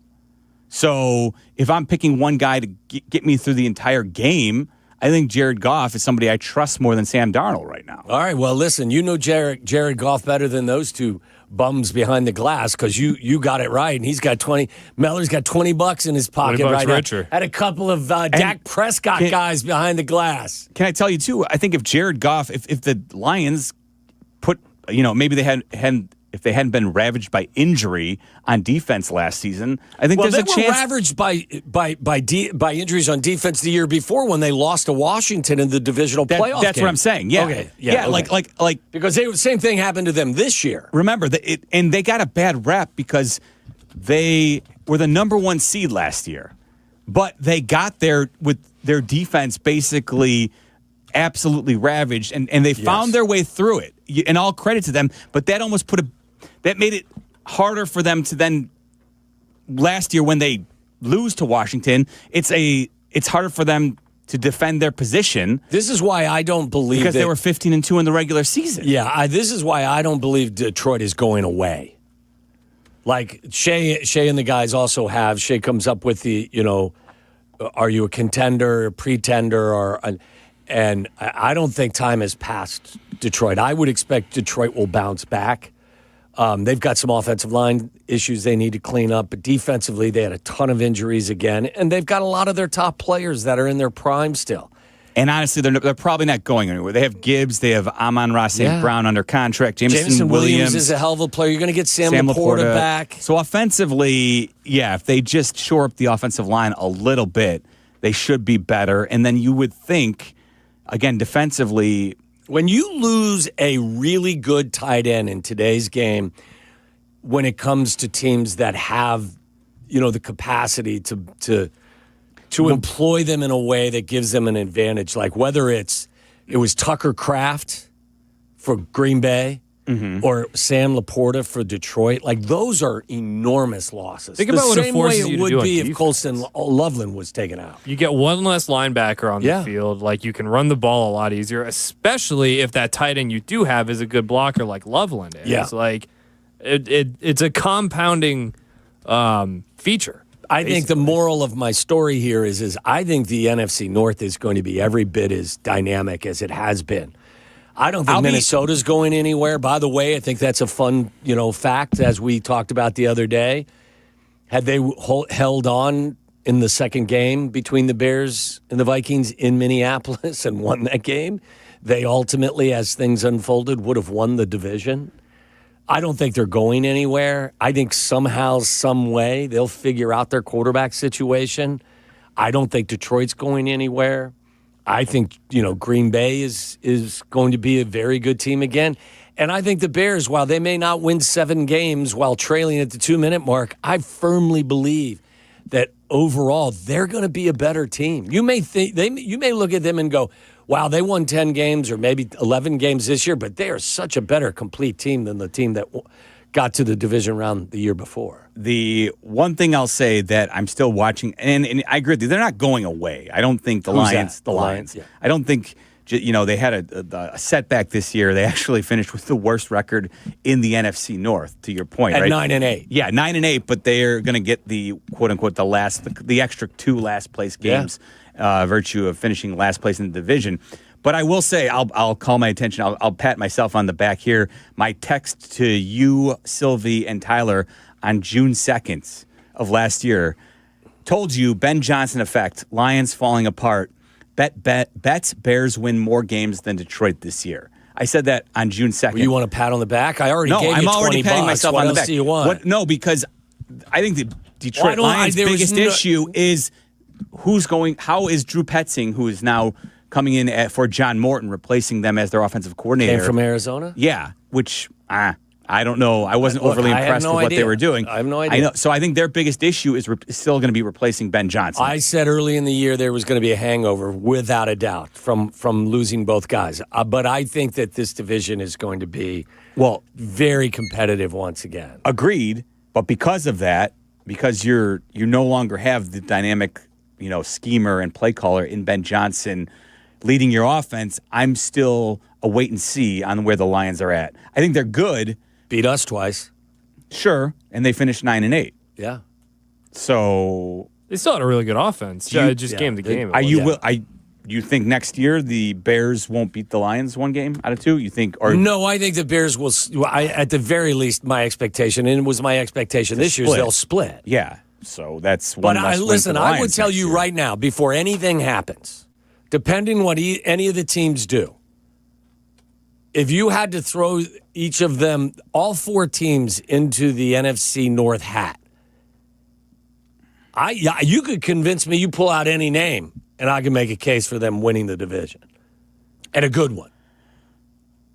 I need more clarity with the Vikings quarterback situation before I feel good about it. They were 9-8, and with what's his face, Max. What was his name? Brosmer. Brosmer did not play any. He didn't play significant. My point is they were still winning games with guys who, whether it was JJ still not fully developed or still struggling, like they were a top 7 defense this year. They've got talent everywhere. Like that Vikings team is not going away, my brother. I'm not saying it's going away. I don't really, until they solve the quarterback situation or J.J. McCarthy takes significant steps forward, I don't want to. Maybe they trade for what's the kid that the Patriots drafted, and then he went to San Francisco and got fixed. What if Mac Jones goes to Minneapolis and takes the same path that Sam Darnold took? I would personally say Sam Darnold's got more skill. Yes. As long as you have that substation there, I wouldn't be trading your backups if I'm San Francisco. And honestly, I think Kyle Shanahan has said something to that effect, is they're not looking to trade Mac Jones right now because they understand that having 2 good quarterbacks is a good thing. And maybe that's just posturing, but I don't think Mac Jones – I don't know. I don't think any team's going to be willing to meet the asking price that the 49ers want for Mac Jones. You could sell me also, though, that J.J. McCarthy, while he may not – takes a step forward? Yes. He's 22 years old. I still feel like – and I guess I'm quibbling with your point, but I think if I pull – You're a quibbler. Yes, and if you put the all 4 NFC North teams into a hat and I pulled out the Bears, Packers, or Lions, I would feel good about defending that position. The Vikings I would feel less certain about. So that's the one team where I don't think they're necessarily. Brian Flores is back as their DC. Okay. Right? Sure. No, I'm asking, right? Yes. Isn't he? Well, as of right now, I guess. Yeah. He didn't land a head coaching job. So he's there. He's there. I could make a case for all of them.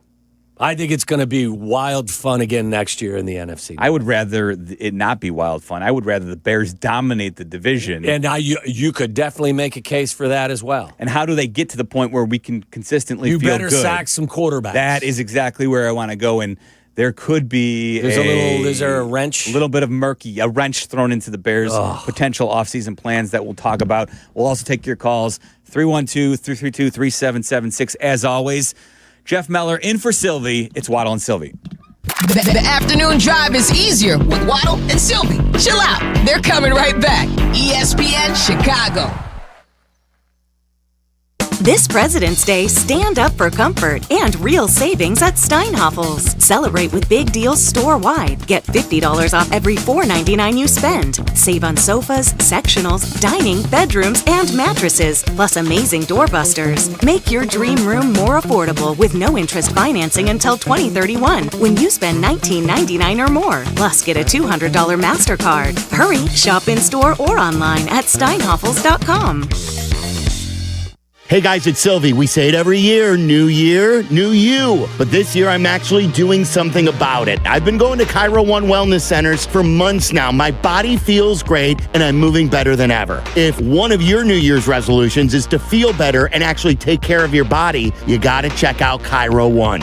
They have 50 locations across Chicagoland, so there is one near you. No drugs, no surgeries, just personalized chiropractic care. Visit CairoOne.com today and let them know that Silvy sent ya. Hey, it's Dionne Miller, and if you're in the market or even think you should be in the market for new windows, you need to call Russ Armstrong, the Chicago window guy. For over 30 years, Russ has done things differently. He offers the most energy-efficient windows and doors at the lowest price, and they come with a lifetime guarantee. And when you call Chicago window guys like I did, you get to deal directly with Russ, and you will not be sorry. So call Chicago window guys today at 847-881-3060 or check them out for yourself at ChicagoWindowGuys.com. ChicagoWindowGuys.com. One good shot can change the trajectory of your career. Seize your moment and train for a future with potential at ETI School of Skilled Trades. In as little as 7 months, you can get started in welding or HVAC with hands-on training in the skills employers are looking for. We offer day and evening classes to fit your schedule. Take your shot. Visit eticampus.edu or call 888-830-7678 to learn more. ETI, it's your future. Own it. As America's #1 motorcycle insurer, Progressive has your back. Oh, like roadside assistance? Oh yeah, Progressive offers that. Great. Do you have plans Saturday? My cousin canceled and I'd love to have someone to ride with. Actually, we just do insurance, not riding buddies. Cool, let's meet at noon. Actually, scratch that. 10 a.m., you and me, breakfast at a diner. To be clear, Progressive has your back for insurance only. So get a quote and see if you can save. Okay, so if you beat me there, get me the Lumberjack Special. We can share. Progressive Casualty Insurance Company and affiliates. Roadside assistance may require comprehensive coverage. Access to education changes lives. That's why National University provides flexible online and hybrid programs from associate to doctorate degrees. Since 1971, NU was built to serve non-traditional working and military learners nationwide. NU understands the demands of work, family, and service. Each year, more than 130,000 learners trust National University to move forward. Visit nu.edu to learn more. Ring, ring. Hello. Who is it? Guests on ESPN Chicago join us on the Yingling Hotline. Chicago office is calling. I've been expecting your call. The Yingling Hotline, brought to you by Yingling, the oldest brewery in America. ESPN 1000, Chicago's home for sports. You're listening to Waddle and Silvy. Watch us and join the chat. Follow ESPN 1000 Chicago on twitch.tv or the Twitch app.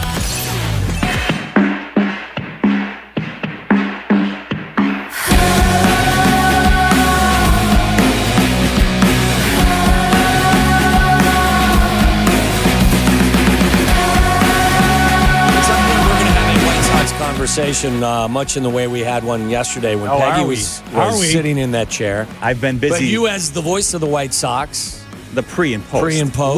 Len and DJ are the voices. of the White Sox. Didn't let me finish. Okay, I'm a little slow today. I don't want to be. We need to clear this through you. We're going to run through the 40-man roster and I'm going to list off whether the player's right-handed, left-handed, or a switch. That's a good wise-ass joke right there. But listen, we were all just throwing darts yesterday. You're inside the organization, so you're going to have to give us some clarity at some point before we get out of here at 6 tonight. Okay? Yeah, sure, we can do that. Are you allowed to? I am. Yes. Listen, I've never once you been got the told. White Sox muzzle on. Have you seen Meller wearing the White Sox muzzle, Charlie? I don't know if that exists. I have never once been told or asked to say anything. I'm given free rein to react however I would like. So I would like to say that about everything here on this station. Like the Bears, yes, because we're the home of the White Bears, Sox. Home of the White Sox. They never give you hell for anything. We're the home of the Bears. At no point has anyone inside the Bears organization ever directed us to say this or not say that. Yeah. Ever. Which is pretty cool. And I give Danny Zetterman a lot of credit and Keith Williams a lot of credit because they basically said, hey, we want this relationship to happen, but you still have to let our guys, within reason. Everyone's going to be an adult and everyone's going to try to be mature and if you're going to be critical, constructively critical or professionally critical. But Yeah, I'm just busting your chops. No, I don't think you'll put on the muzzle. No. Again, I've never been asked to in any way, shape, or form, so I'm more than happy to talk about it. Real quick, we will discuss a potential revelation. I'll turn this down for you, okay? You don't want the alerts? No, I don't want the alerts that someone scored a goal in one of these EPL games that you are not paying attention to the show and paying attention to on your all computer. Right, we'll silence that. Actually, you know what? I just realized that came from the phone. That was the calendar. All right. Jeez. Calendar update from the phone. What can you? Hey, I thought I silenced it, but I did not. So what do you want me to do? Who's playing today on your other device? Actually, nothing. There's no real EPL games today. We got FA Cup, I believe, is going on this weekend. So, but nothing today. You say so. Anyway, I digress. Real quick though, before we get to the update on the Bears, we veered into Vikings convo, which means you know that's the alarm for Howard and Skokie. Howard, educate us on the latest Vikings info so we can move on to some Bears convo before we do that. Well, we're going to talk Bears also. The problem was not J.J. McCarthy. The problem is when you have the worst offensive line in football, I don't care unless it's Tom Brady, you ain't going to win. And if you look how many times he got hit for times he went back to pass, it was scary. And the GM blew it, signing a center with 3 or 4 concussions beforehand. But I want to touch on the Viking Bears for 1 quarterbacks. minute. To your point, to your point, Howard, the Vikings quarterbacks were sacked a total of 60 times last year. Ouch. Yeah, and that's just, I don't care who you are. You can't play quarterback like that. The Bears played a 4th-place schedule last year, and turnovers are fluky things. When you had a great pass rush, not as much, but almost everything bounced their way. This is more towards Tommy. If they ended up in 3rd place next year, would you be overly shocked? If you're telling me they ended up in 3rd place with 10 wins, no. Because, Howard, I agree with 100% with what you're saying. There was a lot of good fortune, and what they did was they took that good fortune and made the most of it. I think the most shocking part of what transpired for them last year was that they did lead the league in takeaways with a pass rush that ranked 31st overall in win rate. That will not happen again. So I do agree that... What's that, Howard? And how much of that is because they played a 4th-place schedule? When you play crappy quarterbacks, pardon my French, you're going to get a lot more interceptions. So I think that's part of it. I also think that, sometimes I think, and we appreciate the call, Howard, takeaways come in bunches sometimes. Interceptions come in bunches. Like, remember we're going back to now, again, I know this is a bit of an apples to oranges comparison, but go back to the 2018 Bears defense. They led the league in takeaways, but they also had a dynamic pass rush. Okay? But the point was that their safety at the time, Eddie Jackson, that ball just kept bouncing into his arms. Now, he had a couple of really nice seasons, but sometimes the ball just finds you. The fact that the Bears defense, again, led the league in takeaways with a pass rush that ranked 21st in win rate, like that, excuse me, did I say 21st? I meant 31st, next to last. Yes. That's not going to happen again. And Howard's right, the step up in class is going to be there. I believe of all of the NFC playoff teams, the Bears ultimately had the easiest strength of schedule. So, yeah, you may play a more difficult, but my point is that you're going to be a better team overall in year 2, in my humble opinion, in Ben Johnson's system with a quarterback who I believe will continue to make strides. Maybe some of that magical stuff disappears, but the overall performance, I think, will rise. So, okay, you're going to convince me that they finish in 3rd place? I wouldn't say I would rule it out, but that would be a 10-win team in 3rd place that's still finding their way into the postseason as a wild card. We talk about it a lot, the addition of the last place schedule and what it ultimately means, and but it's really hard to put your finger on it because I think more important than your last place schedule, and this is something completely out of your control, but the reality is I think it's good fortune. Do you end up playing a team that, and based on their injuries that season, what they're with Mason Rudolph instead of Aaron Rodgers against you. Precisely, right? Yes. But here's the thing. Sometimes, even though you have good fortune, if you don't take advantage of it, it doesn't mean anything. Right. Tyler Huntley was starting for the Ravens. Guess what? That was a pretty disappointing game, the way that one played out. No doubt. Ultimately, it didn't matter because the Bears were able to bounce back from that loss. And this is where I'll give Ben Johnson a lot of credit, right? To be able to not have a bad loss like that snowball on you, right? I think it's very infrequent that a team has a really good season without a significant amount of good fortune. I just think that's the nature of the beast. You could be the best team in the NFL or Major League Baseball. If you have a really good season, there's a good chance you had good fortune. The deciding factor in all of that is, did you take advantage of the good fortune? Yes. When that ball bounced in your direction, did you take advantage of it? So when you sit down and somebody hands you a plate of food, you eat. The Bears ate. When they were presented good fortune, they ate. Other teams don't do that. So the good fortune may not show up in the quantity that it did this past year, but I think their overall team is going to be better in 2026 than it was in 2025. I don't think you're going to be, God, I hope not, 31st in pass rush success. So the only next season the Bears will be playing the quote unquote first place schedule. So the only two games that are affected by it, and when I'm going to say this, you're probably going to be like, "Oh, I don't love that."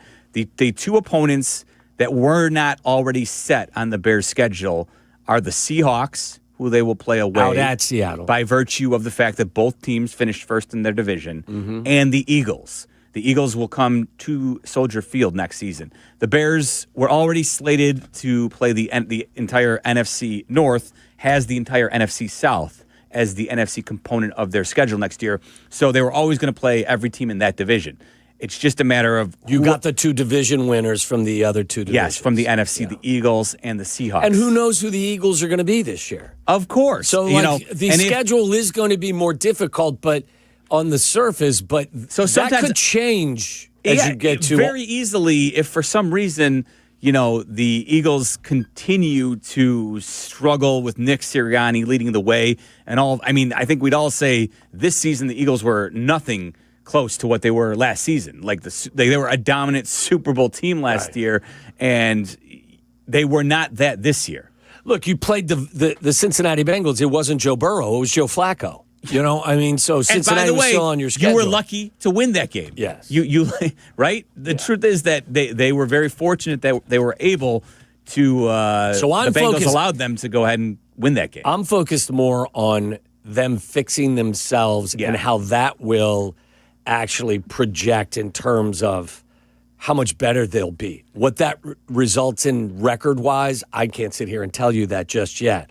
But how are you going to get better with the pass rush? With your pass rush. That's what I'm interested more in than anything else. And a couple of NFL insiders shed some light on a player that I think a lot of Bears fans, us included the other day, were talking about, and that is Trey Hendrickson with the Cincinnati Bengals, the aforementioned Cincinnati Bengals. Who would only cost you money if he was actually a true free agent. But will he be a free agent? That is the question. Trey Hendrickson, we thought last year with that doctored deal that they did, that 1 year deal, it's like, okay, he's going to play that out, he's going to hit free agency, and his time with the Bengals is done.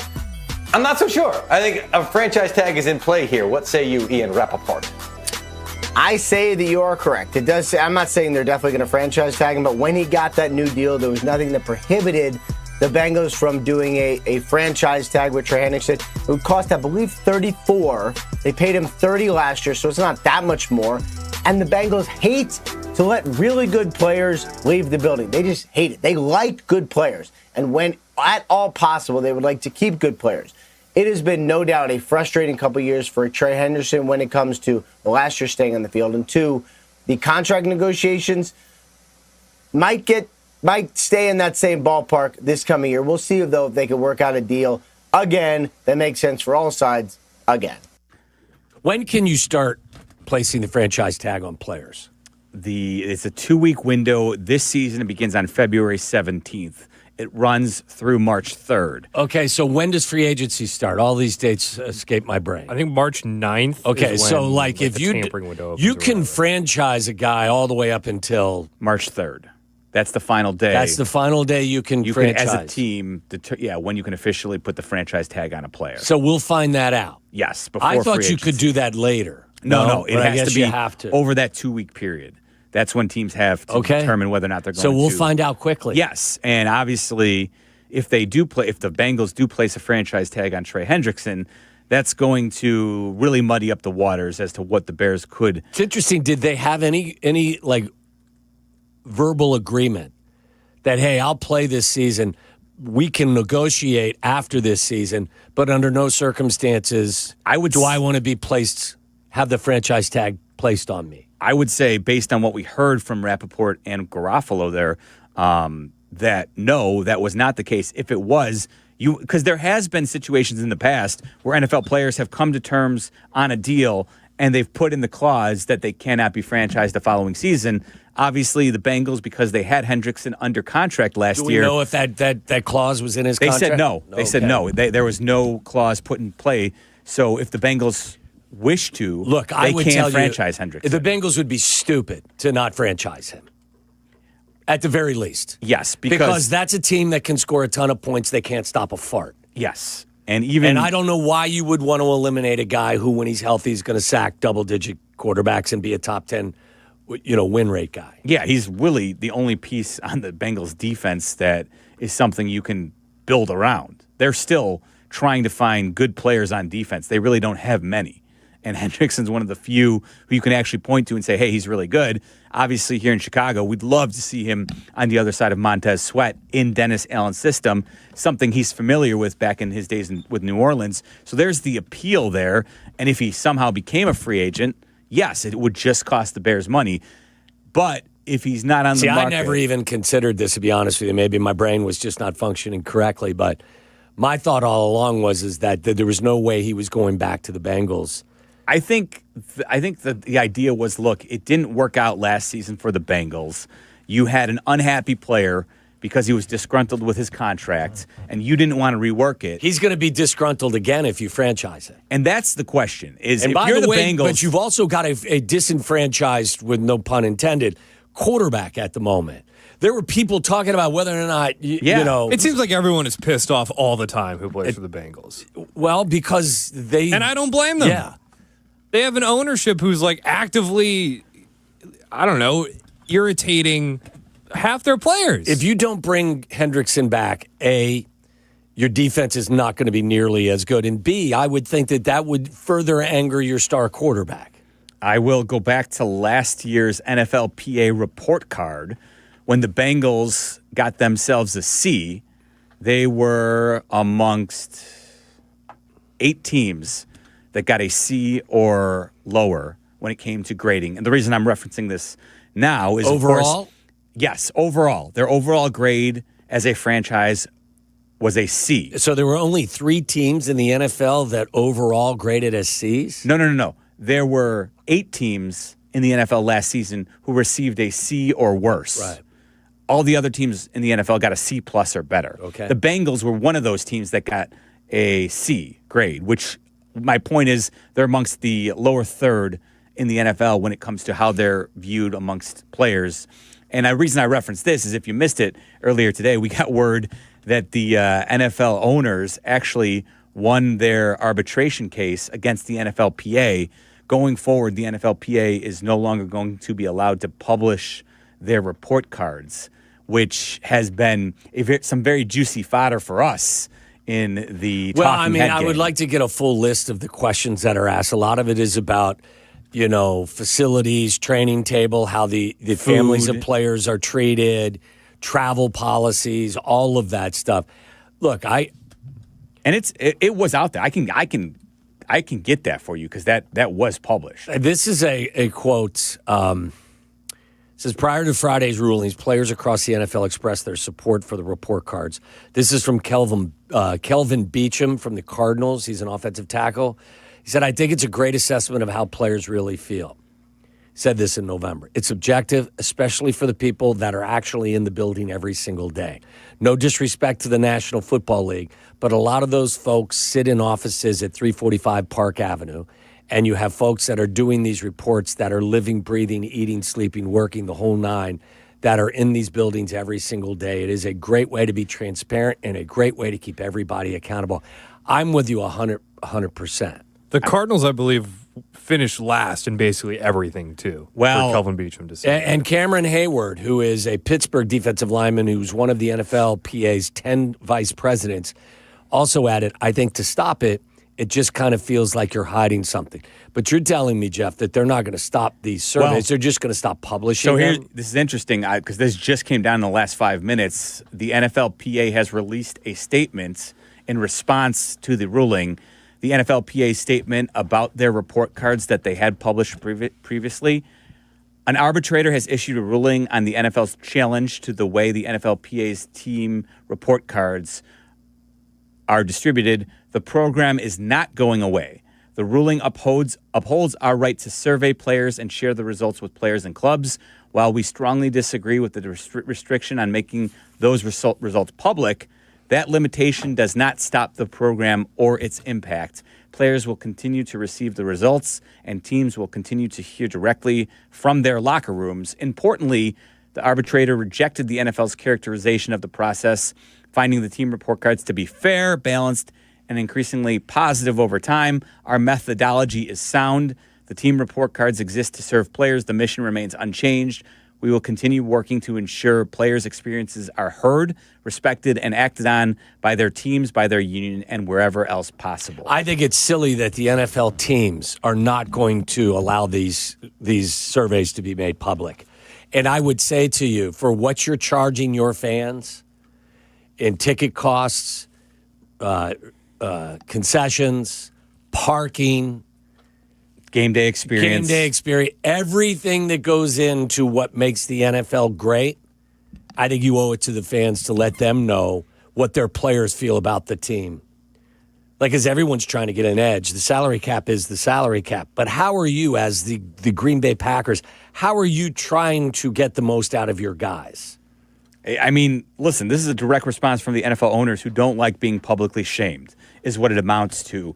And it, at least based on the reporting we've seen so far today, it seems like Woody Johnson, who owns the Jets, the lone team to receive an F in the last NFLPA report card, was at the forefront of wanting to have this abolished publicly. Now, I'll also add in, for context, the Cardinals and Panthers got a D-. The Patriots and Steelers, surprisingly, got a D.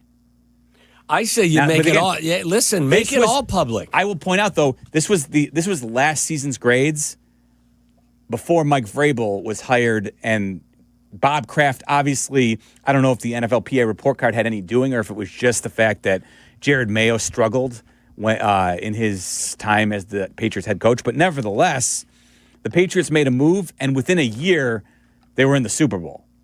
So maybe a little bit of public shame did help the Patriots move on from Jared Mayo and bring Mike Vrabel in. It clearly worked for them. Again, I think transparency is what is best for this situation, and I think transparency is something across the lines of the NFL going into the officiating. I think all of it, again, and again, not an apples to an apple to apple comparison, but when you are taking hundreds of millions of dollars, maybe that's an exaggeration, but a large sum of money from the different online gambling sites, and that's part of your, I think transparency has got on every front. Yeah. Has to be at the top of your to-do list as an organization. Otherwise, they're not going to trust you. Like if a quarterback playing in the Super Bowl is taking a pain-killing injection for a shoulder, he probably should be listed on the NFL injury report for that game. Probably so. I digress. Probably so. Jeff Meller in for Silvy. This is Waddle and Silvy. This is Waddle and Silvy on ESPN Chicago, Chicago's home for sports. When you ante up your insurance premium each month, you believe that if you're ever in an accident, your insurance company will treat you fairly. But that's not a safe bet.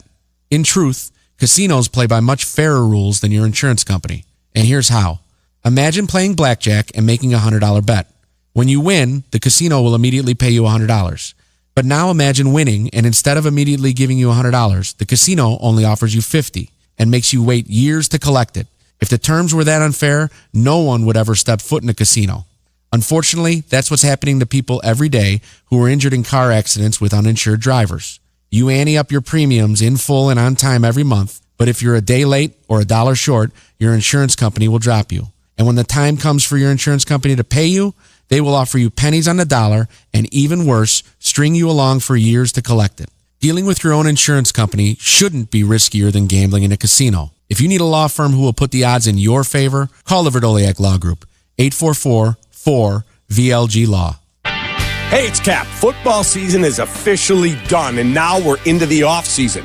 No games, no distractions, which means it's a great time to finally take care of the stuff you've been putting off. You're not sleeping well or you're dealing with constant congestion, check out Sinus and Snoring MD. Do what I did. Call 847-545-0147 and get yourself ready to feel better. That's 847-545-0147 or sinusandsnoringmd.com. Race to savings on your dream kitchen upgrade with help from Menards.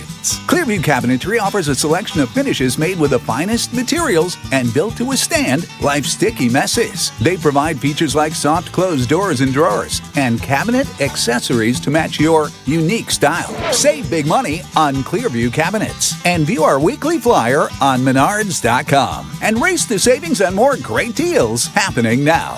Save big money at Menards. Dear Winter, Toyota can't get enough of you. Because Toyota's got 25 vehicles with available all-wheel drive and four-wheel drive. And that's more than any other auto brand. From the versatile RAV4 to the svelte Crown, the sleek Camry all-wheel drive, the Corolla Hybrid all-wheel drive, the rugged Tacoma, the tenacious Tundra, and the spacious Grand Highlander with all-wheel drive to keep you and yours safe. Hey, you bring the action, we'll bring the traction. Toyota, let's go places. Based on manufacturer's websites as of 10/20/25. Many wins. Many wins. Waiting at Potawatomi Casino Hotel Milwaukee.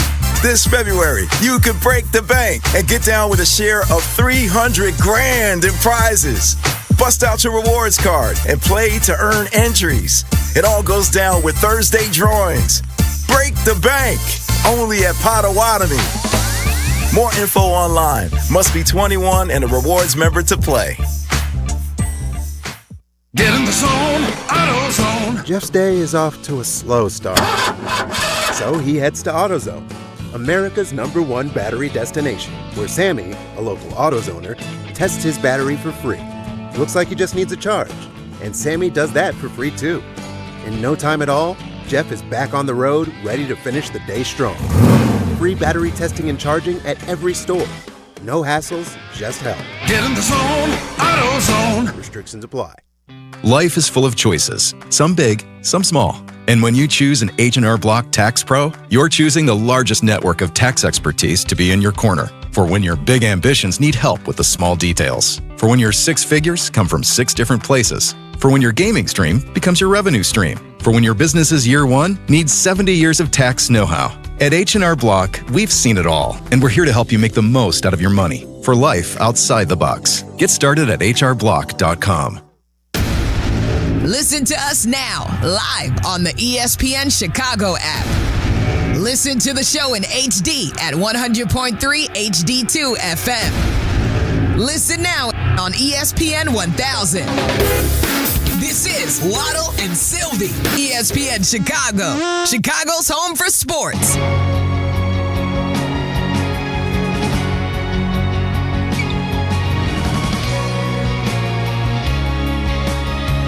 Waddle and Meller in for Silvy today, hanging out with you. I apologize. I told you earlier I did not do my homework assignment. I don't know what you... Oh, yeah, that's my right. homework assignment was to watch episodes 3 and 4 of Rise of the 49ers. Yes. I went to bed last night just after 8, fell asleep by 9, and just... but I promise you I will watch this weekend. We see where your priorities are. Unfortunately, yes. that will do me no good, as I will be heading out to Arizona next week for a couple of days. For what? For spring training, my friend. What are you Sox doing? baseball. Head out to Glendale and check out the White Sox for a couple of on the company days. dime, or you're on your own? Yes, on the company really? dime. A quick trip. I will be there heading out Monday, going to hang out Tuesday and head back. So only going to be there for for I 2 want days. you to, when you come back, I want you to be able to tell me how everybody, from what side of the plate everybody hits from. I think that's a fair request. I can probably do that. I think I'll be able to figure that out. You want to talk about that at some time today? Do you want to talk about that? Yeah, I'd like some clarity. I'll probably we hit don't on have it. a lot of time here. I'll probably hit on it on White Sox Weekly tomorrow. Okay. But we can definitely maybe a preview. Let's I've got questions. Let's carve out a couple minutes to talk about that. We gotta absolutely dump on the NBA, don't we, guys? Like in the NBA All-Star game. Yes, I also have the results of Like It Love It. Oh, we can get to it. All right, so we got a lot to get after here in the next hour. We've also got Mario Herron trying to book some plans for a Valentine's Day dinner. You willing to share your escapade? Yeah, we'll share it. It'll be a life lesson for all the other guys out there, or girls there. Yeah, don't wait. Stuck in this situation. Don't wait till February 13th to book your Valentine's Day plans. Unless you've been married for 35 years, and then that's different. It's different. That's absolutely different. So we got a lot to get after in the next hour, and I'll scold Waddle for not doing his homework assignment as well. Waddle and Silvy, right here on ESPN 1000. You're listening to Waddle and Silvy on ESPN 1000, Chicago's home for sports. What do you do when you're faced with a challenge? Ask any Special Olympics Illinois athlete, and they'll tell you, you plunge in. This winter, join us at the year's coolest event, the Polar Plunge, where we rush into ice-cold water to support Special Olympics Illinois athletes. Your support helps athletes face challenges, build life skills, and have fun. So be cool, take the plunge, and make a life-changing difference today. Get started at plungeillinois.com. Hey guys, it's Courtney Cronin. Picture this. She opens the box. The light catches the shine inside, but what you really see is her smile. That's the winning moment. That's what Rogers & Hollins delivers. Not just a ring or a necklace or a watch, a moment. A story she'll share every time someone compliments her.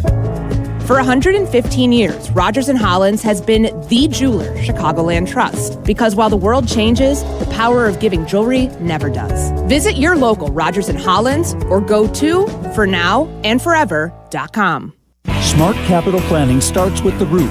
M&M Commercial Roofing, powered by over 50 years of trusted craftsmanship from M&M Home Remodeling, helps Chicagoland properties and facilities plan, not just react. M&M Commercial Roofing starts with detailed inspections and clear reports, then guides you through options, repairs, recover systems, coatings, replacements, or new construction. This is roofing built around your priorities, timeline, and long-term plan. Schedule a consultation with M&M Commercial Roofing and plan with confidence. Hey guys, it's Silvy. Are you feeling sore, stiff, or just not at your best? Maybe you've been dealing with pain for months, hoping it will just go away. You deserve to feel your best. Cairo One Wellness Centers offer personalized chiropractic care to help you live pain-free. No drugs, no surgery. Too many of us think pain is just part of getting older, but that's not true. Visit Cairo1.com today. They have locations across Chicagoland, including Glenview, Wheeling, and Libertyville. That's Cairo1.com, and let them know that Silvy sent ya. This is the story of the one. As the purchasing manager at a manufacturing plant, she knows the only thing more important than having the right safety gear is having it there when you need it. That's why she partners with Grainger for auto reordering, so her team members can count on her to have cut-resistant gloves on hand, and each shift can run safely and efficiently. Call 1-800-GRAINGER, click Grainger.com, or just stop by. Grainger, for the ones who get it done. A SoFi personal loan is here to help you achieve something once thought impossible: overcoming high-interest credit card debt. Walk the tightrope of your finances with one low, fixed-rate monthly payment, no fees required, and as soon as the same-day funding. That's right. Pull off your own debt-defying stunt with a SoFi personal loan. Visit SoFi.com/trick to learn more. Loans originated by SoFi Bank, N.A., member FDIC. Terms and conditions apply. NMLS 696891. Hit the road in a brand new Chevy in less than 1 hour. At Advantage Chevrolet Hotchkiss, you can sign and drive away in 60 minutes or less. Seriously, or they'll cover your first car payment. Every new Chevy is backed by the Advantage Plus program. Advantage Chevrolet Hotchkiss. Together, let's drive. Live from State Street in the heart of Chicago, this is the home of the Chicago Bears, ESPN Chicago. And this is Waddle and Silvy, WMVP, WTBC. HD2 Chicago, a Good Karma Brands radio station.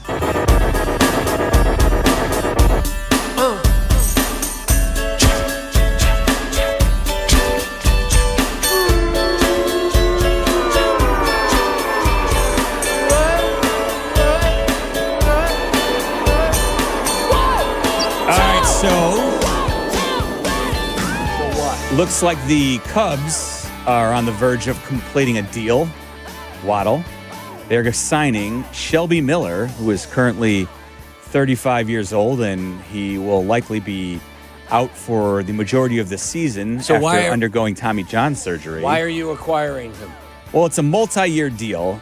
Shelby Miller has had success since being converted as a reliever. He's had a couple of outstanding seasons, in particular 2023 with the Dodgers in relief when he had a 1.71 ERA in 36 appearances. And then... But why are you adding a 35-year-old arm who's going to miss the entire year because of Tommy John? This is primarily a deal for 2027 for the Cubs. Then just why not? Well, because... At that point, he'll be 36 years old coming off of Tommy John. Correct. But am I the weird one here? Like, you can answer yes if you want to, Mario. Yeah, I need to see you back there laughing. But am I the weird one, Charlie? I don't know. I feel like relievers in their mid-30s get signed all the time. Okay. How much? What would It's they? not like they're asking him to be their. They're planning on him being their closer. Sign him. Sign. Just money. Just money, Waddle. I'm going to pay you though. Like, listen. I'm all in. This is not going to. I wish that was part of the plan when I was playing in the NFL. This is not going to prevent them from doing it. No, I get it. I get it. That's interesting, though. Look, I'm not going to make too much of it. I find it a little. You know who Shelby Miller was originally traded for? I do know because you told me, so I won't. I won't blurt it out. I do, but I'll let you break the news to the listeners. The Dansby Swanson trade. Okay, exactly. Shelby Miller did basically nothing once he got to Arizona. It's my recollection. Yeah, but he's a former first-round pick who, for a long time couldn't break through as a starter, but once he was moved to a reliever, he's been very effective as a reliever.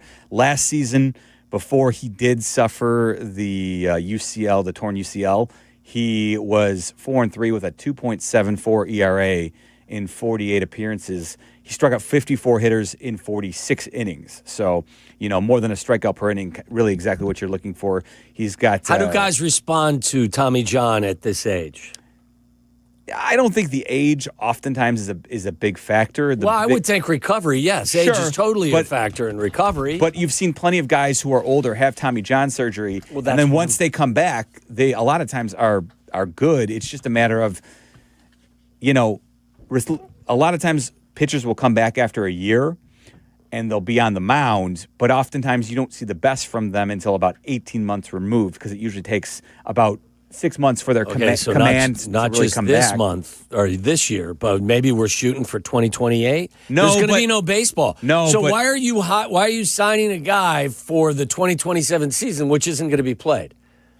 Well, I think the hope is that it will be played. By the way, did you see? We mentioned this yesterday. You see the statement from one of the upper management guys in the Players Association about how Major League Baseball, because they don't have a salary cap, has created the most competitive environment of all the major sports? Dude, I'll read you the quote. It's sure. Unbelievable. I did not. The most competitive. If you had to place a bet today about whether or not the 2027 Major League Baseball season is going to be played, where would you place that bet on yay or nay? I will say yay. I do think... Really? I do, yes. How are they going to get to... Now, are you going to ask me, will any games be compromised? That I would feel less certain about. I'd be surprised if ultimately they don't get a deal done. I think baseball, Major League Baseball, learned a lesson from the 1994 strike. Did they? And to their credit, I do think they did, because have they missed any games since?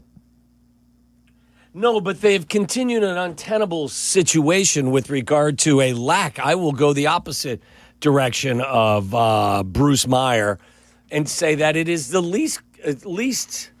That's a different conversation. Here. This is. Can I read this? For you. Yeah, I missed it, so I would love to hear it. So Shelby Miller will be available when? 2027? Likely. He might be able to return at the end of this season, but it's primarily a deal, it looks like, because he's expected. Oh no, yeah. According to Excel Sports, which is his representation, he's expected to miss the 2026 season, so he'll be out all this year. a move for next year. Next year's not going to happen, bro. I think obviously. So you're going to pay somebody not to play for 2 years. Well, I love it. You know what? More power to Shelby. It looks like they're not going to pay much this year. It's a backloaded deal. So the most of the money is going to come, it looks like, in the 2027 season, which Maybe he just wants to hang out with the Cubs because it's a cool group of guys. Clearly. Who wouldn't want to hang out with Alex Anyway, Bregman? this is with regard to the pending work stoppage labor issue. This is an article from The Athletic.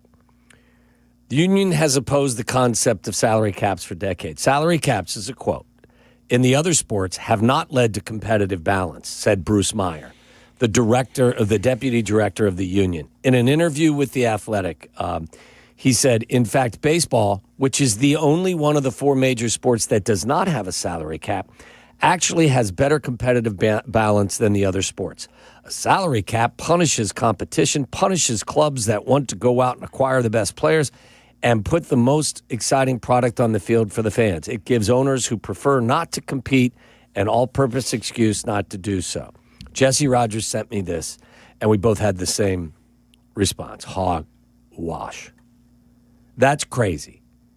Yeah, I think that's the term competitive balance. When you have a team that spends $400 million on salaries and another team that spends $80 because they're subsidized at times not to spend money and not to really truly compete with regard to their salaries, like that is, and I get it. He's got a dog in the hunt. You know, he's the deputy director of the union, and the union's going to bristle at any thought of putting a salary cap in place. And I get what he's saying on that front, but a salary cap without a minimum spend isn't going to. Well, here's the thing. You can ask the question, do you already have a de facto salary cap in baseball with the competitive balance tax that if you didn't currently have the Dodgers with their situation and the Mets with an insanely competitive owner and Steve Cohen who has almost limitless funds, and so without those two organizations, I think you could ask the question, do you already have that de facto salary cap in place for virtually every other team across baseball? Okay. And it's only teams like the Dodgers, Mets, maybe occasionally the Yankees, although you've seen they've been less inclined to go past the competitive balance Okay, let's say that tax. there is a salary cap for that reason. There's no floor. Correct. That's where there's a bigger issue for me. I agree with you. So if you feel the mechanisms that are in place are already serving as a de facto salary cap, okay, fine. You could explain that. Well, but there is no incentive for the smaller market teams to spend money because they get subsidized by the luxury tax. I reject that notion because, again, I think... And what I'm bitching about here, not a quick bitch, this is a long bitch. Yep. Is that, and I get it, he's got a dog in the hunt. Yeah. He's trying to tell you that Major League Baseball has the best competitive balance of all of the sports. Does anybody, if we polled any sports fan who follows the four major sports, that's absurd. Would any of them say that baseball is second or third? Because let's use the most successful sport of all. Yeah. And let's use the NFL. There is a salary cap. There's also a minimum spend. Yes. And so what ends up happening is he can sit here and say, well, you know what? I mean, the Arizona Cardinals stink all the time. Well, they got bad people running their business, but they're playing by a more balanced set of rules with the Rams and the Seahawks and the better teams. Like when you suck in the NFL, it's more a product of you suck because your people aren't good at their jobs versus the Seahawks have an advantage, a financial advantage over you. You know what I'm saying? Absolutely. And some people, I think, would suggest... And that's competitive balance. Absolutely, because the decision makers have less margin for error with the money that they have to operate within, whereas in baseball, the Dodgers, while they are good at their job, they can spend to fix mistakes. I'm not getting on the Dodgers or the Mets. Me neither. They're not Neither the problem. No. The problem is the teams that have no interest in spending and they're subsidized to not have interest. The Pirates, so you have the Reds. The Reds, you have to force them to spend X amount of money. The Rockies, the Marlins. Or guess what? Sell the team. Take advantage of the inflated value of your asset and take your profit and go. Yes. But the current system that Major League Baseball has in place now, it's not going to get any better. No. And so it's going to be interesting to see because while I understand why part of the MLBPA's position to not want a salary cap, even though, again, it feels like they have a de facto salary cap in place for, I would say, at least 26 teams. There might be 4 that are willing to go into the competitive balance tax, but they're the outliers. Because the Dodgers' current financial situation as a behemoth exists, it skews free agency for the vast majority. The big ticket items like your Kyle Tuckers, like your Juan Sotos, like your Shohei Ohtanis, because the Dodgers exist, they're going to have these record-breaking deals that are eye-popping to the elite talents in baseball. But everybody else... they've also told you they hold every other team accountable by pursuing every free agent that they feel can actually help them and be willing, and be willing to spend at the upper end of the... But all of the middle class and less than that get squeezed out. And that's what you're seeing across baseball is the veterans who hit the market, who in the past got paid decent deals because teams did want to be competitive. You're seeing now the average age of Major League Baseball of the player is falling because you know why? Why am I going to spend on a 30-year-old free agent who's 7 years into the league if I'm a team that doesn't have any real incentive to spend up to a certain minimum when I can just bring in a first or second year player or one of my minor leaguers, give them the opportunity, who I think could probably give me 75 to 85% of what that player can give me at a fraction of the cost that it's going to cost me in free agency. That quote I read you from Bruce Myers, who's part of the Players Association, and that perspective is the reason why I'm saying to you. You think there will be? I find it very unlikely that there will be baseball in 2027 unless somebody gives significantly. What I don't know the answer to, though, Waddle, is that who's truly running the MLBPA? Is it the elite level players who are getting paid significant amounts of money? Listen, or is it the concept of a salary cap is, I'm sure, everyone bristles at. Sure.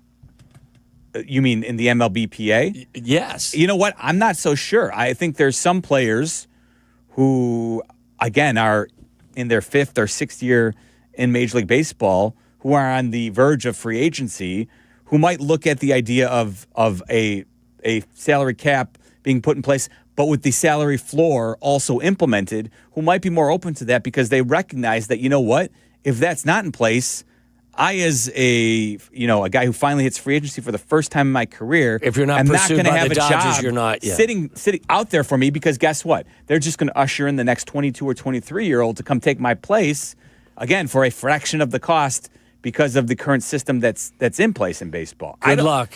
And again, I don't know who's what going are you to do drive. with all your free time after this year? Going to be doing a lot of Waddle and Silvy fill-in shifts, probably, Waddle. By the way, you want to touch on this issue with Chris Getz right now, considering we're talking a little baseball? If you'd like to. Well, I mean, Peggy and I are not as dialed into the White Sox as you are.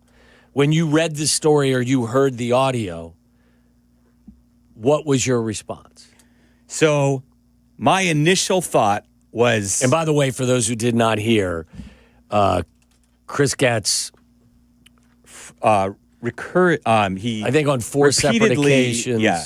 You know, he's got a lot of potential. He can play all over the diamond. He's a strong defender, base runner, switch hitter. He can do a lot of different things to help you win. I want to bring someone in that you're excited about, right? And our evaluations on Acuna are very strong. You know, for the reasons you stated, very strong defensively, switch hitter. He can run. He's got great instincts. To bring in a player that is young, who's got pedigree, he's got bloodlines with his brother, can play all over the field.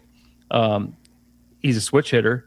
He's one of the top base runners in the game. For him to have 4 home run nights, right. That would be fantastic. Yes.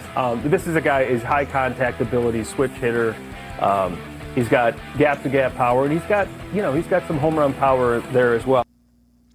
So Luis Angel Acuna. Luis Angel Acuna, correct. He's not a switch hitter. He's right-handed. Right. And look, I'm not trying to, to beat a dead horse here. Mm-hmm.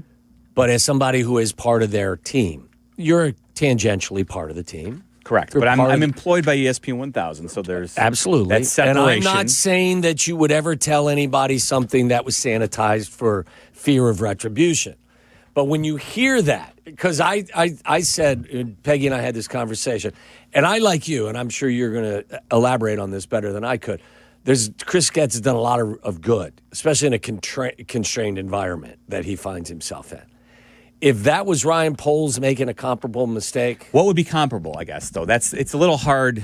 And I think what we said, Charlie, what we say, like if Ryan signed a guy in free agency or traded for a guy and talked about how good he was as a cornerback and he can move him inside and outside, can play on both sides, and he's a safety. I don't know. I don't think that's. See, I don't feel like that's what would be comparable. I don't know. I'd have to think about it for a second. I think the problem is whatever it is, whatever you would find to be a comparable description of it, we would be relentless with. It would be like if you said he's got great punt return versibility and he's like never returned a punt in the NFL or something. I think it would be a little bit more damaging than that. See, I think it's a weird circumstance. I will say this. It's not a good look, right? Right. There's nothing, and unfortunately for Chris Getz, the internet is forever, and this is something that he's never going to be able to undo. Forever, anybody who wants to criticize Chris Getz is always going to have this arrow in their quiver to pull out at any point. But as somebody who's in the game like you are, more so than I am, is this something that happens more frequently than not, that the guy who's basically in charge of baseball ops? So I think this is where, like, to drill down, my theory as to why this happened.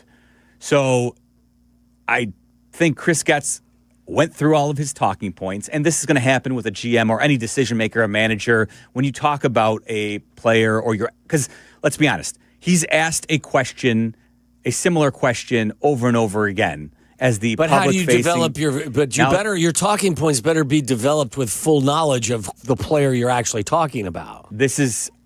I don't know how he got himself to the point where he got it in his head that Acuna is a switch hitter.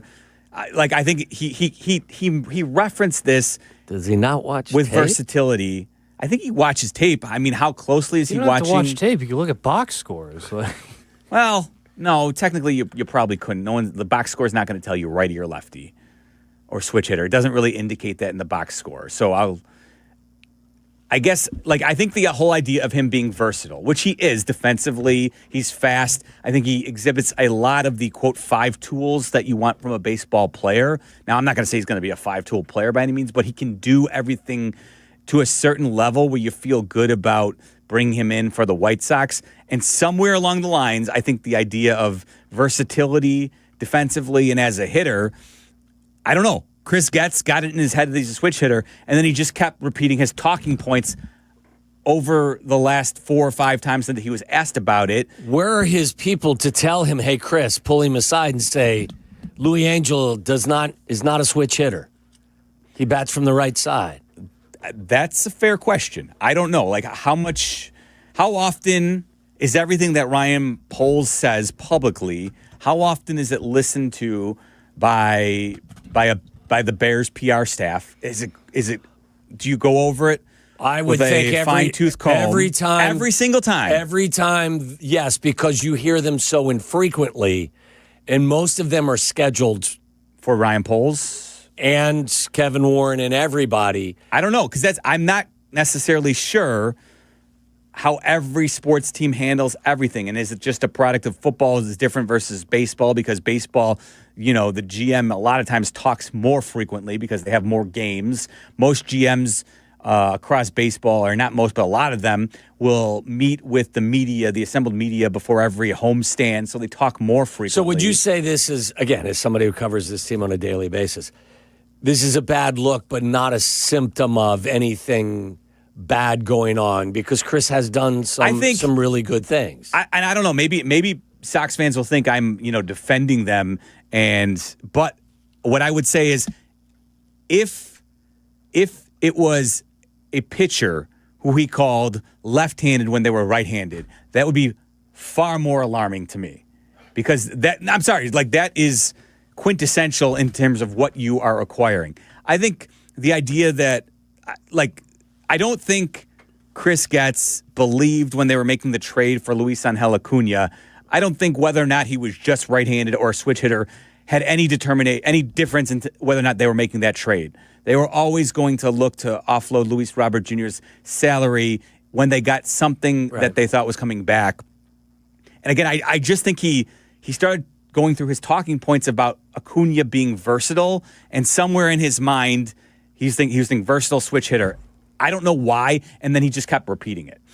I don't believe if this happened, if he had been asked a couple weeks into spring training after having watched Acuna on the field, not bat from the left side. Yeah, I don't think that would have gotten stuck. I think he just got stuck in his talking points. Had been asked this question on 4 separate occasions during the offseason. You know what? Throw the talking points away and give me something that's the only thing is okay, maybe. But what I'll ask you is, I think everybody has this in their life. Whatever, you probably get asked some version of some question from different people in your life who you don't see all the time. But then they'll ask you, "Hey, how's it going? How your daughter's doing?" And you probably have some version of something that you will relay to them that you would to most people. It's just you kind of go through it the way you sort answers in your. Am I wrong? Do you think is that a bridge too far? I just don't know that that's as comparable as.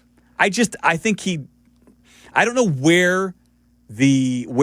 at what point he determined. Do you think he truly knew that he wasn't a switch hitter, but somehow, some way, just got lost in his own message that he was delivering? I don't think being a switch hitter, honestly, is that big of a deal when it comes to what Acuna is bringing to the White Sox, because he's not proven at the major league level as a hitter just yet. He didn't get a whole lot of at-bats for the Mets last season, and so I think the hope is that they're going to unlock some untapped potential with him. Yeah, maybe they'll ask him to hit from the left side. Should he just? Am I browbeating at this point? Are you as an impartial person? Do you think I'm browbeating Mellor right now? Because I don't mean to. No. Well, listen. I guess Charlie don't want to answer. Maybe sorry, go ahead, Mel. No, maybe because I don't think maybe it's the way I look at it. I don't think it's that big of a deal that he's just a right-handed hitter, because I don't think that's going to determine whether or not the trade is good for the White Sox in any way, shape, or form. I agree with that. And I will admit, I have been impressed with the job that Chris Getz has done, the organizational changes they've made, bringing in Brian Bannister. Yeah, I think we all have. And Ryan Fuller. It's completely, changed the. That's why, Jeff. Done. That's why this is unfortunate, because, and I'm sure that everyone will get past it, because he has. You know what? I don't think that he will forever. It'll be the easy joke to go to forever. Yeah, but if Louis Angel's a good player, everyone will giggle about it going forward. Yeah, but there's no guarantee that he will be. No, I know. There's a lot. I will say this. There's a lot of questions about whether Acuna can actually tap into that potential at the major league level. As a lefty? I'm going to be on it like a dog on a bone. You know I am. I'm just saying, it's unfortunate because Chris has done so many good things to get this team with so many constraints that probably other general managers don't operate under. And because the White Sox fan base is so browbeaten at this point, I'm wondering if, it's like now the first initial response if you're a White Sox fan is, oh, no. Really? Our general manager doesn't know that a guy that he just acquired in dealing Luis Robert Jr. isn't a switch hitter. Now, you know what I'm saying? It doesn't endear. I don't think it endears confidence from a fan base that has been beaten down so far. And that's my point is that when Chris has done so many good things, again, you as a Sox fan, are you able to more easily look past it? I guess if you want to be ultra critical, I guess we could put it under the microscope of if you're a general manager, should your approach be when you're speaking publicly should you maybe think more thoroughly about the message you're conveying and not necessarily get caught in your talking points, right, about a particular player? Well, I would where say you're trying to sell. And here's the thing, though. It's all PR when you're doing these interviews publicly, whoever you are, whether you're Jed Hoyer, if you're Chris Getz. But if your you're talking Ryan points Poles, are off, somebody's got to correct you. come in there and correct you. And Yeah, and, say, and, hey, I by think the that's way, and then you joke about it. You know what? I'm sorry, I misspoke. And I think he handled it. His statement, I think, was the best way to handle it. Yeah. You know, poke fun at yourself and continue it. Like he's going to have to wear that one forever, right? And I think the more he leans into it, the better off he'll be. I agree. And honestly, every time he sees winning will cure all of this. Every time he's got a camera in front of him and Luis Angel Acuna is anywhere in his vicinity, he should probably ask him, "You going to take any swings from the left side today?" That's right. And they should send Luis Angel Acuna up left-handed in the first spring I'm training with you. game. I And think just it would be funny as hell. lean into it, Yes. because there's nothing they can do. You can't undo it. You can't put the toothpaste back in the bottle. Charlie, am I being Back a in the tube. complete white side into the No, tube? I don't think. I think like ultimately, does this impact anything on the field? No, of course not. It may in your lineup construction in spring training, and where you put him, considering the guy, depending on who's on the mound, a righty or a lefty. And I think like if the White Sox are bad this year, we were gonna like be critical of Chris Getz no matter what. And if they're good this year, we probably won't really think about this too much. Like as I was thinking about it last night, it kind of reminds me of the the tune in drop that they play a lot on Kap and J Hood, Yeah. where they Tune in. Yeah, it would be tune in. It was that Rick Rick Hahn. Hahn? It's Rick Hahn. Hahn, and then Chris Getz did it when he was on with them, like in his first interview with them. And I can understand if you're the reason that's funny is you're a White Sox fan, you're like, oh my God, we're still just getting more of the same stuff.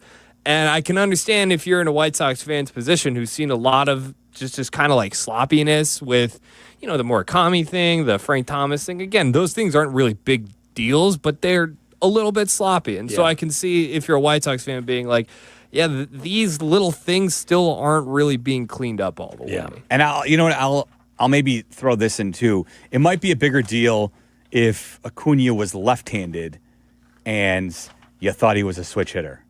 Him being right-handed, where for the most part, it's not going to affect the strong side of the platoon. The reality is, like, if lefty versus righty, he's pretty much a similar hitter, so it doesn't really change things dramatically. I don't know. I don't think Acuna is going to play less because he's not a switch hitter. Okay, I just want to listen. I mean, I wanted to get the perspective of somebody who was around that team on a daily basis, and I know that you've said it a bunch in the past that you feel like they've done, again with the constraints he's working with. Chris Getz has done a nice job, done a lot of good things, especially under the circumstances of what he's, the hand he's been dealt in certain ways. Yeah, I mean, like I said, the unfortunate thing is I think he did a lot of nice things, and forever now, anybody who wants to be critical of Chris Getz and the job he does is going to be one of the first things that they point to. And there's nothing you can do about it. You just got to laugh at yourself and move on. Ultimately, if the White Sox continue to improve like they did last year, then you can laugh about it. If they don't, though, it's going to be the first thing people point to when they talk about Chris Getz. And there's not much you can do to undo it. You just got to move forward and, put a better team on the field year after year. That's the only way you can kind of move past it. I didn't browbeat Meller, did I, Charlie? I was trying. I wasn't a dick to him. If anybody's getting browbeaten, it's a little bit Chris Getz. But I don't even think this is browbeaten. Yeah. Okay. I just wanted to, I'm done with it now. Now I've moved on. I've talked it through. Peggy and I talked it through. You and I have talked it through. Now I can move on. All right, so we can move on. We can move on to Waddle's World. Does that work? Waddle's World is next. I've got a great... What's that? No, before we do that, though, I do want to mention that, as always, the YouTube and Twitch streams, you can check us out. They're brought to you by LaPorte County. Make a short drive and feel miles away. Plan your summer vacation at LaPorte County, Indiana, and visit MichiganCityLaPorte.com. I've got some. I've got the Olympic story that we've been looking for quite some time. I've got that. We will do some Olympic conversation quickly. And Brian, don't go away because I'll start off Waddle's World taking Brian's call because I want to get his point. And I think without really knowing exactly what he's going to say, I think I have a rebuttal. Excellent. We'll do that next. This is Waddle and Silvy. Waddle and Silvy on Chicago's Home for Sports, ESPN Chicago. Guys, don't miss out. Steinhoffel's President's Day 5-day sale is happening now, and the furniture and mattress savings are really good. Start with at least 10% off store-wide. Then you'll get $50 off every $4.99 you spend. Plus doorbusters, you got to see them in person. If you're financing, this is huge as well. 60-month with no interest until 2031 when you spend over $19.99. Plus, you'll get a $200 MasterCard reward card. It's only going on for 5 days, so do not wait. Shop in-store online at steinhoffels.com. 7 Chicagoland locations, including the newest in Northwest Indiana. Shop Steinhoffels today. How about fresh seafood, from crispy calamari to tender clams? Oh, it all awaits at Donnie G's. Good call. How about a legendary sandwich from Johnny's Beef? Yes, the heavyweight champ. We could do this all day, Carm. You know, we really could. I'm here with Elmwood Park Mayor Skip Saviano. Skip, food is at the very heart of your community. Absolutely. And I invite everyone to experience Elmwood Park's historic dining scene, Carm. Oh, and what a perfect time. It's Restaurant Week now through February 15th. Grab the family and your friends, bring your appetite, and don't just take my word for it. Mayor Skip says it all. Elmwood Park is waiting for you. Hey, it's Kap, and now I'm a Chicago window guy's guy. Why? Because Russ Armstrong makes it easy. No sketchy deals, no long-winded sales pitch, just great windows, expert installation, and the best price I could find, guaranteed. And get this, Russ himself came to my house. No subcontractors, no nonsense, just honest work and a lifetime guarantee. So yeah, I'm a Chicago window guy now. Join the club, 847-881-3060, or check out the reviews at ChicagoWindowGuys.com. ChicagoWindowGuys.com. Access to education changes lives. That's why National University provides flexible online and hybrid programs from associate to doctorate degrees. Since 1971, NU was built to serve non-traditional working and military learners nationwide. NU understands the demands of work, family, and service. Each year, more than 130,000 learners trust National University to move forward. Visit nu.edu to learn more.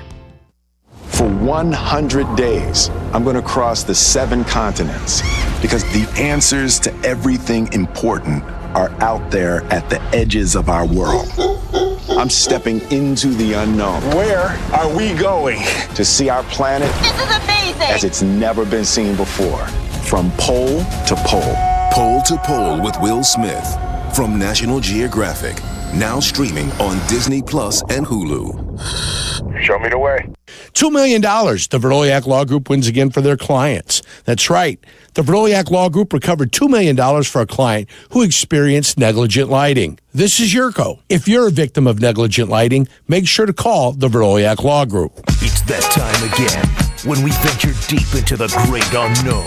And in Chicago, Tom Waddle. He can't run, he's not fast, but he gets open. A trip inside the mind of a multi-concussed former Bears wide receiver. He caught everything that was thrown and took every hit that they could give him, and he had an all-time day in the use of smelling salt. Buckle up, boys and girls. Tom Waddle, every team wants to have a Tom Waddle. If I had a football team, I'd like to have a Tom Waddle on my team because you draw from that. It's time to go inside Waddle's world. Tom Waddle did have to use a lot of smelling salt. Yes, sir. Yes, sir. Yes, sir. Welcome into Waddle's world. We're going to have a little Florida, Ohio, I believe, in a little bit as well. We're going to test Mario's level of debauchery. Oh, he says is Mario aware of this? He's strong. He's coming with the strong. He's putting his arms up. Let's take Brian's call first to start Waddle's world, and then I'll get into some Olympic stuff. Brian, what's happening? Brian? Hey, fellas. Appreciate you having me on. Can you hear me? Yes. Loud and clear. All right. Awesome. Thanks for having me on. Audio man, miss your voice on a daily basis. I appreciate it. Don't worry, the Sox will be back in action before you know it. Brian, so you'll hear me daily. Awesome. Tommy, I wholeheartedly agree with your opinion, your assessment of the parity in the NFL versus MLB and the others. But I'd be food for thought here. I'd be remiss if I didn't say this one. Jason Stark, longtime MLB writer, the morning after the Super Bowl posted your annual MLB versus NFL parity report. In the amount of champions the last 10 seasons produced, MLB has had 7 different teams, NFL 6. The amount of teams in the finals the last 10 seasons, MLB has had 13, the NFL has had 9. So like I said, I agree with you, but this is interesting data. I would say the one thing, and don't. I have another question for you, so don't go away. The first thing I would say is that the competitive balance, I think that the salary cap with a top and a floor creates is it is now the responsibility of the organizations to be good at their jobs, not be wealthier at their jobs. Do you know what I mean? It puts the onus on the actual team building under the same guidelines and same constraints. I think it's more incumbent on the Howie Rosemans and the Elliott Wolves and the Les Sneads and all of the other general managers who run these teams. How are you going to build your team using the same parameters? Whereas those same parameters really don't exist in Major League Baseball. So the numbers may be comparable, but the route getting there, I think, is significantly different. And I favor everyone playing by the same rules. And if your people are smarter than my people and better team builders than my people, then you deserve to win, if you know what I'm saying. 100%. I totally agree. And the other part, to piggyback off your point, you could say this. Cities like Jacksonville, Buffalo, Green Bay, those are proven minor league cities for baseball. They would be disasters, most likely, as MLB teams. I would add as well, there are more last to first examples in the NFL than there are in Major League Baseball, which, again, I think would trumpet how much more competitive balance there does exist if you look through everything on the NFL side. I would also point out, like, the difference between, boiling it down to champions is where you lose me a little bit too, because I always get back to Major League Baseball, the playoffs versus the regular season. It's almost like two different sports, the way you build your team for a regular season to win games versus what you then have to change and modify into when you actually get to the playoffs. You look at up and down Major League Baseball divisions, and you feel pretty comfortable about picking out a couple teams in each division that you feel like is going to be competitive. Oh, no. Whereas, sorry. I got another question for Brian. But go ahead, finish your point. No, go ahead. All right. Most importantly, Brian, do you want the Bears in Arlington Heights? 100%. Okay. I'm all on board. Give me the Paradise. Oh, yeah. Now we're talking. Sign Brian up for all Paradise. Right, thanks for the call, Brian. Appreciate it, Have Brian. Have a great weekend. We could have this conversation for hours on end, I reject, even though Jason Stark's notion that, no, I'm sorry. I think I do believe, speaking of the fruit comparison, I think that's more of a apples and orange comparison than anything else. Yes, I agree. You wanted the condom story? You got the condom story. That goes along with the Olympics, right? Every time the Olympics takes place, there's the accompanying condom story. There is so much activity happening at the Winter Olympics that they've run out of condoms. 3 days. Don't they always run out of condoms? Do they? I think they actually provide a lesser amount of condoms or a lesser number just so they can say, look at us. We run out of condoms. If you're an Olympic athlete, is it incumbent upon you to make sure that you are bringing enough protection with you to the Olympic Village? Or are you too reliant on the Olympic Village to provide condoms? It's a really good point. I think you should provide your own. I think you should be responsible for yourself and not just expect that the Olympic Village is going to take care of you. But as this article says, we tune in every day to see inspirational athletes display their incredible talent in an attempt to win gold for their nation.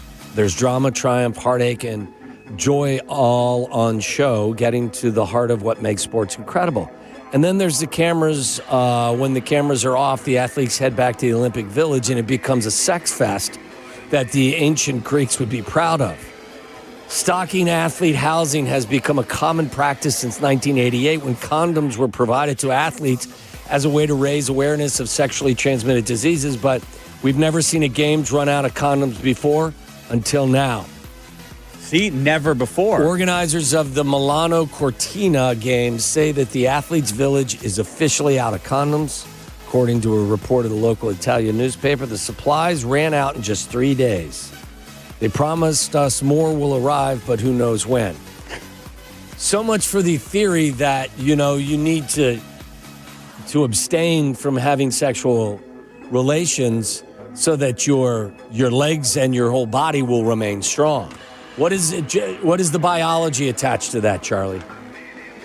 I don't know off the top of my head. I feel like we've had a Waddle's World story where disputing that myth. Yeah, well, it actually. Don't you remember, boxers were always said, they're always Rocky. Rocky. You mean Rousey? What? Rocky. What do you mean, the movie Rocky? Yeah. Wait, was that one of the subplots? Yeah, Yeah, the coach said no sleeping with your wife until after the fight. See, I thought there was science that it was the opposite, where it's like if you engage in day of your. You think clear. All your hormone levels are better. I don't know. I would think you should be getting your sleep and you should be focused on your event, not setting a personal best for number of encounters. So it looks like in 2024, based on what I'm seeing, they provided about 30 condoms per athlete. That was in 2024.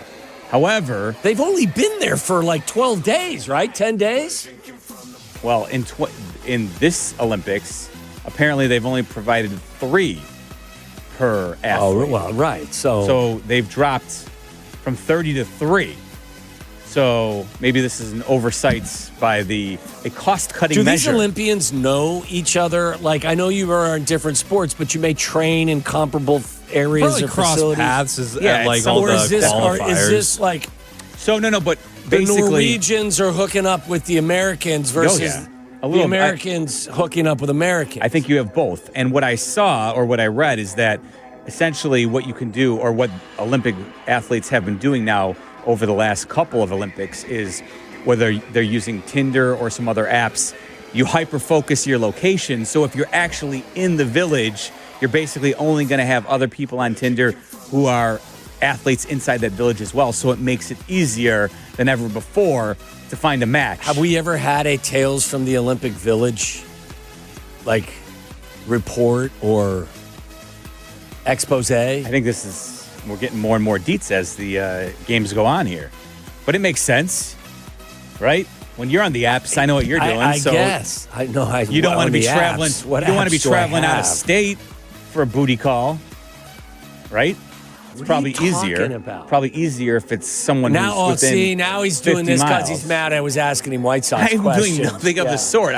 Mario, how does this work? Salacious comments about others. Mario, Charlie's engaged. He's spoken for. Mario, do you ever hyper-focus your location? Oh, it depends on location, but I don't even know what you're talking about. What do you mean hyper-focus your location? So if you, let's say I was going to go visit my friend in Nashville, and I wanted to meet a special lady that night, I would change my location on my app to Nashville. A special lady that you'd never met before? That's how it and works. We'll never meet again. Yes. And we'll never meet again. It is perfect. What do you mean that you'll never meet again? Is that what Tinder is? Yeah. It's Tinder, and there's another one. So it's what? So there are no relationships that blossom? No, there are. It's if the theme is, but it's kind of not really a theme. It's if you go on Hinge, you want a serious date, but you do Tinder or Bumble if you just want a little one and done action, like your John Calipari. Excuse me? It's the John Calipari of apps. I like that. That's well said, Mario. Oh, that he gets bounced after the first round of every tournament? Or you just know going in that it's a one and done situation. Yeah. No, it's about the freshman, 1 year and done. I was so proud of that. Thank you. Thank you. I thought it was well played. That was good. I'm just I'm stupid on this.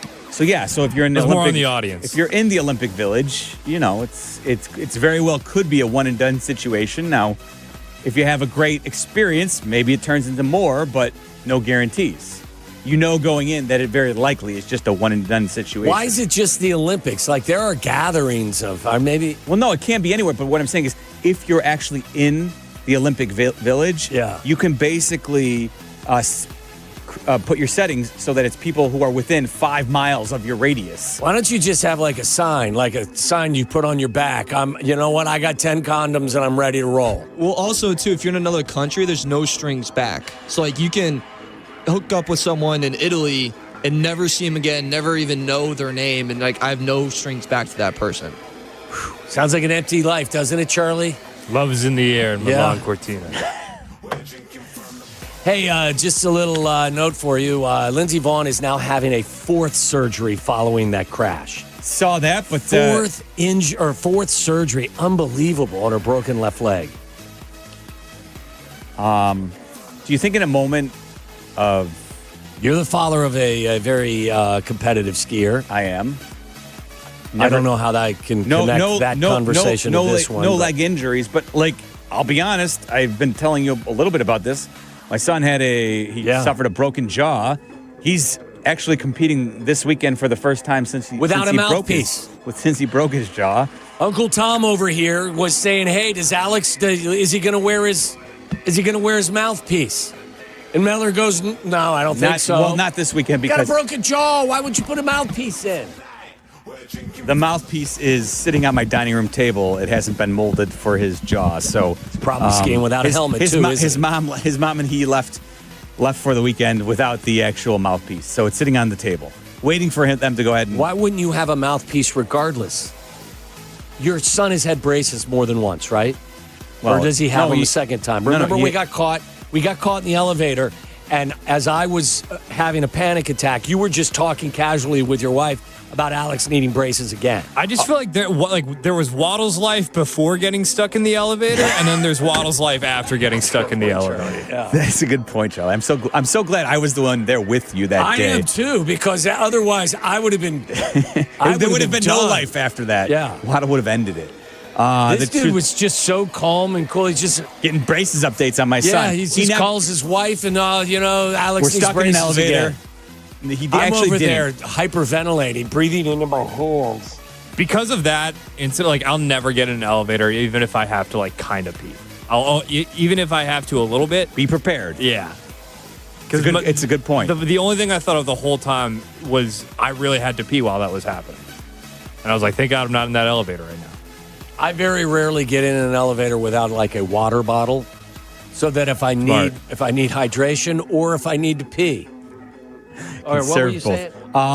No, my son's out there skiing. He's back quickly from a broken jaw, maybe a little. But hasn't he had braces twice now? No, he only once. He only had to have them once. There was discussion about whether or not he might, but his teeth. He has a retainer that he sleeps in at night, which most people get after they've had braces. So all good.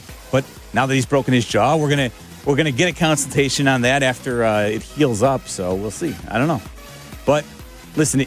I've talked to you about this, though, and if you're an athlete, there's always going to be a little bit of risk of some type of injury. Listen, I'm a hypocrite. I never wore a mouthpiece unless I was returning punts.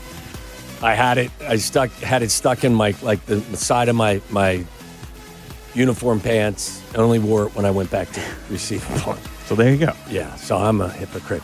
And finally, before we take a break, a tip of the cap. I've already sent a congratulatory text to my buddy John Fox. Foxy has been hired as a senior assistant by the Buffalo Bills and Joe Brady. Good move. Foxy's a lifer and he loves to coach. And I sent him a text and he immediately came back with a thanks, brother. Love Foxy. Saw him last year around this time. Maybe a little later in the year, but he's a lifer. He loves the sport. Joe Brady, who takes over for Sean McDermott, he's 36 years old. He was already on the coaching staff as the offensive coordinator. So bringing in someone like John Fox, who's had head coaching experience, it will probably serve them quite well for Joe Brady because he's in a weird spot, Joe Brady, in that he was already on the staff of a team that has underachieved for the last few years.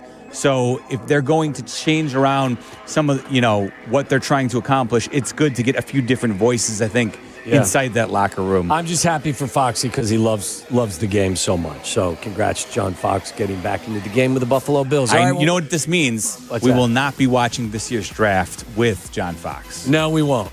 No. I wouldn't think anyway. He'll probably be in the Bills war room. He's a fun hang, isn't he, to hang out with Foxy? He's the best. I put a wager up whether or not the Ravens were going to select Lamar Jackson. You won. In the final, yes. Won a $20 spot from John Fox that night. It was a good play. Good play by you. All right, when we come back, A little something we like to call Florida or Ohio.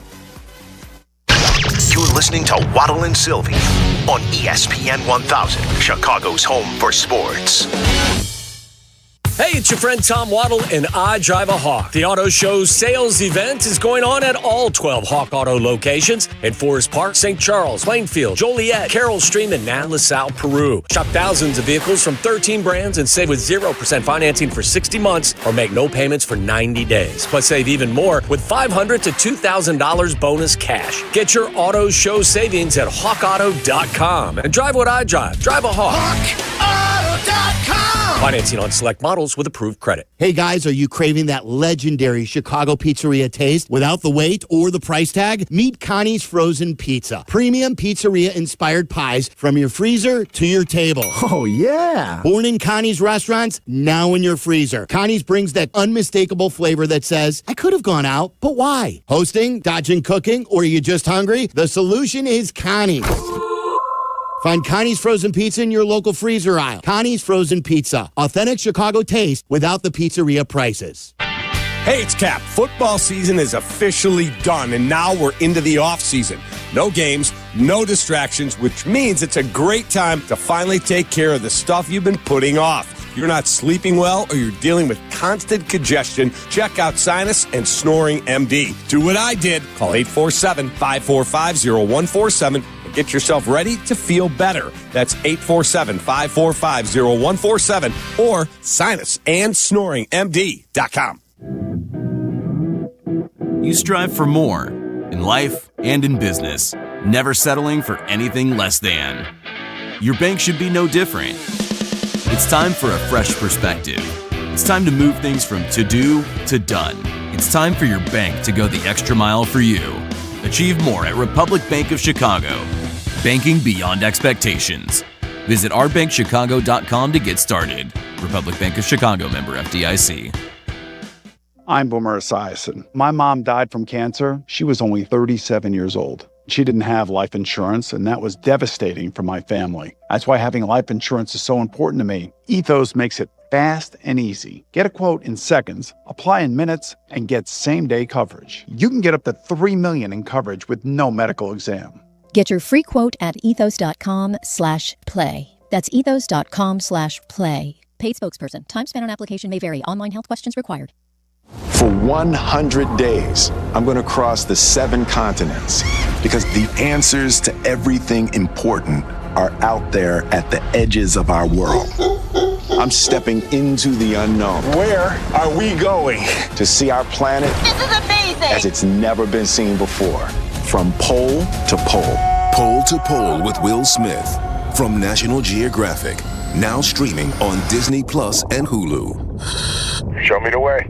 Do you owe $10,000 or more in credit card debt or personal loans? With credit card debt at all-time highs, Debt Relief Advocates is urgently notifying consumers of debt relief now being made available, designed to aid consumers with out-of-control credit card debt. Those who qualify and enroll for this relief program will only have to pay back a fraction of what they owe. This is not bankruptcy or a debt consolidation loan. This is a relief program that credit card companies would rather you not know about, as it ends your debt nightmare and saves you lots of money. Consumers owing at least $10,000 in credit card debt or personal loans can now take advantage of this debt relief as the cost of living skyrockets. Debt Relief Advocates has established a relief hotline for you to call to learn what debt reduction you may qualify for, so don't wait. For this free information, call the Relief Hotline at 800-606-8737. 800-606-8737. 800-606-8737.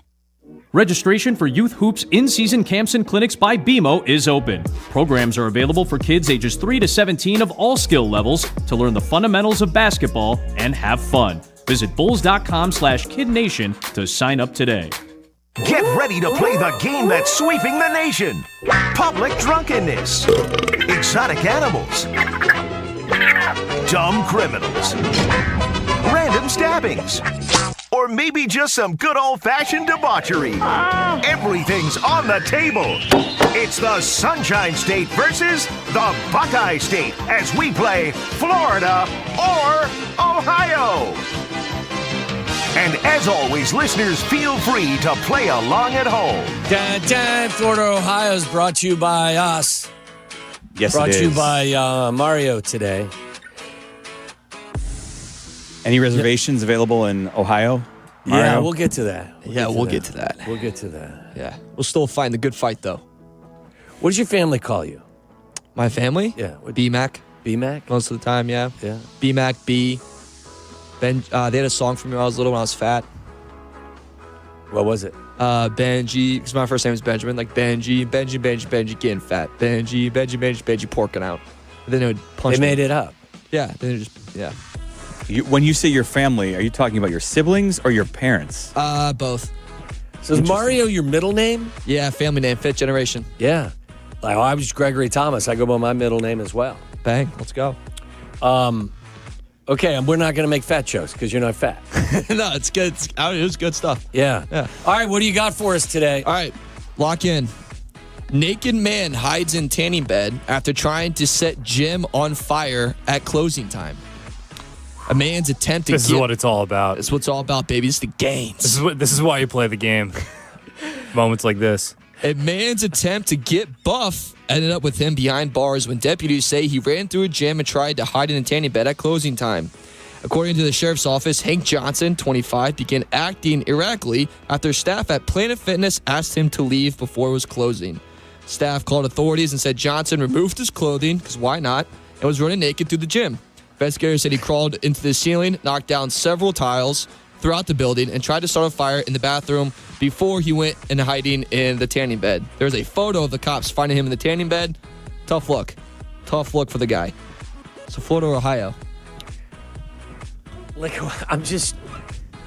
If you've got your act together enough to go to have a membership at a gym, but yet you're that whacked... Yeah, you're starting fires. You're hiding in the tanning bed. Why, well, let's start with taking your clothes off and running through the Planet Fitness. That's not ideal. But it was after hours. Yeah, I don't know why you're taking your clothes off. Okay. Fine, well, I don't know. I'm trying to... Wait a second. It was a Wednesday at noon. Yeah. Like when Wrap my head around. Applebee's starts to close the doors, is it okay for me to take my clothes off and run around the bar? In his defense, some people do get naked in a tanning bed. So you got that kind of right. There's no why would you get naked in a tanning bed? You've got to cover your private There's parts. a towel there for you to cover something. Okay. Yeah. All right, Some folks don't like tan lines, Waddle. Yeah. Some people don't want their junk burned off. That's fair. Fair counterpoint. Others don't want the tan lines. I'm trying to think, are there Could you do a why tanning are you bed, going Waddle? into a tan... What's that? You strike me as a guy who couldn't do a tanning bed. No, first of all, I'm claustrophobic. That's what I'm saying. Second of that's all, what I my mean. skin does not respond I mean it more well to the sun. from a claustrophobic. It's like a big within fear 30 of mine. seconds, Waddle would be well done. It's a big fear of mine that like I get locked in. I would be completely burnt and have an anxiety attack because of the enclosed space. Why are we tanning? Why do we have tanning beds in Florida? Well, because some people like the artificial ways. I think there's probably plenty of tanning beds in Florida, even though you want to dismiss it out of hand. I would not. I'm going to go Akron, Ohio. Okay. I'm going to go Oppo. I think I'll go with Florida. Give me, let's go Dayton, not Dayton, Ohio, Daytona Beach, Florida. I was going to go Miami because people, they want to get a base layer. Yeah, you want a that. base layer. And, Hot sun. Like, Ohio, like, are people... You live in Miami. What do you mean I'm looking for a base? You have a base 12 months a year. Well, the tanning bed doesn't... You don't have to do it for, like, 2 hours or whatever you have to lay out in the 10 sun minutes, for. yeah. You do it for 10 minutes in a tanning bed. Saves time. I don't think people are real... Like, I don't know if Ohio's the kind of place where people are risking it all for a tan, you know? So I'm going to go Miami. What would you do for a tan? This story, Fort Myers, Florida. Wow. You guys, you know what? You're more dialed in with the criminals than I am, I guess. I guess that's what it is. You know what? When all else fails, go with Florida. Well, I mean, you've always played the analytics. Yes. Because what were 60% of the time, it works every time. No doubt about it. All right, when you come back, what do you want to do? You want to interrogate Mario on his Valentine's Day plans? Yeah, you want to eviscerate the NBA? Sure, let's do a little both. I think we can probably knock that out in the 4 o'clock hour. Okay. We can live vicariously through young Mario and what his V-Day plans are. Since neither you nor I have any, we'll figure it out. By the way, I also we need to crown a champion, and I don't want to know who it is. It's either me or Silvy, but somebody needs to be crowned champion of Like It, Love It. All right. We'll get some clarity there as well. Our football game picking. And on that note, we have to play. You haven't heard the song that they wrote and sang for Carmen. I have heard about Sweet Carmine. I found it but I have not heard it. Spectacular. Let's do that as well. Lots to do right here on ESPN 1000. Live from State Street in the heart of Chicago, this is the home for every Bears game. ESPN Chicago. And this is Waddle and Silvy, WMVP, WTBC, HD2, Chicago. A good Karma Brands radio station. Hey guys, it's Tyler Aki. You've heard me talk about golf on any tee, and with golf season right around the corner, I've got my fellow GOAT member and football champion Darius Fleming with me. Darius, why do you love the GOAT app? For me, man, it was simple. It was the clubhouse feel. It was the unlimited golf, community of like-minded people, and ease of use for booking tee times. Everything a clubhouse offers with the ability to golf on 20 courses in the Chicagoland area. Joining GOAT is easy, so go to golfonanytee.com, sign up on the GOAT app, and they'll walk you through everything. Golf like me. Golf on any tee. Guys, it's Silvy for my friends at Window Nation. I want to tell you what I was dealing with. My heat was running nonstop. My energy bills skyrocketed. And it turns out my windows were the problem. Once the insulation fails, the heat leaks out, the cold comes in, and I'm almost broke. That's when I called Window Nation. No leaks, lower energy bills, and a cozy home. Right now, buy 4 windows, get 4 free. Upgrade your home and save big. 0 down, 0 interest, and 0 payments for 2 full years. And if you act now, they'll take an extra 10% off. Schedule your quote today at windownation.com. This President's Day, stand up for comfort and real savings at Steinhoffel's. Celebrate with big deals store-wide. Get $50 off every $4.99 you spend. Save on sofas, sectionals, dining, bedrooms, and mattresses, plus amazing doorbusters. Make your dream room more affordable with no interest financing until 2031 when you spend $19.99 or more. Plus, get a $200 MasterCard. Hurry, shop in-store or online at steinhoffels.com. After seeing some hoops or pucks at the UC, let the CTA be your drive home. The number 19 United Center Express bus takes you from the arena to Union Station, Ogilvie, and Michigan Avenue for just $3. If you've ever waited for a ride share at the UC, you know it's awful. Take the CTA. Buses run express for an hour after each game and will take you to Metro stops and hotels along Michigan Avenue. At under $3, you've got more money for merch or food at the game. Find the CTA Express buses right outside the stadium. Empower. Pete's back on the links with all new golf clubs and hopefully less swearing. Dang, sliced it. He worked with Empower to help him get good at money so he can be a little bad. Heads up! Oof. Talent sold separately. Guy said these were slice proof. At least he has money for lessons. Invest well, live a little. Start today at empower.com. This is the story of the one. As an HVAC technician, he and his digital multimeter are in high demand. So when a noisy office HVAC turns out to be a failing blower motor, he doesn't break a sweat. With Grainger's easy-to-use website and product information, he selects the product he needs to keep everything humming right along. Call 1-800-GRAINGER, click Grainger.com, or just stop by. Grainger, for the ones who get it done. Prizes, flyaways, even cash money. You want it? We've got it. Find a list of all contests and official rules by visiting ESPNChicagoContests.com. That's ESPNChicagoContests.com. Live from State Street in the heart of Chicago, this is the home of the Chicago Bears, ESPN Chicago. And this is Waddle and Silvy, WMVP, WTBC, HD2, Chicago, a good Karma Brands radio station.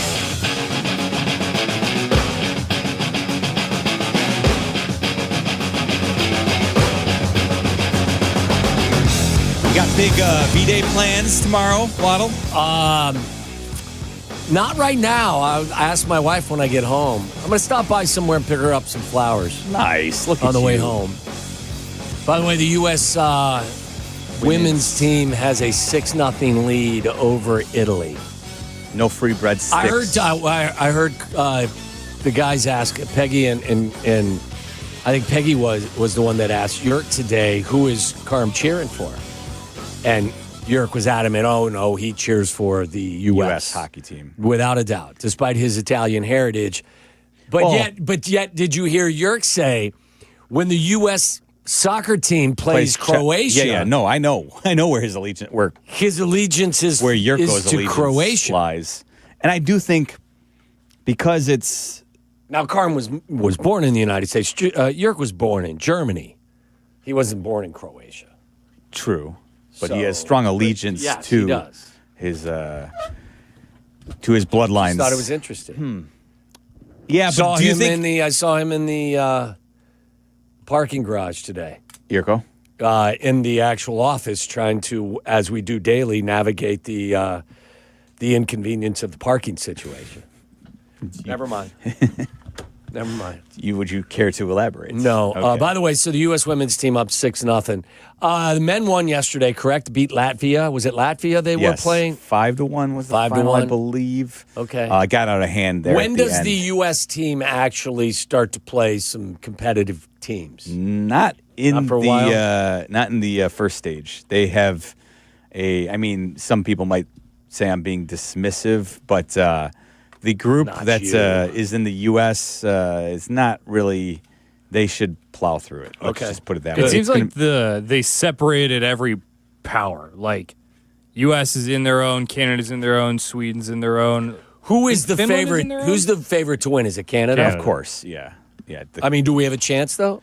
Yeah, you saw it last time. The Four Nations. Yeah. Remember, the U.S. won the preliminary game and then ultimately lost the final. But I think when you look at it, talent. Is there any fighting in Olympic hockey? No, not in the Olympic. So what will happens not see, if you do? I don't know if you get tossed or what, but there's no fighting in Olympic hockey. So you will not see what you saw at the Four Nations, where you had 3 fights within the first 9 seconds of the game. That will not occur. Awesome. All right.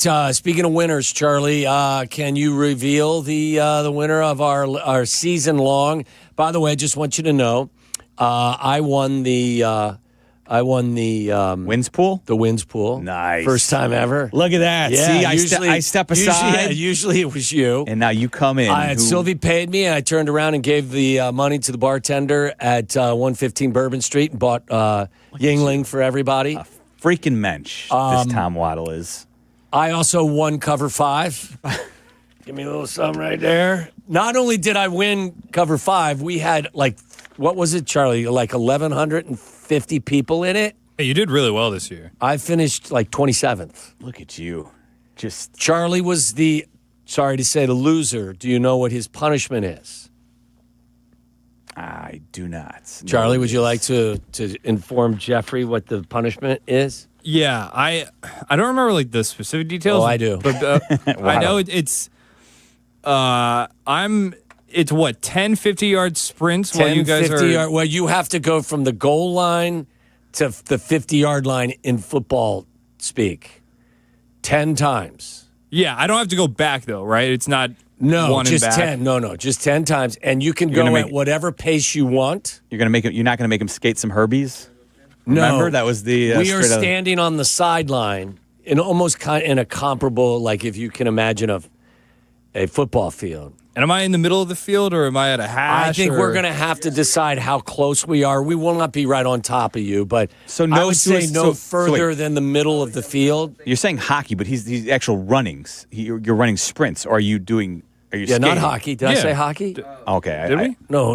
Okay, my bad. This is not in a hockey. No, I know. It's on a field. I don't think he's. I was like, I don't think so. I don't know. I don't know where I thought Charlie, you said. I thought he said something. Charlie's allowed to wear whatever he wants. Okay. He can wear nothing at all. I was gonna say or he can be padded from head to toe while the other 3 of us stand on the sidelines and fire an unlimited number of paintballs at him over the course of his 10 50-yard trips from the goal line to the 50-yard line. Yeah, and as somebody who's done paintball before, I know it's like baggy clothes is kind of the. I would definitely wear a helmet. I would be covering my eyes. I think I got a gun. I didn't realize I was because didn't Sylvie pitch like you have to dress as an animal or something at one point? I think that got shut down. I don't think we're going to hold you to that. But if you want to like put a giant bear costume on, that protects you. I think I got a good idea. I just need. Okay. Yeah, I think I get a good idea. Now we've got to find a place that will allow us to do this without having to sign waivers. I don't know if you're going to be able to do that. Yeah, I know. You're going to have to go rogue and just show up at a park, I think. Yeah. That's the only way to actually accomplish this. And you've gotten sign off from the higher ups at GKB? We didn't. I mean, Danny was involved. Yet again, I think you're going to have to show up at a rogue park. Well, not if. I was going to say, what do you mean we're not allowed to do this? This is on our own time off campus. Fair. Okay. It's not like I'm drilling through your thumbnail when you've got a on company. Yeah. My toe actually. It was your toe. Yeah, my toenail, my big toe. All right. Well, that's. So I'm a 2-time winner. I'm on the cusp of actually pulling off the Triple Crown, depending on what the results of the final week of the season was. And what was at stake with Like It, Love It? Just Nothing. pride? Just pride. All right. Feels Can like I get a little winner's music or loser's music? You can give the totals from bottom to top. I know. I'm trying. I build it try up. to do this in the most. I just asked for the numbers. I don't know if we'll get them in time, but I do know the order of how things went. So, in last place was myself. Did you throw the trifecta up the last place at all three? Yeah. It was a tough debut. Charlie year. taking down the treble of losers. Yeah. Yeah, it was. I don't know what happened, man. It was just a bad year. Like, Charlie, I've had plenty of those. Meller usually always won the winner's pool. And there was a time when I would win Like It or Love It, but I've been on like a three-year span where I finished last each of the last 3 years. I had one really strong Like It, Love It year. The others I was kind of middling in the past. So I don't think I ever finished in dead last. Maybe one year I did, but usually I was solid in Like It, Love It, but I only won it once. By the way, the Italian team is playing a very chippy game, and the United States and the Italian women are having a little scrap. Oh, and the coaches are having a little bit of a throwdown situation as well. Interesting. Some hot blood running on that ice right now. All right, Charlie, sorry to interrupt. Back to you. I actually just got the scores in, and I kind of wish I didn't get them in because you're going to find out how far back you were? Yeah, I had 51. In third place was Tyler Aki at 61. So Tyler finishes 10 points ahead of last place. Now the big reveal, Waddle. With 65 points in second place is Silvy, which means Waddle wins.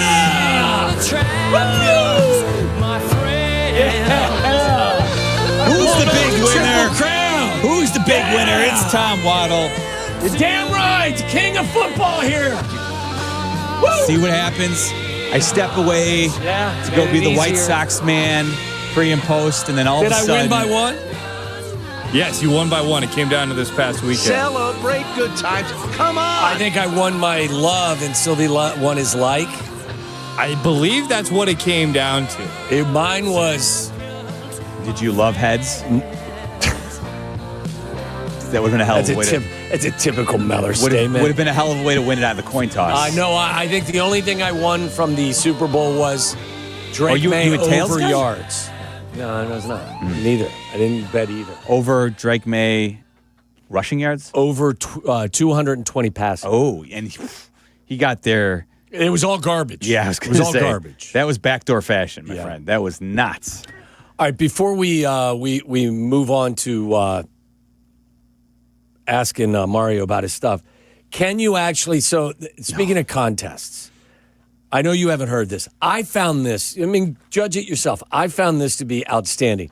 I guess in their year-long contest on the Carmen and Jurko show, the losers had to write a song and sing it to the winner. Carmen won. So then Jay Moore, Jack, and the good kid had to write a song and sing it to Carmen, had to compose it and sing it to Carmen. And this was the result. This is what it was.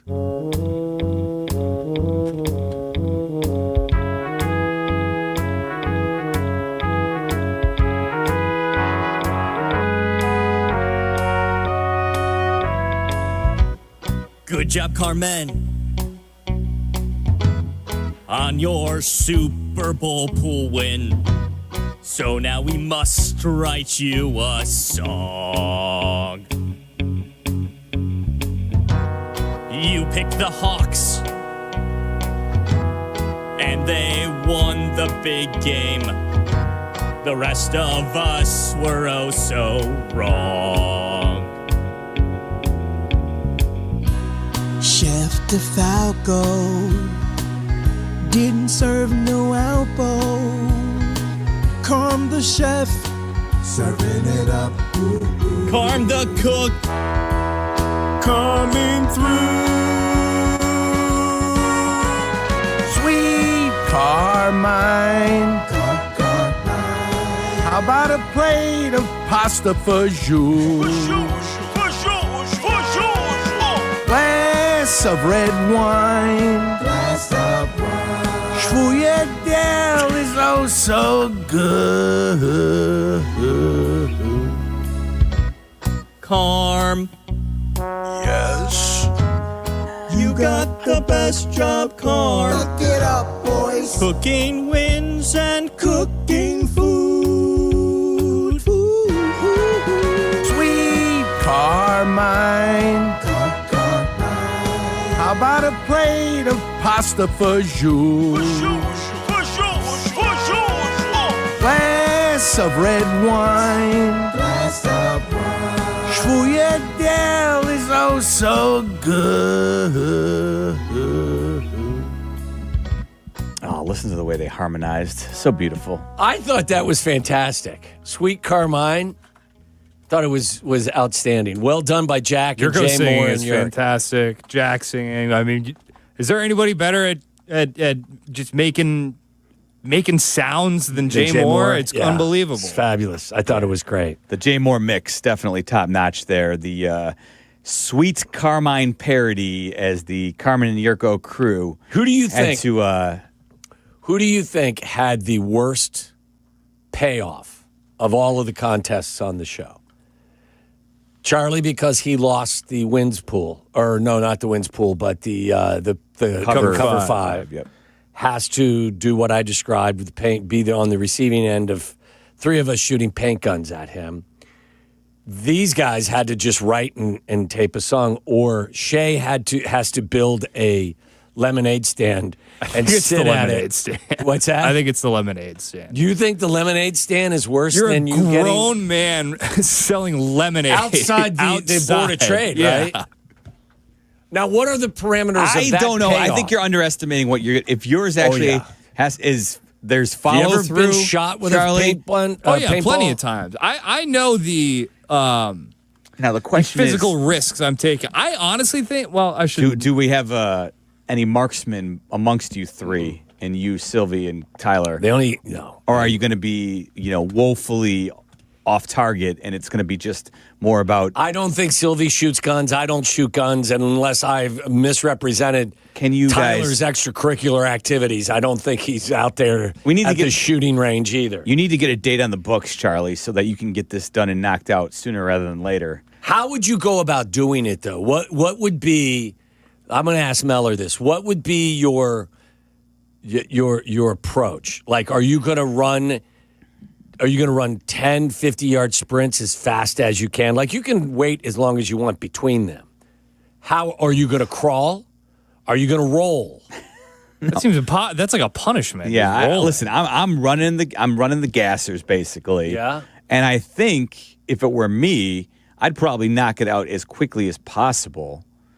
I'd use it as an opportunity to get my cardiovascular conditioning in for the day.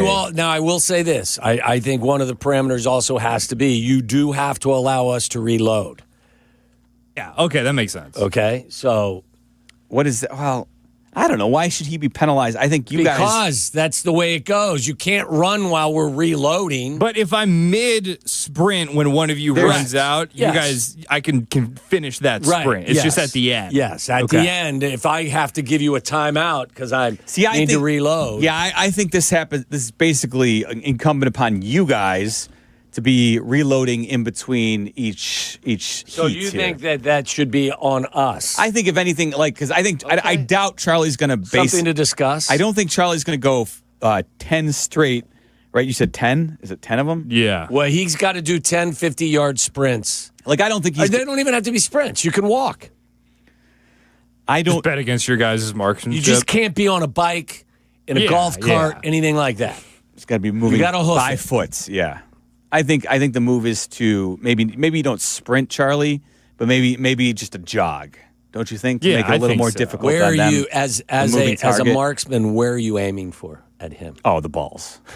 I'm going to wear a cup for sure. Yeah, I think you definitely better. Definitely You a cup. aim higher than the ball, so it goes to the balls. It goes, okay, so you got to play Adjust for wind. I like that, Mario. Good tip. I don't know that, but we're going to be on the side of him, hitting him in the balls. You're not going to be shooting straight ahead. Oh, that's true. I was thinking It's a side shot. For some reason, I was you know thinking what? ankle bone. Oh, man, that's Yeah. tough. Yeah. Because if you wear big boots or whatever it is to protect yourself, you're not going to get from the goal I line was to just the going to 50 wear football quick. cleats. Yeah. Oh, I'm going after your ankles then. Neck would be a tough one. Neck one, absolutely. Better wear a neck roll. Better look like Jack Lambert out there. I was just going to say I'm going to tape my ankles. Get a little ankle spat going. Yeah, you know what you should do. I think you definitely get Ankles that's sinister. I will tell you what, as somebody who, because of my son's skiing exploits, I snowboard quite a bit. I think the winter gear is kind of what you want to do, almost like you're going out for like you're going on the slopes and here's how we make it painful. We're going to make him do it on a really hot day. I was going to say, is this a summer activity? Oh, yeah. So, if he's going to go that route, I'm going to burn like 1,000 calories. That's all right. Better to be hot than in pain. I think if you were a true gangster, you'd go in a Speedo. Just do it in a Speedo. Show up drunk, do it in a Speedo. No, don't let them talk you into that. Don't let them Speedo, shame you into it. Yes, I think you should do it in a Speedo. No, you get one. You get one of those pellets, those paint pellets. I have never been hit by paint. It'll break skin, and you will immediately regret it. I've never been in a paintball fight. I've never been at one of the facilities. I've never shot a paintball gun. I have no idea about how to do it. I think it's fine. It's just, but yeah, if you catch skin, it can be painful. So how painful on a scale of 1 to 10? I'm trying to remember. I had a bruise on my thigh for 2 weeks after I got one right there. Have you ever been in the paintball fight, the I've been in the trenches. obstacle court? Oh, You yeah. have. Oh yeah, it's fun. Obstacle course. It's one of those things where it's fun for an afternoon, and then you're like, all right, I've done this. I had a birthday party at one. Did when you? I was How old 12. were you? Probably 11 or 12, and then 11 or 12-year-olds out there shooting each other with paintball guns? Yeah, it doesn't get much better than that. My God. We had a fraternity outing at that was a yearly thing where you'd go out with the guys in college, and I've never done it. Was it fun? Yeah, like I said, it's good for an afternoon. I do it once a year, fun. Mario, have you ever done it? Oh, Mario's like, well, yeah, we did it with real bullets. No, a couple beers and we did it. For my oldest brother's bachelor party, he did ran through and we shot at him at the end of it, and he got really mad. That was the first time we swung at each other. Really? Yeah. Don't you think I would bet Charlie doesn't get mad, so we won't have it. I would bet 35% of the uses of a paintball gun is not for paintball. It's for jackassery. It's probably. I think it's closer to 50%. I would say much more than that. You might be. I hope they don't sell paintball guns. You can only rent them. I think they sell them. Okay. Yeah, they absolutely. There's some guys who are really into paintball. Yes. Is it still a thing? Sure. Yeah. Yeah, I haven't seen a whole lot of paintball Here, before we move on, let's take Lewis, because apparently he's got you guys covered. Lewis in Lyle, what's going on with the paintballs today? Well, Charlie, I'm just going to say you got off real easy because my friends and I once did this challenge, except the loser had to dress up with deer antlers and get hunted in a woods ball course.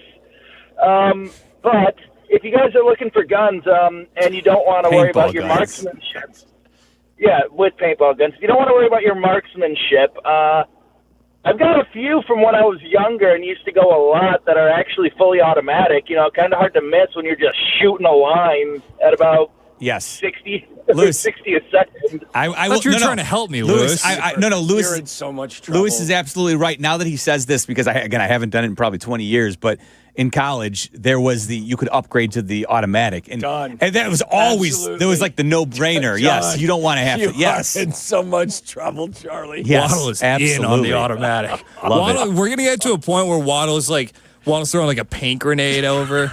I used to buy those too. Those were always fun. Absolutely, but those don't. That's not going to hurt as much. That's just about We're going to have to find eliminating your somewhere where opponents. they'll allow us to do this, and where the mess isn't going to be something that ruins something. We're going to have to do it at a paintball place. You know what you guys need to do? You need Somebody's to farm. You got a farm.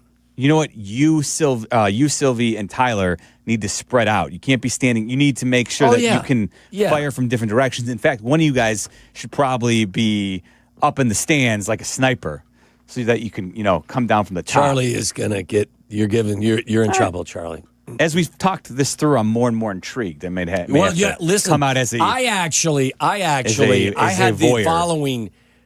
the thought that we open it up to listeners, and everyone who's willing to donate an X amount of money can also be part of the firing squad. No chance that's going to get approved. No, I know. But that was something that was brewing in my mind. We'll You could have play. a line of 50 people who all paid $500 to fire paintballs at Charlie, with all of the proceeds going to our charity of choice. Man in the arena. Before we get to what we want to watch for this weekend, should we tackle something that nobody seems to want to watch anymore? And that's NBA All-Star Weekend. Well, we still I know we still got Mario, but I think what he's doing. Absolutely, we can do. Why don't we do that at 5? You want to rip the NBA next? I think we throw that around next, leading into what we want to watch. Let's rip the NBA next. So we got what to watch for coming up at 4:45. Yeah. But what we don't want to watch these days, it's NBA All-Star Weekend. That is on tap, and of course, we find out Mario's plans for Valentine's Day. It's all coming your way next, right here on ESPN 1000. You're in the middle of the Waddle and Silvy Show, ESPN Chicago. Hey guys, it's Silvy. Sure, football is over, but that doesn't mean the days of a good bet is over too, because Circa Sports Illinois has the best stuff out there. And this is actually a great time of year. I'm playing baseball futures. I've got college basketball each and every night. We just did the trade deadline in the NBA, and they're getting serious. So there are bets to be made. It's why you got to download the Circa Sports Illinois app. It's the world's largest sports book right at your fingertips. And I'm always on Circa breaking down all the numbers. I've got real limits, low holds, great customer service. Derek Stevens and his team are awesome. And the best part, 0 bet fees ever. No football, no problem. Jump in and ride with me. Download the Circa Sports app today. Got to be 21 years or older. Gambling problem? Call 1-800-GAMBLER. Hey, this is David Kaplan. I dislike winter. Give me a 95-degree sunny summer day and I'm a happy guy. So I spend most of my winter free time indoors, and it's why I rely on Automatic. They've been making Chicagoland homes and businesses comfortable for 80 years. I don't even have to think about the outside because my home is perfect all year round. If you're not feeling confident that your winter's going to be carefree, go to Automatic.com right now. That's Automatic.com.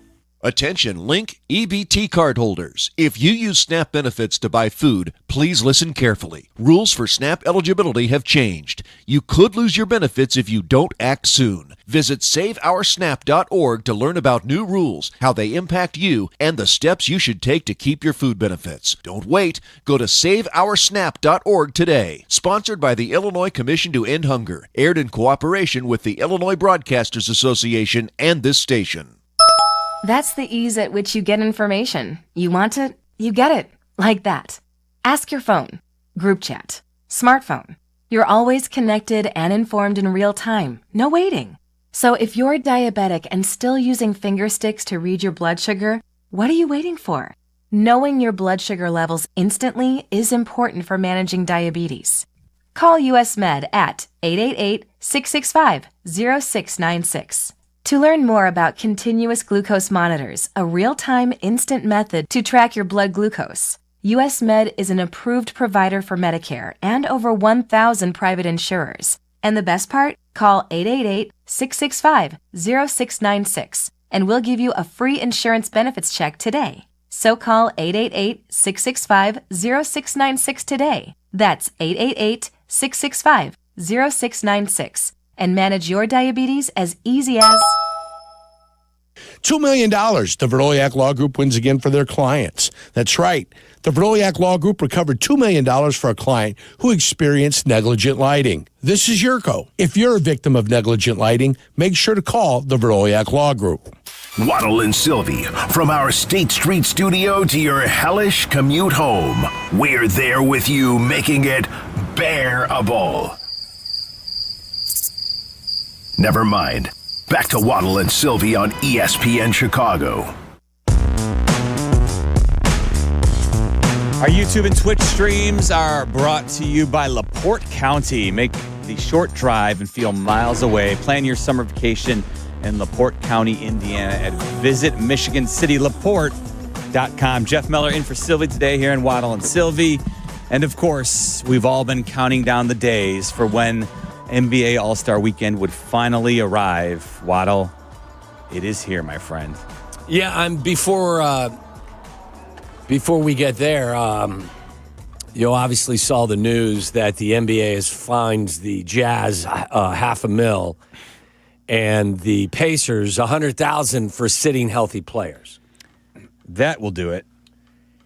Sounds like just a very small price to pay for teams that are looking to secure their best chance at getting the highest potential pick in the draft. Yeah, tanking. I mean, really, do you think that is going to serve as a deterrent for them to continue to sit their guys in the fourth quarter? I would say no. In fact, I would venture to say that Adam Silver should have brought the hammer down. If you're going to actually go ahead and do something to try and prevent teams from tanking, like the Utah Jazz, who have been sitting their best three players in fourth quarters as they enter the fourth quarter with leads. They've done this now on multiple occasions, and then to the point where it did spur Adam Silver into the $500,000 fine area, which, again, is absolutely ridiculous. I think what he should have done is, you know what? Okay, Jazz, this is absolutely a pox on the league, and we're not going to stand for it. We're going to take your first-round pick away. There you go. That's what... You want to set the tone? Yeah. Now you're talking, Meller. Now you've got something that actually makes sense to me. By the way, the Jazz, it says here, were fined $100,000 last year for resting Lauri Markkanen in multiple games. I mean, I don't think that this is going to solve it doesn't move any problem. It does not move the meter at all in any way, shape, or form. It's to the point where the Utah Jazz responded by basically sending one of their best players under the knife for the season so that they could no longer. Jaren Jackson. Yeah, they said Triple J.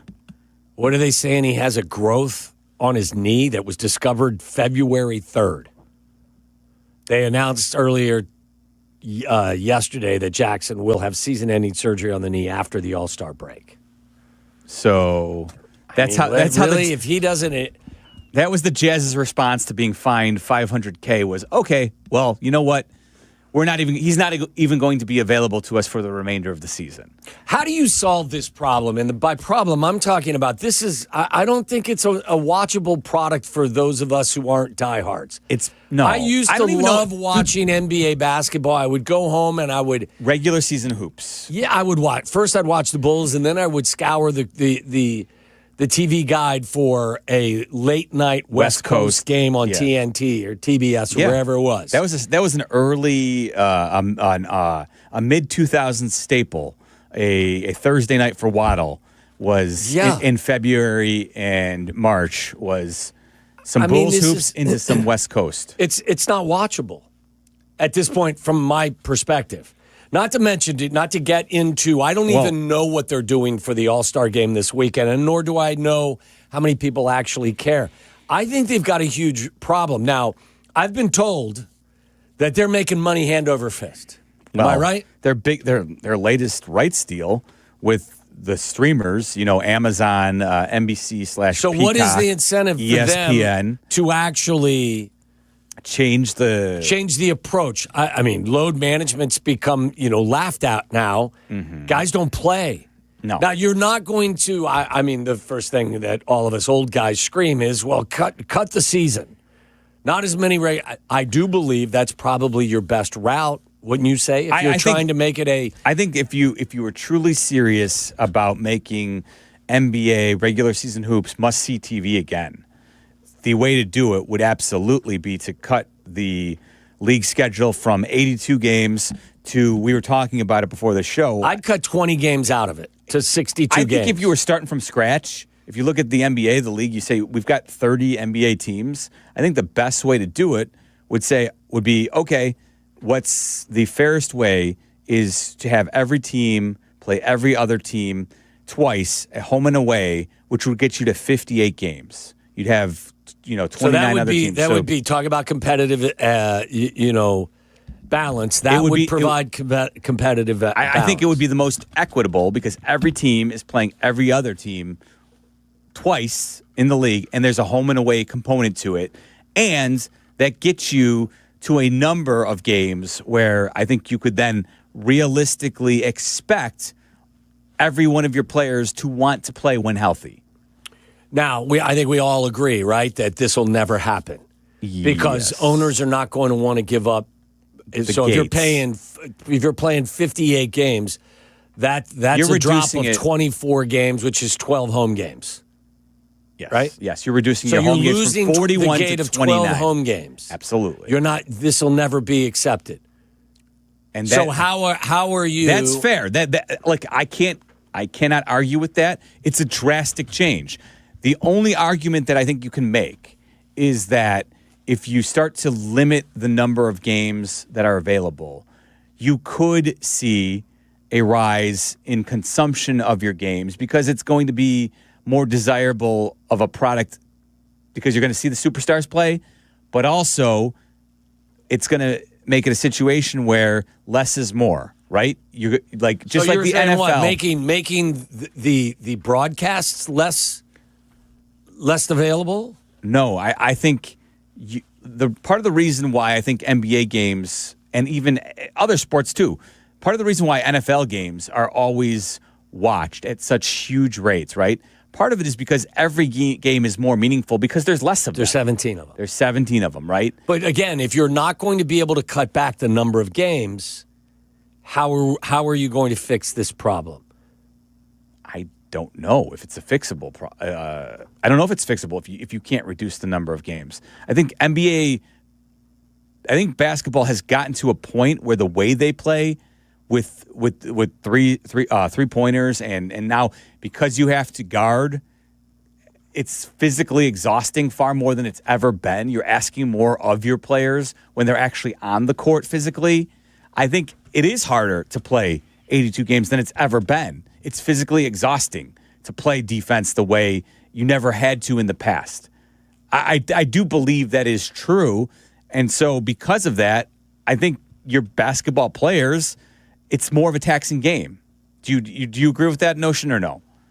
I think it's more of a demand physically than it's ever been. Well, I think before. guys should be in better shape now than they've ever been before. It's no different than football where but I think the game changes, everyone's bigger, faster, stronger. Yes. You have to adjust to the adjustments in the game. But can you? That's something where I wonder. More so than what they're showing right now, for sure. But we're also seeing an increase in Achilles injuries. Maybe that's because guys aren't playing enough. Or maybe it's because they're being asked to do more physically than they've ever been on the pounding of a hard court that never was asked of players, 20 years ago, 30 years ago. In what way? You're playing the same number of games, but you're just playing the pace is quicker. The pace and have is a quicker. Deeper rotation. Most teams do have deeper rotations. They're playing less minutes than ever before. Part of the reason they do that, do you not believe, though, that the reason the load management has come into into not just NBA, but every sport. I will say load management came into the NBA, especially early in the season, because guys didn't give a rat's ass about it. But they legitimately track how many miles players run now better than they ever have. And the reason they exist is because players, their bodies are Okay, I got a simple solution. Play fewer games. I agree with you. But it's not going to happen. Well, then I don't know what to tell you. Well, their answer is because maximizing revenue with 82 games, they're not going to cut the games back. Is I'm going to play less for the same amount. Yes, the players. Correct. Yes. And it has made it a sport in a lot of ways. And look, there are some people that are diehard NBA fans, and they'll watch anything, and they will argue at the top of their lungs that we're being idiots. And I get it. But for the average, that's not how you've already got that group. You know what I mean? Like you got the diehards. You're going to watch. The ones who are watching 82. The way you grow the game is to bring in, But I think even the diehards would admit that, they would prefer to see the star players, the best of the best, play whenever possible and not have the random one-offs that you never quite know when they're coming. All of a sudden, hey, we're going to rest this guy because and I'm not saying he's in the red, as they like to say. I'm not saying either the guys should play when they've got legitimate injuries and risk major injuries. But what's going on right now is and I guess the icing on the cake is that the NBA All-Star Weekend has become something that is you just giggle at it. Yes. Right? Yeah. Do you have any idea what's taking place this weekend? I have no idea. It starts tonight, right? Yeah, it starts. It's the celebrity three-point contest that actually does have NBA players, a few of them in it. Caleb Williams is in it. Caleb is in it. The Rising Stars game also will be taking place tonight. Dalen Terry played in that, didn't he? Yeah, I remember. The Rising Stars Challenge is: are you a first-round pick, and is it your first or second year in the NBA? Yes, that was always my. That was understanding. And then, can somebody explain to me what the actual NBA All-Star Game is this year? This is fun, my friend. Do you know? I know, but it's not easy to explain. Try. It is a round-robin competition amongst 3 teams, the World Team, and then 2 American teams, the Stars team and the Stripes team. Each team will compete in what is essentially a 12-minute game. So a quarter.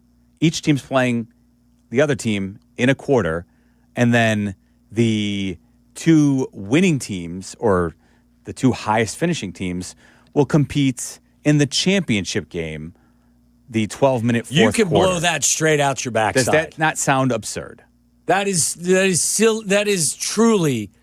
more ridiculous than what the NFL does with the Pro Bowl. I agree. I couldn't believe when I saw that was what they had settled upon. If you want to do world versus U.S., go for it. The Pro Bowl knows what it is. The NBA, I feel like everybody in the NBA knows everybody in the world knows that the All-Star break is just kind of a joke. Don't really care about it. The players know, the fans know, the coaches know. The NBA, as a governing body, is the only one that seems to not know. So I have 2 thoughts. One is, it's a question: is this the worst thing in all of professional sports? The NBA All-Star Game. This concoction. It's in the conversation, or would people still say the Pro Bowl? But the Pro Bowl right now is just it's. By the way, don't forget, part of the reason this is how what the NBA settled upon is because I believe it was directly in response to the 4 nations success that the NHL had last year. Why are we doing a round robin? Why don't you just have not just a round robin, Waddle, a quarter? They're playing 12-minute games. The Stars, the Stripes, and Team World. Why not just have a World team and a U.S. team? That would make sense to me. And winner takes, I heard the good kid talking about this earlier today, and this is something I've said all along, going back to baseball. Put a financial price tag on it that is something that would be meaningful. And don't say that nobody's going to play for $1 million. I think guys would play for a night's work, $1 million. Winning team, how about $2 million? Winning team takes home $25 million. Losing team gets nothing. I heard the good kid talk about $30 million versus nothing. You don't think guys would compete for that? Splitting it up equally? I think it would move the needle, even for players. Even if that's casino money for some of these guys. Yeah. They'd play for it. No, I agree with you. I think that would move the needle, especially if it was something or nothing. That's always the problem they get to, is somehow, some way. When there are no participation rewards here. I agree. But again, that's I don't know. This is something that feels like it's outlived its usefulness. The NBA All-Star Weekend. It used to matter. Oh my! Remember when the dunk contest meant something? Before they weren't even alive when it meant something. Like I was before you even walked in, or when you were downstairs doing ABC 7. When I was doing your job for you, Charlie and Mario were reminiscing about the good old days when Dwight Howard was dunking, and even you could. I remember having this conversation on the air. I was like, and I don't know if it was Silvy. I thought it was Silvy or somebody else talking about how cool it was, and I was like, no, he's 6'11". Yes, yeah, we were saying like Blake Griffin and Dwight Howard are probably the two best their players in our viewing life. Because I know Kobe did it technically within our life, but in our viewing lifetimes, the two best players that we've seen do the dunk contest are Blake Griffin and Dwight Howard. Listen, I said it used to be a That's crazy. It used to be a rite of passage where if you were before the Rising Stars game existed, the Rising Star feature was that if you were the next up and coming thing, you used the dunk contest as the opportunity. Remember Dominique Wilkins, a 6'4" Dominique Wilkins? He was 6'7", I thought. Was he? I don't know. I thought Neek was 6'7". Never, are you thinking of Spud Webb, a 5'6" No, Spud Webb? Webb's no, 5 foot. Neek was 6'7", I think, if memory serves. But yeah, you used to use the NBA dunk contest as the opportunity to announce your presence to the league and people who were casual basketball fans about, hey, this is the next up-and-coming player, and that's when Kobe Bryant in his rookie year, or whether it was... You're right, he's listed as 6'8". I didn't think it was that tall. But it used to mean something, and that was when you announced your presence. Now, the moment LeBron James decided that he was too good for the dunk contest to be the next guy to do that, that was when it completely fell apart. Then players were like, you know what? I don't really want to put myself in a position where I could look foolish. Boy, speaking of looking foolish, kind of to put a bow on this conversation, I think Adam Silver has done absolutely, he and his group, they've done nothing to solve any of these issues or bring any meaningful, alternatives or options to the table. It feels whether it's the tanking or it's the All-Star. For the last 10 years, it feels like tanking, at least for the last 10 years, this has been an ongoing conversation that has failed to have been addressed in any meaningful way. And Jeff, so, I respond the way I always do in the world of sports with the same statement. If you don't care, why should I? And we don't. We really don't. Let's quickly try Jim, who's in Orland Park. What's going on, Jim? You got a solution for us? What's going on, guys? Hey, Jim. Yeah, I was just listening to you guys talk about how to solve the issue with load management. Mm-hmm. And what if you cut the number of playoff teams? What other league has 2/3 of its teams make the playoffs? The problem with that is, Jim, and that would create, I think, a more of a desirous atmosphere. Yeah, it would make the regular season far more important. They're making so much money with the playoffs. They're never, and if anything, they're going to expand the playoffs, not contract the playoffs. I mean, that's think about how the money meaningless. is. And by the way, Jeff, I will say, I watch playoff basketball, NBA. Yes. It's fantastic. No doubt about it. That's why they need to reduce the regular season, because you want every game to feel like, or at least as close to possible. You need there to be. And Jim, listen, your solution is not a bad one. I think it's less realistic than actually, though, reducing actual regular season games. Because the playoff games are something that most people seek out and want to watch. Yes. So I don't think you want to create less of those. Less playoff seeds up for grabs too means just more teams that are going to be out of it quicker. And I'm not a fan of the play-in situation either. No, I think to me that's what I was thinking about. Is think about how the NBA has expanded to the play-in, and think about how laughable that is. We know firsthand here in Chicago how meaningless play-in basketball is, the play-in tournament. But let's actually get to something. We have some calls, so maybe we'll carry this over. But let's get to something we actually want to watch, Waddle. Let's do what to watch for. I love it. Next. This is Waddle and Silvy on ESPN Chicago, Chicago's home for sports. Hey guys, it's Silvy. Are you feeling sore, stiff, or just not at your best? Maybe you've been dealing with pain for months, hoping it will just go away. You deserve to feel your best. Cairo One Wellness Centers offer personalized chiropractic care to help you live pain-free. No drugs, no surgery. Too many of us think pain is just part of getting older, but that's not true. Visit Cairo1.com today. They have locations across Chicagoland, including Schaumburg East, West Addison, and Des Plaines. That's Cairo1.com, and let them know that Silvy sent ya.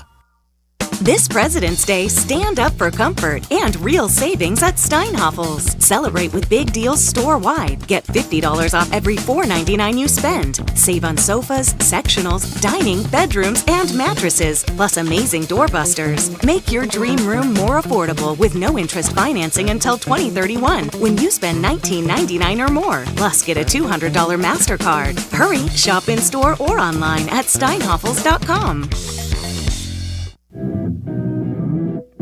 You strive for more in life and in business, never settling for anything less than. Your bank should be no different. It's time for a fresh perspective. It's time to move things from to-do to done. It's time for your bank to go the extra mile for you. Achieve more at Republic Bank of Chicago. Banking beyond expectations. Visit ourbankchicago.com to get started. Republic Bank of Chicago, member FDIC. Guys, this is Courtney Cronin. Let's be honest, most of us aren't great at saying what we feel. That's where jewelry does the talking.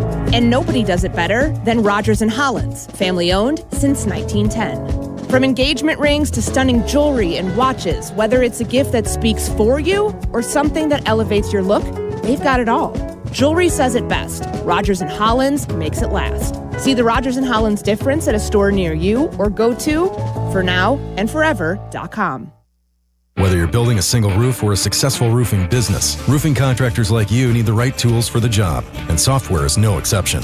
Service Titan is on a mission to be the most powerful software platform for the trades, with purpose-built technology proven to maximize revenue, streamline operations, and deliver 5-star customer experiences. We are taking roofing companies like yours to the next level and beyond. Service Titan, we are built for this. See what we can do for roofers at servicetitan.com. Talk about stepping up! Bang! Bang! It's time to level up your game. Introducing the all-new ESPN app. All of ESPN, all in one place. Your home for the most live sports and the best championship moments. The electricity is palpable. Step up your game with no annual contract required. It's the ultimate fan experience. Level up for more on the ESPN app or at stream.espn.com. Sign up now. Hit the road in a brand new Chevy in less than 1 hour at Advantage Chevrolet Bolingbrook. You can sign and drive away in 60 minutes or less. Seriously. Or they'll cover your first car payment. Every new Chevy is backed by the Advantage Plus program. Advantage Chevrolet Bolingbrook. Together, let's drive. Waddle and Silvy get you set for your weekend viewing with What to Watch For.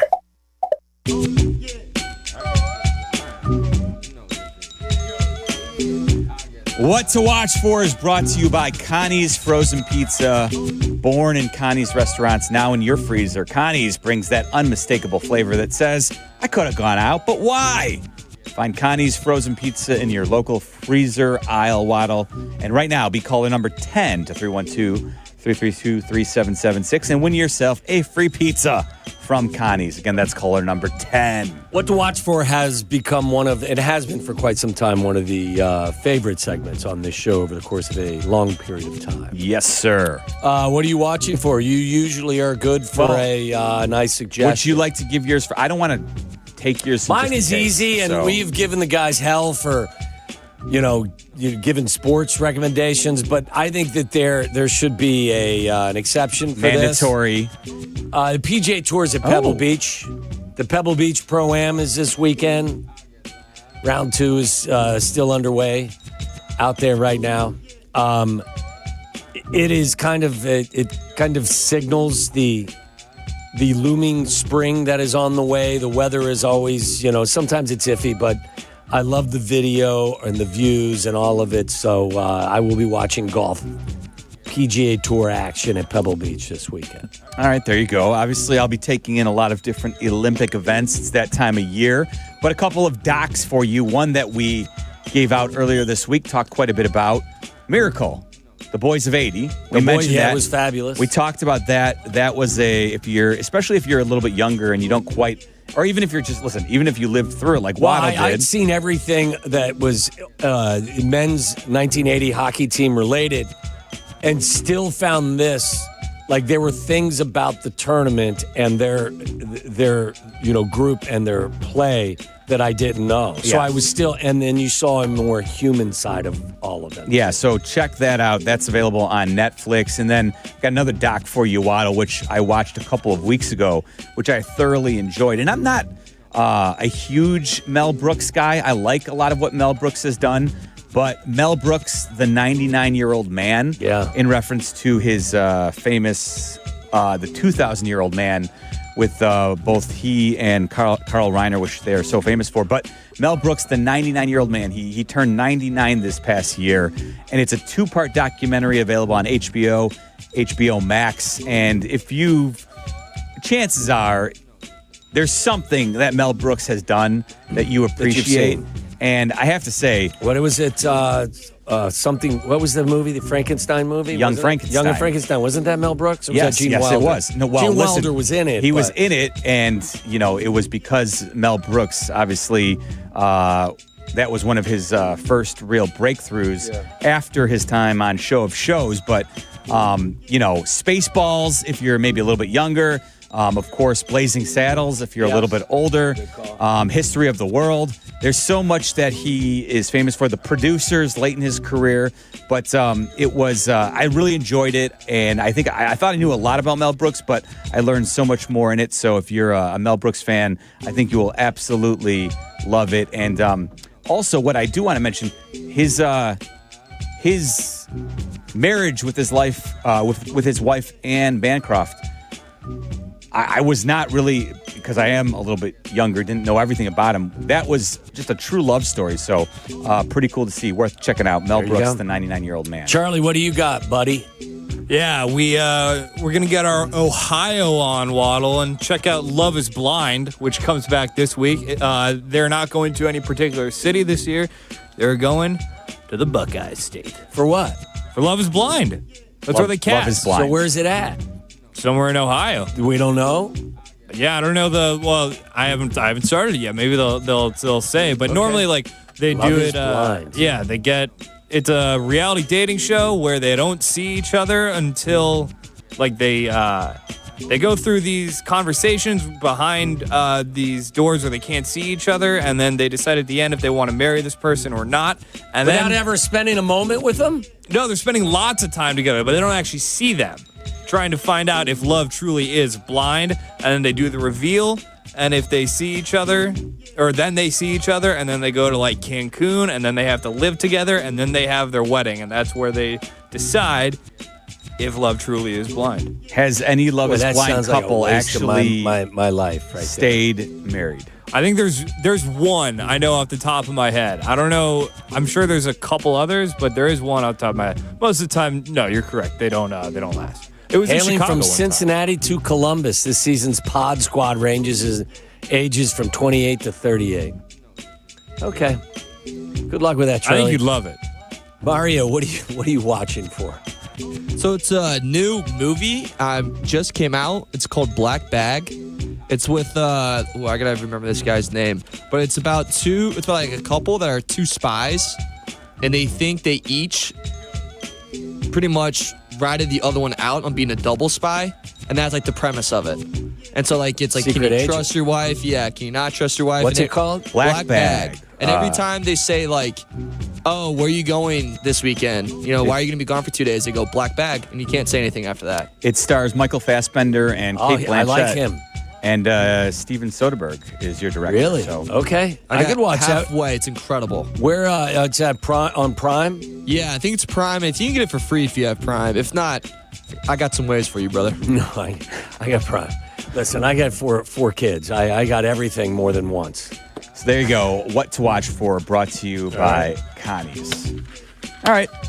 There you go. So we'll what were we gonna do?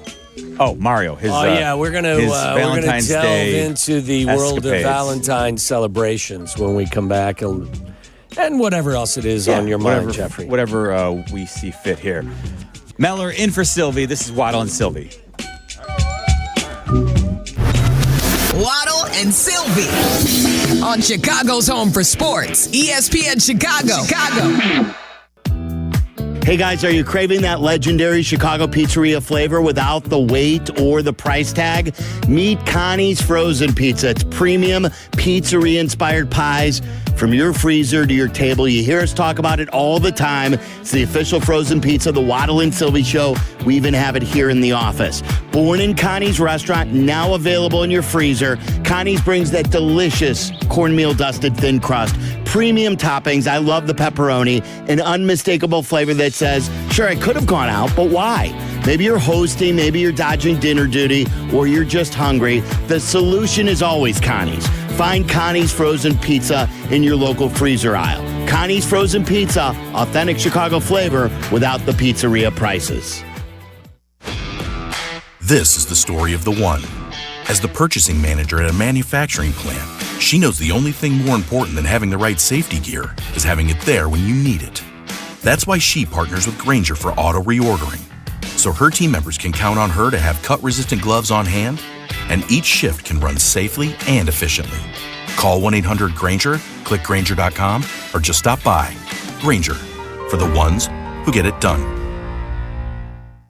I'm Boomer Esiason. My mom died from cancer. She was only 37 years old. She didn't have life insurance, and that was devastating for my family. That's why having life insurance is so important to me. Ethos makes it fast and easy. Get a quote in seconds, apply in minutes, and get same-day coverage. You can get up to $3 million in coverage with no medical exam.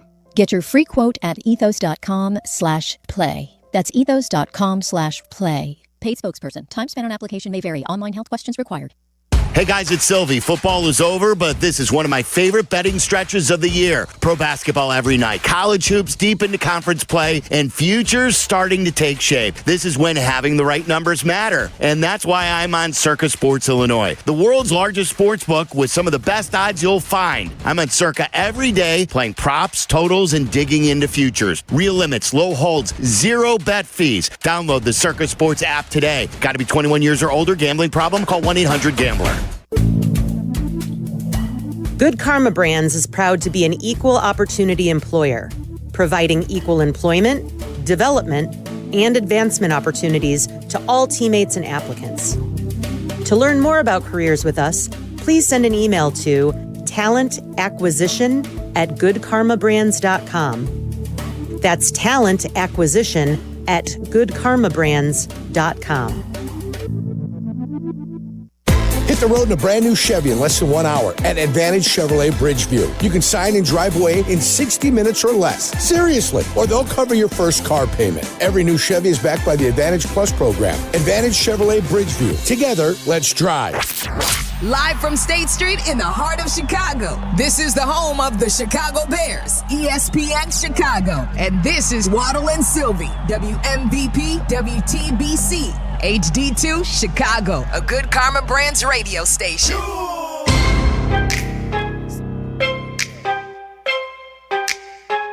By the way, did you? I have a story that I think was Waddle's World worthy about Love Is Blind season 10.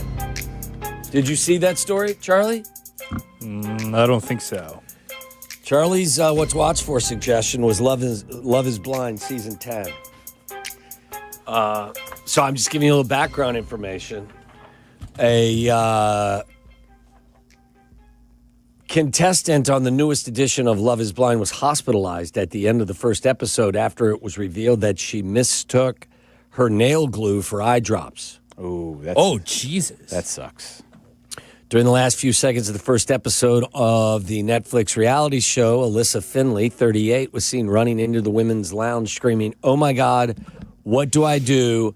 F," before a producer calmed her down. My guess is they will have a very dramatic, I know you're scared right now. She was told off screen, "We're going to have to send you out." Out what, of the pod? Yeah. Do they live in the pod? Yeah, they live. So how big is the pod? Well, they live in a hotel, but they have a pod that's probably they're called the pods. It's basically 2 rooms that they're pretty big. Like they have a lounge area, and then they go into these pods that are probably about the size of these studios, like this room and that room. How many episodes in a season? like 10, 11, something like that. Okay. Did you get hooked into this because of your fiance, or was this a you choice? It was her suggestion, but I like reality TV a lot. You do? So, oh, yeah. What's your favorite reality show? Love Island is really good. Although when Love Island's bad, it's really Wasn't Love Island like it was 50 episodes? Yeah, they do an episode every day. Yeah. Which is crazy. My kids and wife watch that all the time. I hope they don't watch it anymore. Yeah, I like that show. I never... My mom would watch like Real Housewives all the time. It would always be on. Never seen an episode of that in my life. It's probably a good thing. Even I don't like Real Housewives. Yeah, I've abstained from that. Yeah. Okay. I'm sorry. I just wanted to let you know that there was an update on with regard to Love. Love is Blind. Love is Blind. There you go. That would. She may be blind if whatever she was trying to get done. What? All of a sudden now you found your morals? What do you mean all of a sudden? I'm a moral guy. Okay, you're right. My bad. They call me the moral man. No, they don't. I've never heard that before. No. Nobody in here is called the moral man. No. All right, so today's Friday the 13th. Tomorrow is Valentine's Day. Today's my parents' anniversary. Happy anniversary to the Waddles. To the Waddles. Yes. Sent them a nice anniversary text today. How many years? Over 50, my dad's right? 81. Got married at, want to say 18. Do the math. 63 years. 63. It's impressive, my friend. Yeah. 63 years. Yeah, it is. It's a lot of time. That's got to be in the 1%, right? The 1%ers of marriage. Maybe. I wonder I don't know like how thoroughly that's reported and studied, but that's got to be 63 years married. Not a whole lot of 63. That's a badge of honor right there, my man. Wow. That is impressive. The day before Valentine's Day.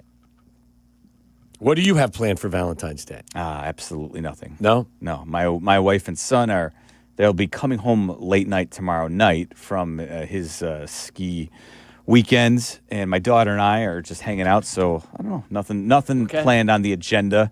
You? What do you got planned? Big plans? Nothing right now. I think my wife, I was using the restroom when I said, hey, are we doing anything for Valentine's Day? And she yelled back, not as of right now, but we can go to dinner if you want. I said, sure. And she said, where do you want to go? I said, it's up to you. You choose. That's how Valentine's decisions are made after you've been married for 34 years. Yeah, I mean, you're lucky if you even kind of recognize that. Basically, it sneaks up on you. It's like, hey, look, tomorrow it's Valentine's Day. How about that? Right? Yeah. Yeah. When did Valentine's Day, what is the genesis of Valentine's Day? For instance, was the famously or infamously the Valentine's Day Massacre.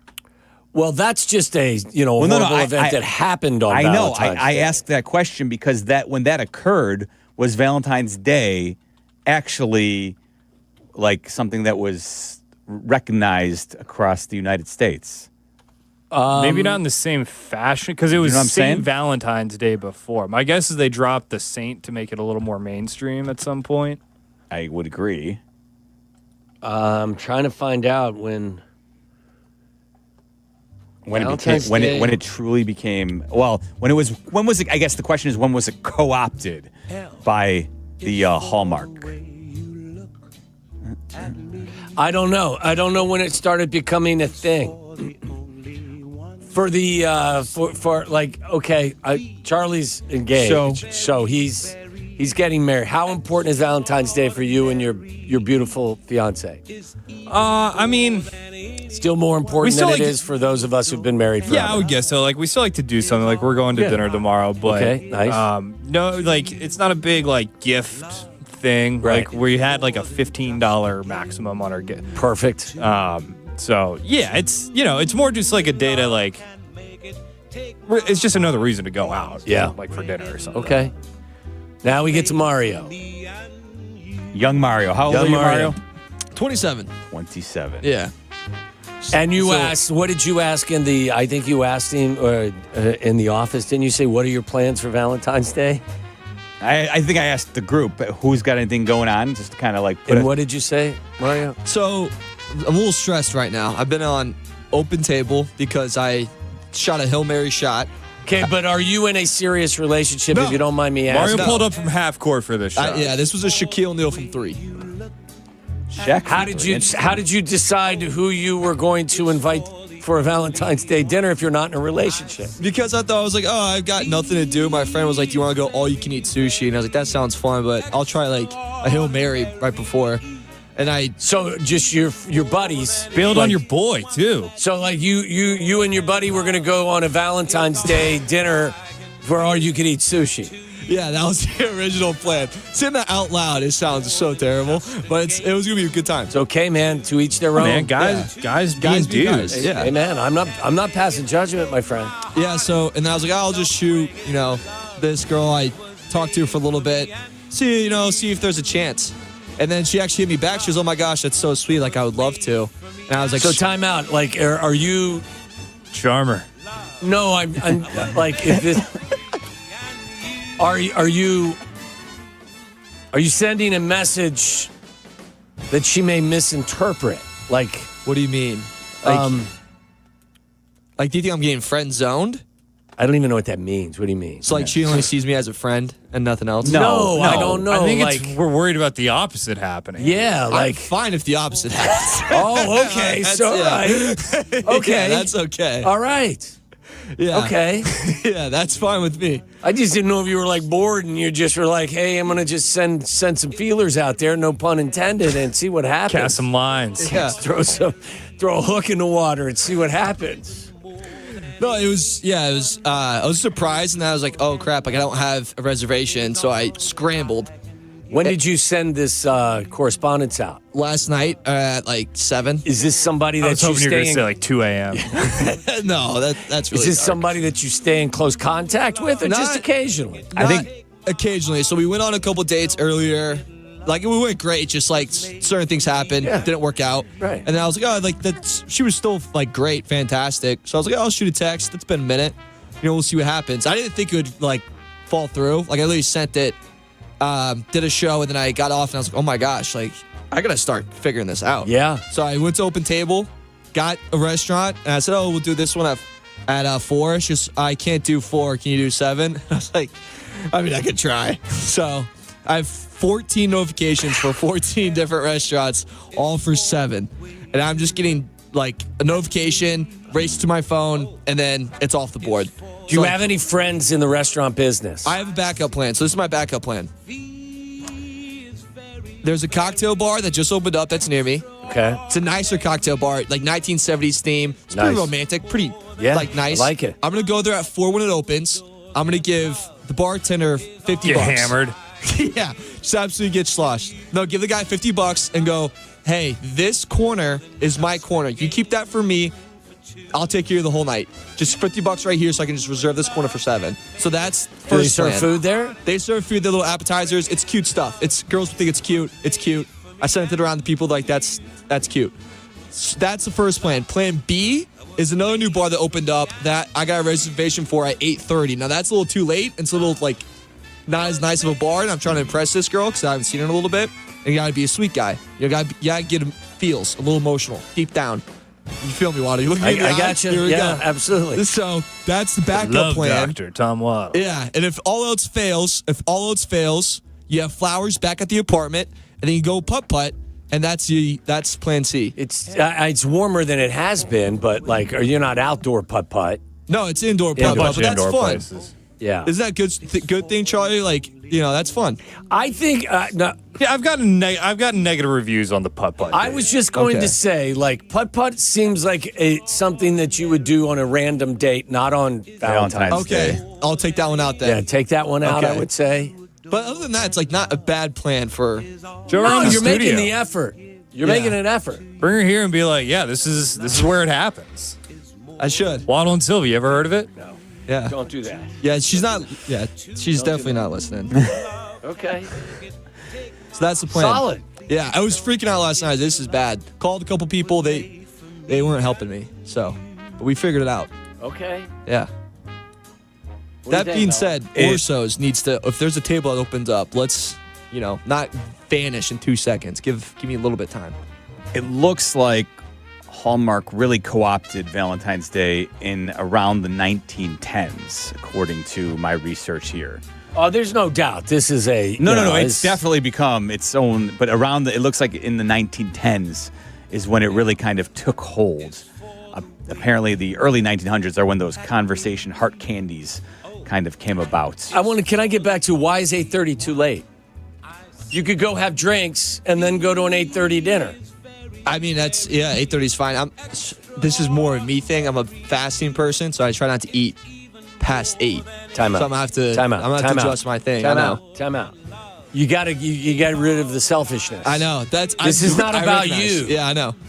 Yeah, this is a one-off. Yeah. I think for the holiday situation. This is a we not me. That's true. I'm sorry. So I thought you said he's got that C on his chest too, KB, right there. That means captain. For a one-off, for a holiday. Is she fine with an 8:30 dinner reservation?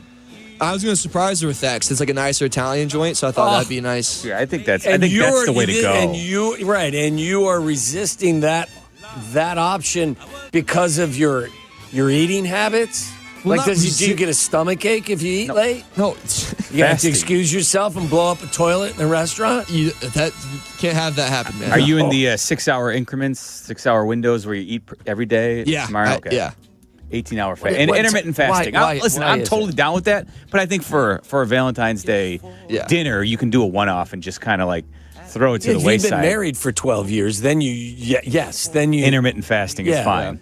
But for a Valentine's Day dinner, I got to figure it out. All right, that's good to know. Yeah, you know what? Stop being so damn selfish back there. I'm trying. I mean, seriously. This is what I would do. Take the $50 that you were going to give the bartender at the first place. Yeah. Spend it on some flowers. Yeah, that's a good call. And then have an 8:30 dinner. Now you're cooking with gas. You think that's the way out? I would, Meller. Yeah, as a veteran of these, there's no doubt. These events. Yeah, and I would say that if you really want to get ahead of the game, what you do is you call the restaurant ahead of time that you're going to be at 8:30 and just say, hey, listen, I'm got a reservation for 8:30. Find a nice appetizer, have it ready to go at the table so that you look like you've planned ahead. One quick phone call. Unless you show up late, if you're a late guy, and then you've got a cold appetizer. She's very late. I will say that. Like you can't do that. I told her a time tomorrow knowing that she's 30 minutes later. Yeah, you tell her, listen, be ready to go at 7:30, and going in that, hey, your reservation's for 8:30. Exactly.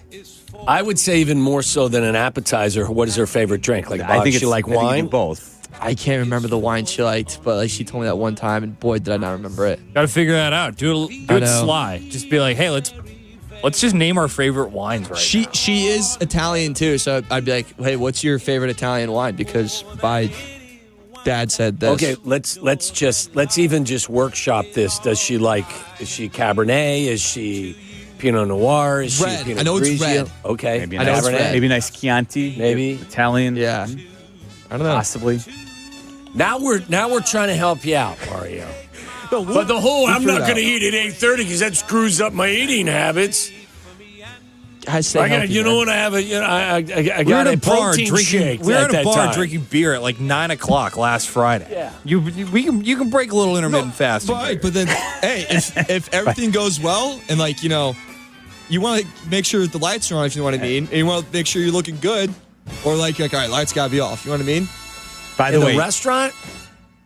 No, if everything goes well. Danny Zetterman has chimed in and he says, horrible advice by us. Skip the dinner, keep the fast going. Yeah, of course. I'm not surprised. That's my boss. From the armchair nutritionist, he says, no. Your health is the most important thing. What is the lights? What are you talking about? You got to look good. What are you afraid of not looking good with? Because it's like you can't. When he gets back. Yeah, when I get back and there's the flowers at the apartment, it's like, oh, you're really sweet. Remember, he's scarred from his parents making up a song about him being fat as a I'm child. not scarred. So he does have some residual stuff that he needs to overcome. I'm still not under. Oh, so you're talking about having the flowers at your place when you get back? Yeah. But what if you don't get back? What if you fart at dinner or something and it?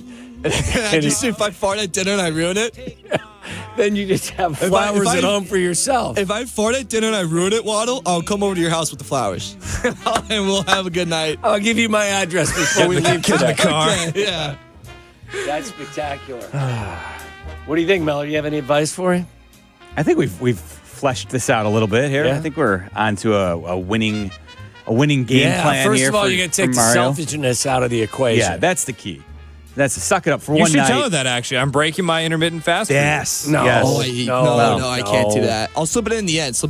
That just makes you look like, psychopath. Yeah, like, you know what? I normally wouldn't eat this late. Normally, because- I'm on my 1,000th push-up of the day right now. What do you have? You put your outfit together? Yeah, What are you wearing? I hate that. I Backwards said, yeah. Allen Iverson jersey. Yeah, backwards Allen Iverson jersey. Jordan 1s. No, it's like a built shirt. You're like built with like a little collar thing, little slip collar. Gotcha. Long sleeve one. Yeah. And then it's not like a pea coat, but it's like a halfway between a pea coat and a winter coat. Okay. And then black boots and black pants. Black makes you thinner. Next question, Yeah. fellas. You're and right. then you See? got Scarred. Cowboy hat? No You cowboy bring it hat? up. No cowboy hat. No cowboy hat. But you got Fedora. a watch and then a silver bracelet on the right hand. Wow, you've really thought this out. I haven't worn a watch in probably 20 years.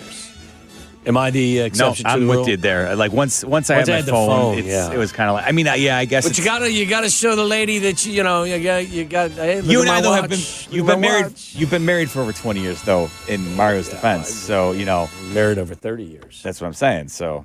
All right, I think you're set. You think I'm set? I think you are. All right, I'll text you guys updates. Yeah. When's the last? You think she's excited about the evening? Dude, I don't know. Like it's a maybe. Do you think she could possibly cancel? I mean, there's always a possibility. There's always that possibility. If she does cancel, And then that you're going makes to this a lot the all-you-can-eat sushi bar with your boy. Hell yeah, I am. And he's showing up to Waddle with a bouquet of flowers at the end of the night. What a capper! That's crazy. All right. All right. Well, you and I still have nothing going on tomorrow. No, I look. I don't. I kind of rebel against some of these make-believe holidays. And I know it's not make-believe, but you know what I'm saying. Sweetest Day is a make-believe holiday. Oh, boy. Listen. I haven't. Sweetest Day hasn't been on my calendar in 30 years. What the hell is Sweetest Are Day? you still Sweetest Day guy, Charlie? No. Come on. I've never even heard of Sweetest Day. I'm sure there's some sort of like analog for like my That is truly a made-up day. Yeah, that's in September. It's a Saturday in September. Right? If I'm not mistaken, is it Saturday or is it October? Did you ever pull like every day with you is the sweetest day I could ask for? No. My wife would fall down laughing. It's not even. I'm looking at. Hung a What are you slider wearing on tomorrow? the What are you wall. wearing tomorrow night, Charlie? I don't know.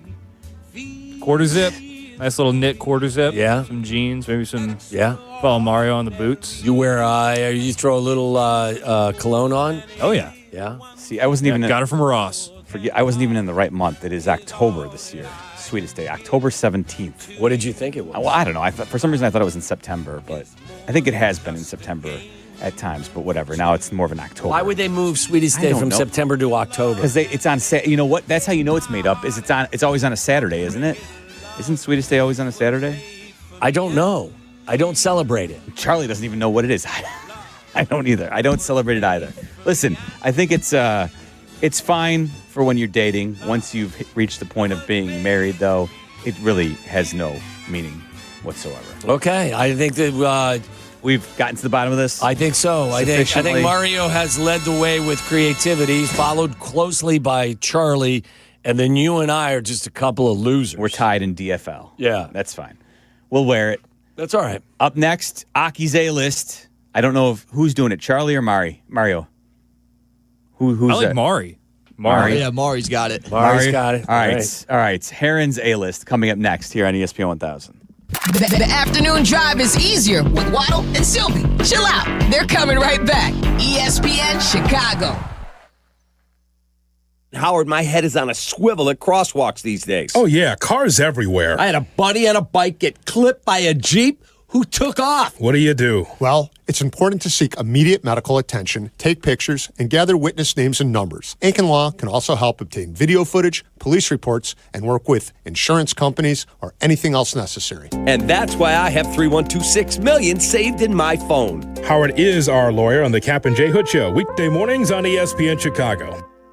Waddle, we are deep into basketball season now. Nights packed with games, group chats blowing up. This is my time. I remember having a time. Now I just enjoy good hoops and fewer obligations. That's why I've got a Flight by Yingling. Light, crisp, 95 calories, 2.6 carbs. Easy choice for game night. Exactly. Clean taste, no overthinking it. Just sit back and watch the game. Whether I'm out with friends or posted up for a tight finish. Or I'm settled in, offering wisdom no one asked for. Flight by Yingling. Raise the bar this basketball season. DG Yingling and Son, Pottsville, PA. Enjoy responsibly. Has the excitement of betting turned into worry? Feeling overwhelmed every time you roll the dice? Problem gambling doesn't just affect your wallet. It can impact your health, relationships, and peace of mind. But there's hope. Gateway Foundation is here to help you take back control of your life with personalized treatment options. You don't have to face this alone. Call Gateway Foundation today at 844-444-5780. That's 844-444-5780. For 100 days, I'm going to cross the 7 continents because the answers to everything important are out there at the edges of our world. I'm stepping into the unknown. Where are we going? To see our planet This is amazing! as it's never been seen before. From pole to pole.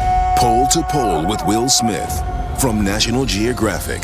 Now streaming on Disney Plus and Hulu. Show me the way.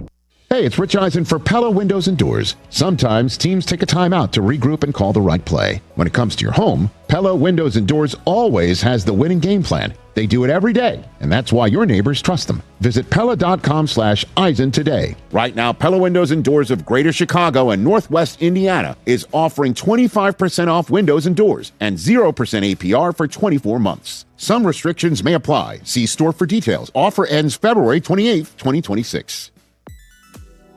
The 5 o'clock hour of Waddle and Silvy is brought to you by Steinhoffels, with 7 Chicagoland locations, including their newest in Maryville. Shop in-store today or online anytime at steinhoffels.com. Waddle and Silvy are back. Follow the show on Twitter at Waddle and Silvy and at TWaddle87. This is ESPN Chicago, Chicago's home for sports. It's time for Aki's A-List. From the mind of the man who understands the 4 Ps of Waddle's world. Aki's A-List.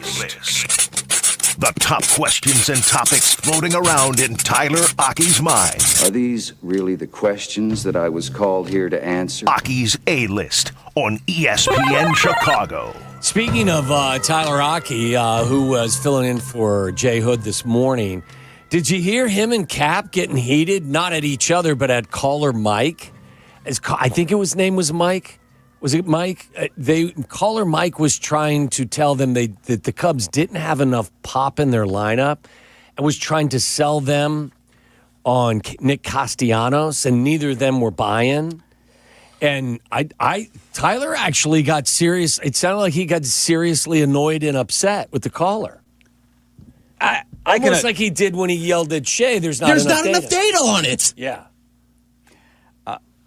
I think Tyler's in the right there. Unfortunately, Nick Castellanos really alienated a lot of people in Philadelphia at the end there. Not sure. Did you do a deep dive into why they released him? I mean, they still had a year left. He wasn't on good terms with the manager, right? Correct, and that was self-inflicted. He brought beer into the dugout? Dugout, yes. Not the clubhouse, in the dugout. That's probably not a good thing. After being removed for defensive purposes, Nick Castellanos, How many beers did he bring into the dugout? I think just one, but I think... It's a baller move if he brought 6. But nevertheless... Just a 6-pack, that rolling in. That was the start of the undoing of Nick Castellanos' time in Philadelphia. Well, he's going to be 34, 35. Yeah. His play has dropped off. I mean, yeah, I understood where Kap and Nick Castellanos is no longer the answer. Listen, he had a great little run with the Cubs when they traded for him. Oh, that was 6 years ago? Yeah, I was going to say, we're now so far removed from that. I think it was probably 4 or 5, but nevertheless, that's almost an eternity in baseball. Was it? But yeah. All right, to you, Mario. It's your time. Your dime, your dance floor. All right, let's go. Let's have ourselves a good old Friday here to finish out. First one I have for you guys. After this season in the NFL and after Drake May kind of really struggled down the stretch, Is this an overreaction to say Caleb Williams will win MVP before any other quarterback in that draft class? Is it an overreaction? Yes. I think yes. I think that is. I'm not saying Caleb can't, but winning an MVP in the NFL is very hard.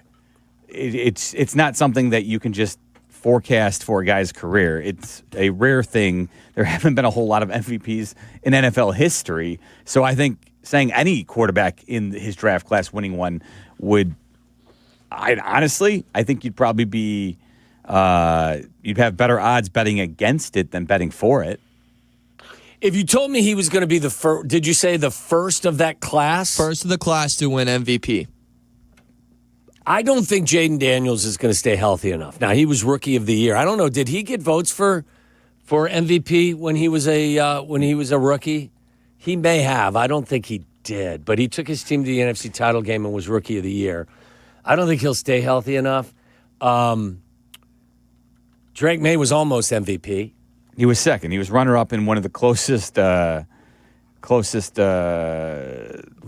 in the not since McNair and Peyton Manning shared MVP. Look, I think the way Caleb plays with some of the eye-popping throws and the dynamic nature of a lot of what he does, I think is very appealing for MVP voters in general.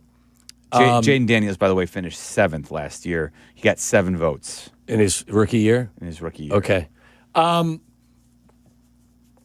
It's hard to say that, Mario, after Drake May finished second in a very close vote. So how did you phrase the question so I know how to answer? Would it be an overreaction to say he will win it before any of them because of the way Drake May struggled? I don't think that I don't think it's an overreaction, but I don't think it's because Drake May struggled. I just think that there's a chance that Caleb Williams, in the style that he plays with the coach that he has and the supporting cast, that he could win his supporting cast, in my humble opinion, is better than what Drake May has right now in New England. Yes. Would you agree with that? Absolutely. So I would say, and he had a tougher road. I would say, I don't think it's an overreaction. I think it's equally likely that he and Drake May would find themselves hoisting an MVP trophy. Am I the only one feeling that way? Charlie, what would you say? I think we're already seeing that he's becoming one of the most popular. Well, he's already the most bet on. He is the most bet at this on point, play. But everything associated with the Chicago Bears brings a lot of attention on the gambling I front. think that if he took a year 2 leap, I guess this would be year 3, but a year 2 leap in the same way that Josh Allen, I shouldn't say Josh Allen. If his production starts to match what we were seeing out of Jared Goff those last 2 seasons in Detroit, and he's doing all the Caleb Williams magic that he is very capable of, I don't think it's crazy. It's just a question: can he get to that 5%? Can he unlock that 5% part of his game that is keeping him from truly explosive? So let me add this as well. I think him tucking and running is going to be a more of a part of his game going forward as well. I think basically they told him this year, I won't say chained him to the pocket, or mandated that he stay in the pocket, but I think that there were more opportunities for him to tuck and run and use his legs than he actually tried to execute. The one thing, when you say MVP, the problem is that now you're competing against every other good quarterback in the league, right? So every year, if he's going to have to win an MVP one year, he's going to have to be better than Patrick Mahomes. So is Drake May. No, sure, but I'm saying it's very likely that neither Caleb Williams nor Drake May ever win an MVP. And But his question was, is it an overreaction to say that he will win it? How did you phrase it again? This is my third time before anyone else in his draft class. Yeah, I don't think that's you're right. To win the MVP, not only does he have to best his draft class, but he's got to best all the quarterbacks in all of the NFL. So that's what I'm getting to, though, is that's why I think it's hard to even go there, because winning an MVP requires, like Jared Goff has never won an MVP, despite the fact that he's had some very prolific statistical seasons. And ultimately, would you be shocked though if Caleb Williams was the first in that class to win an MVP? Oh no, I would not. I wouldn't be shocked. Then your answer to Mario's question should be no. I would be more shocked though that Caleb Williams actually went on to win an MVP, because that means he had a better year than Patrick Mahomes, better year than Lamar Jackson. Patrick Mahomes hasn't had a good year in a couple of years. It's fair, but he's also got a couple MVPs to his name. True. Lamar Jackson's got a couple of MVPs to his name. Very true. Trevor Lawrence was in the top 5 this year. Very Josh true. Allen still plays in this league. So there's a lot of good quarterbacks in the NFL that he'd have to beat out. So that's why I have my. And by the way, we've still never seen a quarterback have a huge statistical season playing in Chicago. True. And that's what I think ultimately it's really he's going to have some eye-popping numbers. I don't doubt that. But Mario's question was compared to only his 2024 rookie class. Am I getting bogged down in semantics to say that? Yeah, you are. I'm not. Yeah, I think you're getting bogged down over there. I think Drake May's poor My performance man's over here getting was bogged down. primarily a reaction to the fact that he was dealing with a shoulder injury that he was playing through as well. I think it's just as likely that Drake May would win as Caleb would win, but to your point, wouldn't be shocked. You didn't even say surprised. Yeah, Is it an overreaction? Yeah, I think it's an overreaction. Overreaction to say that he would. Caleb can go, pound for pound with Drake May when it comes to stats right now. I would say no, but if we were doing the show at the Sports Hub in Boston, and you were like, "Hey, would you be surprised?" I can't even do a good Boston accent. I was in school there for 4 years. My wife grew up there. Would it be would you be? Is it a overreaction to say that Caleb Williams finishes with an MVP before Drake May does? I don't know how they respond up there. They're different, but I'm going to say no. Overreaction? Overreaction. I'm going to say no. That was sounded more of like a Chicago accent, but overreaction. Over. I'm going to go over, Charlie. Charlie, hey Charlie, go get the car. All right, what else you? What else you got, Mario? All right, so this is something I've floated around, and we crapped on it earlier. It deserves to be crapped on a lot. But with NBA All-Star Weekend, maybe a way to do it is just have a one-on-one tournament with, try to make it position group-wise. So, guards versus guards, bigs versus bigs, Wemby versus Embiid, play to 15, and there's a $5 million prize in the end. And then that can there's a one-on-one contest, the king of the court. King of the court. And that now you're a ego big is coming to basketball play. fan, aren't you? Humongous. Yeah. I think are you believing your own statement right now? Do you believe that is? Yes, because I think there's such big egomaniacs, and there's such a big conversation in basketball of who was the GOAT, and it's the only sport where you can probably have the simplest argument, because in football there's so many different factors, baseball there's so many different factors, but in NBA and basketball it's so clear who the best player on the floor is that you can make an argument for a lot of different guys. But wouldn't you say that Wemby would probably be, somebody like Wemby would be your odds-on favorite? Because in a one-on-one matchup, how are you going to get a number of quality shots off if you're a 6'3" guard with Wemby? But that's what I'm saying. Big versus big. So Wemby versus Embiid. Durant would be a problem because Durant would be like, I'm not a big, but you put Durant with those guys because of how lengthy he is, and that's how you would do it. It's like Giannis versus Wemby, stuff like that. I love your passion. It doesn't float my boat in the slightest. My boat just sank. I don't think there is, sadly, and maybe I'm just callous and dark about this, there's nothing you could do at this point that would draw my attention from the NBA All-Star Weekend.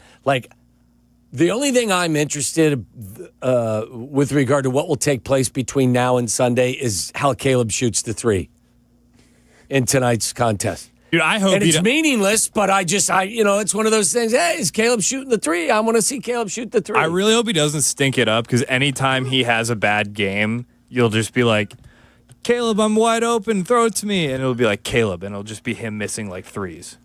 You know that'll happen if he misses one check down. No, don't connect those dots, Charlie. My answer is no. I got no interest in.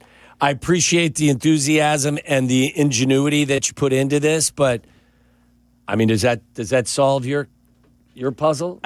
The only thing I'd say is if I could watch this one-on-one tournament and I got true effort from every player who was participating in it, then I guess it might be more intriguing. I guess it would be more intriguing, but it's hard to like wrap my head around basically what I've seen. I've been conditioned now for the last 20 years to think that no one's going to truly play their hardest. Victor Wembanyama seems like somebody, though, who does take things personally and wants to go out and compete. So, maybe if he's the new face of the NBA, the league, like maybe you could sell me on like creating a new situation, but I'd have to almost see it to believe it. I think it highlights too much of the individual nature of it, though, too. Like, it's still a team sport, Like, I can see the dunk contest being an individual event. I see the 3-point contest should be but I would be intrigued to see like Jalen Brunson versus Victor Wembanyama. Could Jalen do anything to stop Victor Wembanyama? But Mario's saying that it's position specific. No, I know, but ultimately, wouldn't you have you'd have to have like a showdown at some point, wouldn't you? Well, winner of each division. Each also position? imagine like SGA versus Ant. Two guys very young. Two guys are compared to each other a lot. Same size. Like that would be and they talk a lot of crap. You mic up Ant. Now get ready for the dump button, but that would be phenomenal. I'm intrigued. It definitely whets my appetite a little bit more than anything I've seen in terms of like whatever team stuff they've put together over the past decade. And how much are we playing for, Mario? I would say like $5 million to each. Each person that wins. Like Jaylen Brown, I know Tatum's hurt, but like Jason Tatum versus Jaylen Brown would be so fun. So we go guards, we go forwards, we go centers. What about when we have tweeners, guys that can play multiple positions? Well, I mean you can figure that out, yeah. It's like you have a wing division. Yeah. Guards, wings, and bigs. You have like a height limit to it. You can figure it out. Okay. Yeah. It sounds more interesting than what they're going to do, but I do think too you might, if it was a one-on-one, you might get into situations where you see that competitive fire come out more often. Exactly. So I could. All right. You're talking me into it. Yeah. Hey. Okay. That's all I do. All right. All right. So we can do one more football one. I have 4 tips of Valentine's Day for new girlfriends. Which we'll one do that when we come back from the break. But you said you had a football one? I got a football one for you, too. Let's go. Yeah.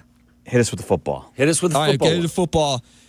So there's been a lot of talk about trading for Max Crosby and if the Bears should do it, if they should not do it, what the asking price would be. I have a question for you guys. If they do trade for Max Crosby, does their Super Bowl window almost get smaller because of everything you gave up for the future in order to get Crosby, in order to win now in this moment? No, I think your Super Bowl window stays open for as long as your quarterback is a top of the league player. Yeah, I think that's well said. I think your Super Bowl window is already open, I think. I'm not saying you're a favorite, but I do believe that your Super Bowl window is open. I think Max Crosby cracks that window open even wider.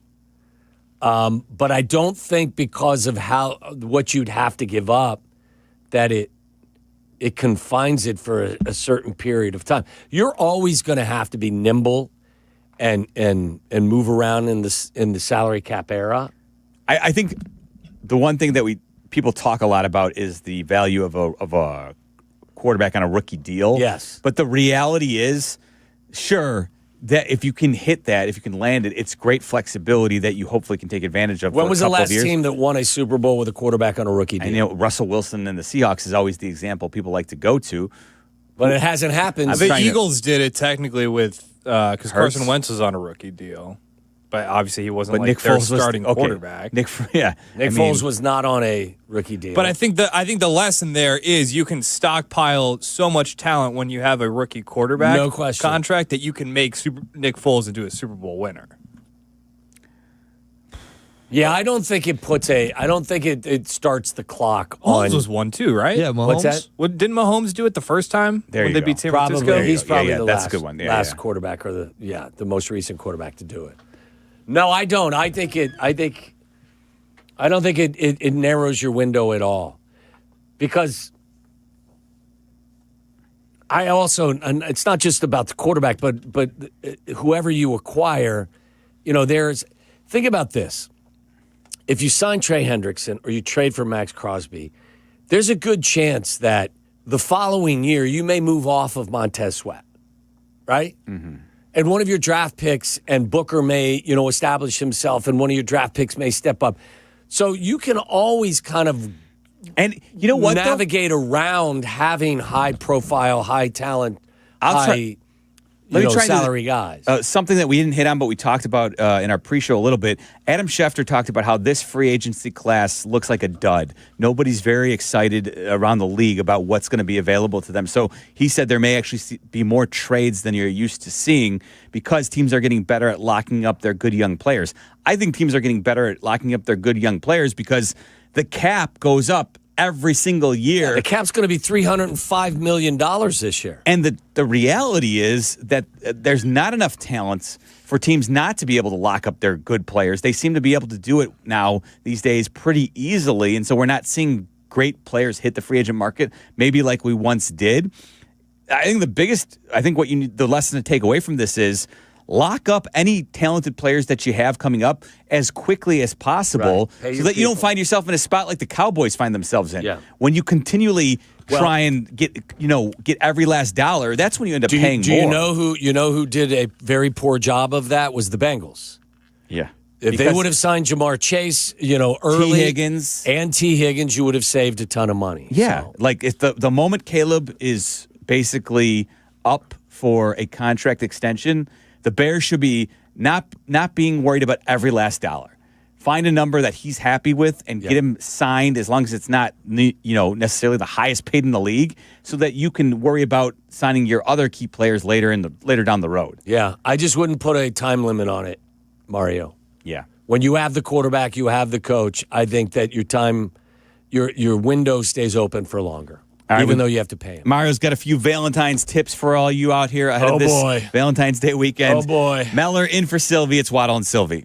This is Waddle and Silvy on ESPN Chicago, Chicago's home for sports.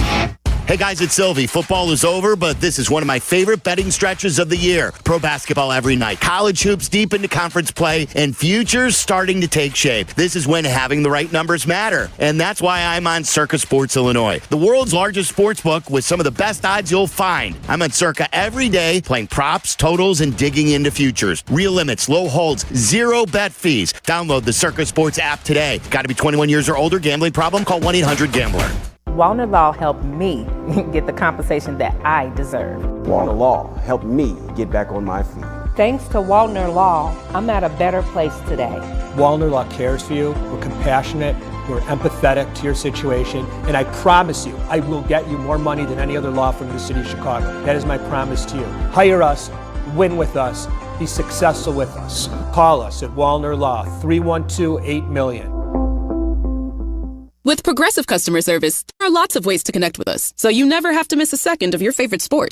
Because you'd much rather watch a ball go through a net 124 times in 48 minutes when you don't really have to pay attention until the last 2, and then somehow those 2 minutes will take an hour. You don't want to miss all that. Luckily, you can chat with Progressive on our app, online, or over the phone without missing a single one of those times the ball goes through the metal circle. Progressive Casualty Insurance Company, affiliates and other insurers, not available in all states or situations. Access to education changes lives. That's why National University provides flexible online and hybrid programs from associate to doctorate degrees. Since 1971, NU was built to serve non-traditional working and military learners nationwide. NU understands the demands of work, family, and service. Each year, more than 130,000 learners trust National University to move forward. Visit nu.edu to learn more. My name is Whitney Allen, and I'm a widow. My husband, Ryan, died. We never thought we'd ever have to use life insurance, but the unexpected happened. With Ethos, signing up was fast and 100% online. You can get a quote in seconds, apply in minutes, and get same-day coverage. No medical exams, and you can get up to $3 million worth of coverage. I'm grateful we were prepared. Get your free quote at ethos.com/game. That's ethos.com/game. Paid spokesperson. Time spent on application may vary. Online health questions required. Talk about stepping up. Bang! Bang! It's time to level up your game. Introducing the all-new ESPN app. All of ESPN, all in one place. Your home for the most live sports and the best championship moments. The electricity is palpable. Step up your game with no annual contract required. It's the ultimate fan experience. Level up for more on the ESPN app or at stream.espn.com. Sign up now. The Polar Plunge is the year's coolest event supporting Special Olympics Illinois. Taking the plunge helps more than 60,000 athletes, unified partners, coaches, volunteers, and families access life-changing sports and health programs. Get bold, get cold, and make a real impact. Sign up now at plungeillinois.com. Follow Chicago's Home for Sports on Twitch at ESPN 1000 Chicago. Waddle and Silvy are back on Chicago's Home for Sports, ESPN Chicago.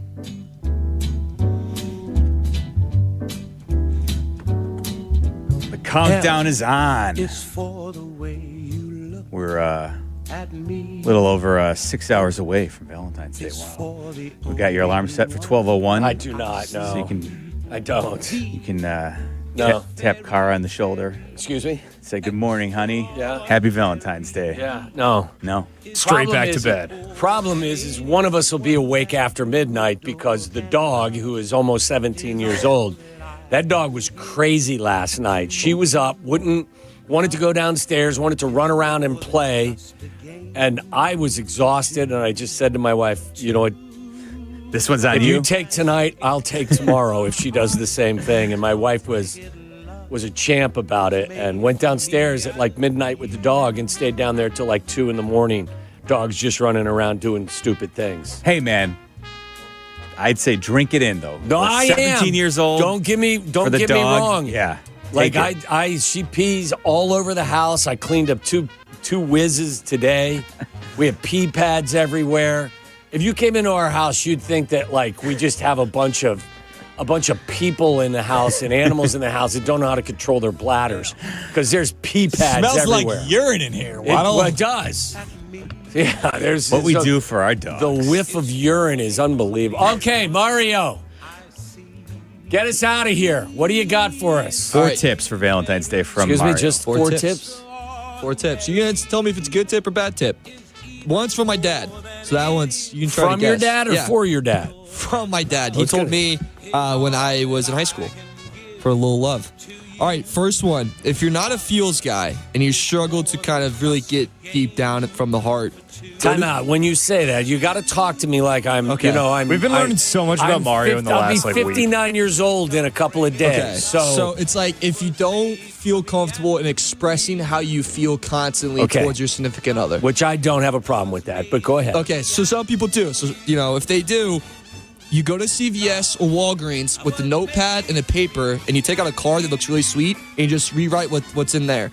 And then you add a little twist to it in the end, and boom, you have a very nice, lovely card for your new girlfriend or boyfriend. Why don't you just buy the card? Well, no. I know what he's saying. You take a picture of the other card and copy it like it's your own message. You're basically plagiarizing from the Hallmark folks. Okay. Yep, that's exactly what you do. You know what it is? That is AI before AI. I was gonna say you Now just everything- fire up ChatGPT for So this. where are you writing the note on? Just like a piece of paper? Oh, yeah, you write on a piece of paper, and you fold it up, put it in an envelope, write their name on it with like a heart, if you can draw a heart, and then you give it to them. I mean, if you could draw a heart, who can't draw a heart? Like, I mean, seriously. All right, try to draw a heart. Let's see it. Let's see how good it is.